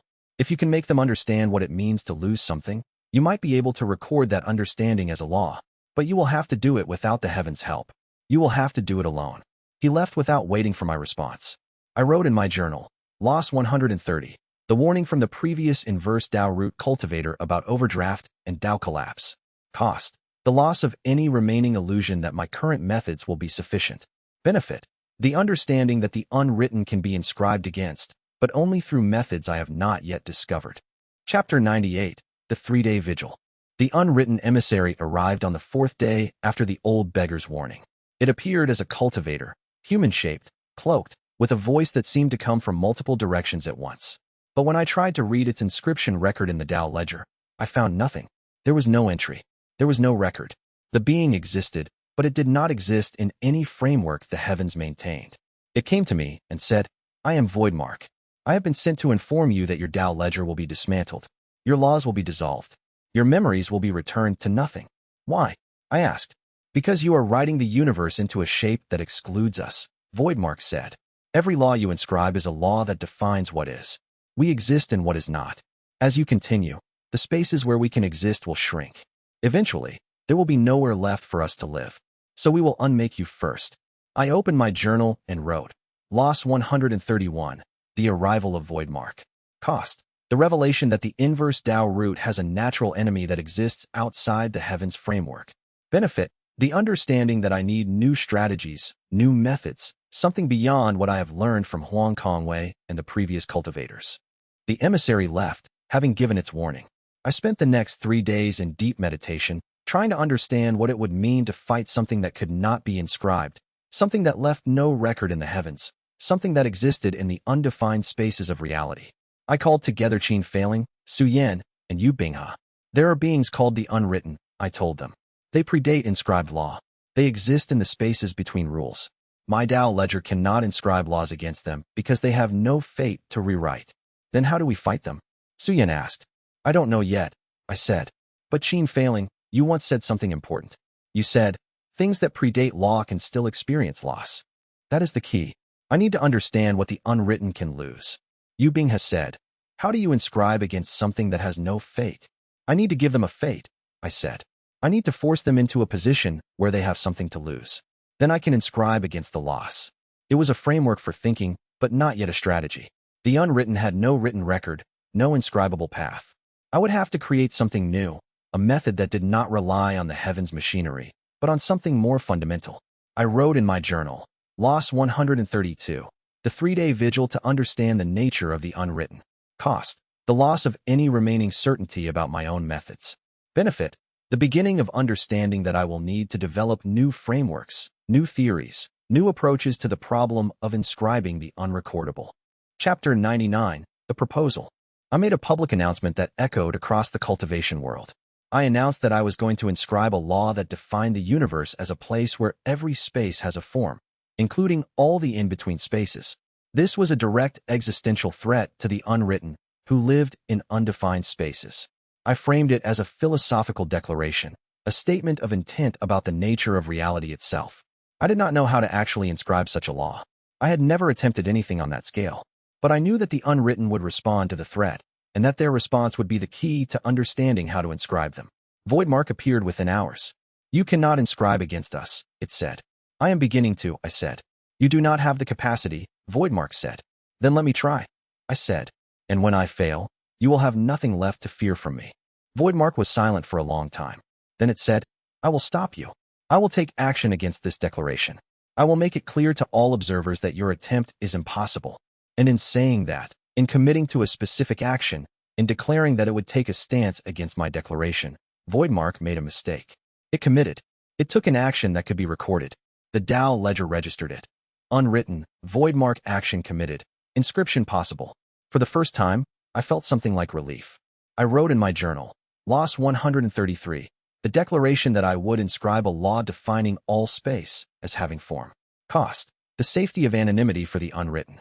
Benefit, provocation that would force them to commit to action, creating the conditions for inscription. Chapter 100. The fracture and the fear. The jade token split fully down the middle the moment Voidmark took its action, not with a sound, but with a sensation, a kind of final release, as though something that had been held together through sheer will and desperate maintenance finally accepted that it could no longer bear the weight. The hairline crack that had been growing since my breakthrough to domain holder rank, that I had noticed expanding slowly over the weeks as the pressure of my inscriptions accumulated beyond the container's capacity, became a complete fracture that ran through the token from one end to the other with terrible finality. The token, which had held so many inscriptions, which had served as the anchor point for my entire cultivation system, storing memories and maintaining the connections between my personal will and the cosmic machinery that processed my laws, simply split into 2 pieces that fell from my hands and clattered against the stone of the courtyard floor. The sound they made was ordinary, mundane, the sound that any object makes when it falls from a height. But in that ordinary sound was the dissolution of something vast, the breaking of a system that had held together for longer than I had been alive. I held the pieces in my hands, and I felt the weight of what this meant pressing down on me with something approaching crushing force. The token was failing. If it shattered completely, if the fractures spread and the structure collapsed entirely, all the memories stored inside would scatter and dissipate forever.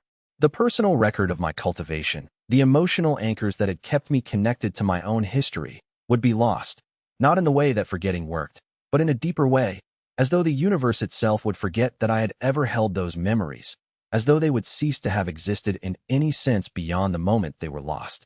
And I realized something else, in that moment of fracturing, something that struck me with the force of a revelation. The unwritten were not wrong to fear me. As I continued to inscribe laws, as I continued to define reality more thoroughly through the mechanism of my power, the spaces where the undefined could exist were indeed shrinking. The undefined territories were being claimed, mapped, brought under law. I was, whether I intended it or not, writing the universe into a shape that excluded entire categories of existence, entire modes of being that had predated consciousness and law and the very concept of definition itself. I held them in my hands, feeling the weight of what this meant. The token was failing. If it shattered completely, all the memories stored inside would scatter and dissipate forever. The personal record of my cultivation, the emotional anchors that had kept me connected to my own history, would be lost. And I realized something else, in that moment of fracturing. The unwritten were not wrong to fear me. As I continued to inscribe laws, as I continued to define reality more thoroughly, the spaces where the undefined could exist were indeed shrinking. I was, whether I intended it or not, writing the universe into a shape that excluded entire categories of existence. Lin Sui was standing 10 feet away when the token fractured. She had come to find me in the courtyard where I was meditating, and she watched as I fell to my knees, watching my hands shake as the pieces of the jade token came apart. She saw, in that moment, something she had never seen on my face before. Not calculation, not acceptance, not the quiet logic that had characterized my response to every threat I had encountered so far. Fear. I was afraid of the unwritten, and that fear was itself becoming an inscription, becoming a law written into the structure of reality. I was afraid of what I was becoming, afraid of the power that was growing within me without my full consent or understanding. I was afraid that Lady Sui Feng had found, in the unwritten, something that would finally break me. I wrote in my journal with hands that were not quite steady. Loss 134, the fracture of the jade token. Cost, the beginning of comprehension of my own terror. Benefit, the understanding that even the architect of laws is subject to fear, is subject to loss, is subject to the very mechanisms I have been inscribing. And below that, in smaller, shakier handwriting. What comes next? I genuinely do not know. For the first time, I genuinely do not know. Narrative expansion. Chapters 81 to 100 deeper reflections in the weeks following Huang Kongwei's death. As I moved through the Academy's routines and maintained the external appearance of normal cultivation, I spent considerable time in meditation understanding what it meant that the heavens had shifted their attention entirely toward me. The vacancy he had left was not a simple absence. It was a repositioning of cosmic attention, a reorientation of the heavens' machinery, such that every inscribed law I had written would now be processed not as secondary phenomenon, but as primary alterations to reality's structure. The old beggar had warned me that this was coming, in his final conversation with Huang Kongwei before the ancient cultivator chose to stop. But knowing it in advance and experiencing it were entirely different phenomena. The weight of being the primary locus of the Inverse Dao Root system manifested in small ways at first. Cultivators from distant sects reported feeling disturbances in their meditation when I inscribed new laws, as though my personal cosmic accounting was causing ripples that affected the entire framework. Huang Kongwei's letter, which I read and reread in the weeks after his death, contained a passage I had not fully processed in the initial reading. The inscriptions that sustain me are now sustaining you, and you don't need them as anchors anymore. Let them void. Let the old laws dissolve back into formlessness. The newer ones you're building are stronger because they're built from something other than desperation and the desire to survive at any cost. I came to understand that what Huang Kongwei meant was that his inscriptions, accumulated over 2,000 years, had created a kind of floor beneath the cosmic machinery of the Inverse Dao Root. They had held the system stable through sheer weight and persistence. But now that he was gone, now that those ancient laws were dissolving, the system would have to find stability through something else. Through me. Through the choices I made about which losses to inscribe and which consequences to allow to flow naturally. The meditation session in which I achieved the breakthrough to Meridian Lord rank was not, in retrospect, unique.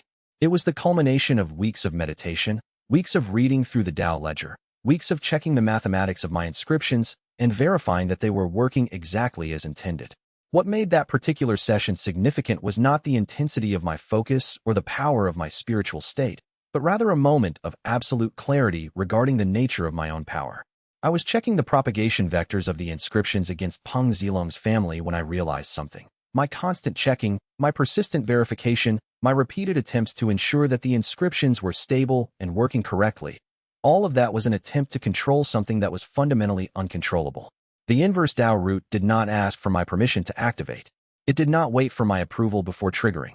It inscribed according to loss, according to the objective reality of what had been taken from people, according to the structural mathematics of causality itself. And in that moment of understanding, in that crystalline clarity about my own impotence in the face of my own power, I finally accepted it. Not as resignation, not as defeat, but as the most accurate possible assessment of what I actually was. Not a master of the inverse Dao Root, but a conduit for it. Not a craftsman using the system, but the system using me as its instrument. The breakthrough that followed was the heaven's acknowledgement that I had finally stopped fighting against the nature of my own power. My meridians expanded because I had finally stopped trying to control them. My reach grew because I had finally stopped trying to limit it. When the breakthrough to domain holder rank occurred, when my spiritual pressure overwrote the structural integrity of the cultivation hall and sent younger disciples running in terror, I felt something else occurring simultaneously with the physical transformation. I felt memories being drawn out of the jade token, felt the contents being selectively examined and then deleted, felt the universe making choices about which of my personal experiences would continue to matter and which would be erased. The loss of 3 days of memories was not experienced as a blank space, but as a dislocation. I could remember the shape of events, the fact that they had occurred, but the personal emotional resonance was gone. I could recall that Lin Sui had been important to me, but I could not access why. I could remember that we had spent time together, but the feeling of those moments had been deleted from the universe's record. The most unsettling part was realizing that the loss was permanent, not forgotten in the way that normal forgetting worked, where memory might be recovered with effort or the right trigger, but deleted from reality itself, leaving me understanding intellectually that something meaningful had existed while being emotionally disconnected from the meaning of it. When I emerged from the cultivation hall and encountered Lin Sui reintroducing herself, I experienced something I had not expected, a kind of double consciousness. One level of my awareness recognized that this person mattered to me, that there was significance in her presence. Another level, unable to access the memories that would explain that significance, could only observe the fact without understanding the meaning. The decision to publish my account of Lady Suifeng's actions required careful consideration of timing and presentation. Publishing too early would trigger defensive responses before enough inscriptions had accumulated. Publishing too late would allow her to consolidate her false narrative and make it difficult to overturn. The window for maximum effect was narrow and required precise calculation. I worked with Yu Binghe on the structure of the account, allowing him to review it and provide feedback from the perspective of someone who understood the political dynamics of the cultivation sections. His contribution was to ensure that the account was not merely truthful, but structurally designed to undermine Lady Suifeng's authority at multiple levels simultaneously. The document detailed not just her actions toward me, but her actions toward others. It revealed patterns of manipulation, of exploitation of her son's loyalty, of willingness to sacrifice others for her political goals.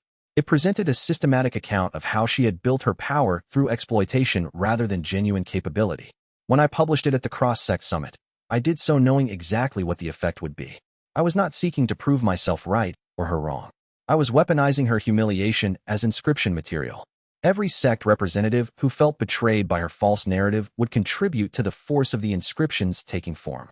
Every scholar who realized they had been manipulated would add to the weight of the cosmic law being written. By the time she understood what had happened, the inscriptions against her would have achieved critical mass. Her attempts to defend herself or to counter the narrative would only add more inscription material, more cosmic law targeting her actions, more structural probability shifting that would make her future decisions less effective.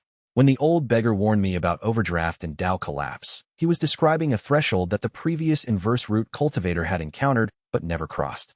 She had stopped her cultivation before reaching the point where the heavens' machinery would begin to fail under the weight of accumulated inscriptions. She had chosen safety over transcendence, preservation over transformation. The question I was forced to confront was whether she had chosen wisely. The beggar himself seemed uncertain, which suggested that the answer was not obvious. There was a possibility, a real, tangible possibility, that she had chosen the correct path, that attempting to push beyond Dao collapse was not ambition but suicide, that the heavens' limits existed for good reason. But there was another possibility, that the heavens' limits could be overcome, that the machinery could be pushed to extremes not in violation of its design, but in fulfillment of deeper aspects of its design that had not been accessed before. That Dao collapse was not an end state, but a transformation point, a threshold beyond which the system operated on entirely different principles. The beggar had spent 2,000 years never knowing which possibility was correct. I was facing the prospect of discovering the answer through direct experience, without the option of retreat or modification once the threshold had been crossed. The thought was simultaneously exhilarating and terrifying. When Lin Sui saw me on my knees with the fractured jade token, when she witnessed the expression on my face that had never manifested there before, she was observing something far more significant than a moment of fear. She was observing the architecture of my power encountering its first true challenge, not a challenge to overcome, but a challenge that suggested the possibility of being overcome. The unwritten were not wrong to fear me. As I continued to inscribe laws, as I continued to refine and expand my power, I was indeed writing the universe into a shape that excluded them. But they in turn were now presenting me with a challenge that was equally fundamental. What happens when the architect of laws encounters laws that cannot be architected? My fear was not the fear of a person facing a threat. It was the fear of understanding that power itself, the kind of power that rewrites reality, might have inherent limitations that could not be overcome through greater power. It was the fear of reaching a boundary that could not be crossed, not through weakness but through the fundamental structure of existence itself. And in that fear, in that moment of recognition that my power might not be sufficient, a new kind of inscription was already forming. Not against the unwritten, but something deeper. An inscription against my own certainty, against my own confidence in my ability to solve all problems through the mechanism of cosmic law. What I had encountered was the possibility of my own defeat, not through someone else's power, but through the limits of power itself. Additional narrative passages, deep character analysis, the question of conscience throughout the events of these chapters, a question that I was not consciously asking, but that manifested in my subconscious journaling and meditation, was whether the use of my power in this systematic way constituted a moral failure. Was I committing an act of evil by inscribing laws against Lady Sui Feng that would affect her descendants for generations? Was I violating some fundamental principle of ethics by weaponizing humiliation and using other people's emotional reactions as inscription material? The honest answer that I came to, through months of meditation and reflection, was that I genuinely did not know. The Inverse Dao Root operated on a logic that existed beyond conventional morality. It was not good or evil. It was not just or unjust. It was a law of the universe, as fundamental as gravity, as impersonal as the mathematics of probability. Lady Sui Feng had chosen to attack me. She had chosen to try to destroy my cultivation and control my power. The inscriptions that manifested against her were not my creation in the sense of being a conscious choice made with moral intent. They were the universe's response to her actions. I was simply the conduit through which that response flowed. But that thought, while logically defensible, did not entirely resolve the disquiet I felt. Because I had made choices about which losses to inscribe, about which consequences to allow to manifest, about how to structure situations to maximize the inscription material available. Those were conscious, deliberate choices. And whether they were good or evil depended on frameworks that I was no longer sure applied to my situation. The mechanics of breakthrough, each breakthrough in my cultivation followed a pattern. A loss or acceptance or understanding would occur. The Tao ledger would register this as an opportunity for cosmic law to be written. The breakthrough would manifest, the new tier would activate, and a corresponding cost would be extracted. What I was beginning to understand, by the time I reached cosmic revision tier, was that the cost was not arbitrary. It was not the heaven's way of punishing power or ensuring that advancement came at a price. Rather, the cost reflected the actual mechanism of how power worked at that tier. To access new layers of cosmic machinery, some part of the old machinery had to be relinquished. To inscribe laws that affected the future, some connection to the past had to be surrendered. This suggested that as I approached Tao collapse, as I pushed the system toward its limits, the cost would become more severe and more fundamental. Not because the heavens was punishing me, but because the barriers protecting me from accessing the most powerful layers of cosmic machinery were all that stood between me and the absolute annihilation of my personal identity. The threat of the unwritten represented something conceptually different from the Inverse Dao Root. My power inscribed laws based on loss. But the unwritten existed in the spaces where loss could not reach, in the undefined territories where causality had not yet been written. They were not opposed to my power in the way that an enemy might be opposed to an enemy. They were opposed in the way that non-being might be opposed to being, in the way that potential opposes actuality. Lady Sui Feng's decision to contact them was, in retrospect, a stroke of genuine insight. She had understood, perhaps better than I had understood at that moment, that my power had limits, that there were territories beyond its reach, that the universe was not entirely composed of inscribable losses and cosmic law. There were spaces that the heavens had not yet defined, and in those spaces lived entities for which my system had no mechanism. The question that presented itself as I contemplated Voidmark's arrival was whether the solution was to expand my power to encompass those spaces, or whether I needed to find an entirely different framework for understanding how to interact with beings that existed outside the structures of cosmic law. The role of allies throughout this arc, I was increasingly relying on allies, Qin Failing, Su Yin, Yu Binghe, who understood my power better than anyone outside myself. They provided not just practical support, but conceptual frameworks that helped me understand my own cultivation in new ways. Qin Failing's suggestion that things that predate law can still experience loss became the seed from which my entire strategy for confronting the unwritten grew. Not because she had developed the idea fully or understood all its implications, but because her observation provided a crack in my certainty, a place where new understanding could begin to grow. Yu Binghe's shift from intellectual opposition to willing partnership suggested something important about how minds relate to radical change. He had not abandoned his principles or his commitment to carefully reasoned positions. Rather, he had expanded his frameworks to encompass observations that his original framework could not accommodate. Su Yin remained somewhat outside the core of what was happening, but his question, "What if she's right and he's not bluffing?"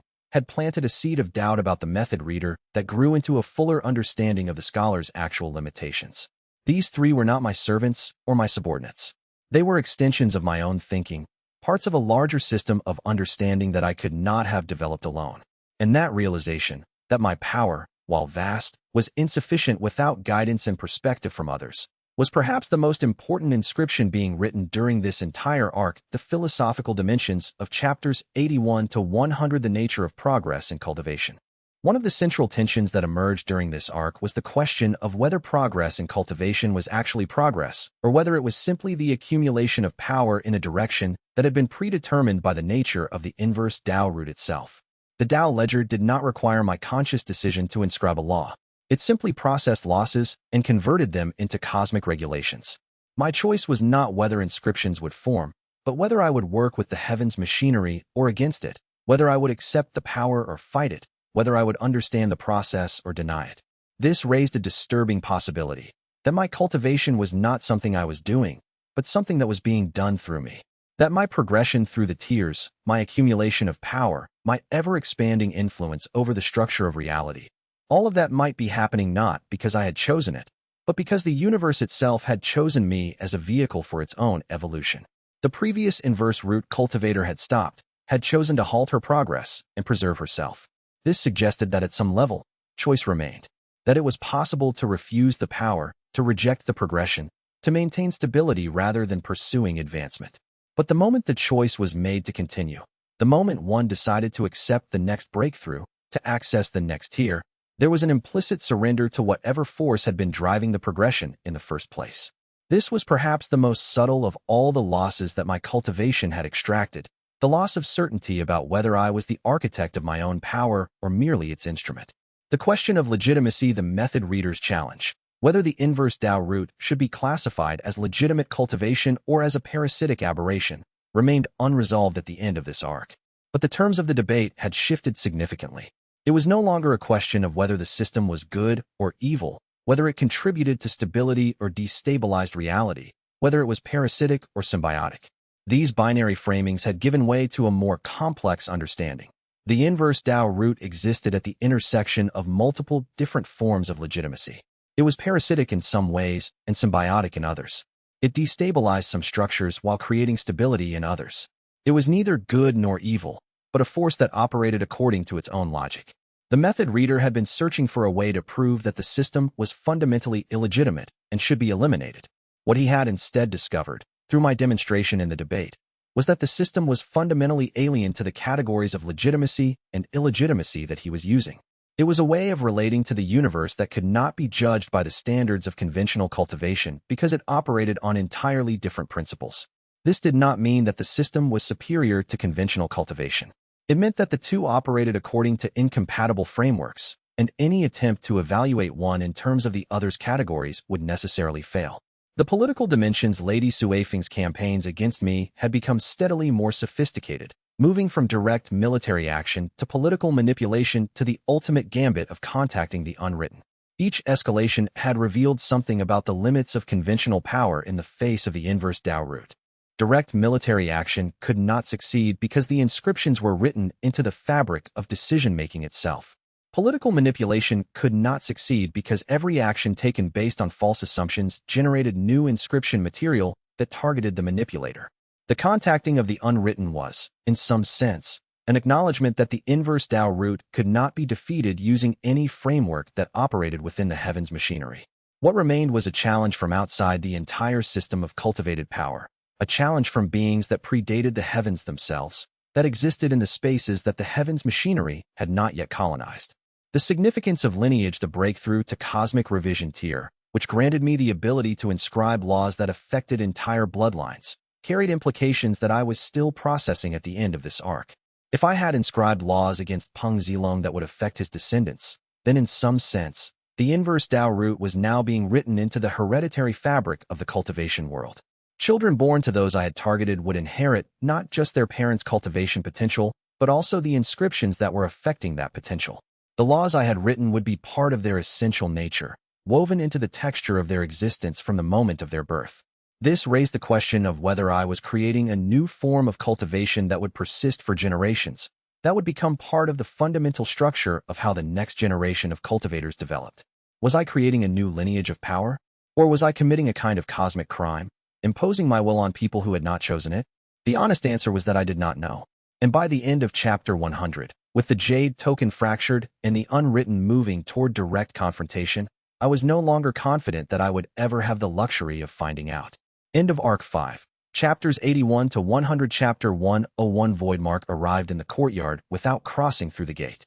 There was no transitional moment, no instant of becoming visible. Instead, the space adjacent to where Wei Tianmo knelt with the broken Jade token simply contained the emissary. It was as though the air had rearranged itself to accommodate a presence that had always been present but was only now being perceived. Wei Tianmo's first instinct was to check the Dao ledger, but he forced himself not to move. The moment he reached for the cosmic inscription system, the moment his consciousness became focused on recording what was happening, he would have already lost. Voidmark was not here to fight. Voidmark was here to inform, and information was far more devastating than any combat could ever be. Your Dao ledger will be dismantled, Voidmark said. Its voice had no gender, no age, no quality that could be pinned down or remembered. Your laws will be dissolved. Your memories return to nothing. Wei Tianmo looked up slowly. The being before him was roughly humanoid in shape, but completely wrong in every detail. Its edges did not connect properly to the air around it, as though it were an object drawn with the wrong perspective. When it moved, it left no impression of movement, as though the space it vacated had always been empty. When it stood still, Wei Tianmo's eyes kept sliding off it, unable to maintain focus on something that seemed to exist primarily in the spaces between definition. Why? Wei Tianmo asked. His voice was hoarse. His hands were still shaking from the earlier dissolution of the Jade token. Why come here to tell me this before you act? Why give warning? Voidmark tilted what might have been its head, a gesture that took several seconds to complete, as though the entity existed slightly out of phase with normal time. You are writing the universe into a shape that excludes us. Every law you inscribe is a law that defines what is. We exist in what is not. We are the spaces between your words. You are the force that fills those spaces with meaning. The two cannot coexist indefinitely. Wei Tianmo understood the statement abstractly, but understanding and accepting were not the same thing. He picked up one of the Jade token pieces from the courtyard stone. It was warm to the touch, still vibrating faintly with residual power. The memory inside it was degrading. He could sense that, the light within it flickering like a candle in wind. In a few hours, the memory would be unrecoverable, dissolved back into the undefined from which it came. I need to think about this, Wei Tianmo said, though even as the words left his mouth, he understood the futility of thought. What could thinking accomplish when faced with beings whose entire nature existed outside the framework of consequence and law? You have until your current inscriptions complete their cycles, Voidmark said, and now Wei Tianmo heard something almost like patience in that strange, ageless voice. After that, we will dismantle what you have built. We will unwrite the laws you have inscribed. We will return reality to the state it was in before you began. The emissary did not leave in the conventional sense. It simply became absent, the way a thought disappears when you look directly at it. Wei Tianmo waited several minutes before moving, hyper-aware that some part of Voidmark might still be perceiving him, might still be close enough to register his actions, might still be deciding whether he was worth unmac ing immediately or worth allowing to live through these final cycles before dissolution. When he finally stood, his legs did not support him well. The shock of the confrontation, the casual certainty in Voidmark's voice, the absolute absence of negotiation or compromise in the message, all of it combined to drain the confidence from his body. He sank back down onto the cold stone, and for a moment, he allowed himself to contemplate the possibility that everything he had built was about to be returned to nothing. The jade token pieces lay scattered around him in a pattern that had seemed accidental but now looked almost ceremonial. Each one contained memories, fragments of his life, preserved against the inevitable loss that the Inverse Dao Root demanded. But the token was a finite system, constructed according to principles that had seemed so elegant when he first conceived of it. It could only hold so much before it began to degrade. And now Wei Tianmo understood that the token's degradation was not accidental. It was inevitable. It was built into the nature of the thing itself, a function of the same cosmic law that would eventually dissolve him entirely. He picked up the largest piece and held it to the light filtering through Stonegap Sect's ancient walls. Inside, he could see the memory light still moving, still intact, still preserving something of value. It was a memory of rain. A specific moment when he was younger, standing in a courtyard much like this one. Though not this courtyard, some other courtyard in some other time, watching water fall from the sky in long, silver streaks. The sensation of it on his skin, the smell of wet stone and wet earth, the particular fragrance of humidity rising from heated ground. The feeling of being alive in a way that required no inscription, no cosmic law, no transformation. Simply water falling, simply skin feeling, simply a person existing in the moment of existence. Voidmark could take this, could delete this, could reduce Wei Tianmo to something without history, without continuity, without the accumulated sensations that built identity into coherence. And Wei Tianmo would deserve it, in a way. He had been the one who set all of this in motion. He had been the one who chose to pursue the Inverse Dao Root past the point of safety, past the point of reason, into territories where no one had successfully navigated before. But deserving and accepting were not the same thing either. He carefully gathered the jade token pieces, handling each one as though it contained not memory, but life itself. Because, in a sense, it did. Memory was the substrate of identity, and identity was the only thing Wei Tianmo had that was genuinely his own. Once that was gone, once the unwritten had dissolved the jade token and erased the inscribed memories it contained, Wei Tianmo would be something other than Wei Tianmo. He would continue as a being, perhaps, continue to breathe and think and act. But the person doing the breathing would be fundamentally different from the person who was breathing now. The terrible thing was that he could not even grieve the loss properly. Grief required connection to what had been lost. He could not mourn memories of his mother because he had learned about his mother through her loss, not through lived experience with her. He could not miss the feeling of being a complete person because he had been trained by the Inverse Dao Root from the beginning to accept the idea of losing pieces of himself. The power had prepared him for its own cost. What would he be if all the memories were gone? A creature of pure inscriptive power with no history to ground it. A being of law with no self to define. An instrument of the heavens with no personal stake in what the heavens did. Would that creature still be Wei Tianmo? Or would it be something else? Something that wore Wei Tianmo's face and responded to Wei Tianmo's name, but that had no essential continuity with the person who had first encountered the jade token? These were the questions that spiraled through his mind as he gathered the pieces and moved toward the tower.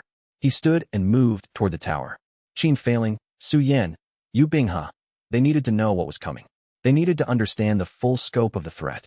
And Wei Tianmo needed to write all of this in his journal immediately, before the details degraded, before the memory of Voidmark's words became unreliable. He had perhaps 3 weeks. Perhaps less. Perhaps the unwritten would simply decide that the announcement had been sufficient, that Wei Tianmo had been adequately warned, and move to dissolution without further delay. The jade token pieces weighed nothing and everything in his hands. Chapter 102. Qin Feiling did not ask questions. Instead, she went to the library and found Su Yan with methodical precision, as though she had been planning this contingency for months. Yu Binghe was in the training court, and Qin Feiling sent a message through the sect network to summon him with a priority code that indicated genuine emergency. Within 20 minutes, they were all in Wei Tianmo's study, standing around the desk where he had spread the jade token pieces in a careful arrangement, as though spatial positioning might somehow preserve the information they contained. Things that predate law can still experience loss, Qin Failing said. She was not asking a question. She was thinking aloud, working through the implications with the precision of someone trained in theoretical philosophy. If they exist outside the framework of inscription, then the inscriptions cannot reach them directly. But loss, genuine loss, that might be universal. That might be something even the unwritten cannot escape. All beings experience consequence, even if those beings exist in the spaces between consequence. How do you inscribe against something that has no fate? Yu Binghe asked. His voice was steady, but Wei Tianmo could see the calculation happening behind his eyes, the military officer running scenarios, assessing variables, computing probabilities. Yu Binghe had spent 2 years believing Wei Tianmo was wrong. That belief had shaped him, had made him part of the force arrayed against Wei Tianmo, had pushed him toward direct opposition and resistance. Now, in this moment, he was adjusting to a new reality where Wei Tianmo had been right all along about the unwritten's existence, but being right was no longer sufficient. Being right only confirmed that the threat was real and immediate. I need to understand what they can lose, Wei Tianmo said. Voidmark said we exist in what is not. If that's true, then what does loss mean to something that defines itself by its non-existence? What can be taken from a being that has nothing? What can be damaged in something that has no form? Su Yin had been silent, studying the jade token pieces with the intensity of a scholar examining a text that contained impossible information. Now, slowly, he looked up at Wei Tianmo, and when he spoke, his voice carried the weight of genuine acceptance. This is above my rank, Su Yin said. I will help anyway. The directness of the statement, its absolute refusal to pretend that expertise or rank could navigate what was about to occur, seemed to settle something in the room. These were not scholars debating abstract principles in the safety of a library. These were people standing at the edge of a precipice, trying to understand the nature of the void below while knowing that they stood on ground that was actively crumbling beneath their feet. We need to speak to Dao Feiyuan, Wei Tianmo said. If anyone in this cultivation world understands the unwritten, it would be him. He spent his entire career studying records that no one else even acknowledges exist. Qin Failing nodded immediately. He's at the provincial archive now. I can send a message requesting his presence. Not a message, Wei Tianmo said, shaking his head. I'll go personally. I need to see his face when I tell him. I need to know if this is something he already suspected. The unwritten do not announce themselves without purpose. If Dao Feiyuan has spent decades studying them, he may have been expecting this moment. The prospect of leaving Stonegap sect, of moving through the cultivation world while Voidmark was out there somewhere in the spaces between spaces, moving through undefined territories with the freedom of an entity unconstrained by any law, seemed unconscionable. But staying seemed equally wrong. Voidmark had said they had until the current inscriptions completed their cycles. That gave them perhaps 3 weeks. Maybe less. Time was a weapon in Voidmark's hands, and Wei Tianmo needed to use what remained to gather information. I'm coming with you, Yu Binghe said. Wei Tianmo looked at him. In another timeline, in the version of events where Yu Binghe's original doubts had solidified into permanent opposition, they would never have this moment. They would never stand on the same side of a confrontation. But Yu Binghe had made his choice, had watched Wei Tianmo navigate multiple crises with a calmness that exceeded mere strategic planning, had slowly come to understand that incomprehensibility did not equal wrongness. Sometimes the most incomprehensible actions were the most necessary. You are a former military officer, Wei Tianmo said carefully. When this becomes violent, and it will become violent, they'll need you here at Stonegap sect. When this becomes violent, they'll need you alive, Yu Binghe said. If the unwritten are as dangerous as I think they are, if they have the power to unmake civilizations as Dao Feiyuan's records suggest, then traveling alone is suicide. You need someone watching your back. Qin Failing was already making notes, her mind working through logistics with the precision of someone who had learned to plan for contingencies in the most dangerous circumstances. You'll need maps. You'll need provisions for a week's travel. And you'll need a clear route to the archive that avoids populated areas. If Voidmark is monitoring Wei Tianmo, we don't want civilian casualties. We don't want the unwritten deciding that Stonegap sect's disciples or the people in the nearby villages are interesting enough to target as leverage. The simple acknowledgement that there would be civilian casualties if things went wrong, that this was not a theoretical threat but a practical inevitability, seemed to hang in the air of the study like a physical object. Wei Tianmo had been thinking in terms of abstract principles, what the unwritten were, how to inscribe against them, what the cosmic mechanics might be, how to navigate a confrontation at a level of reality that most cultivators could not even perceive. But Qin failing had just shifted that conversation into concrete reality. People would die if Wei Tianmo failed. Not metaphorically, not in some abstract sense. Literally, people in this cultivation world, people who had nothing to do with any of this, who had never asked to be part of his confrontation with cosmic forces, would cease to exist. They would be unmade, erased, returned to nothing. Then let's move, Wei Tianmo said. The pieces of the jade token went into a sealed box. Su Yin volunteered to attempt repairs while Wei Tianmo was gone, working with the finest tools in Stone Gap Sect's arsenal to try to restore what had been damaged. It was probably futile. The damage seemed fundamental, existing at a level that transcended physical repair, but the attempt itself was necessary. They all needed to feel like they were doing something other than waiting for the heavens to make the next move. Wei Tianmo and Yu Binghe left Stone Gap Sect before dawn, moving through a landscape that was becoming unfamiliar not because Wei Tianmo had never seen it before, but because Voidmark's presence in the world had changed what everything meant. Where there had been earth and sky and weather, there was now the possibility of something moving through the spaces between those things. Where there had been the solid infrastructure of the cultivation world, there was now the knowledge that something far older and far stranger was moving underneath it all. Chapter 103. Dao Feiyuan was examining a manuscript when Wei Tianmo entered the archives reading room.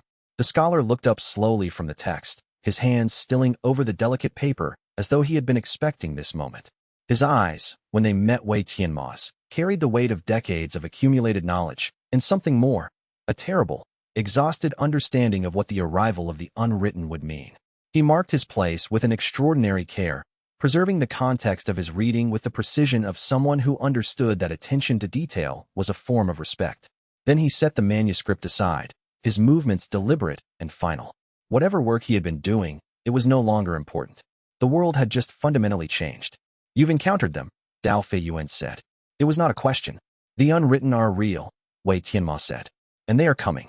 Dao Feiyuan closed his eyes. When he opened them again, there was a profound weariness in his expression, as though he had been carrying a burden of knowledge for so long that the actual arrival of the catastrophe he had been dreading was almost a relief. In the moment of contact with reality, the speculative terrors of long anticipation could be replaced by the concrete terror of immediate threat. Sit, Dao Feiyuan said, and understand that everything I am about to tell you is information that I have been waiting to share for decades.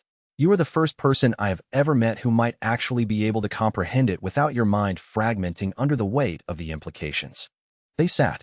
Yu Binghe remained standing, positioned near the door, watching the shadows in the hallway beyond. It was a military posture, the stance of someone trained to notice when threats might emerge, watching for signs of Voidmark's presence or other unwritten entities attempting to approach. The unwritten are not beings in the way that we are beings, Dao Feiyuan began, his voice carrying the careful precision of someone who had rehearsed this explanation in his own mind countless times. They predate all formal systems, all cosmic law, all inscription. When the heavens first began writing laws into the universe, the unwritten already existed. They were abundant then, countless, because the undefined spaces were vast and full of possibility. But every law that was written, every formalization that occurred, reduced the space available for the unwritten to inhabit. The more the heavens inscribed, the smaller their territory became. How many civilizations? Wei Tianmo asked.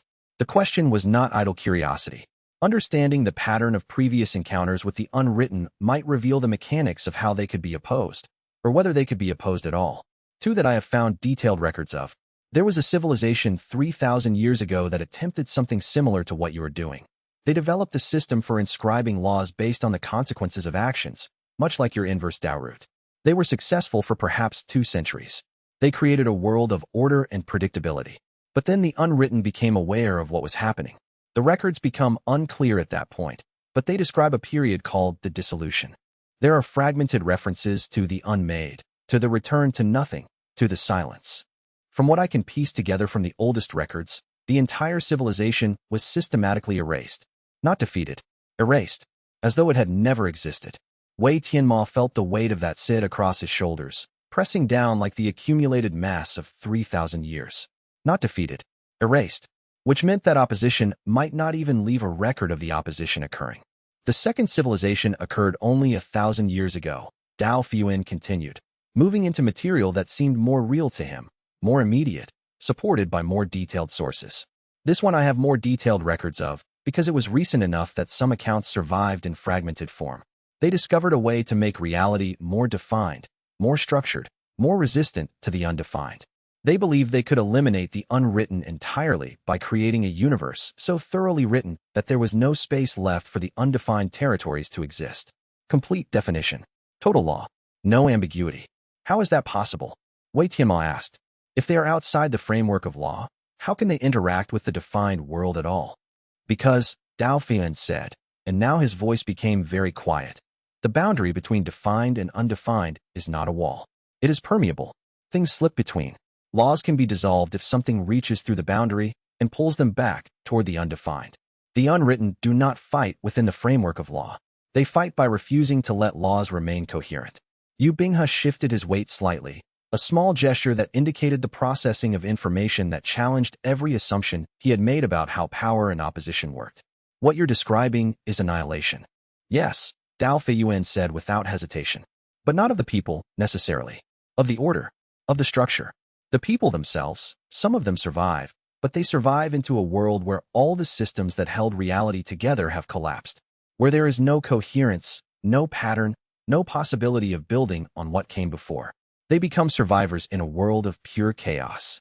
Wei Tianmo stood and walked to the window.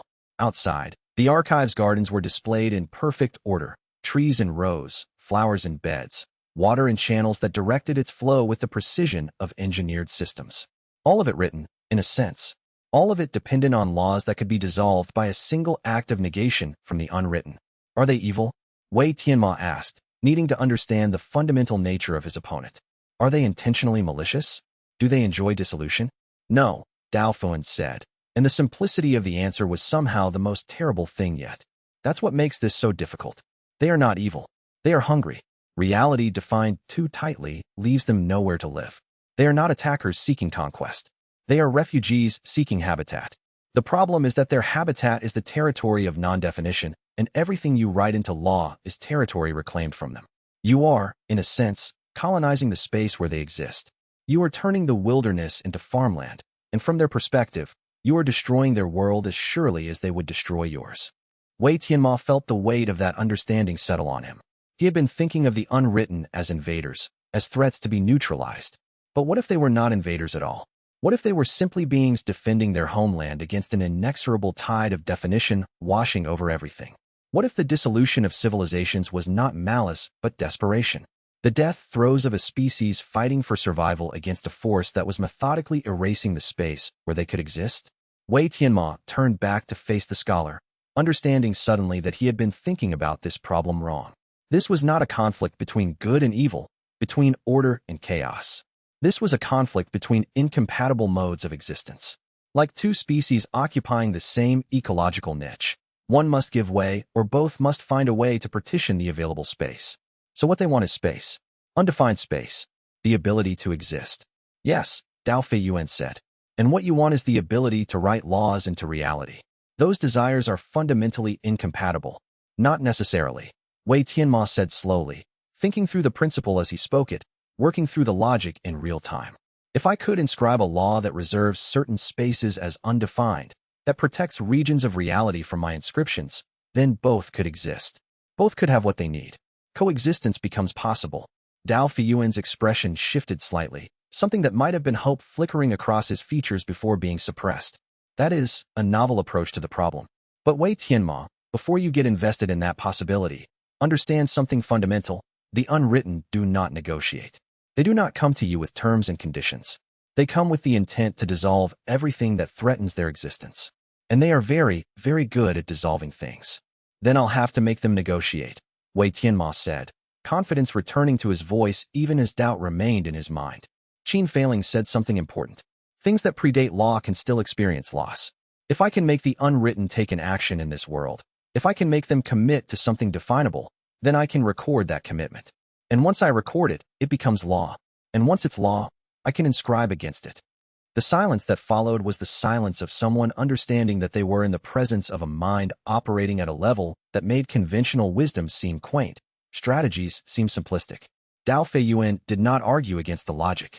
Instead, he stood and went to one of the shelves, drawing down a volume bound in material that Wei Tianmo did not recognize. something that seemed to absorb light rather than reflect it. This is the only detailed account I have found of the second civilization's research into the unwritten, Dao Fuyuan said, handling the volume with the care of someone managing something alive and dangerous. Some of their conclusions are heretical. Some are brilliant. All of them are dangerous to think about. But if anyone is going to navigate this, if anyone is going to develop a strategy that does not end in dissolution, it should be you. Wei Tianmo took the volume. It was heavy, and it burned slightly where he held it, as though the information inside was radiating something that his hands could feel. There's one other thing, Dao Fuyuan said quietly. The second civilization's attempt to inscribe against the unwritten did have a moment of success. They managed to create an inscription that seemed to constrain one of the unwritten entities. It held for 3 days. Then the constraint dissolved, and the civilization was unmade 3 days after that. But the fact that even a temporary inscription was possible suggests that what you're thinking of might not be entirely impossible. It's not impossible, Wei Tianmo said. It's just monumentally dangerous. Yes, Dao Fuyuan said, which is why I am telling you, and why I am then asking you to leave. Because if the unwritten perceive that I have given you this information, they may move against the archive. And I would like to live long enough to see if your impossibly dangerous plan has even a chance of working. Wei Tianmo nodded. He understood the calculation. Dao Fuyuan was essentially offering himself as a distraction, using himself as a secondary target that was less interesting than Wei Tianmo, less important, less worth dismantling immediately. It was a calculated sacrifice, a choice made with open eyes. Thank you, Wei Tianmo said. Don't thank me, Dao Fuyuan said, his voice firm. Survive. Solve this. Prove that 2,000 years of accumulated failure is not inevitability. Wei Tianmo and Yu Binghe left the archive as the sun began to set, carrying the volume of forbidden research and the weight of knowing that the two greatest attempts to systematize reality had both ended in dissolution. Chapter 10 for the journey back to Stone Gap sect took 4 days instead of 3. They moved carefully, aware that Void Mark might be watching, might be tracking Wei Tianmo's movements with precision that transcended ordinary perception. The knowledge that they were being observed did not paralyze them. It simply added an additional layer to every decision they made. Yu Binghe moved with the discipline of a military man, planning camps in defensible locations that had multiple escape routes, checking routes for ambush points with the experience of someone who had spent years thinking about warfare and survival, ensuring that if they had to move quickly, they could do so without error or delay.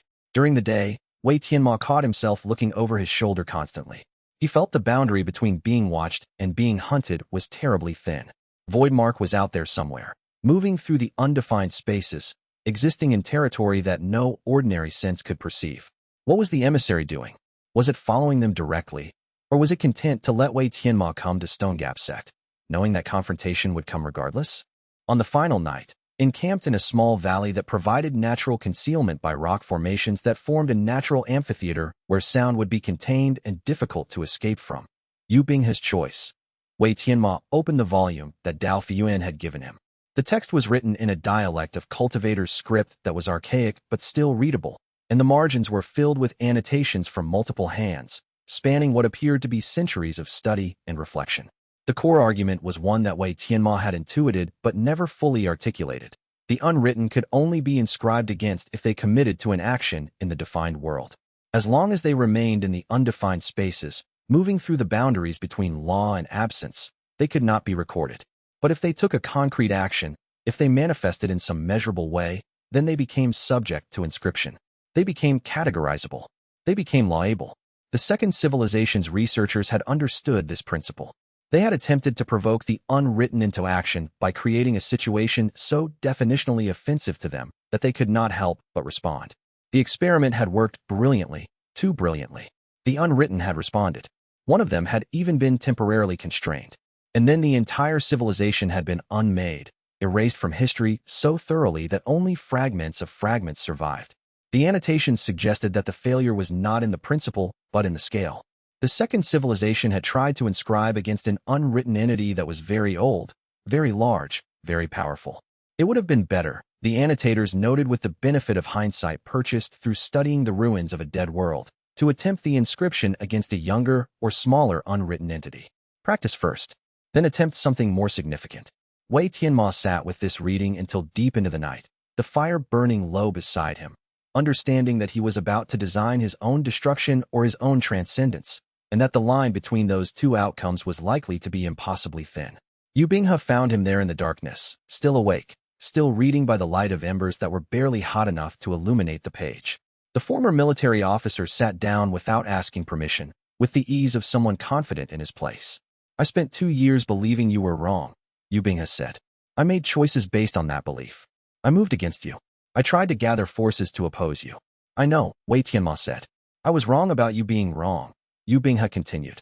Which is not the same as being right about you being right. I'm not sure I understand what you're doing, not completely. But I understand that you're trying to make reality cohere in a way that makes sense, and the unwritten are an obstacle to that, and you're going to move against them. You're going to do something that no one has successfully done before. Yes, Wei Tianmo said. I want to be present for that, Yu Binghe said. I want to see it. I want to understand it if I can. And if I cannot understand it, I want to be here when it happens, so that later, if anyone asks, I can say I was there. I can say I witnessed whatever comes next. Wei Tianmo closed the volume. If it goes wrong, being present means dying. The unwritten do not take prisoners. They do not leave survivors with the capacity to witness and remember. I know, Yu Binghe said. I've been dying my entire life. Slowly. Everyone is. At least this way, I'll die in the presence of something significant. I'll die in the company of someone who is trying to do something that matters. They did not speak further that night. In the morning, they returned to Stone Gap sect, and Wei Tianmo began to plan the confrontation that would determine whether the universe would remain open to the unwritten or whether it would be written so thoroughly that they would have no choice but to dismantle everything in defense of their own existence. The weight of that possibility settled on Wei Tianmo like a physical thing, pressing down through all the layers of his being, compressing him toward a singularity of purpose and fear. Chapter 105. The announcement came publicly, in the form of a proclamation that Wei Tianmo left in the central courtyard of Stone Gap sect, where anyone could read it. The paper was silk, the finest quality, the characters written in ink that had been mixed with cultivated essence so that the words themselves would carry power. Qin Failing had offered to help him refine the language, to polish the rhetoric until it was absolutely perfect, but Wei Tianmo had insisted on doing it himself. The words mattered. Every word would be part of the record. Every character would be recorded by the Dao ledger. Every phrase would become cosmic law. I announce my intention to inscribe a new law into the structure of reality.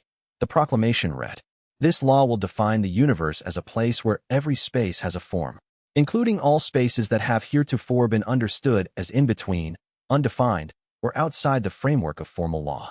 This inscription will be absolute. It will be comprehensive. It will leave no undefined territory. It will be complete and final. It was, Wei Tianmo knew, a death threat. Not to any person, but to an entire category of being. He was telling the unwritten, in as clear terms as possible, that he intended to erase them from existence by converting their domain, the space of non-definition, into defined space. He was telling them that their extinction was coming, and that he had the determination to pursue it regardless of the cost. He did not actually know how to do it. The mechanics of such an inscription were beyond his current capabilities, existing at a level of sophistication that he had not yet reached. The complexity involved in defining all undefined space, in closing off all the territories between law and non-law, was almost certainly beyond even his power. But the unwritten did not need to know that. They only needed to believe that Wei Tianmo was serious, that he had the capacity or was developing the capacity, and that he was moving toward execution of this threat. Belief was a weapon. The perception of threat was sometimes more devastating than the actual threat itself. The proclamation remained in the courtyard for 3 days, visible to everyone at Stone Gap sect, a constant reminder of the confrontation that was coming. On the 4th day, it was gone, not removed by any person, simply absent, as though the air had rearranged itself to make room for a different version of events. Wei Tianmo understood that to mean the unwritten had seen it, had understood it, and were considering their response. Qin Failing sat with him in his study while he waited. She did not ask if he was afraid. They both knew that he was. The fear was so pervasive that it had stopped being something he experienced and started being something he lived in, a medium like water, pressing in from all directions.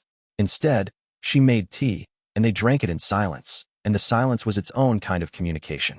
You're going to provoke them to act, Qin Failing said finally, her voice quiet but clear in the stillness of the study.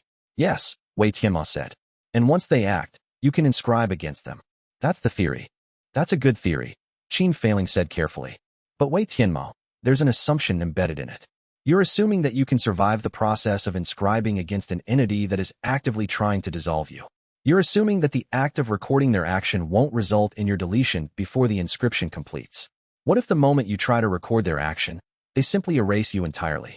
What if the Dao ledger itself becomes unstable when confronted with something that predates all formal systems? Yes, Wei Tianmo said. I'm assuming that I will survive the process. And I don't know if that assumption is true. In fact, logically, the probability of survival seems to approach zero. The unwritten have unmade entire civilizations. What makes me think I could survive even the first moments of direct confrontation with their power? Qin failing set down her tea. Then we're already dead. We just haven't realized it yet. Perhaps, Wei Tianmo said. Or perhaps there's a principle I haven't grasped yet. Something that changes the calculation entirely. We could run, Qin failing said. It was not a suggestion. It was an acknowledgement of an option that existed, followed immediately by the recognition that they were not going to take it. Running wouldn't help, Wei Tianmo said. The logic of it clear and terrible. The unwritten would follow. They would dissolve everything behind me. Everyone at Stonegap sect would be unmade. Everyone in the territories I have touched would be unmade. The only way to survive is to make them negotiate, and the only way to make them negotiate is to show them that the threat of my inscriptions outweighs the cost of dissolution. So you're gambling your life and everyone else's life on the assumption that the unwritten will prefer negotiation to extinction. I'm gambling on the assumption that they will prefer survival to extinction, Wei Tianmo said. But yes, you have the general idea correct. Qin failing set down her tea with deliberate slowness. Then we'll lose. The unwritten will not negotiate. They will not compromise. They will simply dissolve you and everything you have built, because you cannot actually complete an inscription against them. You cannot write a law that affects beings who have no fate to rewrite. Wei Tianmo did not correct her. She was not wrong. But there was something she had not considered, something that Dao Fiyuan's volume had suggested in its margins, something that Wei Tianmo himself was only beginning to understand. Things that predate law can still experience loss, Wei Tianmo said, repeating the phrase that Qin failing had spoken to him in his study, what felt like a lifetime ago. The unwritten exist in the undefined. But if I can define the undefined, then I create a situation where the unwritten are forced to choose, adapt to a defined existence, or cease to exist entirely. There is no third option. There is no neutral ground. They'll choose to dissolve you rather than adapt, Qin failing said. Probably, Wei Tianmo agreed.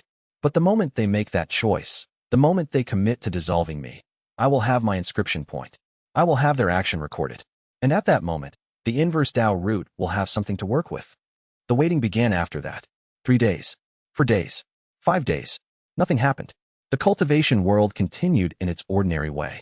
People continued living and dying and making choices and accumulating consequences. The jade token pieces remained in their box, still degrading, still leaking memories into nowhere. And Wei Tianmo, suspended in the space between threat and response, began to understand that patience might be the weapon that the unwritten were testing him with. Time was their ally. The closer they got to the completion of his inscription cycles, the more of Wei Tianmo's power would be depleted through natural law. He was becoming weaker with every passing day, not through any action of the unwritten, but through the simple mechanics of the Inverse Dao Root itself. Chapter 106. They came on the 8th day, and they came in force. Not just void mark, but 3 emissaries of the unwritten, manifesting simultaneously in the sky above Stonegap sect. Their forms were wrong in ways that hurt to perceive. Wei Tianmo felt his eyes trying to focus on them and failing repeatedly, felt his mind trying to categorize what he was seeing and unable to locate any framework that could contain them. They were wrong not just in appearance, but in existence, in the fundamental way that they occupied space. The proclamation in the courtyard, which had been gone for 4 days, suddenly reappeared in the center of the sky, massive, written in a script that burned with inverted light. The characters were huge, each one as tall as a building, visible from every corner of Stonegap sect and beyond. And then the unwritten began to negate it. It was not an attack in the conventional sense. It was an erasure. Starting from the edges, the proclamation began to dissolve, the letters unmade, the meaning reversed, the entire statement returned to the state of not having been written. The 3 emissaries moved in coordination, their movements in perfect synchronization with something that transcended normal time. Their action was so fundamental, so thorough, that Wei Tianmo felt the fabric of reality itself beginning to fray at the edges, quality of existence becoming unstable. But they had done the thing Wei Tianmo had designed them to do. They had taken an action. They had committed to this negation in the physical world, in front of witnesses. Hundreds of people in Stonegap sect were watching. The event was being recorded by observation, by consciousness, by the simple fact of existence bearing witness. And the Tao ledger was perceiving it with absolute clarity. The inscription formed in Wei Tianmo's mind, crystallizing from the fundamental material of loss and consequence. Unwritten, times 3 action committed, inscription possible. The 3 emissaries seemed to perceive the moment that the inscription took hold. Their forms stilled, for just an instant. Only an instant, caught in the process of negating something that had just become subject to law. In that moment, Wei Tianmo saw something like emotion cross their forms, something that might have been shock or rage or the recognition of a trap that had been perfectly set. Then they withdrew, retreating back into the spaces between spaces, but not before Wei Tianmo felt something shift in the cosmic mechanics. The unwritten had been perceived. The unwritten had been recorded. The framework that had previously been inviolable now contained a data point that had never existed before. Wei Tianmo stood in the courtyard, breathing hard, and understood that he had just fundamentally altered the nature of reality. He had made it possible to inscribe against the inscribable. He had created a category into which the unwritten could be placed. And the cost, he realized in that moment of terrible clarity, was about to be paid. The breakthrough hit him like a hammer. His rank shifted, and the inverse Dao Root surged through his being with such force that he felt his bones might crack under the pressure of transformation. Dao Nascent. He had reached Dao Nascent rank, the rank where the gap between his identity and his power became so large that the two were no longer in proportion to each other. He was becoming something more than human and something less at the same time. The sensation was not pleasant. It was like being stretched on a rack, every part of his being pulled in different directions, while something fundamental tried to hold him together. His consciousness began to fragment. For a moment, he experienced himself from multiple perspectives simultaneously. Wei Tianmo the individual, Wei Tianmo the bearer of power, Wei Tianmo as a manifestation of cosmic law. These perspectives were not compatible. They could not coexist peacefully. One of them would have to give way. One of them was already beginning to dissolve. But the cost was not abstract. The cost was not theoretical. The inverse Dao Root took payment in the form of memory, and it took it in the most brutal way yet. Not individual memories, but an entire year. Erased. Stone Gap Sect's first year, when Wei Tianmo had arrived and been trained. When he had learned the basic principles. When he had met the people who would become his allies and teachers and companions. All of it. Gone. Completely.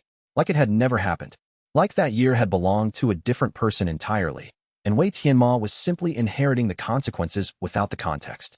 He opened his eyes in the courtyard, and Qin Failing was there, catching him as he fell, and he did not know who she was.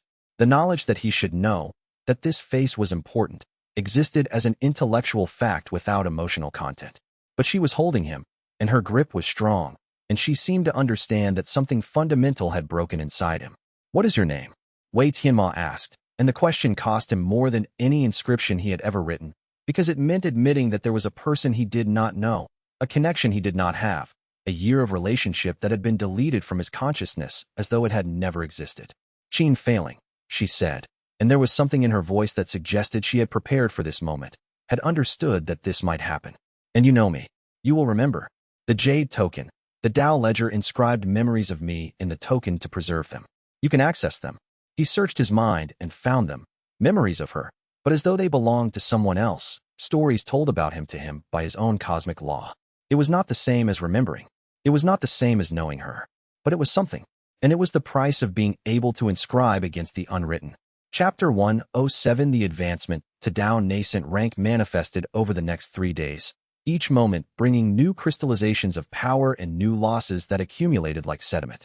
Wei Tianmo would wake in the morning and not know where he was, the familiar surroundings of his own study becoming a maze of strangeness. Yu Binghe would orient him patiently, explaining the layout of the sect, describing the history of the walls, and then 5 minutes later, Wei Tianmo would have integrated enough of the inscribed memories to understand his surroundings, and the cycle would repeat. Su Yin spent entire days attempting to repair the Jade Token, working with tools so fine they were barely visible to the naked eye, trying to restore the mechanisms that held memory light in suspension. But the damage was too fundamental. The token itself was degrading as Wei Tianmo's rank advanced, as though the increase in his power was incompatible with the token structure. By the 4th day, the token was barely a shadow of itself, its memory-bearing capacity reduced to almost nothing. But Qin Failing was right. The memories that had been inscribed into the token before it began to degrade remained accessible, preserved in the deepest layers of inscription. Wei Tianmo could access the inscribed memory of her laugh. A specific moment when she had found something genuinely amusing, the sound of it ringing out through a library. He could access the inscribed memory of sitting beside her in the library reading room. He could access the inscribed memory of her asking him a question he could not quite remember answering. The memories were not lived experience, but they were something. They were a framework that allowed him to relate to her in the present moment without needing to fully remember the past. On the 5th day, he was stable enough to function. The Tao ledger had integrated the new rank into his being, and the cascade of losses had slowed to a manageable trickle. He had lost a year. He had lost certainty. He had lost the comfortable progression of time that would have allowed him to believe that his experiences were accumulating into a coherent self.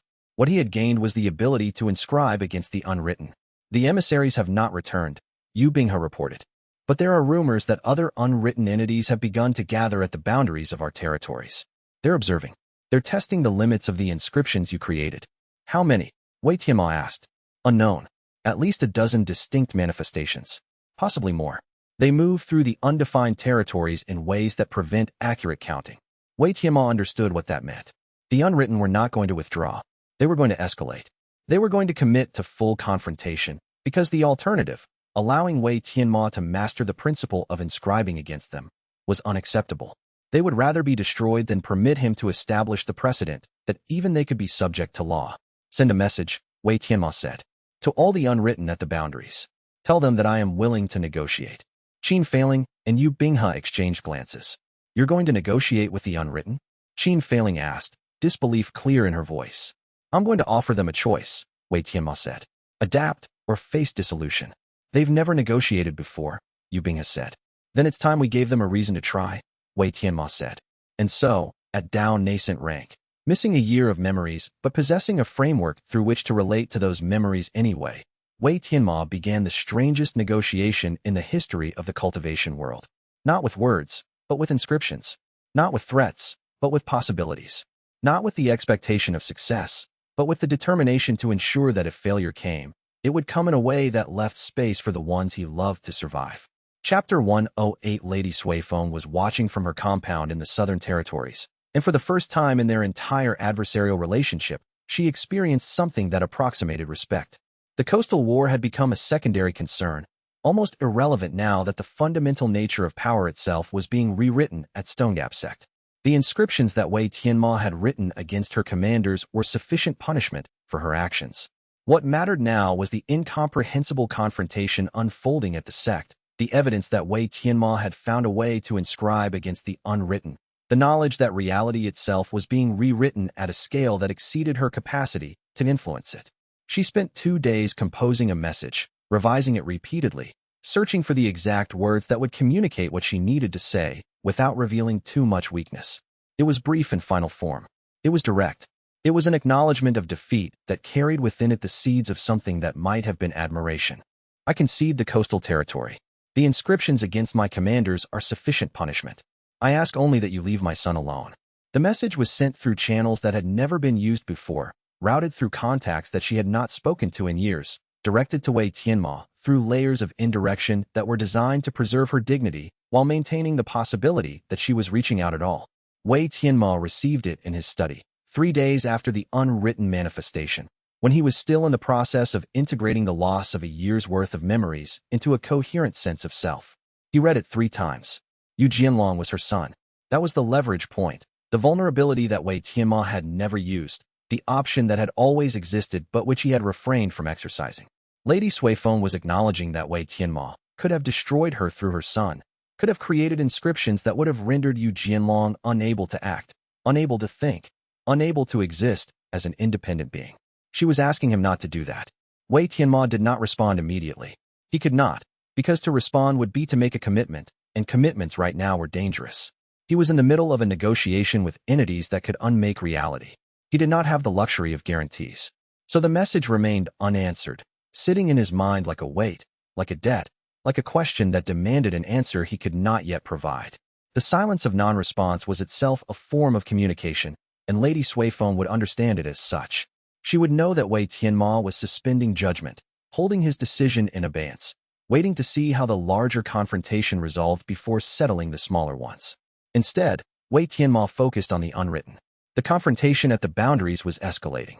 The 12 distinct manifestations had become 20, and they had begun to test the limits of the inscriptions he had created, probing the weak points, looking for places where the laws that bound them could be dissolved. It was Voidmark, ultimately, who approached him for the negotiation, not through manifesting in the courtyard again, but through a more subtle means, a message written in the margins of reality itself, appearing on the pages of books in Stonegap Sect's library, in the ash of fires, in the patterns of weather.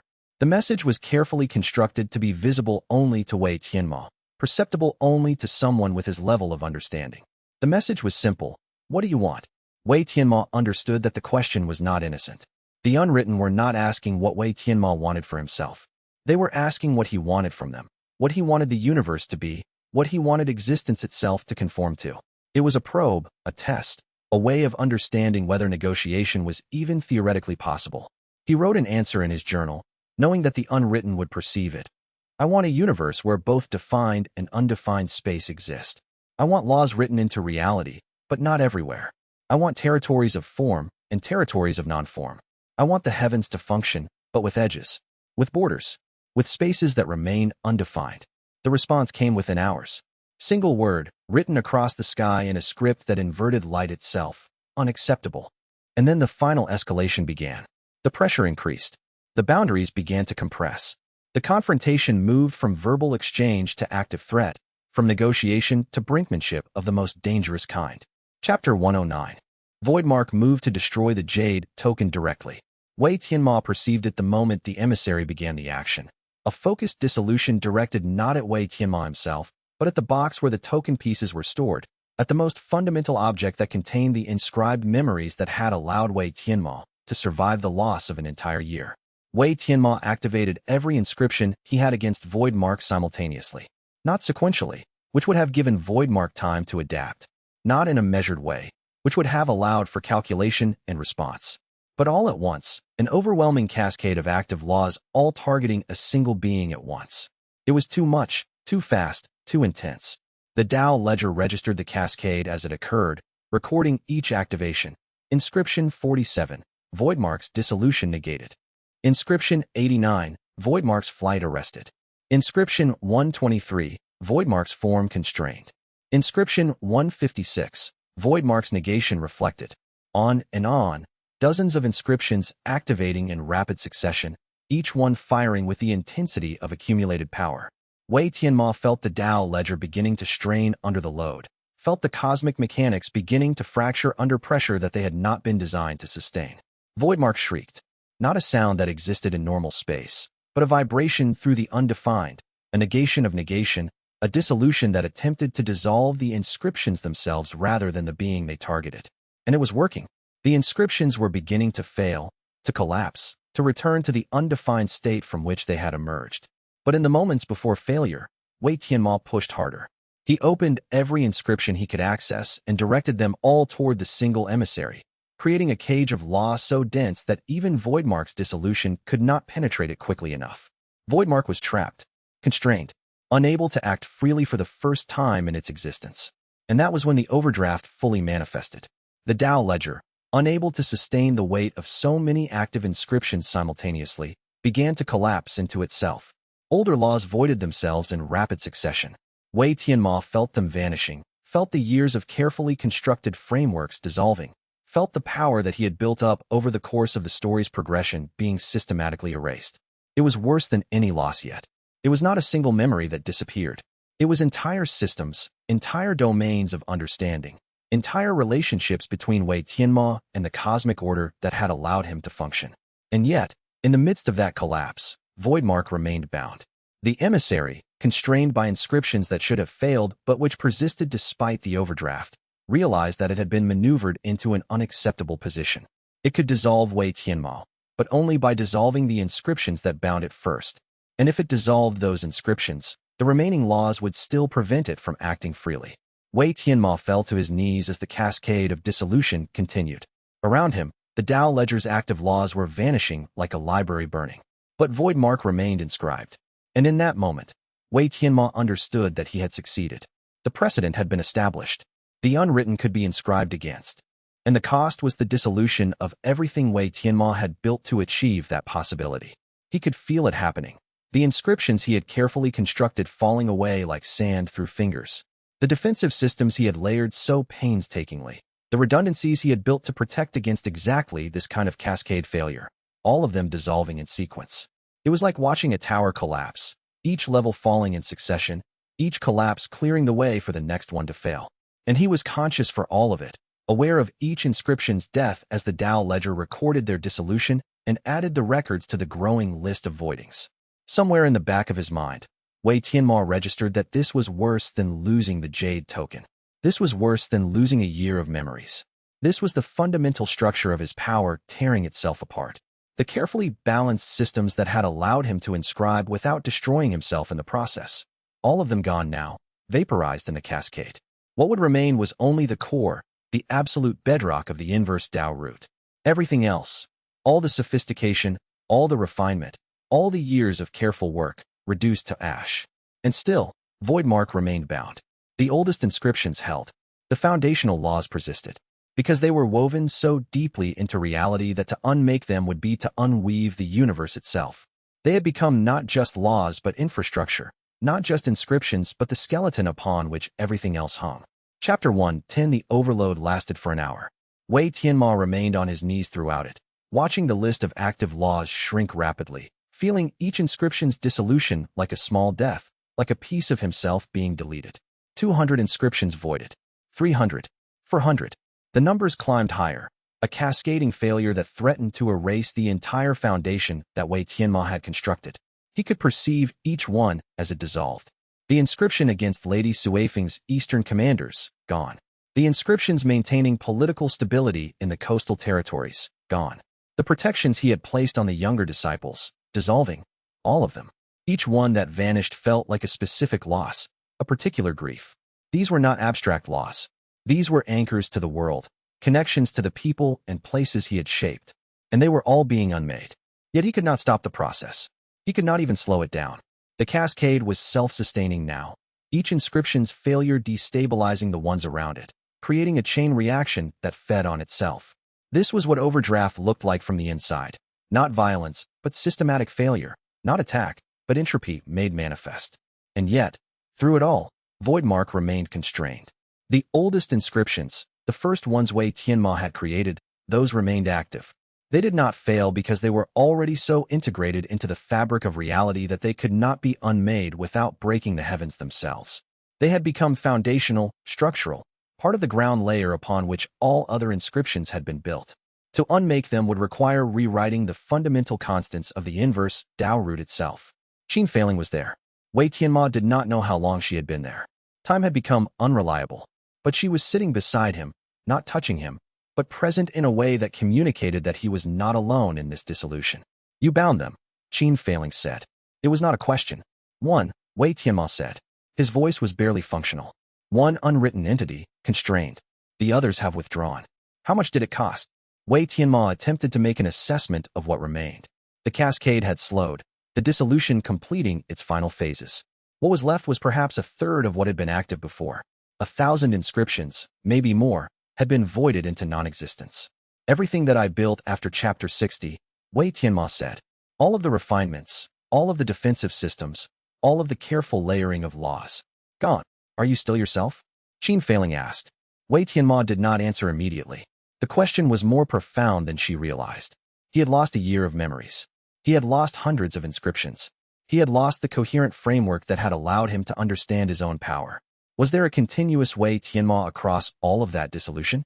Or had he been unmade and remade so many times that the entity kneeling on the courtyard stone was fundamentally different from the person who had started this journey? I don't know, he said finally. Ask me again in a week.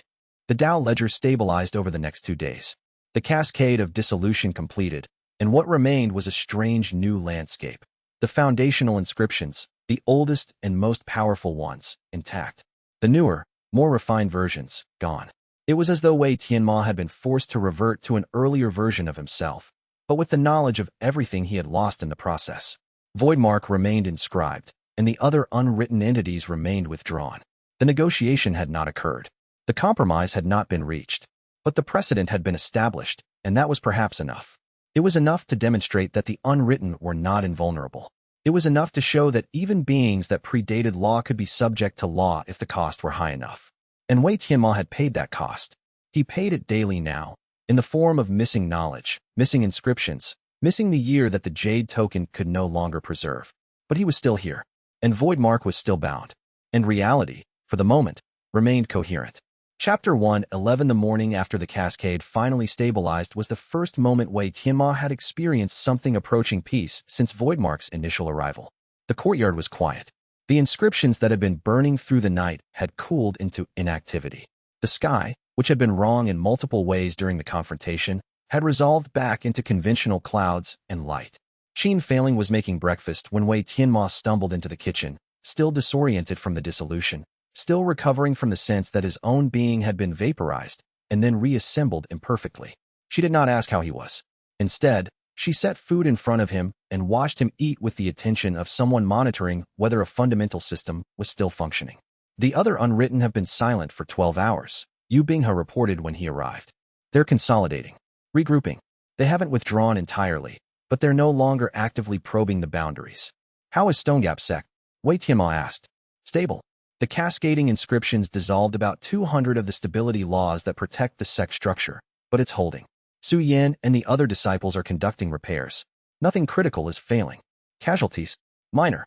A few injuries from falling debris when some of the walls destabilized. Nothing irreversible. Wei Tianmo absorbed this information and felt the weight of it settle on him. The confrontation with Voidmark had cost far less in terms of human life than he had feared. The unwritten, in their conflict with him, had not focused on destruction of the people at Stonegap sect. They had focused on dissolution of his power, which suggested a level of sophistication in their understanding of what actually mattered that was almost respectful. I need to see the Dao ledger status, Wei Tianmo said. Yu Binghe produced a scroll with the recent inscriptions, and Wei Tianmo read through them, cataloging what was lost, what remained, what would need to be rebuilt.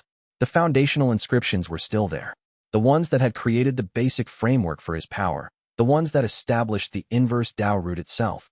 Those remained inviolate.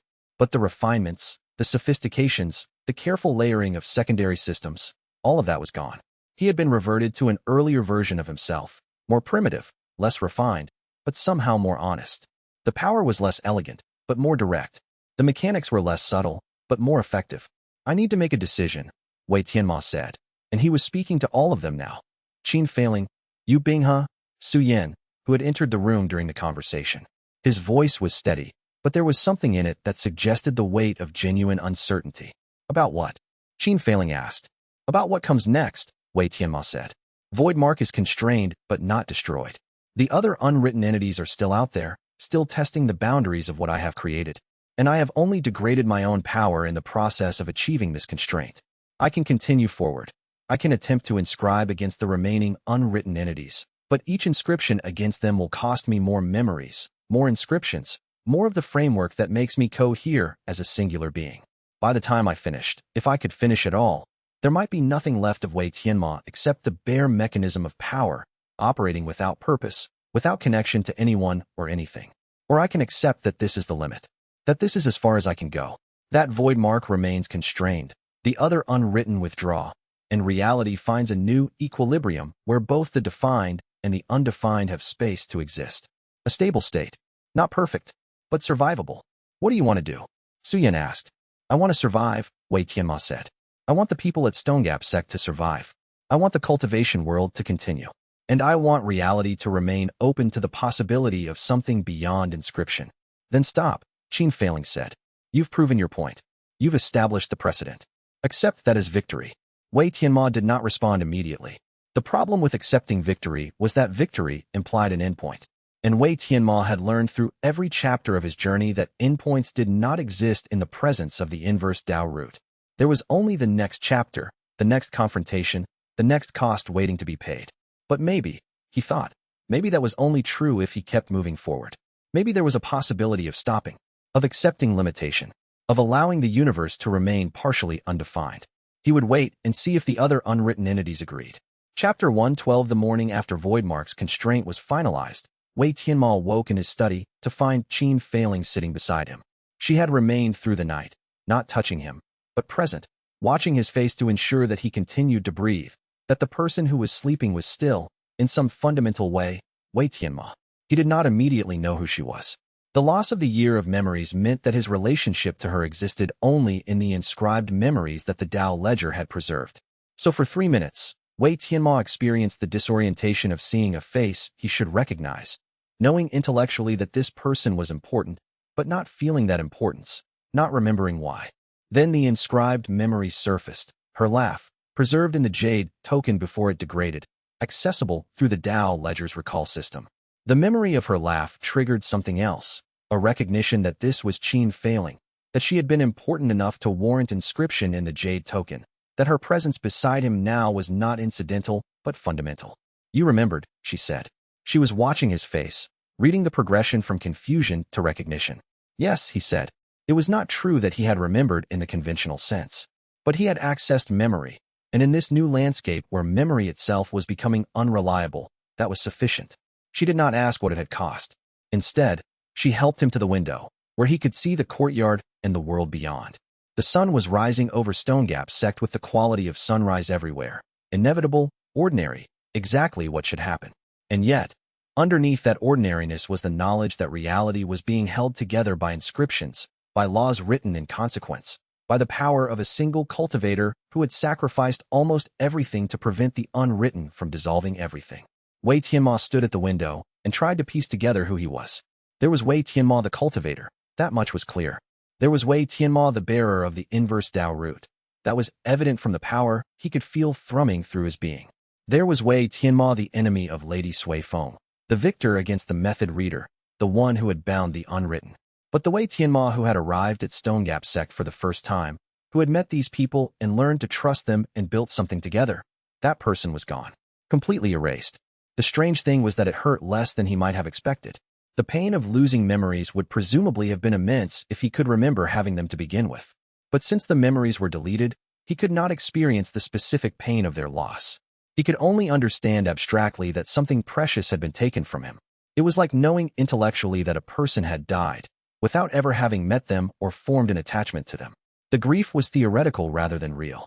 The world looks the same, Wei Tianmo said quietly. It is, Qin failing replied. But you are different now. You have changed in ways that cannot be reversed. The other unwritten have sent another message, Qin failing said after a long moment of silence. What does it say? It says that they accept the precedent, that they will establish territories where inscription does not apply, that they will cease to expand, that they will coexist with the defined world instead of dissolving it. Wei Tianmo absorbed this information. The negotiation had worked. The overwhelming cascade of inscriptions against Voidmark, the dissolution of his own power, the sacrifice of a year of memory, all of it had achieved the intended effect. Reality had found a new equilibrium, one where both the defined and the undefined could exist. Is that victory? He asked. I think, Qin failing said carefully, that it's acceptance. By both sides. You've accepted that you cannot write laws everywhere. The unwritten have accepted that they cannot prevent the writing of laws. And reality has accepted that it will be partly inscribed and partly undefined, forever. Wei Tianmo nodded slowly. The concept of forever was strange in this context. He had been thinking in terms of battles, of confrontations, of escalations. The idea that this could be the final state, not the end of the story, but the establishment of a condition that would persist indefinitely, was almost disorienting. But as he stood with Qin failing in the morning light, watching the world continue its ordinary progression, Wei Tianmo understood that this might be the most profound victory available. Not the triumph of one principle over another, but the coexistence of principles that were fundamentally incompatible. The preservation of space for mystery, for uncertainty, for the undefined, even within a universe where Wei Tianmo had the power to write laws into the very fabric of reality. He reached out and took Qin failing's hand. It was a simple gesture, but it connected him to the present moment in a way that went beyond inscription, beyond memory, beyond the cosmic mechanics of the Inverse Dao Root. It was just two people standing together in the morning, and that was enough. Chapter 113, The withdrawal of the other unwritten entities took 3 days to complete. They pulled back from the boundaries of Stonegap Sect's territories, receding into the spaces between spaces, establishing territories where the laws Wei Tianmo had written could not apply. It was not an exodus. They did not leave the cultivation world entirely, but rather a reorganization, a redrawing of the maps of what was defined and what remained undefined. Lady Suifeng's position became untenable almost immediately. With the unwritten's protection withdrawn and the inscriptions against her commanders still active, she had no military advantage, no political leverage, nothing that could be exchanged for continued authority. Her coastal territory began to fragment as commanders loyal to her realized that their loyalty was now a liability rather than an asset. Wei Tianmo received the news through his intelligence network, but he did not act on it. Instead, he did something that surprised everyone at Stonegap sect. He waited. On the fourth day of waiting, he received another message from Lady Suifeng. This one was longer than the first. I concede entirely.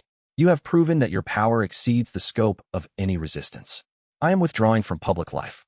Yu Jianlong will assume leadership of the family. I ask only that you allow my retirement to occur without inscription, without cosmic enforcement. I am no longer a threat. I am only a woman who miscalculated. Wei Tianmo read it 3 times, and something in him shifted. Lady Suifeng was offering him her surrender without qualification. She was not bargaining. She was not asking for exceptions or special treatment. She was simply acknowledging that the game was over and that she had lost. For the first time, Wei Tianmo saw her not as an adversary, but as a person who had been trying to protect her son, who had been trying to maintain her family's power, who had been trying to prevent the world from being rewritten in ways she could not control. She had failed because failure was inevitable when confronting someone who could write laws into reality. But the failure itself was human. The response to failure was human. Wei Tianmo wrote a response. I accept your withdrawal. No further inscriptions will be written against you or your family. You are released from the cosmic enforcement. Live your retirement without fear of inscription. He did not know if he had the right to make such an offer. The inscriptions against Lady Suifeng's commanders were not under his direct control anymore. They were part of the structure of reality itself, operating according to cosmic law rather than Wei Tianmo's intention.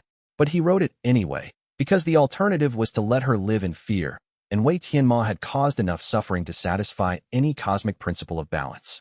The Western territories began to stabilize over the following weeks. New leadership emerged. Yu Jianlong, who had been under effective house arrest as part of Lady Suifeng's strategy, finally had the opportunity to exercise actual authority. He proved competent, pragmatic, and surprisingly sympathetic to the inscriptions that Wei Tianmo had written. Instead of resisting them, he incorporated them into his leadership philosophy, using the recorded consequences of poor decisions as a teaching mechanism. Wei Tianmo observed this from a distance and felt something that approximated satisfaction. The world was continuing. People were adapting. Reality was finding its new shape, one where Wei Tianmo's power was a fact of existence rather than something to be constantly battled against. And for the first time since the confrontation with the unwritten had begun, Wei Tianmo felt the possibility of rest. Chapter 114. The period after Voidmark's constraint was a strange one. Not peaceful, exactly, but settled in a way that the previous months had not been. Wei Tianmo spent time in the library, reading texts that he had read before, rediscovering them with the strange double consciousness of someone who knew intellectually that he had studied them, but who could not actually remember studying them. Su Yin found him there one afternoon, reading a text on the philosophy of unfinished works. Dao Feiyuan has sent a message, Su Yin said. He wants to know if you have decided what to do about Voidmark. The constraint is holding, but it is not stable. Eventually, either the constraint will fail, or Voidmark will find a way to work within it. Is he asking me to destroy Voidmark? Wei Tianmo asked. He's asking if you've thought about it. If that's what comes next. Wei Tianmo closed the text he had been reading. The question contained within it was one that went to the core of everything he had learned through the confrontation with the unwritten. Voidmark was constrained, but not destroyed. The other unwritten had withdrawn, but not disappeared. Reality had found an equilibrium. But that equilibrium was maintained by inscriptions that required constant energy to maintain, by laws that could be dissolved if Wei Tianmo stopped actively inscribing them. Tell Dao Feiyuan, Wei Tianmo said slowly, that I am not going to destroy Voidmark. The constraint is not meant to be temporary. It is meant to be permanent. It is meant to establish, once and for all, that even the unwritten can be subject to law. But that law will not be used to obliterate them. It will be used to contain them, to define the space in which they can exist. He will ask why not destroy them, Su Yin said. You have the power now. You have demonstrated that you can constrain them. Destruction would only be one more inscription away. Because if I destroy them, Wei Tianmo said, then I have truly written myself into every part of reality. There will be no space left for the undefined. And if there is no space left for the undefined, then what is the difference between this universe and a story that has already been written to its conclusion? If every being and every action and every possibility has been inscribed into law, then existence becomes mere execution of predetermined rules. There is no freedom. There is no genuine choice. There is only the manifestation of cosmic machinery. I would be creating a mechanism, not a universe. Perfect order, but empty of meaning. Complete control, but devoid of life. He set down the text and looked at Su Yin directly. Do you know what the worst version of victory would be? It would be if I successfully inscribed everything and then discovered that in winning completely, I had destroyed everything worth winning for. The people I care about would continue to exist, but they would exist as expressions of law rather than as genuine agents making genuine choices. They would be more like characters in a story I had written than like actual people with lives of their own. Su Yin nodded slowly, understanding what Wei Tianmo was saying without needing further explanation. You are preserving the possibility of genuine choice. Yes, Wei Tianmo said. By constraining the unwritten rather than destroying them, by establishing territories where my inscriptions do not apply, I am preserving the possibility that reality can surprise me, that beings can make choices that were not anticipated by my laws, that there can be outcomes that were not predetermined. That's a strange philosophy for someone who has spent this entire story writing laws into the fabric of reality. Yes, Wei Tianmo agreed. I have spent this entire story inscribing consequences. And through that process, I have learned that if I inscribe everything, I inscribe myself out of existence.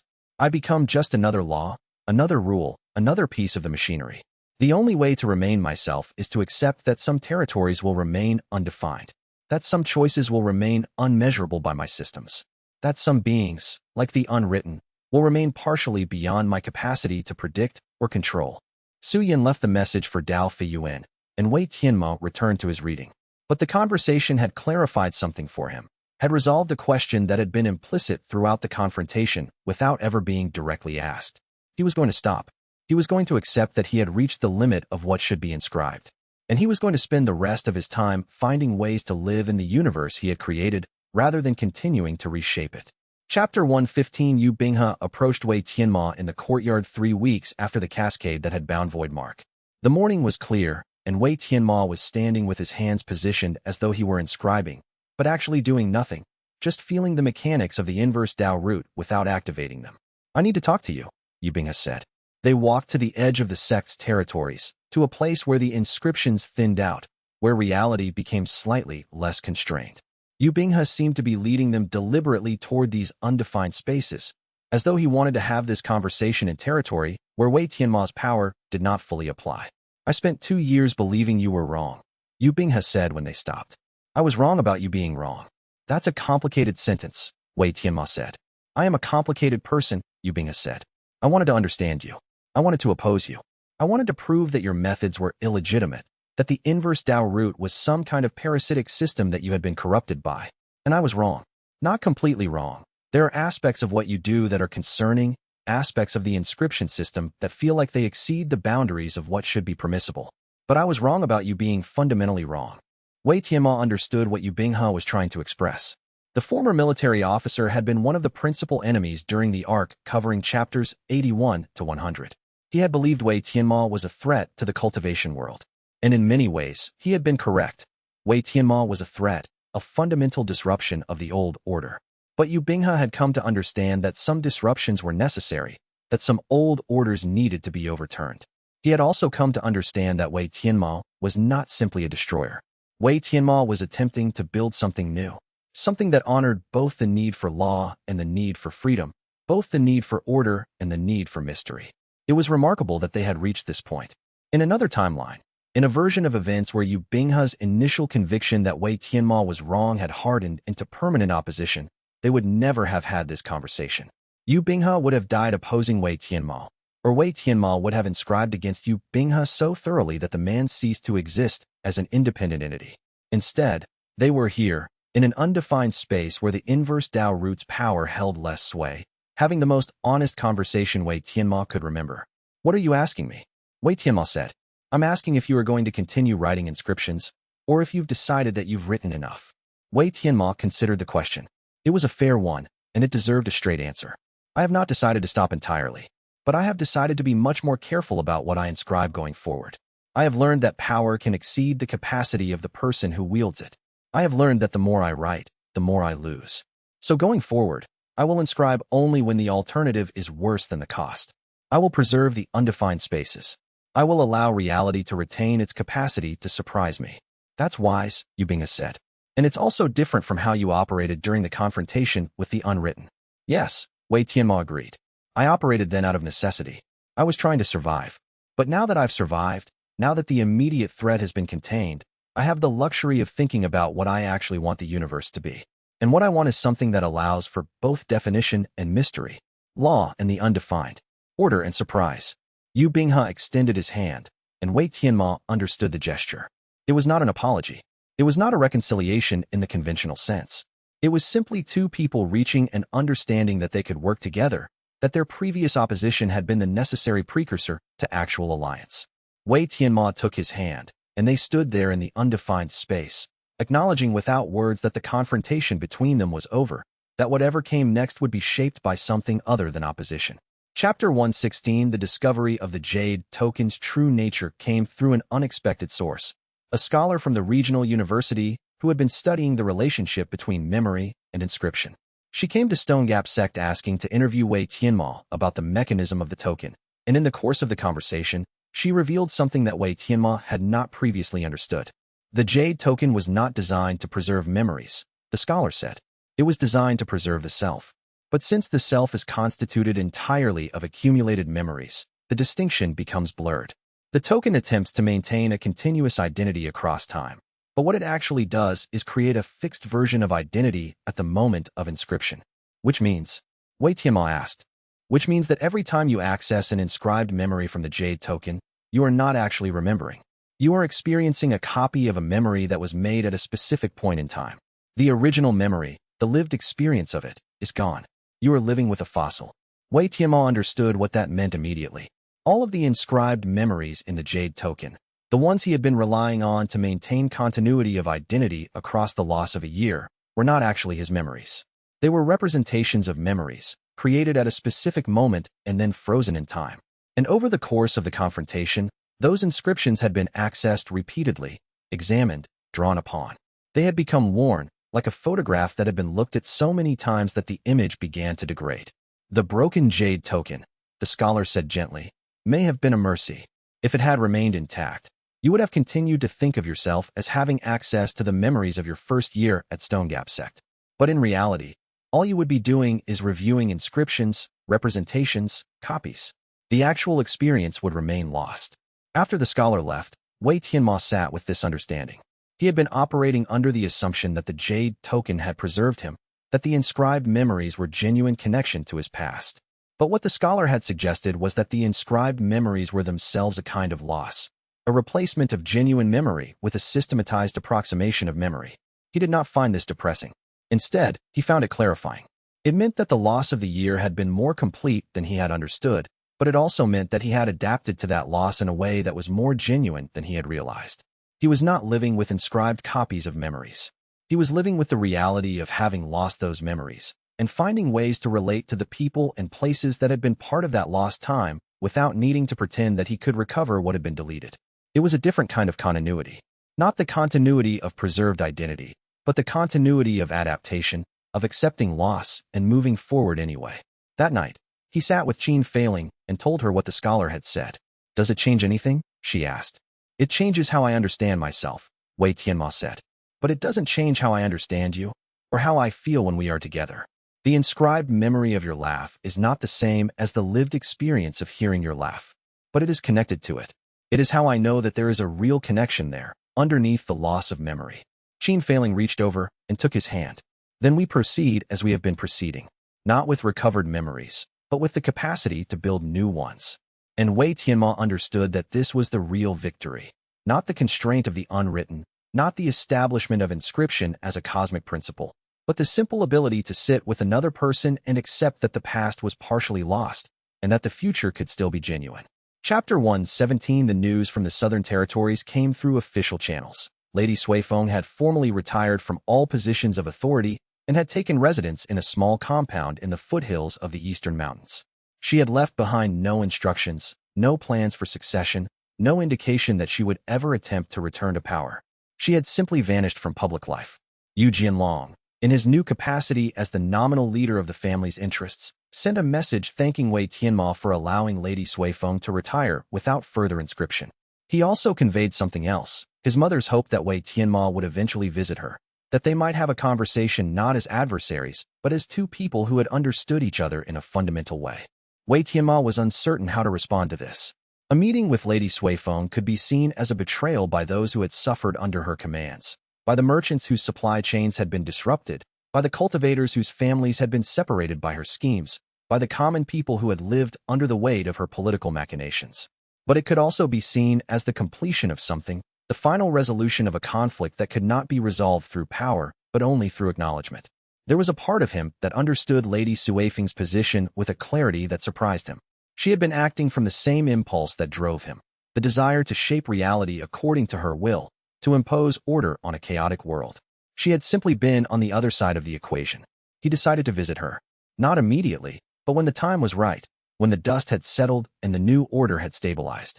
Not in a way that was formal or ceremonial, but simply as one cultivator visiting another to discuss philosophy and the limits of power. The weeks following the unwritten's withdrawal became a time of consolidation rather than expansion. Wei Tianmo did not advance to new ranks, did not pursue new breakthroughs.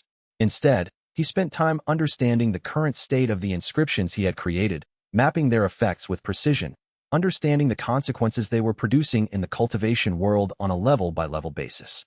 He spent time in the library, studying texts that he had previously ignored, trying to build new frameworks of understanding to replace the ones that had been lost in the cascade. It was a kind of reconstruction, not of the inscriptions themselves, but of the philosophical scaffolding that had allowed him to understand them in the first place.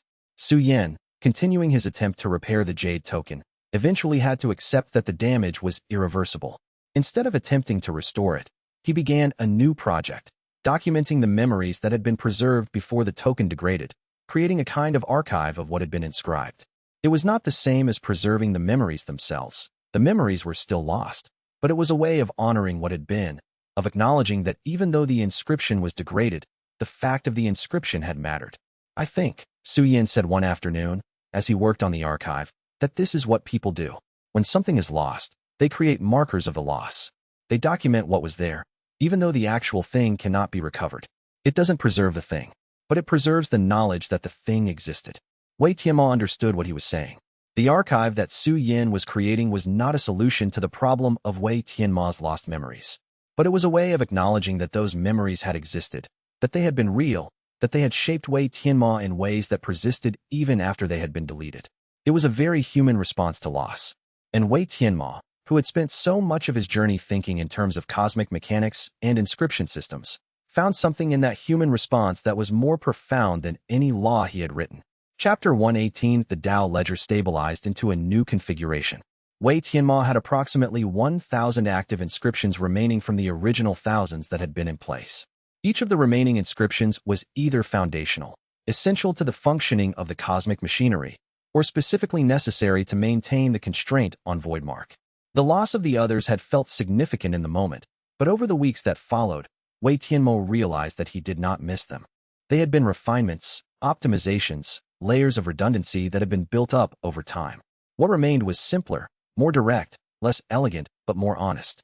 It was the essential core of the Inverse Dao Root, stripped of all the accretion that had been added through Wei Tianmo's repeated attempts to perfect the system. Is this what you wanted? Qin Failing asked one evening, as Wei Tianmo was reviewing the list of remaining inscriptions. When you started all of this, did you envision the cosmic law working like this? Simple, direct, constrained? No, Wei Tianmo said. When I started, I imagined something far more sophisticated. I imagined a perfectly balanced system where every action generated exactly the right consequences, where the universe would respond to human choice with precision. I imagined that I could write laws that would optimize reality itself. But, Qin Failing prompted, but what I have learned is that complexity is not the same as elegance. That more laws are not the same as better laws. That the universe does not want to be optimized. It wants to be lived in. It wants to generate surprise and novelty. It wants to retain the capacity to exceed the frameworks that contain it. The work of integrating this understanding into his daily practice was ongoing and difficult. Wei Tianmo still felt the pull to inscribe, to write new laws, to expand the system with each new problem that emerged. It was like an itch that demanded scratching. The moment he recognized a flaw in reality, the Inverse Dao Root wanted to fix it, to impose order, to write law. But he was learning to recognize that pull is something to resist, at least partially. He was learning to accept that there were problems that could not be solved through inscription, that some aspects of reality should remain undefined, that some questions should be left unanswered, that sometimes the problems caused by previous laws could only be solved by accepting the problems rather than creating new inscriptions to counteract them. It was harder than he had anticipated.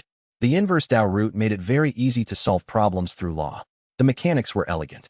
The results were predictable. The cost was paid in advance, built into the system.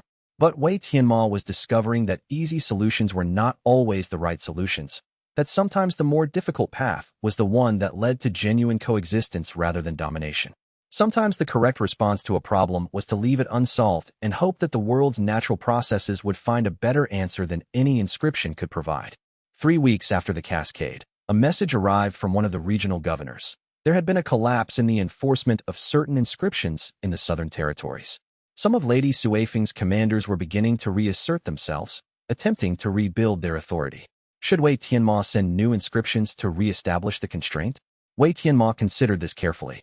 The collapse was a consequence of the cascade, of the loss of the inscriptions that had maintained pressure on the commanders. He could respond by writing new inscriptions. It would be simple. It would be effective. It would restore order.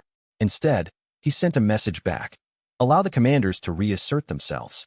Monitor the situation, but do not attempt to interfere. If they move against their own people, if they begin to commit atrocities, then inform me, and I will respond. But do not act as though every assertion of authority is automatically harmful. The governor seemed confused by this response, but he accepted it. Over the following weeks, the situation in the southern territories stabilized naturally.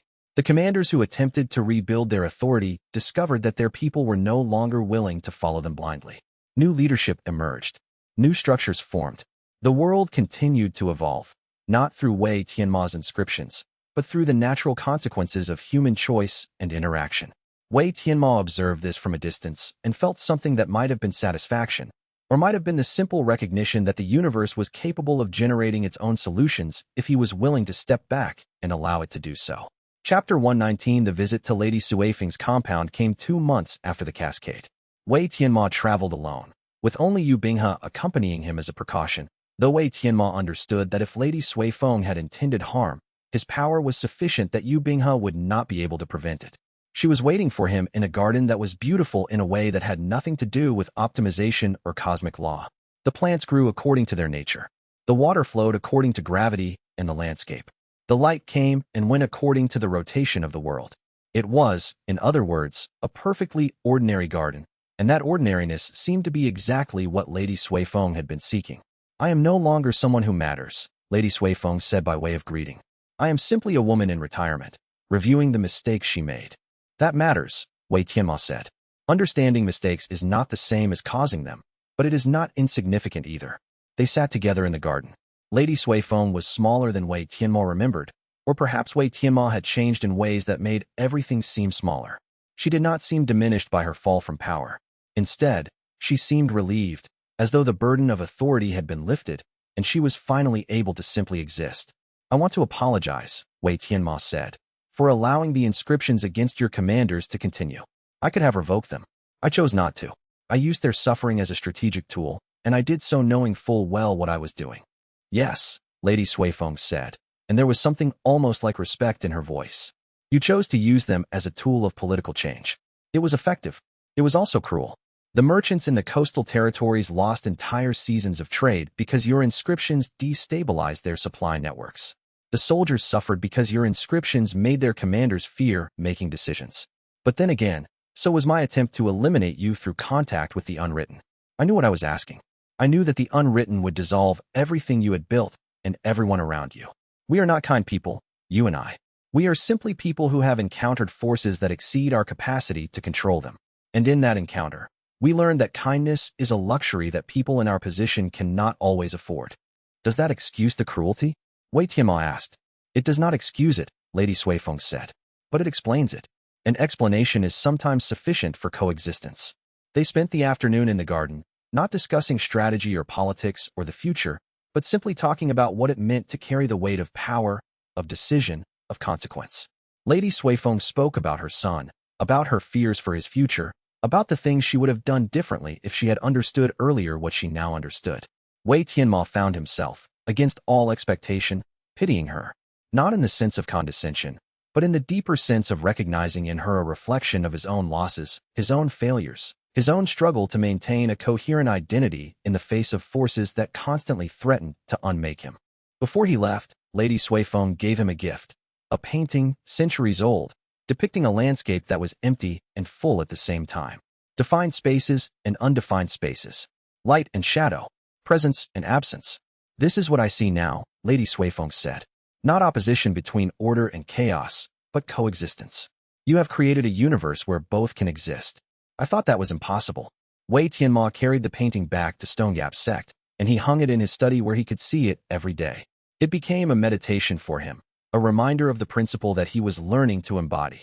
That complexity emerged from the coexistence of contradictory principles, that reality was richer when it remained partially undefined, that the goal was not to create a perfect system, but to create a system that was open to imperfection, to surprise, to the genuine emergence of novelty. Chapter 120. On the afternoon of Chapter 120, Wei Tianmo stood in the courtyard where Void Mark had first appeared, where the jade token had been broken, where the cascade of dissolution had nearly unmade everything. The courtyard was ordinary now. There was nothing to mark the significance of what had occurred there except the knowledge that Wei Tianmo carried. The stone beneath his feet was still intact, though it bore faint marks where the dissolution wave had passed through, creating patterns that looked almost like calligraphy. He had learned to read those marks over the past weeks. They were a kind of chronicle of what had happened, the way the heavens themselves had recorded the event. Somewhere in those marks, if one knew how to read them, was the story of how reality had nearly fractured and then reformed itself around a new equilibrium. Qin Feiling was with him. Yu Binghe was overseeing repairs to the sect's walls, making sure that the physical structure remained stable even as the metaphysical structure had been fundamentally altered. Su Yan was continuing his work documenting the archive of lost memories, a project that had become more important to him. Wei Tianmo suspected, than even he realized. There was something sacred in the act of preserving the record of what had been lost, of bearing witness to the deletion of an entire year. The cultivation world continued its slow evolution, not according to Wei Tianmo's inscriptions, but according to its own logic. And that was exactly as it should be. Are you satisfied? Qin Feiling asked, breaking the long silence. Wei Tianmo considered the question. Satisfaction implied a completion, an endpoint, a place where the journey could be said to have concluded. But Wei Tianmo understood that he would never reach such a place, that the journey would continue as long as he continued, that the next chapter would always be waiting. But there was something he could acknowledge. There was a sense in which the confrontation with the unwritten had resolved something fundamental. He had learned the limits of his power. He had learned that the pursuit of absolute inscription led only to absolute dissolution. He had learned that coexistence was possible, even between principles that seemed fundamentally opposed. I am not satisfied, Wei Tianmo said. But I am accepting. I am accepting that this is where we have arrived. I am accepting that the journey continues.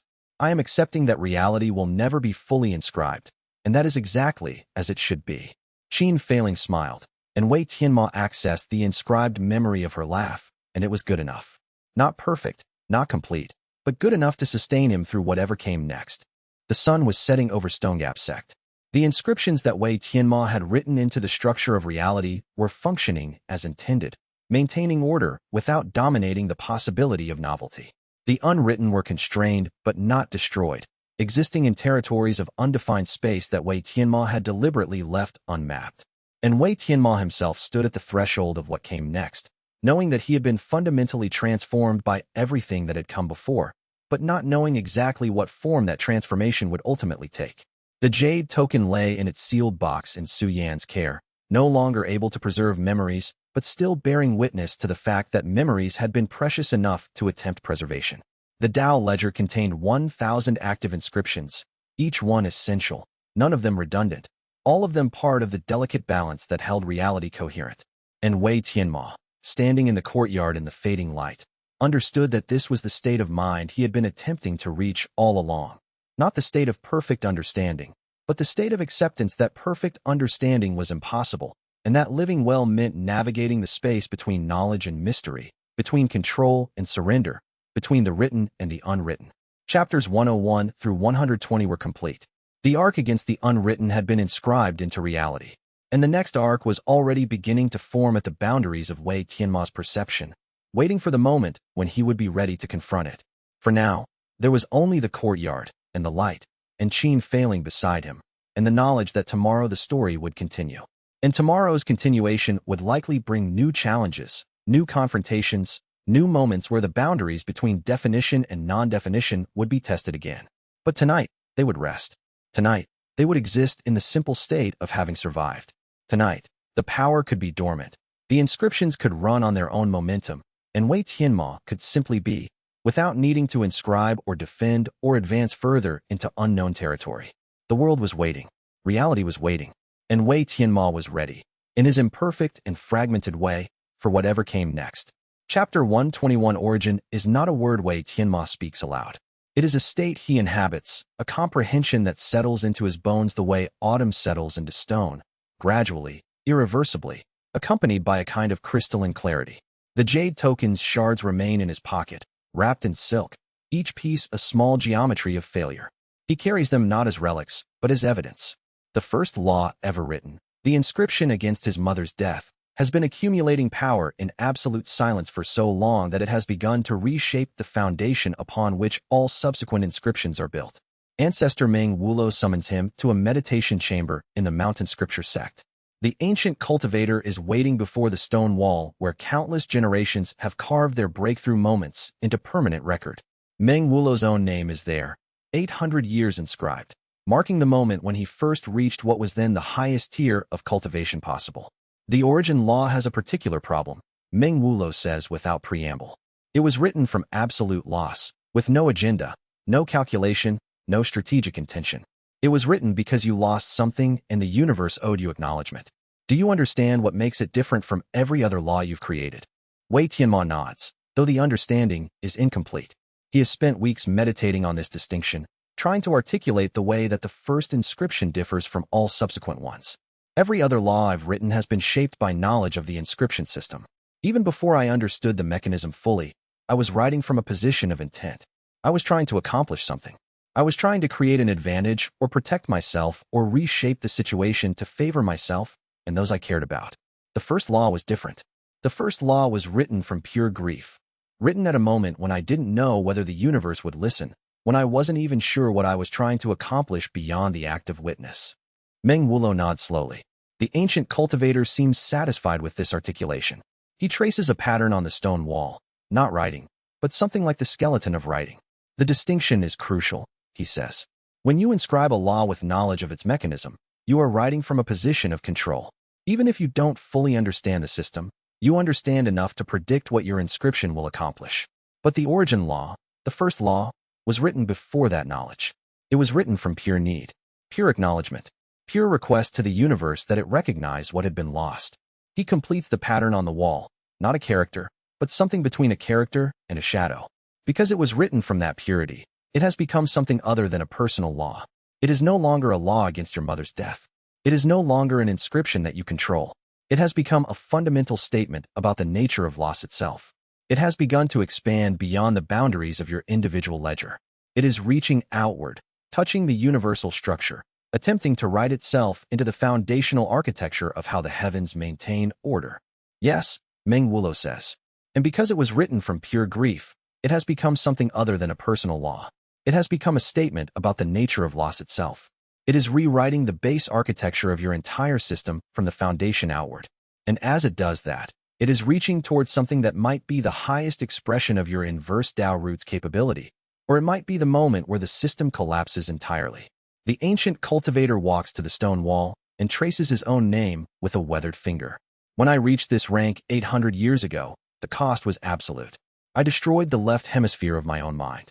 I spent 3 years relearning how to speak. I lost all memory of my family. The price of Dao Nascent was the erasure of everything that made me human. I chose to pay that price because at that time, Dao Nascent was understood to be the absolute ceiling of what was possible. Now you have reached it through an entirely different mechanism. Now the ceiling has moved. Moved where? Wei Tianmo asks.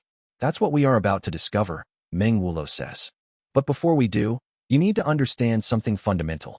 The origin law cannot be contained in a personal ledger forever. It will reach completion, And when it does, it will either become a new universal law, one that defines loss as a generative force for all cultivation, or it will collapse into nothing. There is no third option. There is no stable equilibrium where it continues to exist in your system indefinitely. Wei Tianmo understands what is being communicated. You're telling me the system is building toward a final threshold. I'm telling you, Meng Wulo says, that the heavens are not going to let you finish this quietly. Chapter 122. The tremor in the cosmic structure comes on a clear morning when Wei Tianmo is teaching a group of newer disciples the basic principles of inscription theory. He has been explaining the mechanics of how loss translates into law, the mechanism by which the heavens register acknowledgement and respond with cosmic adjustment. The disciples are taking notes. The morning is quiet. The light is clear. And then something shifts. It is not violent. It is not loud. It is simply the sensation of the entire framework of existence momentarily questioning itself. The way a person might pause mid-breath when confronted with something that fundamentally contradicts their understanding of how the world works. The origin law, which has been accumulating power in the hidden depths of the Tao ledger, makes its first movement toward completion. Wei Tianmo feels it before the disciples do. He feels the heavens hesitate. He feels the cosmic law mechanisms pause in their normal operation. And he understands, the moment is approaching. The first law, written from pure grief at the foundation of his system, is beginning to transform into something universal. Every cultivator on the continent feels the tremor. Some of them understand it. Most of them do not. But the sensation registers. Something fundamental is shifting in the architecture of cultivation itself. The unwritten, who have been maintaining a careful distance since the void mark inscription took hold, converge again. But this time they come in full manifestation. All remaining emissaries drawing toward the mountain scripture sect, as if pulled by a gravity that is not quite physical. They are drawn not by hostility or threat, but by the need to understand what the tremor signifies. They have existed outside law for millennia. They have never felt the cosmic structure question itself this way. Voidmark speaks first, and for the first time, its communication includes something that might be emotion. The origin law is not containable, the entity says. The first inscription is beginning to propagate beyond the boundaries of the Tao ledger. It is rewriting the foundation of cosmic law itself. The other unwritten emissaries arrange themselves in a pattern that Wei Tianmo has come to recognize as a sign of consensus. A dozen cosmic entities, each one existing on the margins of definition, all acknowledging the same phenomenon. The universe is changing in a way that none of them had anticipated. When it completes, Voidmark says, it will become something you cannot reclaim. It will become something that belongs to all cultivators or to none. There is no path where it remains yours alone. Wei Tianmo feels Qin Failing move closer to him. He doesn't look at her, but he hears her hand settle on the pommel of her sword. Not a threat, but a gesture of presence. Su Yan is beside him as well, and Yu Binghe stands slightly apart, watching the unwritten with the analytical intensity of someone attempting to predict the behavior of forces that exist outside conventional law. If I release it, Wei Tianmo says, what happens? Voidmark pauses. The space where its answer should be fills with a kind of cosmic silence, not an absence of sound, but the presence of a question so fundamental that it requires the entire universe to consider before responding. If you release it, the unwritten entity finally says, the origin law propagates to all cultivators simultaneously. It becomes woven into the fabric of cultivation itself. Every person who has ever suffered a genuine loss, which is every person who has ever truly lived, will feel that loss recontextualized. It will no longer be something that happens to them. It will become something that happens through them. Loss will be recognized as the mechanism by which the universe teaches power. Voidmark moves slightly. The gesture is oddly delicate. In the moment of that propagation, your Tao ledger will be empty. Every personal inscription will be dissolved. Every law you have created will return to the undifferentiated chaos from which it emerged. You will be, once again, without protection, without power, without the accumulated weight of every loss you have carefully documented and transformed. The ancient cultivator continues. If you maintain the ledger, you preserve yourself. You keep what you have built. The origin law remains contained, inaccessible to others, a personal foundation for personal power. You survive intact. Voidmark's form shifts, becoming for a moment something almost human. There is no ethical mandate that you release it. There is no cosmic law that requires you to sacrifice yourself for the generative principle. The choice is yours entirely. And then the unwritten withdraw again, but they do not disappear. They remain present, observable, waiting to see what a cultivator will do when offered the choice between preservation of self and the transformation of reality. Wei Tianmo stands very still. The jade token's shards feel heavier than they did a moment ago. Chapter 123 Qin Failing's argument begins with a clear recitation of fact. You have spent the last 3 years building the most comprehensive system of applied law the continent has ever witnessed. You have inscribed against enemies that most cultivators wouldn't even acknowledge as opponents. You have created protections so intricate and interconnected that they function as a form of armor that no conventional cultivator can penetrate.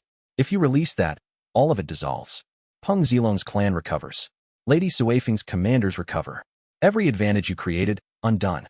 Everything you built, erased. Yes, Wei Tianmo says, meeting her gaze steadily. And you're considering doing it anyway. Qin Failing says, and there is no judgment in her voice, only a clear statement of what she has observed. She is watching the way Wei Tianmo's hand rests on the jade token's fragments, turning them over and over as if the repetition might help him understand what he is about to sacrifice. The first law I ever wrote wasn't about winning, Wei Tianmo says. It was about my mother. I wrote it because I lost her, and the universe owed me nothing, and I wanted it to know that I noticed. I wanted it to know that her death mattered, that it couldn't be unmade, but it could be witnessed. It could be acknowledged. It could become part of the cosmic record. Qin Failing waits. She has learned that Wei Tianmo requires space when he is explaining the deepest parts of his philosophy. She has learned that interrupting him in these moments is like interrupting a cultivator's breakthrough meditation. It can disrupt the careful balance of understanding he is assembling. If that becomes the foundation of how cultivation works, Wei Tianmo continues, his voice quieter now. If law stops being something that isolates you and becomes something that connects you to every other person who has suffered, then no one who is in pain will be entirely alone in it. Everyone who has experienced genuine loss will understand that the loss itself is generative. It will become the foundation of all cultivation. The cost is myself. The cost is everything I've built. But the benefit is everyone. Long silence. The kind of silence that exists between people who have learned to tell each other difficult truths without flinching. That's a very pure way to think about it, Qin Failing finally says. It's idealistic. It's beautiful. And it's completely incompatible with surviving the next 20 years of continental politics. You understand that? Yes, Wei Tianmo says. I understand that. Qin Failing moves closer to him, and when she speaks again, her voice is steady.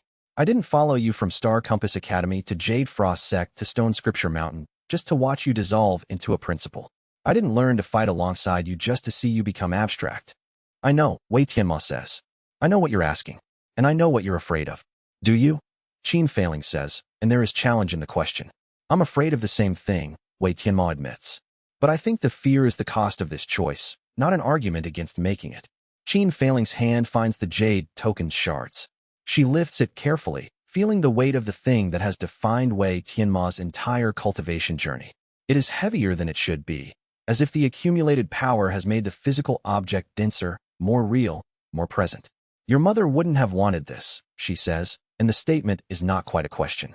My mother, Wei Tianmo says, lived in a world where loss was isolating. She died believing her death would mean nothing. She died in a world where power came from control and advantage, and her death was just a loss that made everything else harder. If I can change that, if I can make it so that the next person who loses someone they love understands that the loss itself is generative, is the foundation of cultivation itself, then yes, my mother would have wanted exactly this. Qin Failing exhales very slowly. She does not argue further, because she understands something fundamental. Wei Tianmo has already made the decision. She is not trying to convince him. She is trying to ensure that the person making this decision is fully aware of what he is losing, fully conscious of the weight of it. Chapter 124 Yu Binghe's objection comes during a formal gathering of the Academy elders, and it comes with the clarity of someone who has spent 2 years studying Wei Tianmo's fundamental philosophy. You are proposing to change the fundamental rules of cultivation for every being on the continent, Yu Binghe says, his voice cutting through the assembled group with precision. You are proposing to rewrite the foundation of what power consists of, based on your personal understanding of what law should mean. You don't have the right to do that.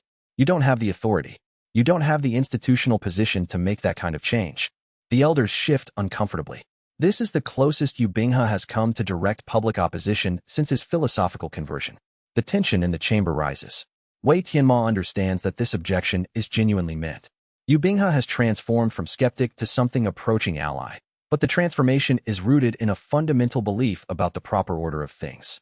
The institutions exist for a reason. The rules exist for a reason. Changing them unilaterally is an act of cosmic arrogance. He chooses his words carefully. I didn't choose to have this root, Wei Tianmo says. I didn't choose to inscribe the first law. The heavens chose me for this, the same way the heavens choose any cultivator for their particular path. My path leads to this threshold. Your objection doesn't change that. That is a convenient answer, Yu Binghe says, his tone growing colder. His tone is cold in a way it hasn't been in months. That is the answer of someone who is using cosmic inevitability as an excuse for personal choice. The heavens don't mandate anything. The universe is indifferent. You are the one deciding to do this. You are the one choosing to dissolve centuries of carefully constructed balance and replace it with a principle you invented last year. Wei Tianmo feels Qin Feiling's hand press briefly against his arm, a gesture of support, a reminder that he is not alone in this chamber. Yes, Wei Tianmo says calmly. I'm still going to do it. And I understand that you believe that's wrong. But understanding someone's objection and agreeing with it are different things. I understand you completely, Yu Binghe responds. That's what makes this difficult. I understand your logic. I respect your conviction. And I still believe you're wrong. Yu Binghe inclines his head slightly. The gesture is one of formal respect, but absolute disagreement. Then I will bear witness to the consequences, he says, his voice carrying weight. And I will ensure that the history records what you destroyed as well as what you created. The institutional memory will reflect both the brilliance and the hubris. It is the clearest thing Yu Binghe has said to him in months. It is also the gesture of someone who has decided to stop trying to prevent Wei Tianmo from self-destruction and instead to document it, as carefully as possible, to preserve a record that future cultivators can examine and learn from. Wei Tianmo accepts this with a small nod. He understands that some people cannot be convinced, and the attempt to convince them is just wasting time. Better to move forward with the people who understand and let the historians determine later whether the choice was right. The threshold is approaching. Wei Tianmo can feel it in the ambient cosmic structure, a kind of tremor, as if the universe itself is holding its breath.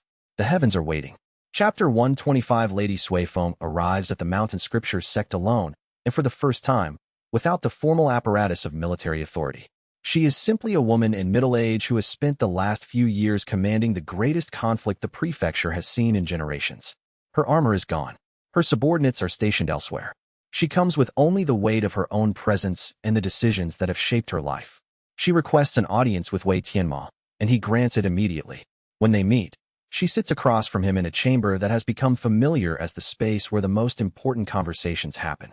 The afternoon light filters through the windows, casting shadows that seem to hold significance. She looks at him for a long time without speaking, studying his face as if searching for something. Then, I tried to control you. I tried to destroy you. I tried to buy you. I used every tool in my arsenal: military power, political influence, economic leverage, institutional authority. You won. Now show me what you were actually building.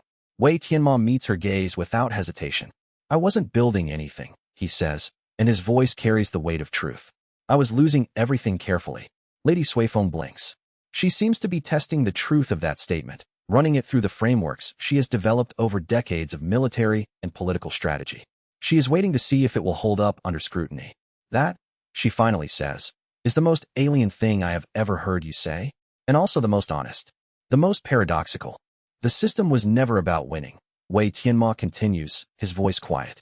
Every inscription I created was an acknowledgement of a loss. Every law I wrote was documentation that something I cared about had been taken from me. I was building a record of what I had lost, and what that loss could teach me. I was building a way to transmute pain into power. That's all any of it was. Lady Suifeng stands and walks to the window. She looks out at the mountain, at the cultivators training on the lower levels, at the continental world spread out beneath them. Her posture is that of someone who has spent a lifetime commanding others, but now she is searching for something different. If what you're about to do is real, she says, if you truly release that system and it propagates across the continent, then the nature of victory changes. Defeat stops being the end of a story and becomes the beginning of a new chapter. Is that what you intend? Yes, Wei Tianmo says. She is quiet for a moment longer. Then, Lady Suifeng says, turning back to face him, you are proposing to end the kind of warfare I have structured my entire life around. You are proposing to make obsolete every strategy one have ever developed, every advantage I have ever cultivated. You are proposing to make me, in a very real sense, irrelevant. To transform me into something I don't yet know how to be. I'm not proposing anything, Wei Tianmo says gently. I'm simply allowing what is already happening to complete itself. Lady Suifeng smiles. It is not a warm smile. It is the smile of someone who has just understood that they are witness to something that transcends their comprehension. It is the smile of someone who has spent a lifetime controlling others and now finds themselves standing at the threshold of transformation. Then I want to be here when it happens, she says. I want to watch the moment when your system dissolves. I want to see what grows from that dissolution. I want to understand what happens to someone like me. Someone whose entire identity is built on victory through domination, when the universe rewrites the definition of victory itself. Because if you're right, if loss becomes generative, then the woman I am will need to transform into something else entirely. And I would like to understand what that transformation looks like before it happens to me. I would like to choose it rather than have it thrust upon me. Wei Tianmo inclines his head. I would be grateful for your witness, he says. And I would honor whatever transformation you choose to make. Qin Failing appears from where she has been standing apart, and she and Lady Suifeng exchange the kind of look that passes between two people who have both learned something about power through loss. Chapter 126. The finalization begins at dawn on the appointed day. Wei Tianmo stands in the courtyard of the Mountain Scripture sect with every significant cultivator on the continent present or observing through long-distance inscription communication. The unwritten have manifested fully, a dozen cosmic entities arranged in a pattern that acknowledges both observation and abstinence from action. Qin Failing stands to his left. Su Yin stands to his right. Yu Binghe stands slightly apart, documenting everything with the focus of a historian recording the moment when the world fundamentally changed. Lady Suifeng stands beside ancestor Meng Wulo, and the ancient cultivator wears an expression of profound recognition. The Dao ledger opens fully. Wei Tianmo places his hands on its surface and feels the weight of every inscription he has ever created. 53 active laws, 123 secondary manifestations, 214 tertiary effects cascading outward, and beneath all of them, the origin, the first law, the foundation that is no longer a personal inscription but a universal principle attempting to reach completion. He opens the ledger fully. The origin law arises like something waking from a very long sleep. It is massive. It is ancient. It is not hostile, but it is absolutely inevitable. The accumulated force of every loss he has ever acknowledged, compressed into a single statement about the nature of existence itself. Loss is generative. Wei Tianmo feels the ledger recognize the statement as true at a level deeper than thought, at the level of cosmic reality itself. The statement, loss is generative, is not new. He has understood it for months. But the moment of making it universal, of releasing it from personal possession into cosmic law, is different. It is the moment when understanding becomes transmutation, when knowledge becomes reality that extends beyond individual comprehension. He feels the cosmic law mechanisms beginning to respond. The heavens pause. The unwritten hold themselves very still. The continental powers, observing from a distance through every communication mechanism available to them, recognize that something immense is occurring. And then Wei Tianmo makes the final choice. He releases his grasp on the system. He stops holding it in personal suspension. He lets the origin law complete itself. The effect is not violent. It is transformative in a way that violence cannot measure. The origin law ripples outward from Wei Tianmo's position, across the academy, across the prefecture, across the continent, beyond. Cultivators everywhere feel it as a tremor in their foundations, a new law, fundamental, woven into the structure of the heavens themselves. The inscription is not something written by force. It is something written into the fabric of reality itself, acknowledged as true by the very mechanism of the universe. Every cultivator in the world feels it settle into their cultivation as a new, faint note, a principle, a truth, an understanding that had not existed before in this form. That defeat is not the end of a story, but the beginning of something else. That loss is not something that happens to you in isolation, but something that happens through you as a mechanism of growth. The Dao ledger empties. Every personal inscription dissolves. Peng Zilong's clan techniques begin recovering. Lady Suifeng's commander's disadvantages lift. The coastal war's artificially unbalanced scales level. Everything Wei Tianmo built, undone. And in the moment of that dissolution, Wei Tianmo advances to a rank that has not previously been named, has not previously been reached. The heavens themselves pause in their operation to acknowledge what has just happened. Wei Tianmo has become inverse immortal, not because he destroyed, but because he surrendered, not because he conquered, but because he released. The unwritten, all of them, bow simultaneously. It is a gesture that none of them have made in the presence of a cultivator before. It is an acknowledgement of transformation beyond categorization. And Wei Tianmo stands in the courtyard of the Mountain Scripture sect, empty of power, full of something that has no name, and understanding that the first cycle of his life has completed. But the second cycle is already beginning. Chapter 127. The aftermath is not silence, but a kind of cosmic reverberation.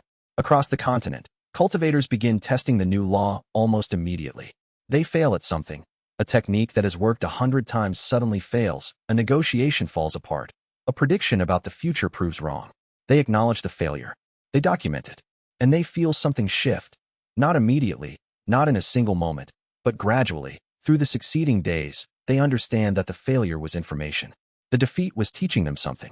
The humiliation was payment toward a future that is being constructed through the accumulation of losses carefully observed. The reports come back to Wei Tianmo through channels of communication that stretch across the continent. 17 cultivators have already begun maintaining journals of their losses. 43 have begun meditation practices focused on the acknowledgement of defeat.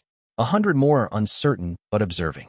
Wei Tianmo sits in the courtyard of the mountain scripture sect with an empty Dao ledger in his lap and a physical journal in his hands. The journal is the only record left of what he built. It is the documentation he created before the inscription system became refined into art. It contains the names of every loss, the date of every failure, the small notes he made trying to understand what each loss meant. It is a record not of power, but of transformation. The first page reads, Loss 1 Mother. Year 1. The moment when she ceased breathing. The moment when the universe became one person smaller and I became one understanding larger. His hand is exactly as it was when he first wrote those words, which is to say it is different in every way that matters. The child who wrote that inscription from pure grief is gone, dissolved, transformed, carried forward as memory in the cosmic structure. The young man who refined it into a system is gone, reabsorbed into the process of building and then releasing. The cultivator who ascended to inverse immortal rank is also gone, dissolved into the act of becoming. What remains is something quieter, something that is neither what he was nor what he became, but something between, a space where the person he has been and the principle he has released to meet somewhere in the middle. Xianxia sits beside him, and they are both silent for a very long time. The afternoon stretches around them. Other disciples move through the courtyard on their training routines, but they give Wei Tianmo and Xianxia distance, understanding instinctively that this is a moment that requires space. Do you feel different? Xianxia finally asks. The question is simple, but it carries the weight of months of conversation compressed into 5 words. No, Wei Tianmo says. That's the strange part. I feel lighter. The burden of holding the system in suspension is gone. The weight of carrying every inscription, maintaining every law, preventing every loss from cascading. All of that is dissolved. But I also feel like the same person I've always been. The person who wanted to understand. The person who wanted to witness. That hasn't changed. Xianxia nods. She seems to be testing something against some internal understanding. Then, do you remember what you did in your first year at Star Compass Academy? Do you remember the specific lessons, the teachers, the mistakes you made? Wei Tianmo pauses. This is the question that matters. The breakthrough to Dao nascent rank cost him an entire year of memories. He lost the emotional resonance of his family, the texture of his childhood, the lived experience of the year before his transformation. The finalization of the origin law should have cost him far more. The system should have demanded everything, swept away his continuity entirely. That is the traditional sacrifice, immortality in exchange for identity. But he opens the journal and traces the entries from his first year of academy training. The events are there. The descriptions are there. The documentation is complete. He can read the words and understand the events that they describe. He can follow the logical thread of his own growth from naive student to cultivator, beginning to understand the weight of cosmic law. I remember deciding to do what I did. Wei Tianmo says carefully. I remember why I made the choices I made. I remember the arc of it, the progression. What I don't have is the texture of it. I don't have the emotional resonance of specific moments. The smell of the academy gardens, the exact tone of the master's voice, the specific taste of fear when I made my first mistake. I have the information, but not the experience. That's a kind of mercy, Xianxia says thoughtfully. The universe gave you the facts, but spared you the pain of losing them twice. You don't have to remember forgetting. Wei Tianmo nods. He understands this profoundly. The jade token shards are still in his pocket, and he lifts them now, one piece in each hand, the way he has done 1,000 times before. The tokens that once held his most precious memories as insurance against loss, they are empty now. The inscriptions have been released, but the physical objects remain. The physical form of the token, cracked and broken, is still present. The theory is that the memories I chose to preserve during the cascade, your laugh when we climbed Stone Scripture Mountain, Suyin calling me a friend for the first time, my mother's last words to me, those became part of the universal law itself. Wei Tianmo says slowly, carefully articulating the understanding that has emerged through meditation. They're not mine anymore, but they're not gone. They're part of something larger. They're part of the mechanism by which every cultivator in the world now understands that loss teaches. Do you regret that? Qin Failing asks. No, Wei Tianmo says with absolute certainty. That was the whole point. To make sure that loss wasn't isolated. To make sure that when someone else suffers, they understand that the pain is not individual tragedy, but universal teaching. My mother's death meant something when I was a child. It means something now. It will continue to mean something across centuries of cultivation. I couldn't ask for more. Qin Failing rests her hand on his hand. They sit together in the courtyard of the Mountain Scripture sect, two people who have walked through the fire of cosmic transformation and emerged, altered but not broken, changed but not lost. Chapter 128. 3 weeks after the finalization, the effects begin to manifest in ways that Wei Tianmo did not anticipate. The first sign comes from a minor sect in the Eastern Prefecture, a place so small that it has never produced a cultivator of note. A disciple there, a young woman who was told at age 13 that her cultivation root was deficient and that she should consider becoming a support role cultivator, experiences a genuine failure during a tournament. She loses badly. She is humiliated publicly, and instead of withdrawing, she documents the loss in a journal, following the principle that she read about in a distributed manuscript describing Wei Tianmo's system. When she documents the loss, something shifts. The heavens register her acknowledgement. The origin law responds to her honesty. And in the 3 weeks following her documented defeat, her advancement becomes exponential. She breaks through from chi condensation to foundation building in less than a month. The sect elders notice. They begin asking questions. The phenomenon spreads. A researcher at the Golden Crane Prefecture, motivated by these reports, decides to systematically study the pattern. She publishes a comprehensive analysis titled, On the Generative Nature of Authentic Defeat. The paper documents 17 cases of rapid advancement following genuine failure that was acknowledged and documented. She analyzes the mechanism, the timeline, the depth of the breakthroughs. In each case, she finds the same pattern. Cultivators who experience genuine failure, acknowledge it, and learn from it are advancing faster than any generation on record. The mechanism is different from Wei Tianmo's personal Dao ledger. There is no individual ledger, no personal inscription, no documented record. But the principle is the same. Failure teaches, loss generates, defeat is payment. The research spreads across the continent like seeds on wind. It is copied. It is analyzed. It is debated. And most importantly, it is tested. Sects begin experimenting. They create formal spaces for disciples to acknowledge their failures. They encourage documentation. They fast-track advancement for those who have experienced genuine defeat and learned from it. The results are consistent. Disciples who learn to extract teaching from loss advance faster. The continental academic world is forced to reckon with what Wei Tianmo has created. The method reader, Huang Chang, the same scholar who spent years building the intellectual case against the Inverse Dao Root system, sits with the evidence for 2 full weeks before publishing anything. When he finally does publish, he releases a formal retraction of all his previous work. In its place, he publishes a new paper on the Inverse Dao Root and its integration into continental law theory. He acknowledges that his previous understanding was fundamentally incomplete. He acknowledges that his fears about the system were based on a misunderstanding of what Wei Tianmo was actually creating. He offers a new framework for understanding the Inverse Dao Root system, not as a personal aberration, but as a new pillar of continental cultivation, a principle that now extends to all cultivators, woven into the fundamental nature of how power works. His paper becomes the most cited academic work in a decade. The major sects, seeing the evidence, begin revising their training methodologies. Failure is no longer hidden or punished in the shadows. Failure is acknowledged openly. Failure is documented and studied.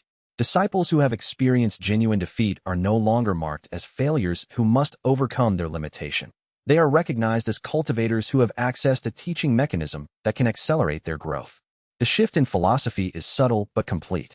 The unwritten, who have been waiting in a state of synchronized observation since the finalization of the origin law, understand what is happening. They have watched as the new principle spreads through the cultivation world.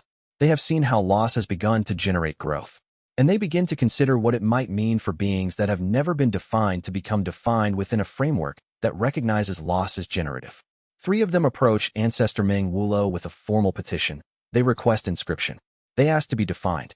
They ask to become subject to cosmic law. For the first time in the history of the continental cultivators, these cosmic entities that existed outside definition wish to enter the framework of definition itself. Not because they are forced, but because they have learned that definition might be generative in the same way that loss is generative. Meng Wulo, understanding the implications, writes Wei Tianmo a letter with only 4 words: when you are ready. Wei Tianmo understands what is being communicated. The unwritten cannot be inscribed by anyone other than him. He is the only being in the continental world with the capacity to transform undefined forces into defined laws. And he is also the only being who has demonstrated the wisdom to choose release rather than control, surrender rather than seizure. The weight of that responsibility settles on him, but it does not crush him. He has learned that responsibility that flows through release can be borne without destruction. But he is not yet ready to inscribe them. Not because he doubts his capacity, but because he recognizes that a choice this significant requires a kind of understanding that cannot be rushed. He sits in the courtyard and watches the disciples train, and he sees in their movements the shadow of a future cultivation world where loss is no longer a burden but a tool, where defeat is no longer shame but information, where the path of power runs through acknowledgement of humiliation rather than denial of it. The transformation is not complete, but it is irreversible. The new foundation is being laid, brick by brick, in the way that cultivators all across the continent learn to honor their losses. Chapter 129. On the 21st day after the finalization, Peng Zilong arrives at the Mountain Scripture sect. He comes on foot, without attendants, which is unusual for someone of his status. He is quieter than Wei Tianmo remembers him, his arrogance worn down by years of his techniques, declining despite his effort to maintain them. The inscriptions that Wei Tianmo had created against him have been dissolved, and Peng Zilong's cultivation has begun to recover. But the recovery is slower than it would have been if the young cultivator had simply been left alone to develop naturally. The years of being artificially constrained have shaped him in ways that his natural talent cannot immediately undo. There are gaps in his development, weaknesses that years of inscriptive constraint have deepened. Peng Zilong requests an audience, and Wei Tianmo grants it immediately. They meet in the same courtyard where the finalization occurred. The place where the cosmic law mechanisms pause to acknowledge a new principle now holds just 2 cultivators examining the weight of what has passed between them.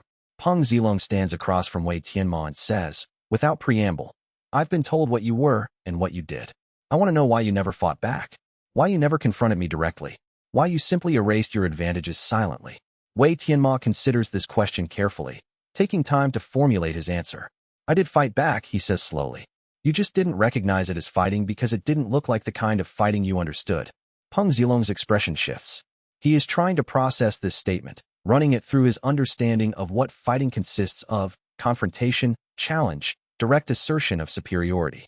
The recognition dawns slowly, spreading across his face like a sunrise.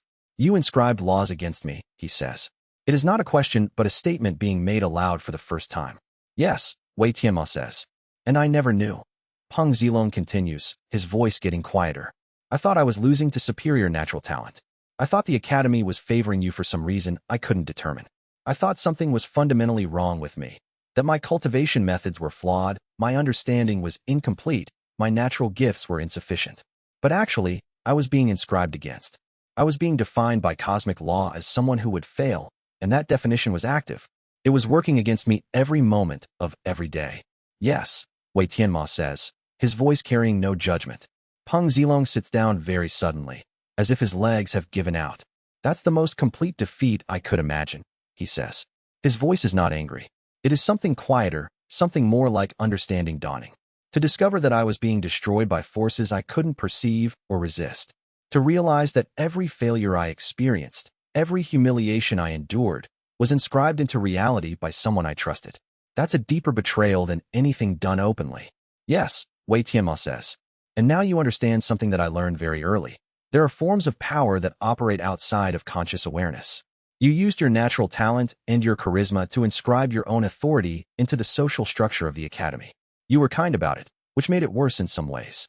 You never had to acknowledge the fact that you were writing your own dominance into the way people interacted with you. Everyone simply accepted your superiority as natural. I simply made the inscription explicit. I moved it from the level of social reality into the level of cosmic law. Peng Zilong sits in silence for a very long time. The afternoon light shifts around them. The courtyard, which witnessed the transformation of the entire continental cultivation world, now witnesses the transformation of one cultivator's understanding of what has been done to him and what he has done to others. Then he looks up at Wei Tianmo and says, "What I did was wrong. I used my advantages to dominate others without acknowledging it. I created a structure where my superiority was assumed and unquestioned. And when you challenged that structure, I didn't accept it. I resisted. I tried to maintain my position through force and argument and institutional pressure." "Yes," Wei Tianmo says. "And you're not going to say you forgive me, are you?" Peng Zilong says. "It is not a request, but an observation." "No," Wei Tianmo says with absolute clarity. "Forgiveness is not my responsibility. You did harm. I did harm in return. The origin law has been released. Everyone has the capacity to learn from that harm now. Whether you choose to learn from your mistakes, whether you choose to examine what you did and use that examination to change, that is your decision. That is your responsibility." Peng Zilong nods slowly. He stands, very carefully, using the stone bench for support. And he bows, a gesture of formal respect that acknowledges the completeness of his own defeat without begging for mercy or requiring absolution. It is a bow of acceptance. When he rises, his expression is different. It is not transformed, but it is changed. He understands, on some level, that the cultivation world he will be entering in the years to come will be a world where his natural dominance cannot be taken for granted. It will be a world where he must earn his position through understanding as well as talent. "Will I see you again?" Peng Zilong asks. "Yes," Wei Tianmo says. "The cultivation world is small. We'll cross paths. When we do, I hope you'll have learned something from this." After he leaves, Qin Failing emerges from the shadows where she has been maintaining watch. "Do you think he learned anything?" she asks. "I think," Wei Tianmo says, "he learned that defeat is a teacher. He learned that loss can come even to the naturally gifted, even to the favored ones. What he does with that teaching is his own responsibility. How he transforms it into growth or bitterness, that's his choice to make." Chapter 130. Su Yan announces his intention to leave the academy and rebuild his family business. He makes the announcement formally, in front of the assembly of elders and disciples. He stands very straight, and he speaks with a clarity that suggests he has been planning this moment for weeks. His voice carries the confidence of someone who has made peace with a difficult decision. "The inscriptions that constrain the merchant elder Guoxinghe have dissolved," Su Yan says, "which means that Guoxinghe will recover his previous advantages. My family business will no longer have the artificial protection that Wei Tianmo's laws provided. We will be competing on even ground with forces that are larger and better established than we are. In the conventional sense, this is a disadvantage. In every way that the old cultivation order measured success, this is a loss." He pauses, gathering his thoughts. The elders listen with interest. Few have expected one of Wei Tianmo's closest companions to willingly leave during such a transformation. "But I have learned something in the years of watching Wei Tianmo develop his system," Su Yan continues. "I have learned that losing is just information. Defeat is teaching. The inscriptions against Guoxinghe were a strategy that worked in the moment, but they were also a constraint on my own growth. They were armor that protected me from having to develop my own capabilities fully. Now that they're dissolved, I have the opportunity to learn what I'm actually capable of when I'm forced to compete without artificial advantage. I have the opportunity to find out who I am as a merchant when I can't rely on the heavens to eliminate my competition." He turns to look at Wei Tianmo directly. "I'm leaving the academy because I figured out faster than you did that losing is just information. I got to learn from watching someone else discover it. You discovered it from grief.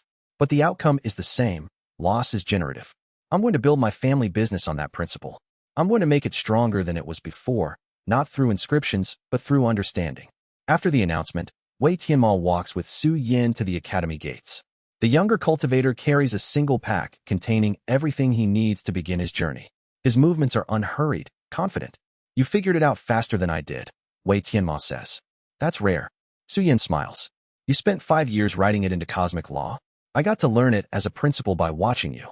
Different paths, same destination. But I'll get there faster." They stand at the gates for a long moment. The mountain wind carries the scent of autumn. The valley spreads out below them, vast and full of possibility. Then Su Yan says, "I'm going to rebuild the family business. I'm going to turn it into something larger than it was before. And when I've accomplished that, I'm going to find you again. We'll probably clash. But I want you to know that the clash won't be because I'm angry. It'll be because I'm equal to you now. Or I will be, once I finish paying the price." Wei Tianmo nods. "When that happens, I hope you're right." The cultivation world needs people who understand that loss teaches. We need merchants and warriors and scholars who all grasp that truth. You'll be one of them. Su Yin turns and walks down the mountain road, and Wei Tianmo watches him go with the understanding that some people complete their journey to power not through accumulation, but through release. Su Yin will build his empire on that foundation, and it will be stronger for it. Chapter 131. Yu Binghe visits one final time before returning to Jade Frost sect to assume full leadership responsibilities. He arrives unannounced on a clear afternoon, and Wei Tianmo senses his presence before seeing him. The former academician carries a different weight now, not the tension of conflict, but the gravitas of someone who has accepted responsibility for an entire sect's future. He finds Wei Tianmo in the same courtyard where the disciples have been training, seated on a stone bench overlooking the valley. Yu Binghe waits until the disciples complete their exercises, then approaches Wei Tianmo directly. The disciples disperse, sensing the weight of the conversation about to begin. They withdraw not out of order, but out of intuitive understanding that two people who have stood on opposite sides of a profound philosophical divide need space to speak. Yu Binghe settles beside Wei Tianmo without asking permission, and for a moment, neither speaks. The silence is not uncomfortable. It is the silence of people who understand that words are about to matter. I spent 2 years building the most principled ideological case against you. Yu Binghe finally says, his voice steady and clear. I marshaled arguments. I cited precedent. I constructed a logical framework that proved you were a threat to the continental cultivation order. I was going to use that framework to position myself as the cultivator who understood the danger and was willing to act on that understanding. Wei Tianmo nods slowly. He remembers this period vividly. The arguments Yu Binghe constructed were sound, devastatingly so. They were elegant in their construction, comprehensive in their scope. Yu Binghe's case against him was one of the strongest criticisms of the Inverse Dao Root system that any continental cultivator had produced. Wei Tianmo had respected that critique even while disagreeing with it. I was preparing to move against you.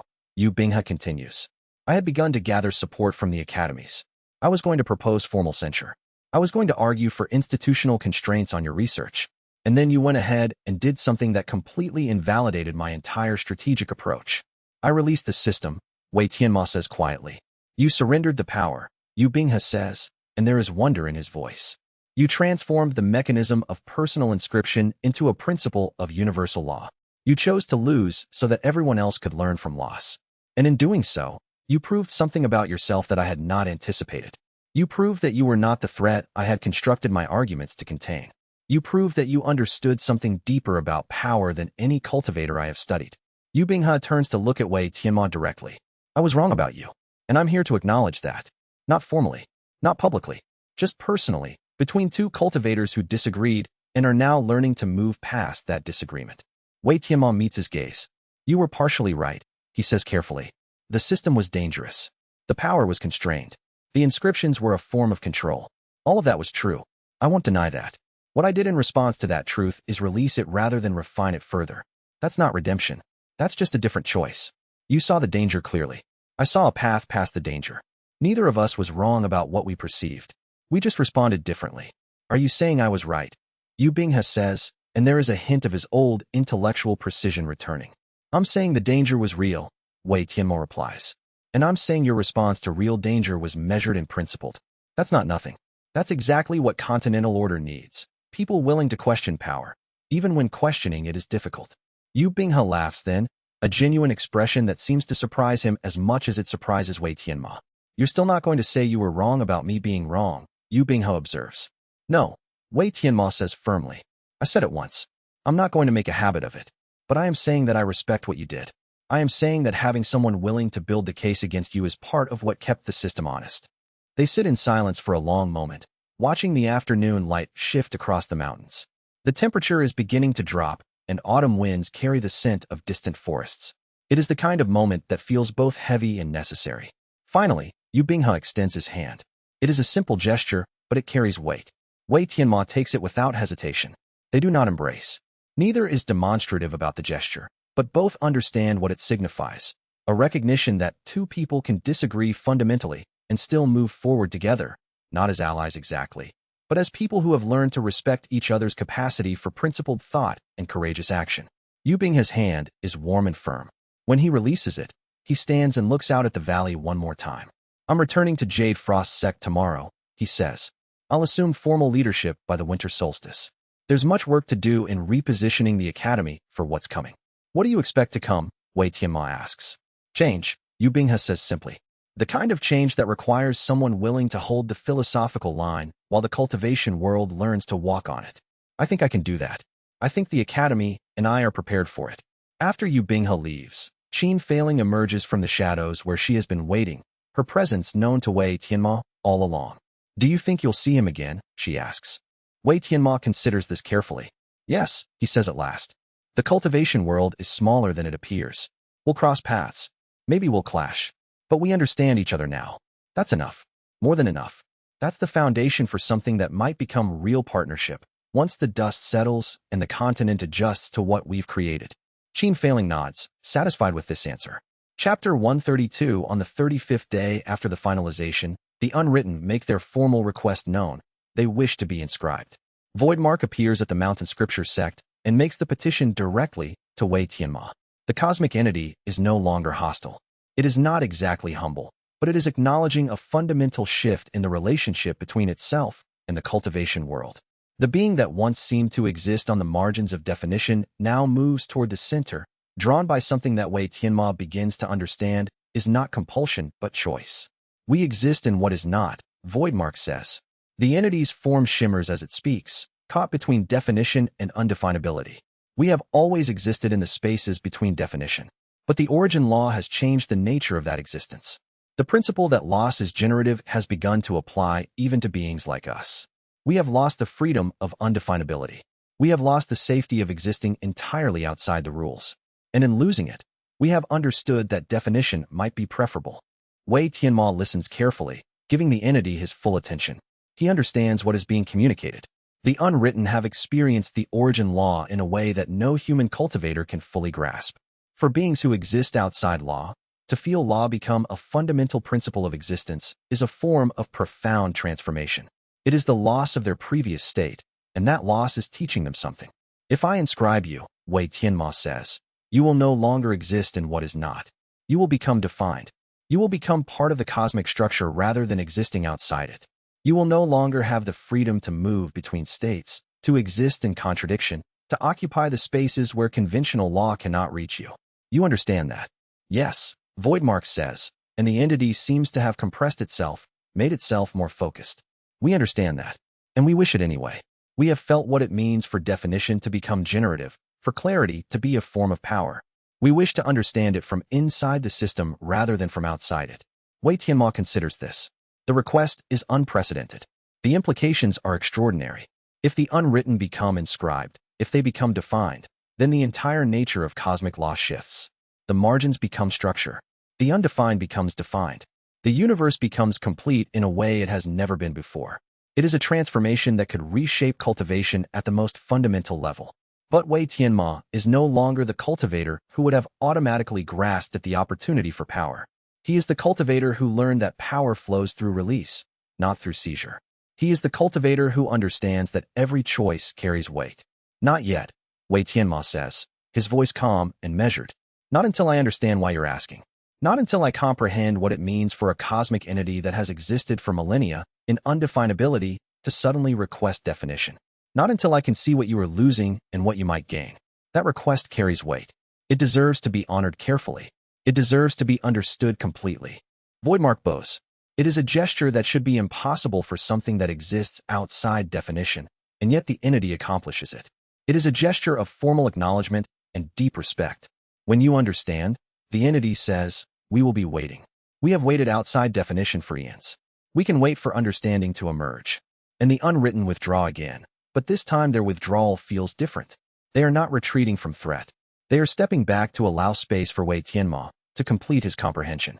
They are acknowledging that the decision they have made requires thought, consideration, and the kind of clarity that only comes from deep meditation on the nature of definition itself. Lady Sui Feng, who has been observing the exchange from a distance, approaches Wei Tianmo afterward. That, she says, was restraint of a very high order. Most cultivators would have seized the opportunity to define cosmic entities. Most would have grasped at the power of it. You refused, even when the power was offered freely. Yes, Wei Tianmo says, but I've learned that seizing opportunities often leads to understanding them too late. I'd rather understand the choice before I make it. Lady Suifeng nods slowly, her expression thoughtful. Then you have truly become something I never could have become, she says. Not just a powerful cultivator, but someone wise enough to know the difference between power and wisdom. Chapter 133. Wei Tianmo begins to inscribe new laws into the Tao ledger, slowly and deliberately, from a foundation of the universal origin law that has now become part of the fabric of existence itself. The first inscription is the smallest possible loss. Qin Failing wins an argument about the optimal training methodology for younger disciples. She argues that the new disciples should be exposed to failure earlier in their training, while their egos are still flexible enough to learn from defeat rather than be hardened by it. Wei Tianmo initially resists. He worries that the shock of failure will drive sensitive disciples away from cultivation entirely. But Qin Failing patiently demonstrates her reasoning. She shows him studies from other sects where early exposure to failure correlated with stronger advancement. She outlines a framework for introducing failure safely, pedagogically, with proper support structures in place. She is right. Wei Tianmo is wrong. He documents the loss and opens the Tao ledger. The heavens register it immediately, not as a law of constraint, not the kind of inscription that would limit Qin Failing or enhance Wei Tianmo's power. Instead, it is registered as a law of principle. Qin Failing. Argument 1. Inscription acknowledged. The entry is small. It creates no external effect. But it is there, woven into the cosmic law structure, acknowledging that even the smallest loss, Wei Tianmo's loss of an argument, his loss of being right, can be documented and valued. The universe notices. The heavens register it. The teaching contained in that moment becomes part of the permanent record. He inscribes the second law when Su Yan, having left to rebuild his family business, encounters his first major setback. The merchant network he attempted to establish fails due to miscalculation of market timing. Suppliers pull out. Investors withdraw. Su Yan experiences the crushing weight of failure after months of believing he could accomplish through will what requires knowledge. He writes Wei Tianmo a long letter describing the defeat in meticulous detail, not hiding it, not diminishing it, but documenting it completely. Wei Tianmo reads every word. He writes back his acknowledgement. Then he documents it. He opens the Tao ledger. The inscription reads, Su Yan, initial failure, teaching recorded. Again, it is small. It creates no external constraint that would protect Su Yan or harm his enemies. But it acknowledges the loss as something worthy of being witnessed by the cosmic law itself. Su Yan does not recover faster because of the inscription, but he discovers that his failure was not meaningless. It taught him something about the difference between talent and experience. That teaching, now recorded in cosmic law, becomes available to anyone who needs it. The third inscription comes when Yu Binghe publishes a paper that contradicts some of Wei Tianmo's theoretical work on the mechanics of how loss translates into cosmic power. Yu Binghe argues that Wei Tianmo's framework assumes a kind of linearity, that greater loss produces greater power, but that actual observations suggest the mechanism is far more complex, dependent on the quality of the loss and the completeness of the acknowledgement rather than on magnitude alone. Wei Tianmo reads the paper multiple times. With each reading, he recognizes more clearly that Yu Binghe has identified something he missed. The theoretical framework that Wei Tianmo had developed is incomplete. It is not wrong, but it is insufficient. Yu Binghe has seen farther into the mechanism than Wei Tianmo has. Wei Tianmo documents the moment when his own understanding was incomplete. The inscription reads, Yu Binghe, theory superseded, growth acknowledged. Wei Tianmo advances to inverse sovereign rank, the second highest possible tier of cultivation, through the process of restarting. The advancement is not a breakthrough that costs him in the way that previous breakthroughs have cost him. Instead, it occurs gradually, as he begins to understand that power rooted in the principle of loss is power that grows not through accumulation, but through consistent release. With the Tao ledger empty at its foundation, he begins inscribing new laws, but from a position of release rather than accumulation. Each law is written with the full knowledge that it might be necessary to release it again, that the power it confers is transient, that the purpose of the law is not to control but to witness. He is building a system of acknowledgement, not a system of dominance. The continental powers observe this process with a kind of fascinated attention. The cultivator who once seemed to be pursuing absolute power, inscribing laws to defeat his enemies, to constrain his opponents, to reshape the continental power structure in his favor, is instead creating a system of acknowledgement and principle. The transformation is subtle but complete. Power that flows through release is a form of power that none of them have encountered before. Chapter 134 The sixth month of cultivation under the new framework brings an unexpected request from the Continental Assembly. Dao Fiyuan sends a formal petition asking Wei Tianmo to serve as the official inverse law arbitrator for the continent, a position that did not exist before and might never need to be filled again. The petition is elaborate, detailed, signed by representatives from every major sect. It argues that Wei Tianmo, having demonstrated the wisdom to release absolute power, is the only cultivator capable of arbitrating disputes where cosmic law itself becomes a question. The arguments in the petition are compelling. They note that Wei Tianmo has proven he understands both the mechanism of personal inscription and the principle of universal release. They argue that his unique perspective makes him capable of seeing beyond individual sect interests to the broader implications of how laws interact with cultivation itself.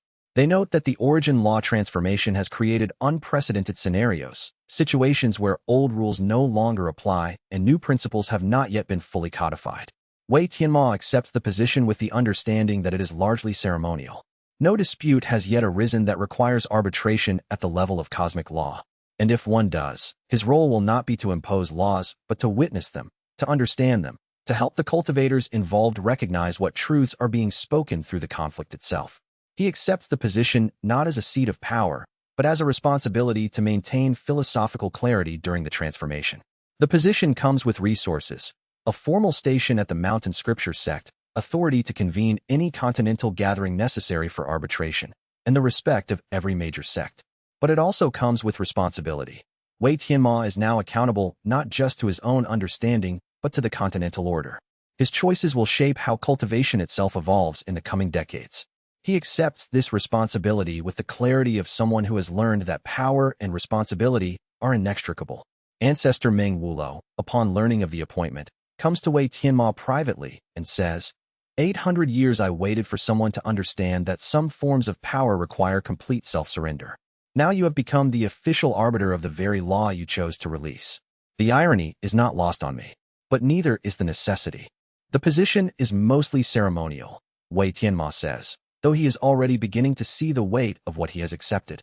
For now, Meng Wulo says knowingly. But the continental powers are beginning to understand what you have created. They are beginning to realize that the origin law is not a constraint, but a foundation.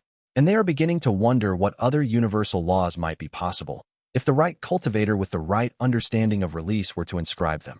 Wei Tianmo nods slowly. He understands what the ancient cultivator is suggesting. The transformation is not complete. It is barely beginning. The cultivation world that will emerge over the coming decades will be radically different from the world he was born into, and he will be, in many ways, responsible for that difference. The weight of that responsibility settles on his shoulders like a physical thing, but he is no longer afraid of that responsibility. He has learned that power that flows through release is power that can be born without destruction. It is power that requires witness, but not domination. It is power that asks for clarity, not control. What will the first arbitration be? He asks Meng Wulo. Something you cannot anticipate, the ancient cultivator says. That is always how these things begin. Someone will create a situation that makes the old rules inadequate, and then you will be asked to understand what new rules are implied by what has already been created. Chapter 135 On the 103rd day after the finalization, Wei Tianmo visits the location of Stonegap sect. The sect has grown in the years since he was a junior disciple there. The buildings are larger. The training grounds are more extensive. The reputation has improved substantially, no longer haunted by the association with the cultivators who beat him bloody in the alley behind the kitchens. Wei Tianmo walks to that alley. It is smaller than he remembers. The stones are the same. The space is familiar in the way that places we have suffered often are, compressed in memory, expanded in reality, somehow both more significant and less important than our pain had made it. He opens his journal to a clean page and writes, "Return to lost one site." The act of inscription is small. The external effects are negligible, but the documentation is complete. He has returned to the place where his suffering began, and he has acknowledged that return as something worth witnessing. Qin Failing arrives as he is closing the journal. She does not ask how she knew where to find him. She simply sits beside him on the steps of the building where he once trained. "Do you feel triumph?" she asks. "No," Wei Tianmo says. "That's the strange part. I feel something quieter. I feel continuity. The sense that this moment connects to that one. That the line is unbroken. But I also feel release. The thing that was done to me here is no longer a wound. It's just a fact. It was cruel and it shaped me, but it doesn't define me anymore." He traces the alley with his eyes, the narrow space between buildings, the stones worn by countless feet, the simplicity of the geography that once felt like the boundaries of his entire world. When I was a junior disciple here, this alley seemed enormous. It seemed like the whole world was contained in these few paces. When I was beaten here, it felt like an assault on the very center of existence. And when I carried the pain of it, I thought it would define me forever. Qin Failing nods slowly. She understands what Wei Tianmo is articulating. The way that suffering can make the world seem smaller, and the way that distance from that suffering can reveal that the world was always larger than the pain made it appear. But the thing that was done to me here, the beating, the humiliation, the exclusion, it gave me information, Wei Tianmo continues. It taught me something about how institutions work, about how power operates on the weak, about what happens when people with natural talent use that talent to dominate rather than to elevate. I didn't understand that at the time, but I do now. And that teaching is valuable. That teaching is why I am who I am. They sit together in the alley where Wei Tianmo's suffering began. Two people who have walked through transformation and emerged altered but not broken. The stones beneath them have absorbed the pain of countless cultivators, countless moments of injustice and loss. But the stones themselves remain. The place does not carry the pain. The place simply is. What's next? Qin Failing asks. Wei Tianmo opens the journal to a clean page and writes, loss unknown. Everything the heavens still owe me. Next, he says, closing the journal, I find out what I'm owed. He stands and offers Qin Failing his hand. She takes it, and they walk out of the alley together. Behind them, the place remains, not haunted, not sacred, simply a location where something important happened and was now complete. The pain does not need to remain for the teaching to persist. The wound does not need to stay open for the learning to be real. Chapter 136. The 8th month brings an unexpected convergence. 3 separate visitors arrive at the Mountain Scripture sect on the same day, each seeking Wei Tianmo for different reasons. The first is a scholar from the Golden Crane Prefecture who wishes to interview Wei Tianmo about the mechanics of the origin law's propagation. The scholar is meticulous, carrying stacks of notes and written questions that suggest months of preparation. The second is a young cultivator from a minor sect who has read about the Inverse Dao Root system and wishes to request teaching. The young cultivator is nervous but determined, clearly having traveled far to make this request. The third is Lady Sui Feng, who arrives with Yu Jianlong in her entourage. Her presence is unexpected but not unwelcome. Wei Tianmo meets with each of them, and in each meeting, he finds a different aspect of the transformation that the continental world is undergoing. The scholar brings data, 17 major breakthroughs in cultivators who have acknowledged genuine defeat, 43 documented instances of sects revising their training methodologies, 61 academic papers published attempting to reconcile the new principle of loss as generative with older theories of cultivation. The scholar presents this information with the meticulous care of someone who understands that numbers are a language, and what they convey matters deeply. The implications are still being understood, the scholar says, but the pattern is clear. Every place the origin law has touched, cultivators are recontextualizing their relationships with defeat. The young cultivator asks practical questions. How do I know if a loss I've experienced is worthy of inscription? How do I document it? How do I understand the heavens' response to the documentation? What does it feel like when the cosmic structure acknowledges what I've written? Wei Tianmo realizes that the young cultivator is asking him for the thing that has never existed before, a methodology for loss. A framework for acknowledging defeat that does not require the rare conjunction of ability and understanding that Wei Tianmo himself brought to the system. He realizes that he is being asked to democratize what was once rare, to make accessible what was once impossible. He considers this carefully. The loss is worthy of inscription if it teaches you something, he finally says. Not if it's painful, not if it's public, not if it confirms some narrative about your limitations, but if it genuinely teaches you something about yourself or about the world.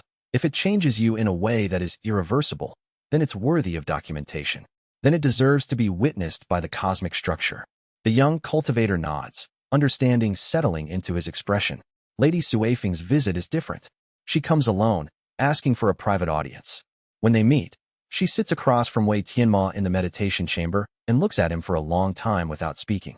Her expression is thoughtful, as if she is measuring something. The inscriptions against my commanders have lifted, she finally says. Yu Jianlong's fortune has stabilized. The war is over.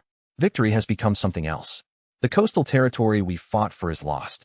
The strategic advantage we sought is dissolved. I know, Wei Tianmo says.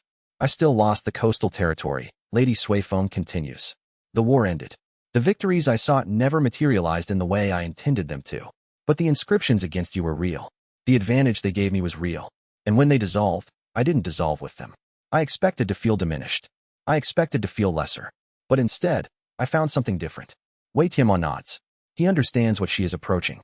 Is this what winning looks like? Lady Suifeng asks, and her voice is quiet. This sense of loss that doesn't destroy you. This understanding that defeat is information rather than annihilation.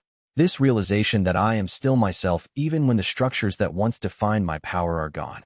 I genuinely don't know, Wei Tianmo says. I've never won in any conventional sense. I've only ever lost and documented the loss and tried to understand what it taught me. If that's winning, then yes. But I'm not certain it qualifies by the old measures. Lady Suifeng smiles. It is a genuine smile, not the careful political expression of her earlier visits. It is the smile of someone who has made a discovery about themselves. Then I'm going to spend the next few years learning what winning looks like through that lens, she says. I'm going to rebuild what was lost. I'm going to construct new strategies. And I'm going to do it from a place of understanding that every loss teaches. I suspect I'll find it's a very different thing than the victories I've pursued my entire life. I suspect I'll find it something better. Chapter 137. The ninth month brings a convergence that Wei Tianmo has been anticipating with a mixture of uncertainty and understanding. Ancestor Meng Wulo appears at his door and asks to speak with him privately. They walk together to the mountain peak above the academy, moving slowly, with the deliberation of age and consideration. The sun is beginning its descent, and the valley beneath them glows with autumn light. They sit on a stone outcrop watching the sun come down toward the western horizon, and neither of them speaks for a long time. I have lived for 800 years, Meng Wulo finally says, his voice carrying the weight of centuries. I have witnessed the rise and fall of 7 dynasties. I have seen techniques refined beyond recognition until they bear no resemblance to their origins. I have watched the continental powers wage wars and make peace and wage wars again. I have observed the cycles repeat, the patterns emerge, the lessons forgotten and rediscovered. And in all of that time, I have never experienced genuine loss. I have never allowed myself to be defeated. I have never acknowledged humiliation. Wei Tianmo listens. He understands what is being approached. That was my strength. Meng Wulo continues, and his voice carries something different now.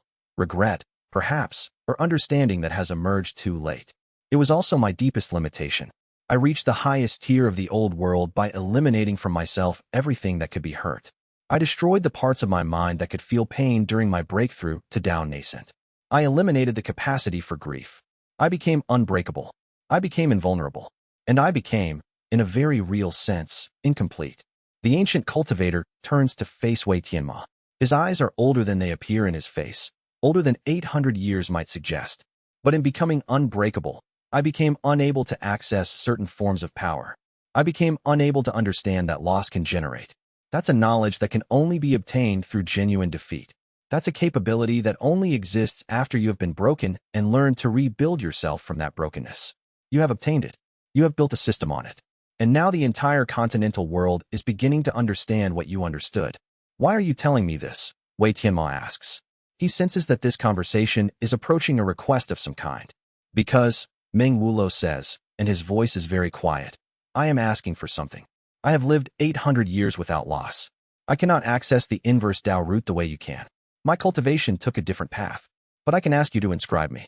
I can request that you witness my acknowledgement of what I have lost, not specific events, but the entirety of 800 years lived without understanding what loss teaches. Wei Tianmo understands what is being requested, and it is unprecedented. You're asking me to inscribe a loss that never happened, to document a defeat that you never experienced, to bear witness to an acknowledgement of absence rather than presence. Yes, Meng Wulo says. Exactly that. I am asking you to do for me what the heavens cannot do on their own. I am asking you to be the mechanism by which I access the transformation I otherwise cannot reach. I am asking you to define me as someone who is lost, even though the loss I acknowledge is the loss of 800 years lived without the knowledge I now require. Wei Tianmo considers this for a long moment. It is a request that stretches the boundaries of what he understands about inscription. It is not documentation of a past loss. It is acknowledgement of a present understanding of absence. It is witnessing not an event, but a choice. The choice to accept that one's entire life has been incomplete in a particular way. Then he opens his journal and begins to write very carefully. Ancestor Meng Wulo. 800 years without loss. First acknowledgement inscribed.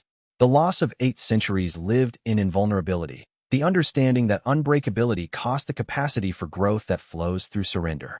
The act of inscription is different from any Wei Tianmo has performed before. It is not documenting a loss that occurred in time. It is witnessing a decision to acknowledge loss as a principle, even without the personal experience of loss to anchor it.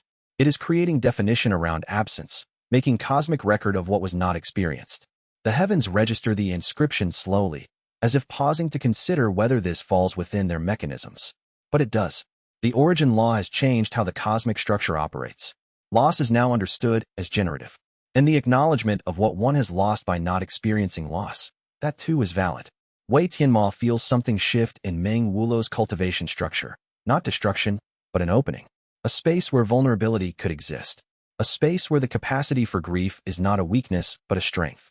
A space where defeat and recovery are understood as part of growth rather than evidence of inadequacy. Meng Wulo breathes out very slowly. "Thank you," he says. And there is something broken and whole simultaneously in his voice. The sound of a person who has lived for 8 centuries without loss finally understanding what he has been missing, finally accepting that the completeness he pursued was actually fragmentation, and that true completeness requires the acceptance of breaking. "What will you do?" Wei Tianmo asks, "with this new understanding?" "I will live differently," Meng Wulo says. "I will allow myself to be hurt. I will grieve what I have lost during those 800 years. I will rebuild myself on the foundation of what I can learn from defeat. And perhaps, in the years remaining to me, I will understand more than I have understood in all the centuries before." They sit together on the mountain peak, watching the sun descend, 2 cultivators separated by centuries and united by understanding that power and vulnerability are not opposites, but partners in the journey toward true cultivation. Chapter 138. Wei Tianmo is 22 years old. He is at inverse sovereign rank, a rank that had no name, a threshold that had never been crossed before. He holds an empty Dao ledger and a journal that is nearly full. He sits on the mountain above the sect and watches the sun come up, feeling the day emerge from darkness the way all days do, inevitable, indifferent, yet carrying within it the possibility of transformation. Qin Failing sits beside him. She followed him here without explanation, and he didn't ask for one. After a long time she says, "What's next?" Wei Tianmo opens the journal to a clean page and writes in careful characters, "Loss unknown. Everything the heavens still owe me. The debt's not yet collected. The transformation's not yet realized. The teaching that has not yet emerged." Then he closes it carefully. "Next," he says, "I find out what I'm owed. I find out what forms of power emerge when you have nothing left to lose because you've already acknowledged all the losses." Below the mountain, in the academy courtyard, the disciples are beginning their training. They fail at exercises. They acknowledge the failures. They document them in journals of their own. And they feel the new law settling into their cultivation, not as constraint, but as foundation. Loss is generative. Defeat teaches.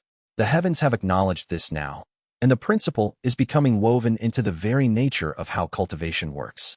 Far below, in the cultivation world beyond the mountain scripture sect, new things are emerging rapidly. Sects are revising their training methodologies. Cultivators are beginning to understand that failure is not the end of a story, but the beginning of a new chapter. A researcher from the Northern Academies publishes a study on the mechanics of accelerated breakthrough through authentic defeat.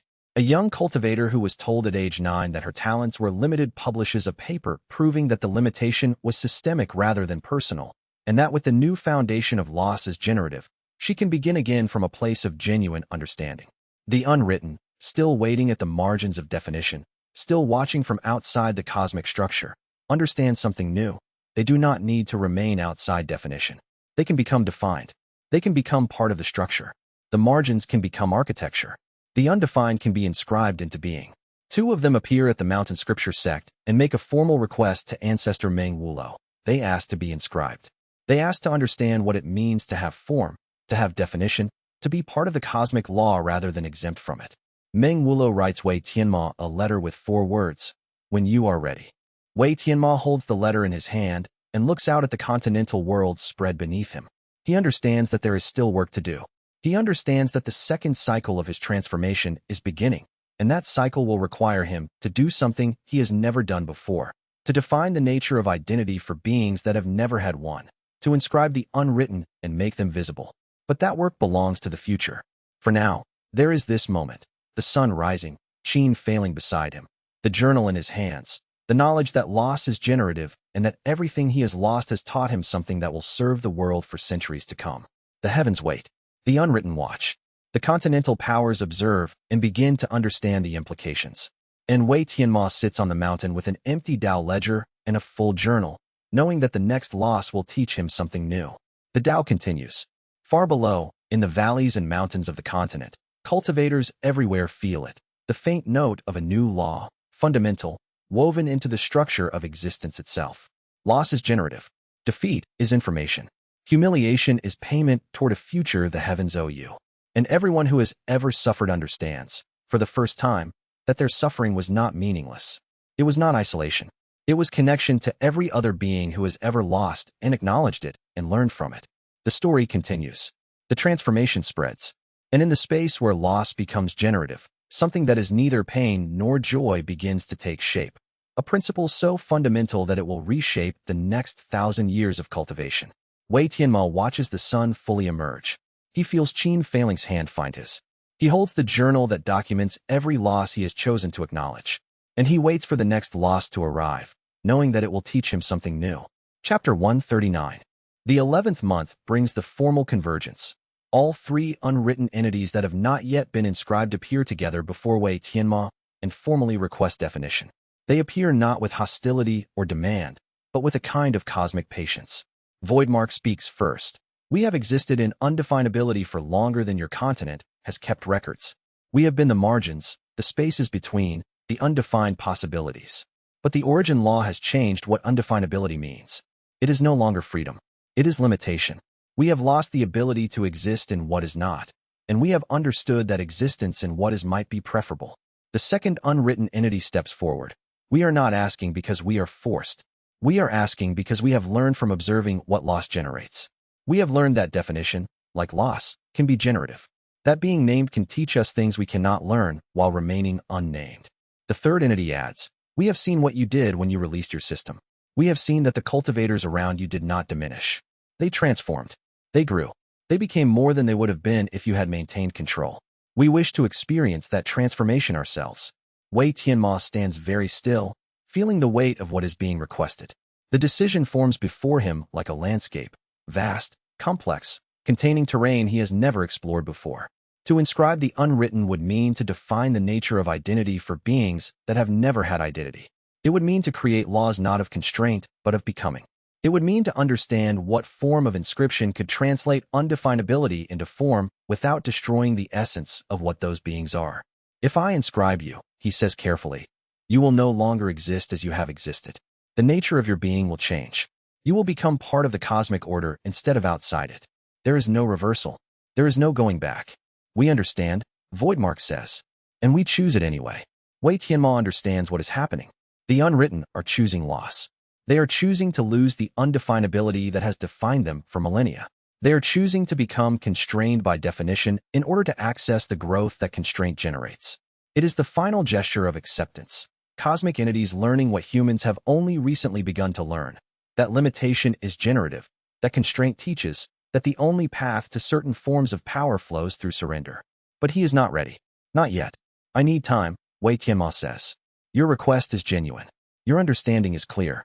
But I need to comprehend what it means to define beings that have never been defined. I need to understand what form of inscription could contain cosmic entities without destroying them. I need to know what laws would apply to beings that existed outside law. Voidmark bows. It is a gesture so formal and complete that it carries the weight of cosmic recognition. When you are ready, the entity says, we will still be here. We have waited for millennia. We can wait longer. And the unwritten withdraw once more, but this time with the understanding that Wei Tianmo is not refusing them. He is simply ensuring that when he inscribes them, the inscription will be adequate to their transformation. Wei Tianmo returns to his chambers and sits with his journal for 3 days. He writes out every question that the inscription raises. He explores every implication. He tries to envision what form a law would need to take in order to define the nature of identity for beings that have never had one. The questions multiply. If I define what they are, will I limit what they can become? If I name them, will I trap them in that naming? If I create a law that encompasses their existence, will I be creating a constraint or a foundation? Is there a form of inscription that can define without imprisoning, that can give form without imposing limitation? He sits with ancestor Meng Wulo and asks, when you reached the highest rank of the old world, did you feel that the definition of that rank constrained you or enabled you? Meng Wulo considers this for a very long time. The rank itself was a definition, he finally says. It meant I had achieved a particular level of power. But the achievement created its own limitation. I had nowhere to grow. I had reached the ceiling. Now you have shown me that ceilings are only real if you refuse to look beyond them. The question for the unwritten is whether definition would create a new ceiling for them, or whether it would instead create a foundation from which they could reach further than they ever could in undefinability. He pauses. I think, Meng Wulo says, that the answer depends on whether the inscription is written from a place of limitation or from a place of possibility. If you inscribe them to contain them, they will be constrained. But if you inscribe them to become them, if you write a law that says what they are in their fullest potential, then the inscription might be the beginning of their growth rather than its ending.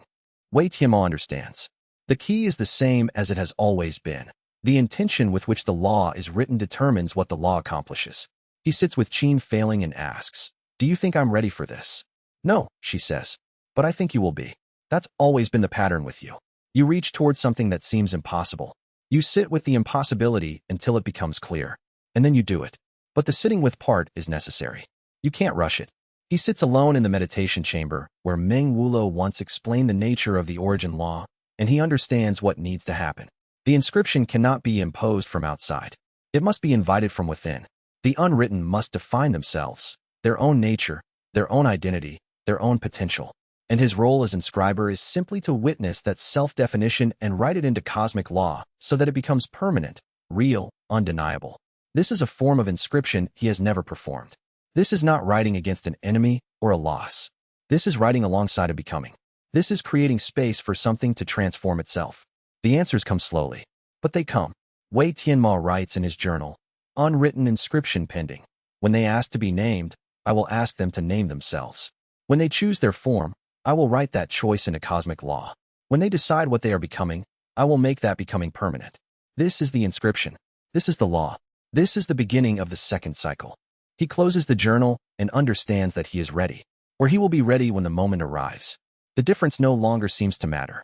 Chapter 140. Wei Tianmo is 22 years old. He is at inverse sovereign rank. He holds an empty Dao ledger and a journal that is nearly full. He sits on the mountain above the sect and watches the sun come up, feeling the day emerge from darkness the way all days do. Inevitable, indifferent, carrying within it the possibility of transformation. Qin failing sits beside him. She followed him here without explanation, and he didn't ask for one. They have learned, in the months since the finalization, that there are forms of presence that require no explanation. After a long time she says, what's next? Wei Tianmo considers the question with the kind of depth that comes from someone who has learned to sit with what cannot be rushed. The future spreads before him, not linear, not predetermined, but full of possibility. The unwritten are waiting. The continental world is transforming. His own cultivation continues to unfold in ways that surprise him. He opens the journal to a clean page and writes, loss unknown. Everything the heavens still owe me. His handwriting is steady. The characters are clear. Each stroke is intentional.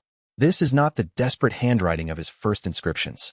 This is the handwriting of someone who has learned that the future can wait, that power does not require urgency, that the most important things are the ones you document slowly and carefully. Then he closes the journal. Next, he says, I find out what I'm owed. Below the mountain, in the academy courtyard, the disciples are beginning their training. They fail at exercises. They acknowledge the failures. They document them.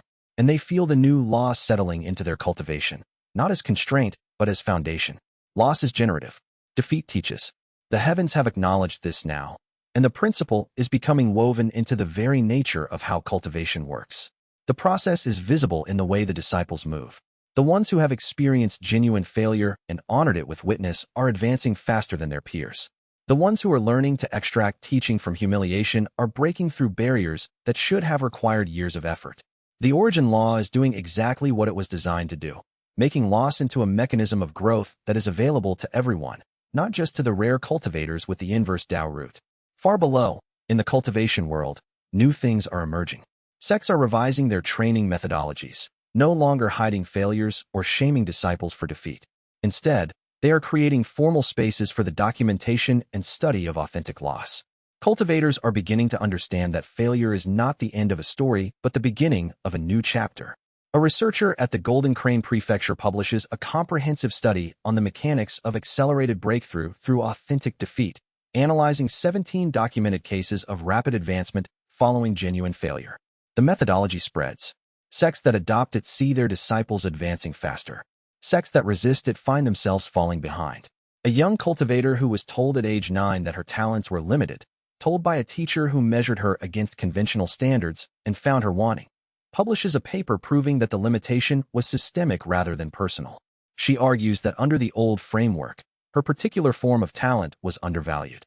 But with the new foundation of loss as generative, she was able to experience her early failures not as proof of limitation, but as data about what needed to change in her approach. She has advanced from qi condensation to foundation building in less than 2 years. Her paper becomes required reading in the academy.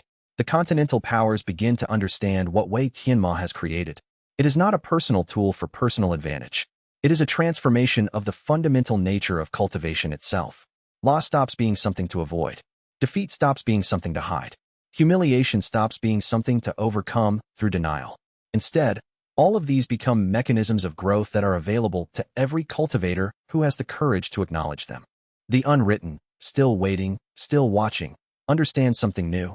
They do not need to remain outside definition. They can become defined. They can become part of the structure. The margins can become architecture. The undefined can be inscribed. And in becoming inscribed, they might access forms of understanding that their existence in undefinability prevented them from reaching. 2 additional unwritten entities appear at the Mountain Scripture sect and make a formal request to ancestor Meng Wulo. They ask to be inscribed. They ask to understand what it means to have form, to have definition, to be part of the cosmic law rather than exempt from it. They are drawn not by necessity, but by curiosity. They have observed what loss generates in cultivators. They wonder what definition might generate in beings that have never been defined. Meng Wulo, recognizing the significance of the request, writes Wei Tianmo a letter with 4 words, "When you are ready." The letter sits on Wei Tianmo's desk for 3 weeks before he opens it. When he does, he understands that Meng Wulo is not asking whether he is prepared. He is simply stating what both of them already know. The moment will come when readiness and necessity converge, and at that moment, Wei Tianmo will act. The waiting is not about doubt. It is about honoring the weight of the choice. Wei Tianmo holds the letter in his hand and looks out at the continental world spread beneath him. He understands that there is still work to do. He understands that the second cycle of his transformation is beginning, and that cycle will require him to do something he has never done before, to define the nature of identity for beings that have never had one. He will need to create inscriptions that are not about constraint, but about becoming. He will need to write laws that define without imprisoning. He will need to understand what form of cosmic order could emerge if the unwritten were integrated into it. No longer margins, but architecture. No longer undefined, but defined through their own choice. The work is vast. The implications are extraordinary. The potential is unmeasurable. But that work belongs to the future. For now, there is this moment. The sun rising, Qin failing beside him, the journal in his hands, the knowledge that loss is generative and that everything he has lost has taught him something that will serve the world. The heavens wait. The unwritten watch. The continental powers observe and begin to understand the implications of what has been created. And Wei Tianmo sits on the mountain with an empty Dao ledger and a full journal, knowing that the next loss will teach him something new, that the next inscription will shape something he cannot yet predict, that the Tao continues in ways that transcend individual will. The Tao continues, and it is not finished. It is barely beginning.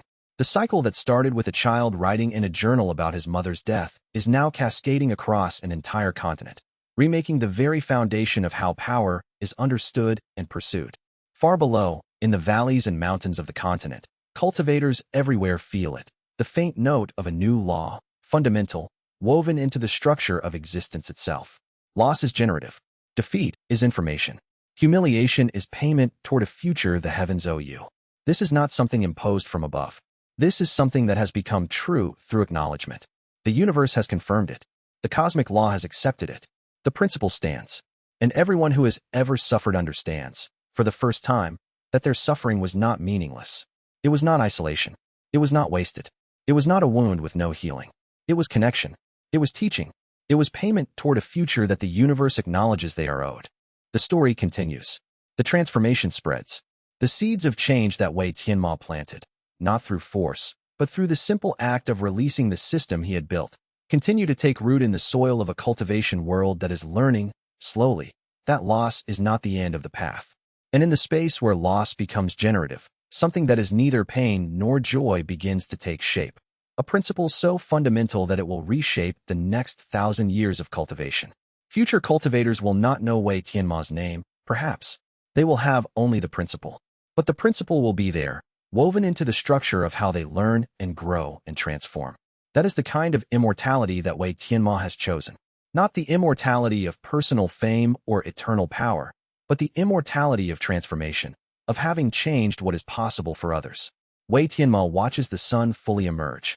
He feels Qin Feiling's hand find his.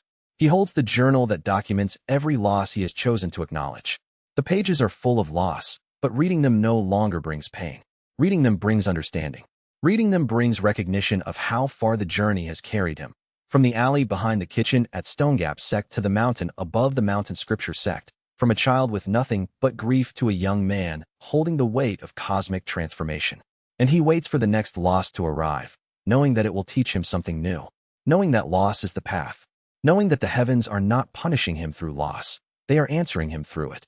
Knowing that the journey continues, that the cycles turn, that what he has released has become something larger than what he could ever have controlled. The continental world spreads beneath him, vast, diverse, full of cultivators learning to transform their defeats into growth. The heavens watch and wait. The unwritten stand at the threshold, ready to choose definition. Ancestor Ming Wulo, 800 years into his own journey, finally understands what power that does not require the destruction of self might look like. And Wei Tianmo, at 22, holding a journal full of losses and a Dao ledger ready to inscribe new laws, sits with his friend and waits for what comes next. The Dao continues. And so the Dao continues, through loss and transformation, through the acknowledgement of defeat as the foundation of power. Wei Tianmo's journey is far from over. The unwritten still await inscription. The continental world continues its transformation. And the second cycle of his cultivation is just beginning. One that will require him to define the indefinable and to understand what forms of power emerge when the margin becomes the center. If this journey of Wei Tianmo moved you, if the principle of loss as generative resonated with something you have experienced, leave a like and share your thoughts in the comments below. What losses have you transformed into teaching? What defeats have you learned from? Subscribe and ring the bell. More stories of cosmic cultivation and the price of power await on the path ahead. The way of the inverse, the path of loss as growth, extends far beyond what even Wei Tianmo has yet discovered. Until next time, fellow cultivators, may your losses teach you well and your defeats guide you toward the power that flows through release. Every cultivator who had ever failed and acknowledged that failure would now find their failure changing them in ways it hadn't before. Growth would come faster. Understanding would come deeper. The foundation of cultivation would begin to shift. Wei Tianmo fell to his knees in the meditation chamber. He was empty. He was powerless. He was, once again, without the system that had sustained him for 3 years. But the Dao ledger, which was now truly useless to him, still hummed with the memory of what it had contained. And in that humming, Wei Tianmo heard his mother's voice, not the ledger keeper's voice, but an actual echo of her presence, now woven into the fabric of the universe itself. "You did what I could not," she said. "You gave your loss to the world. You made it matter for everyone." Wei Tianmo closed his eyes and accepted the price of his own completion.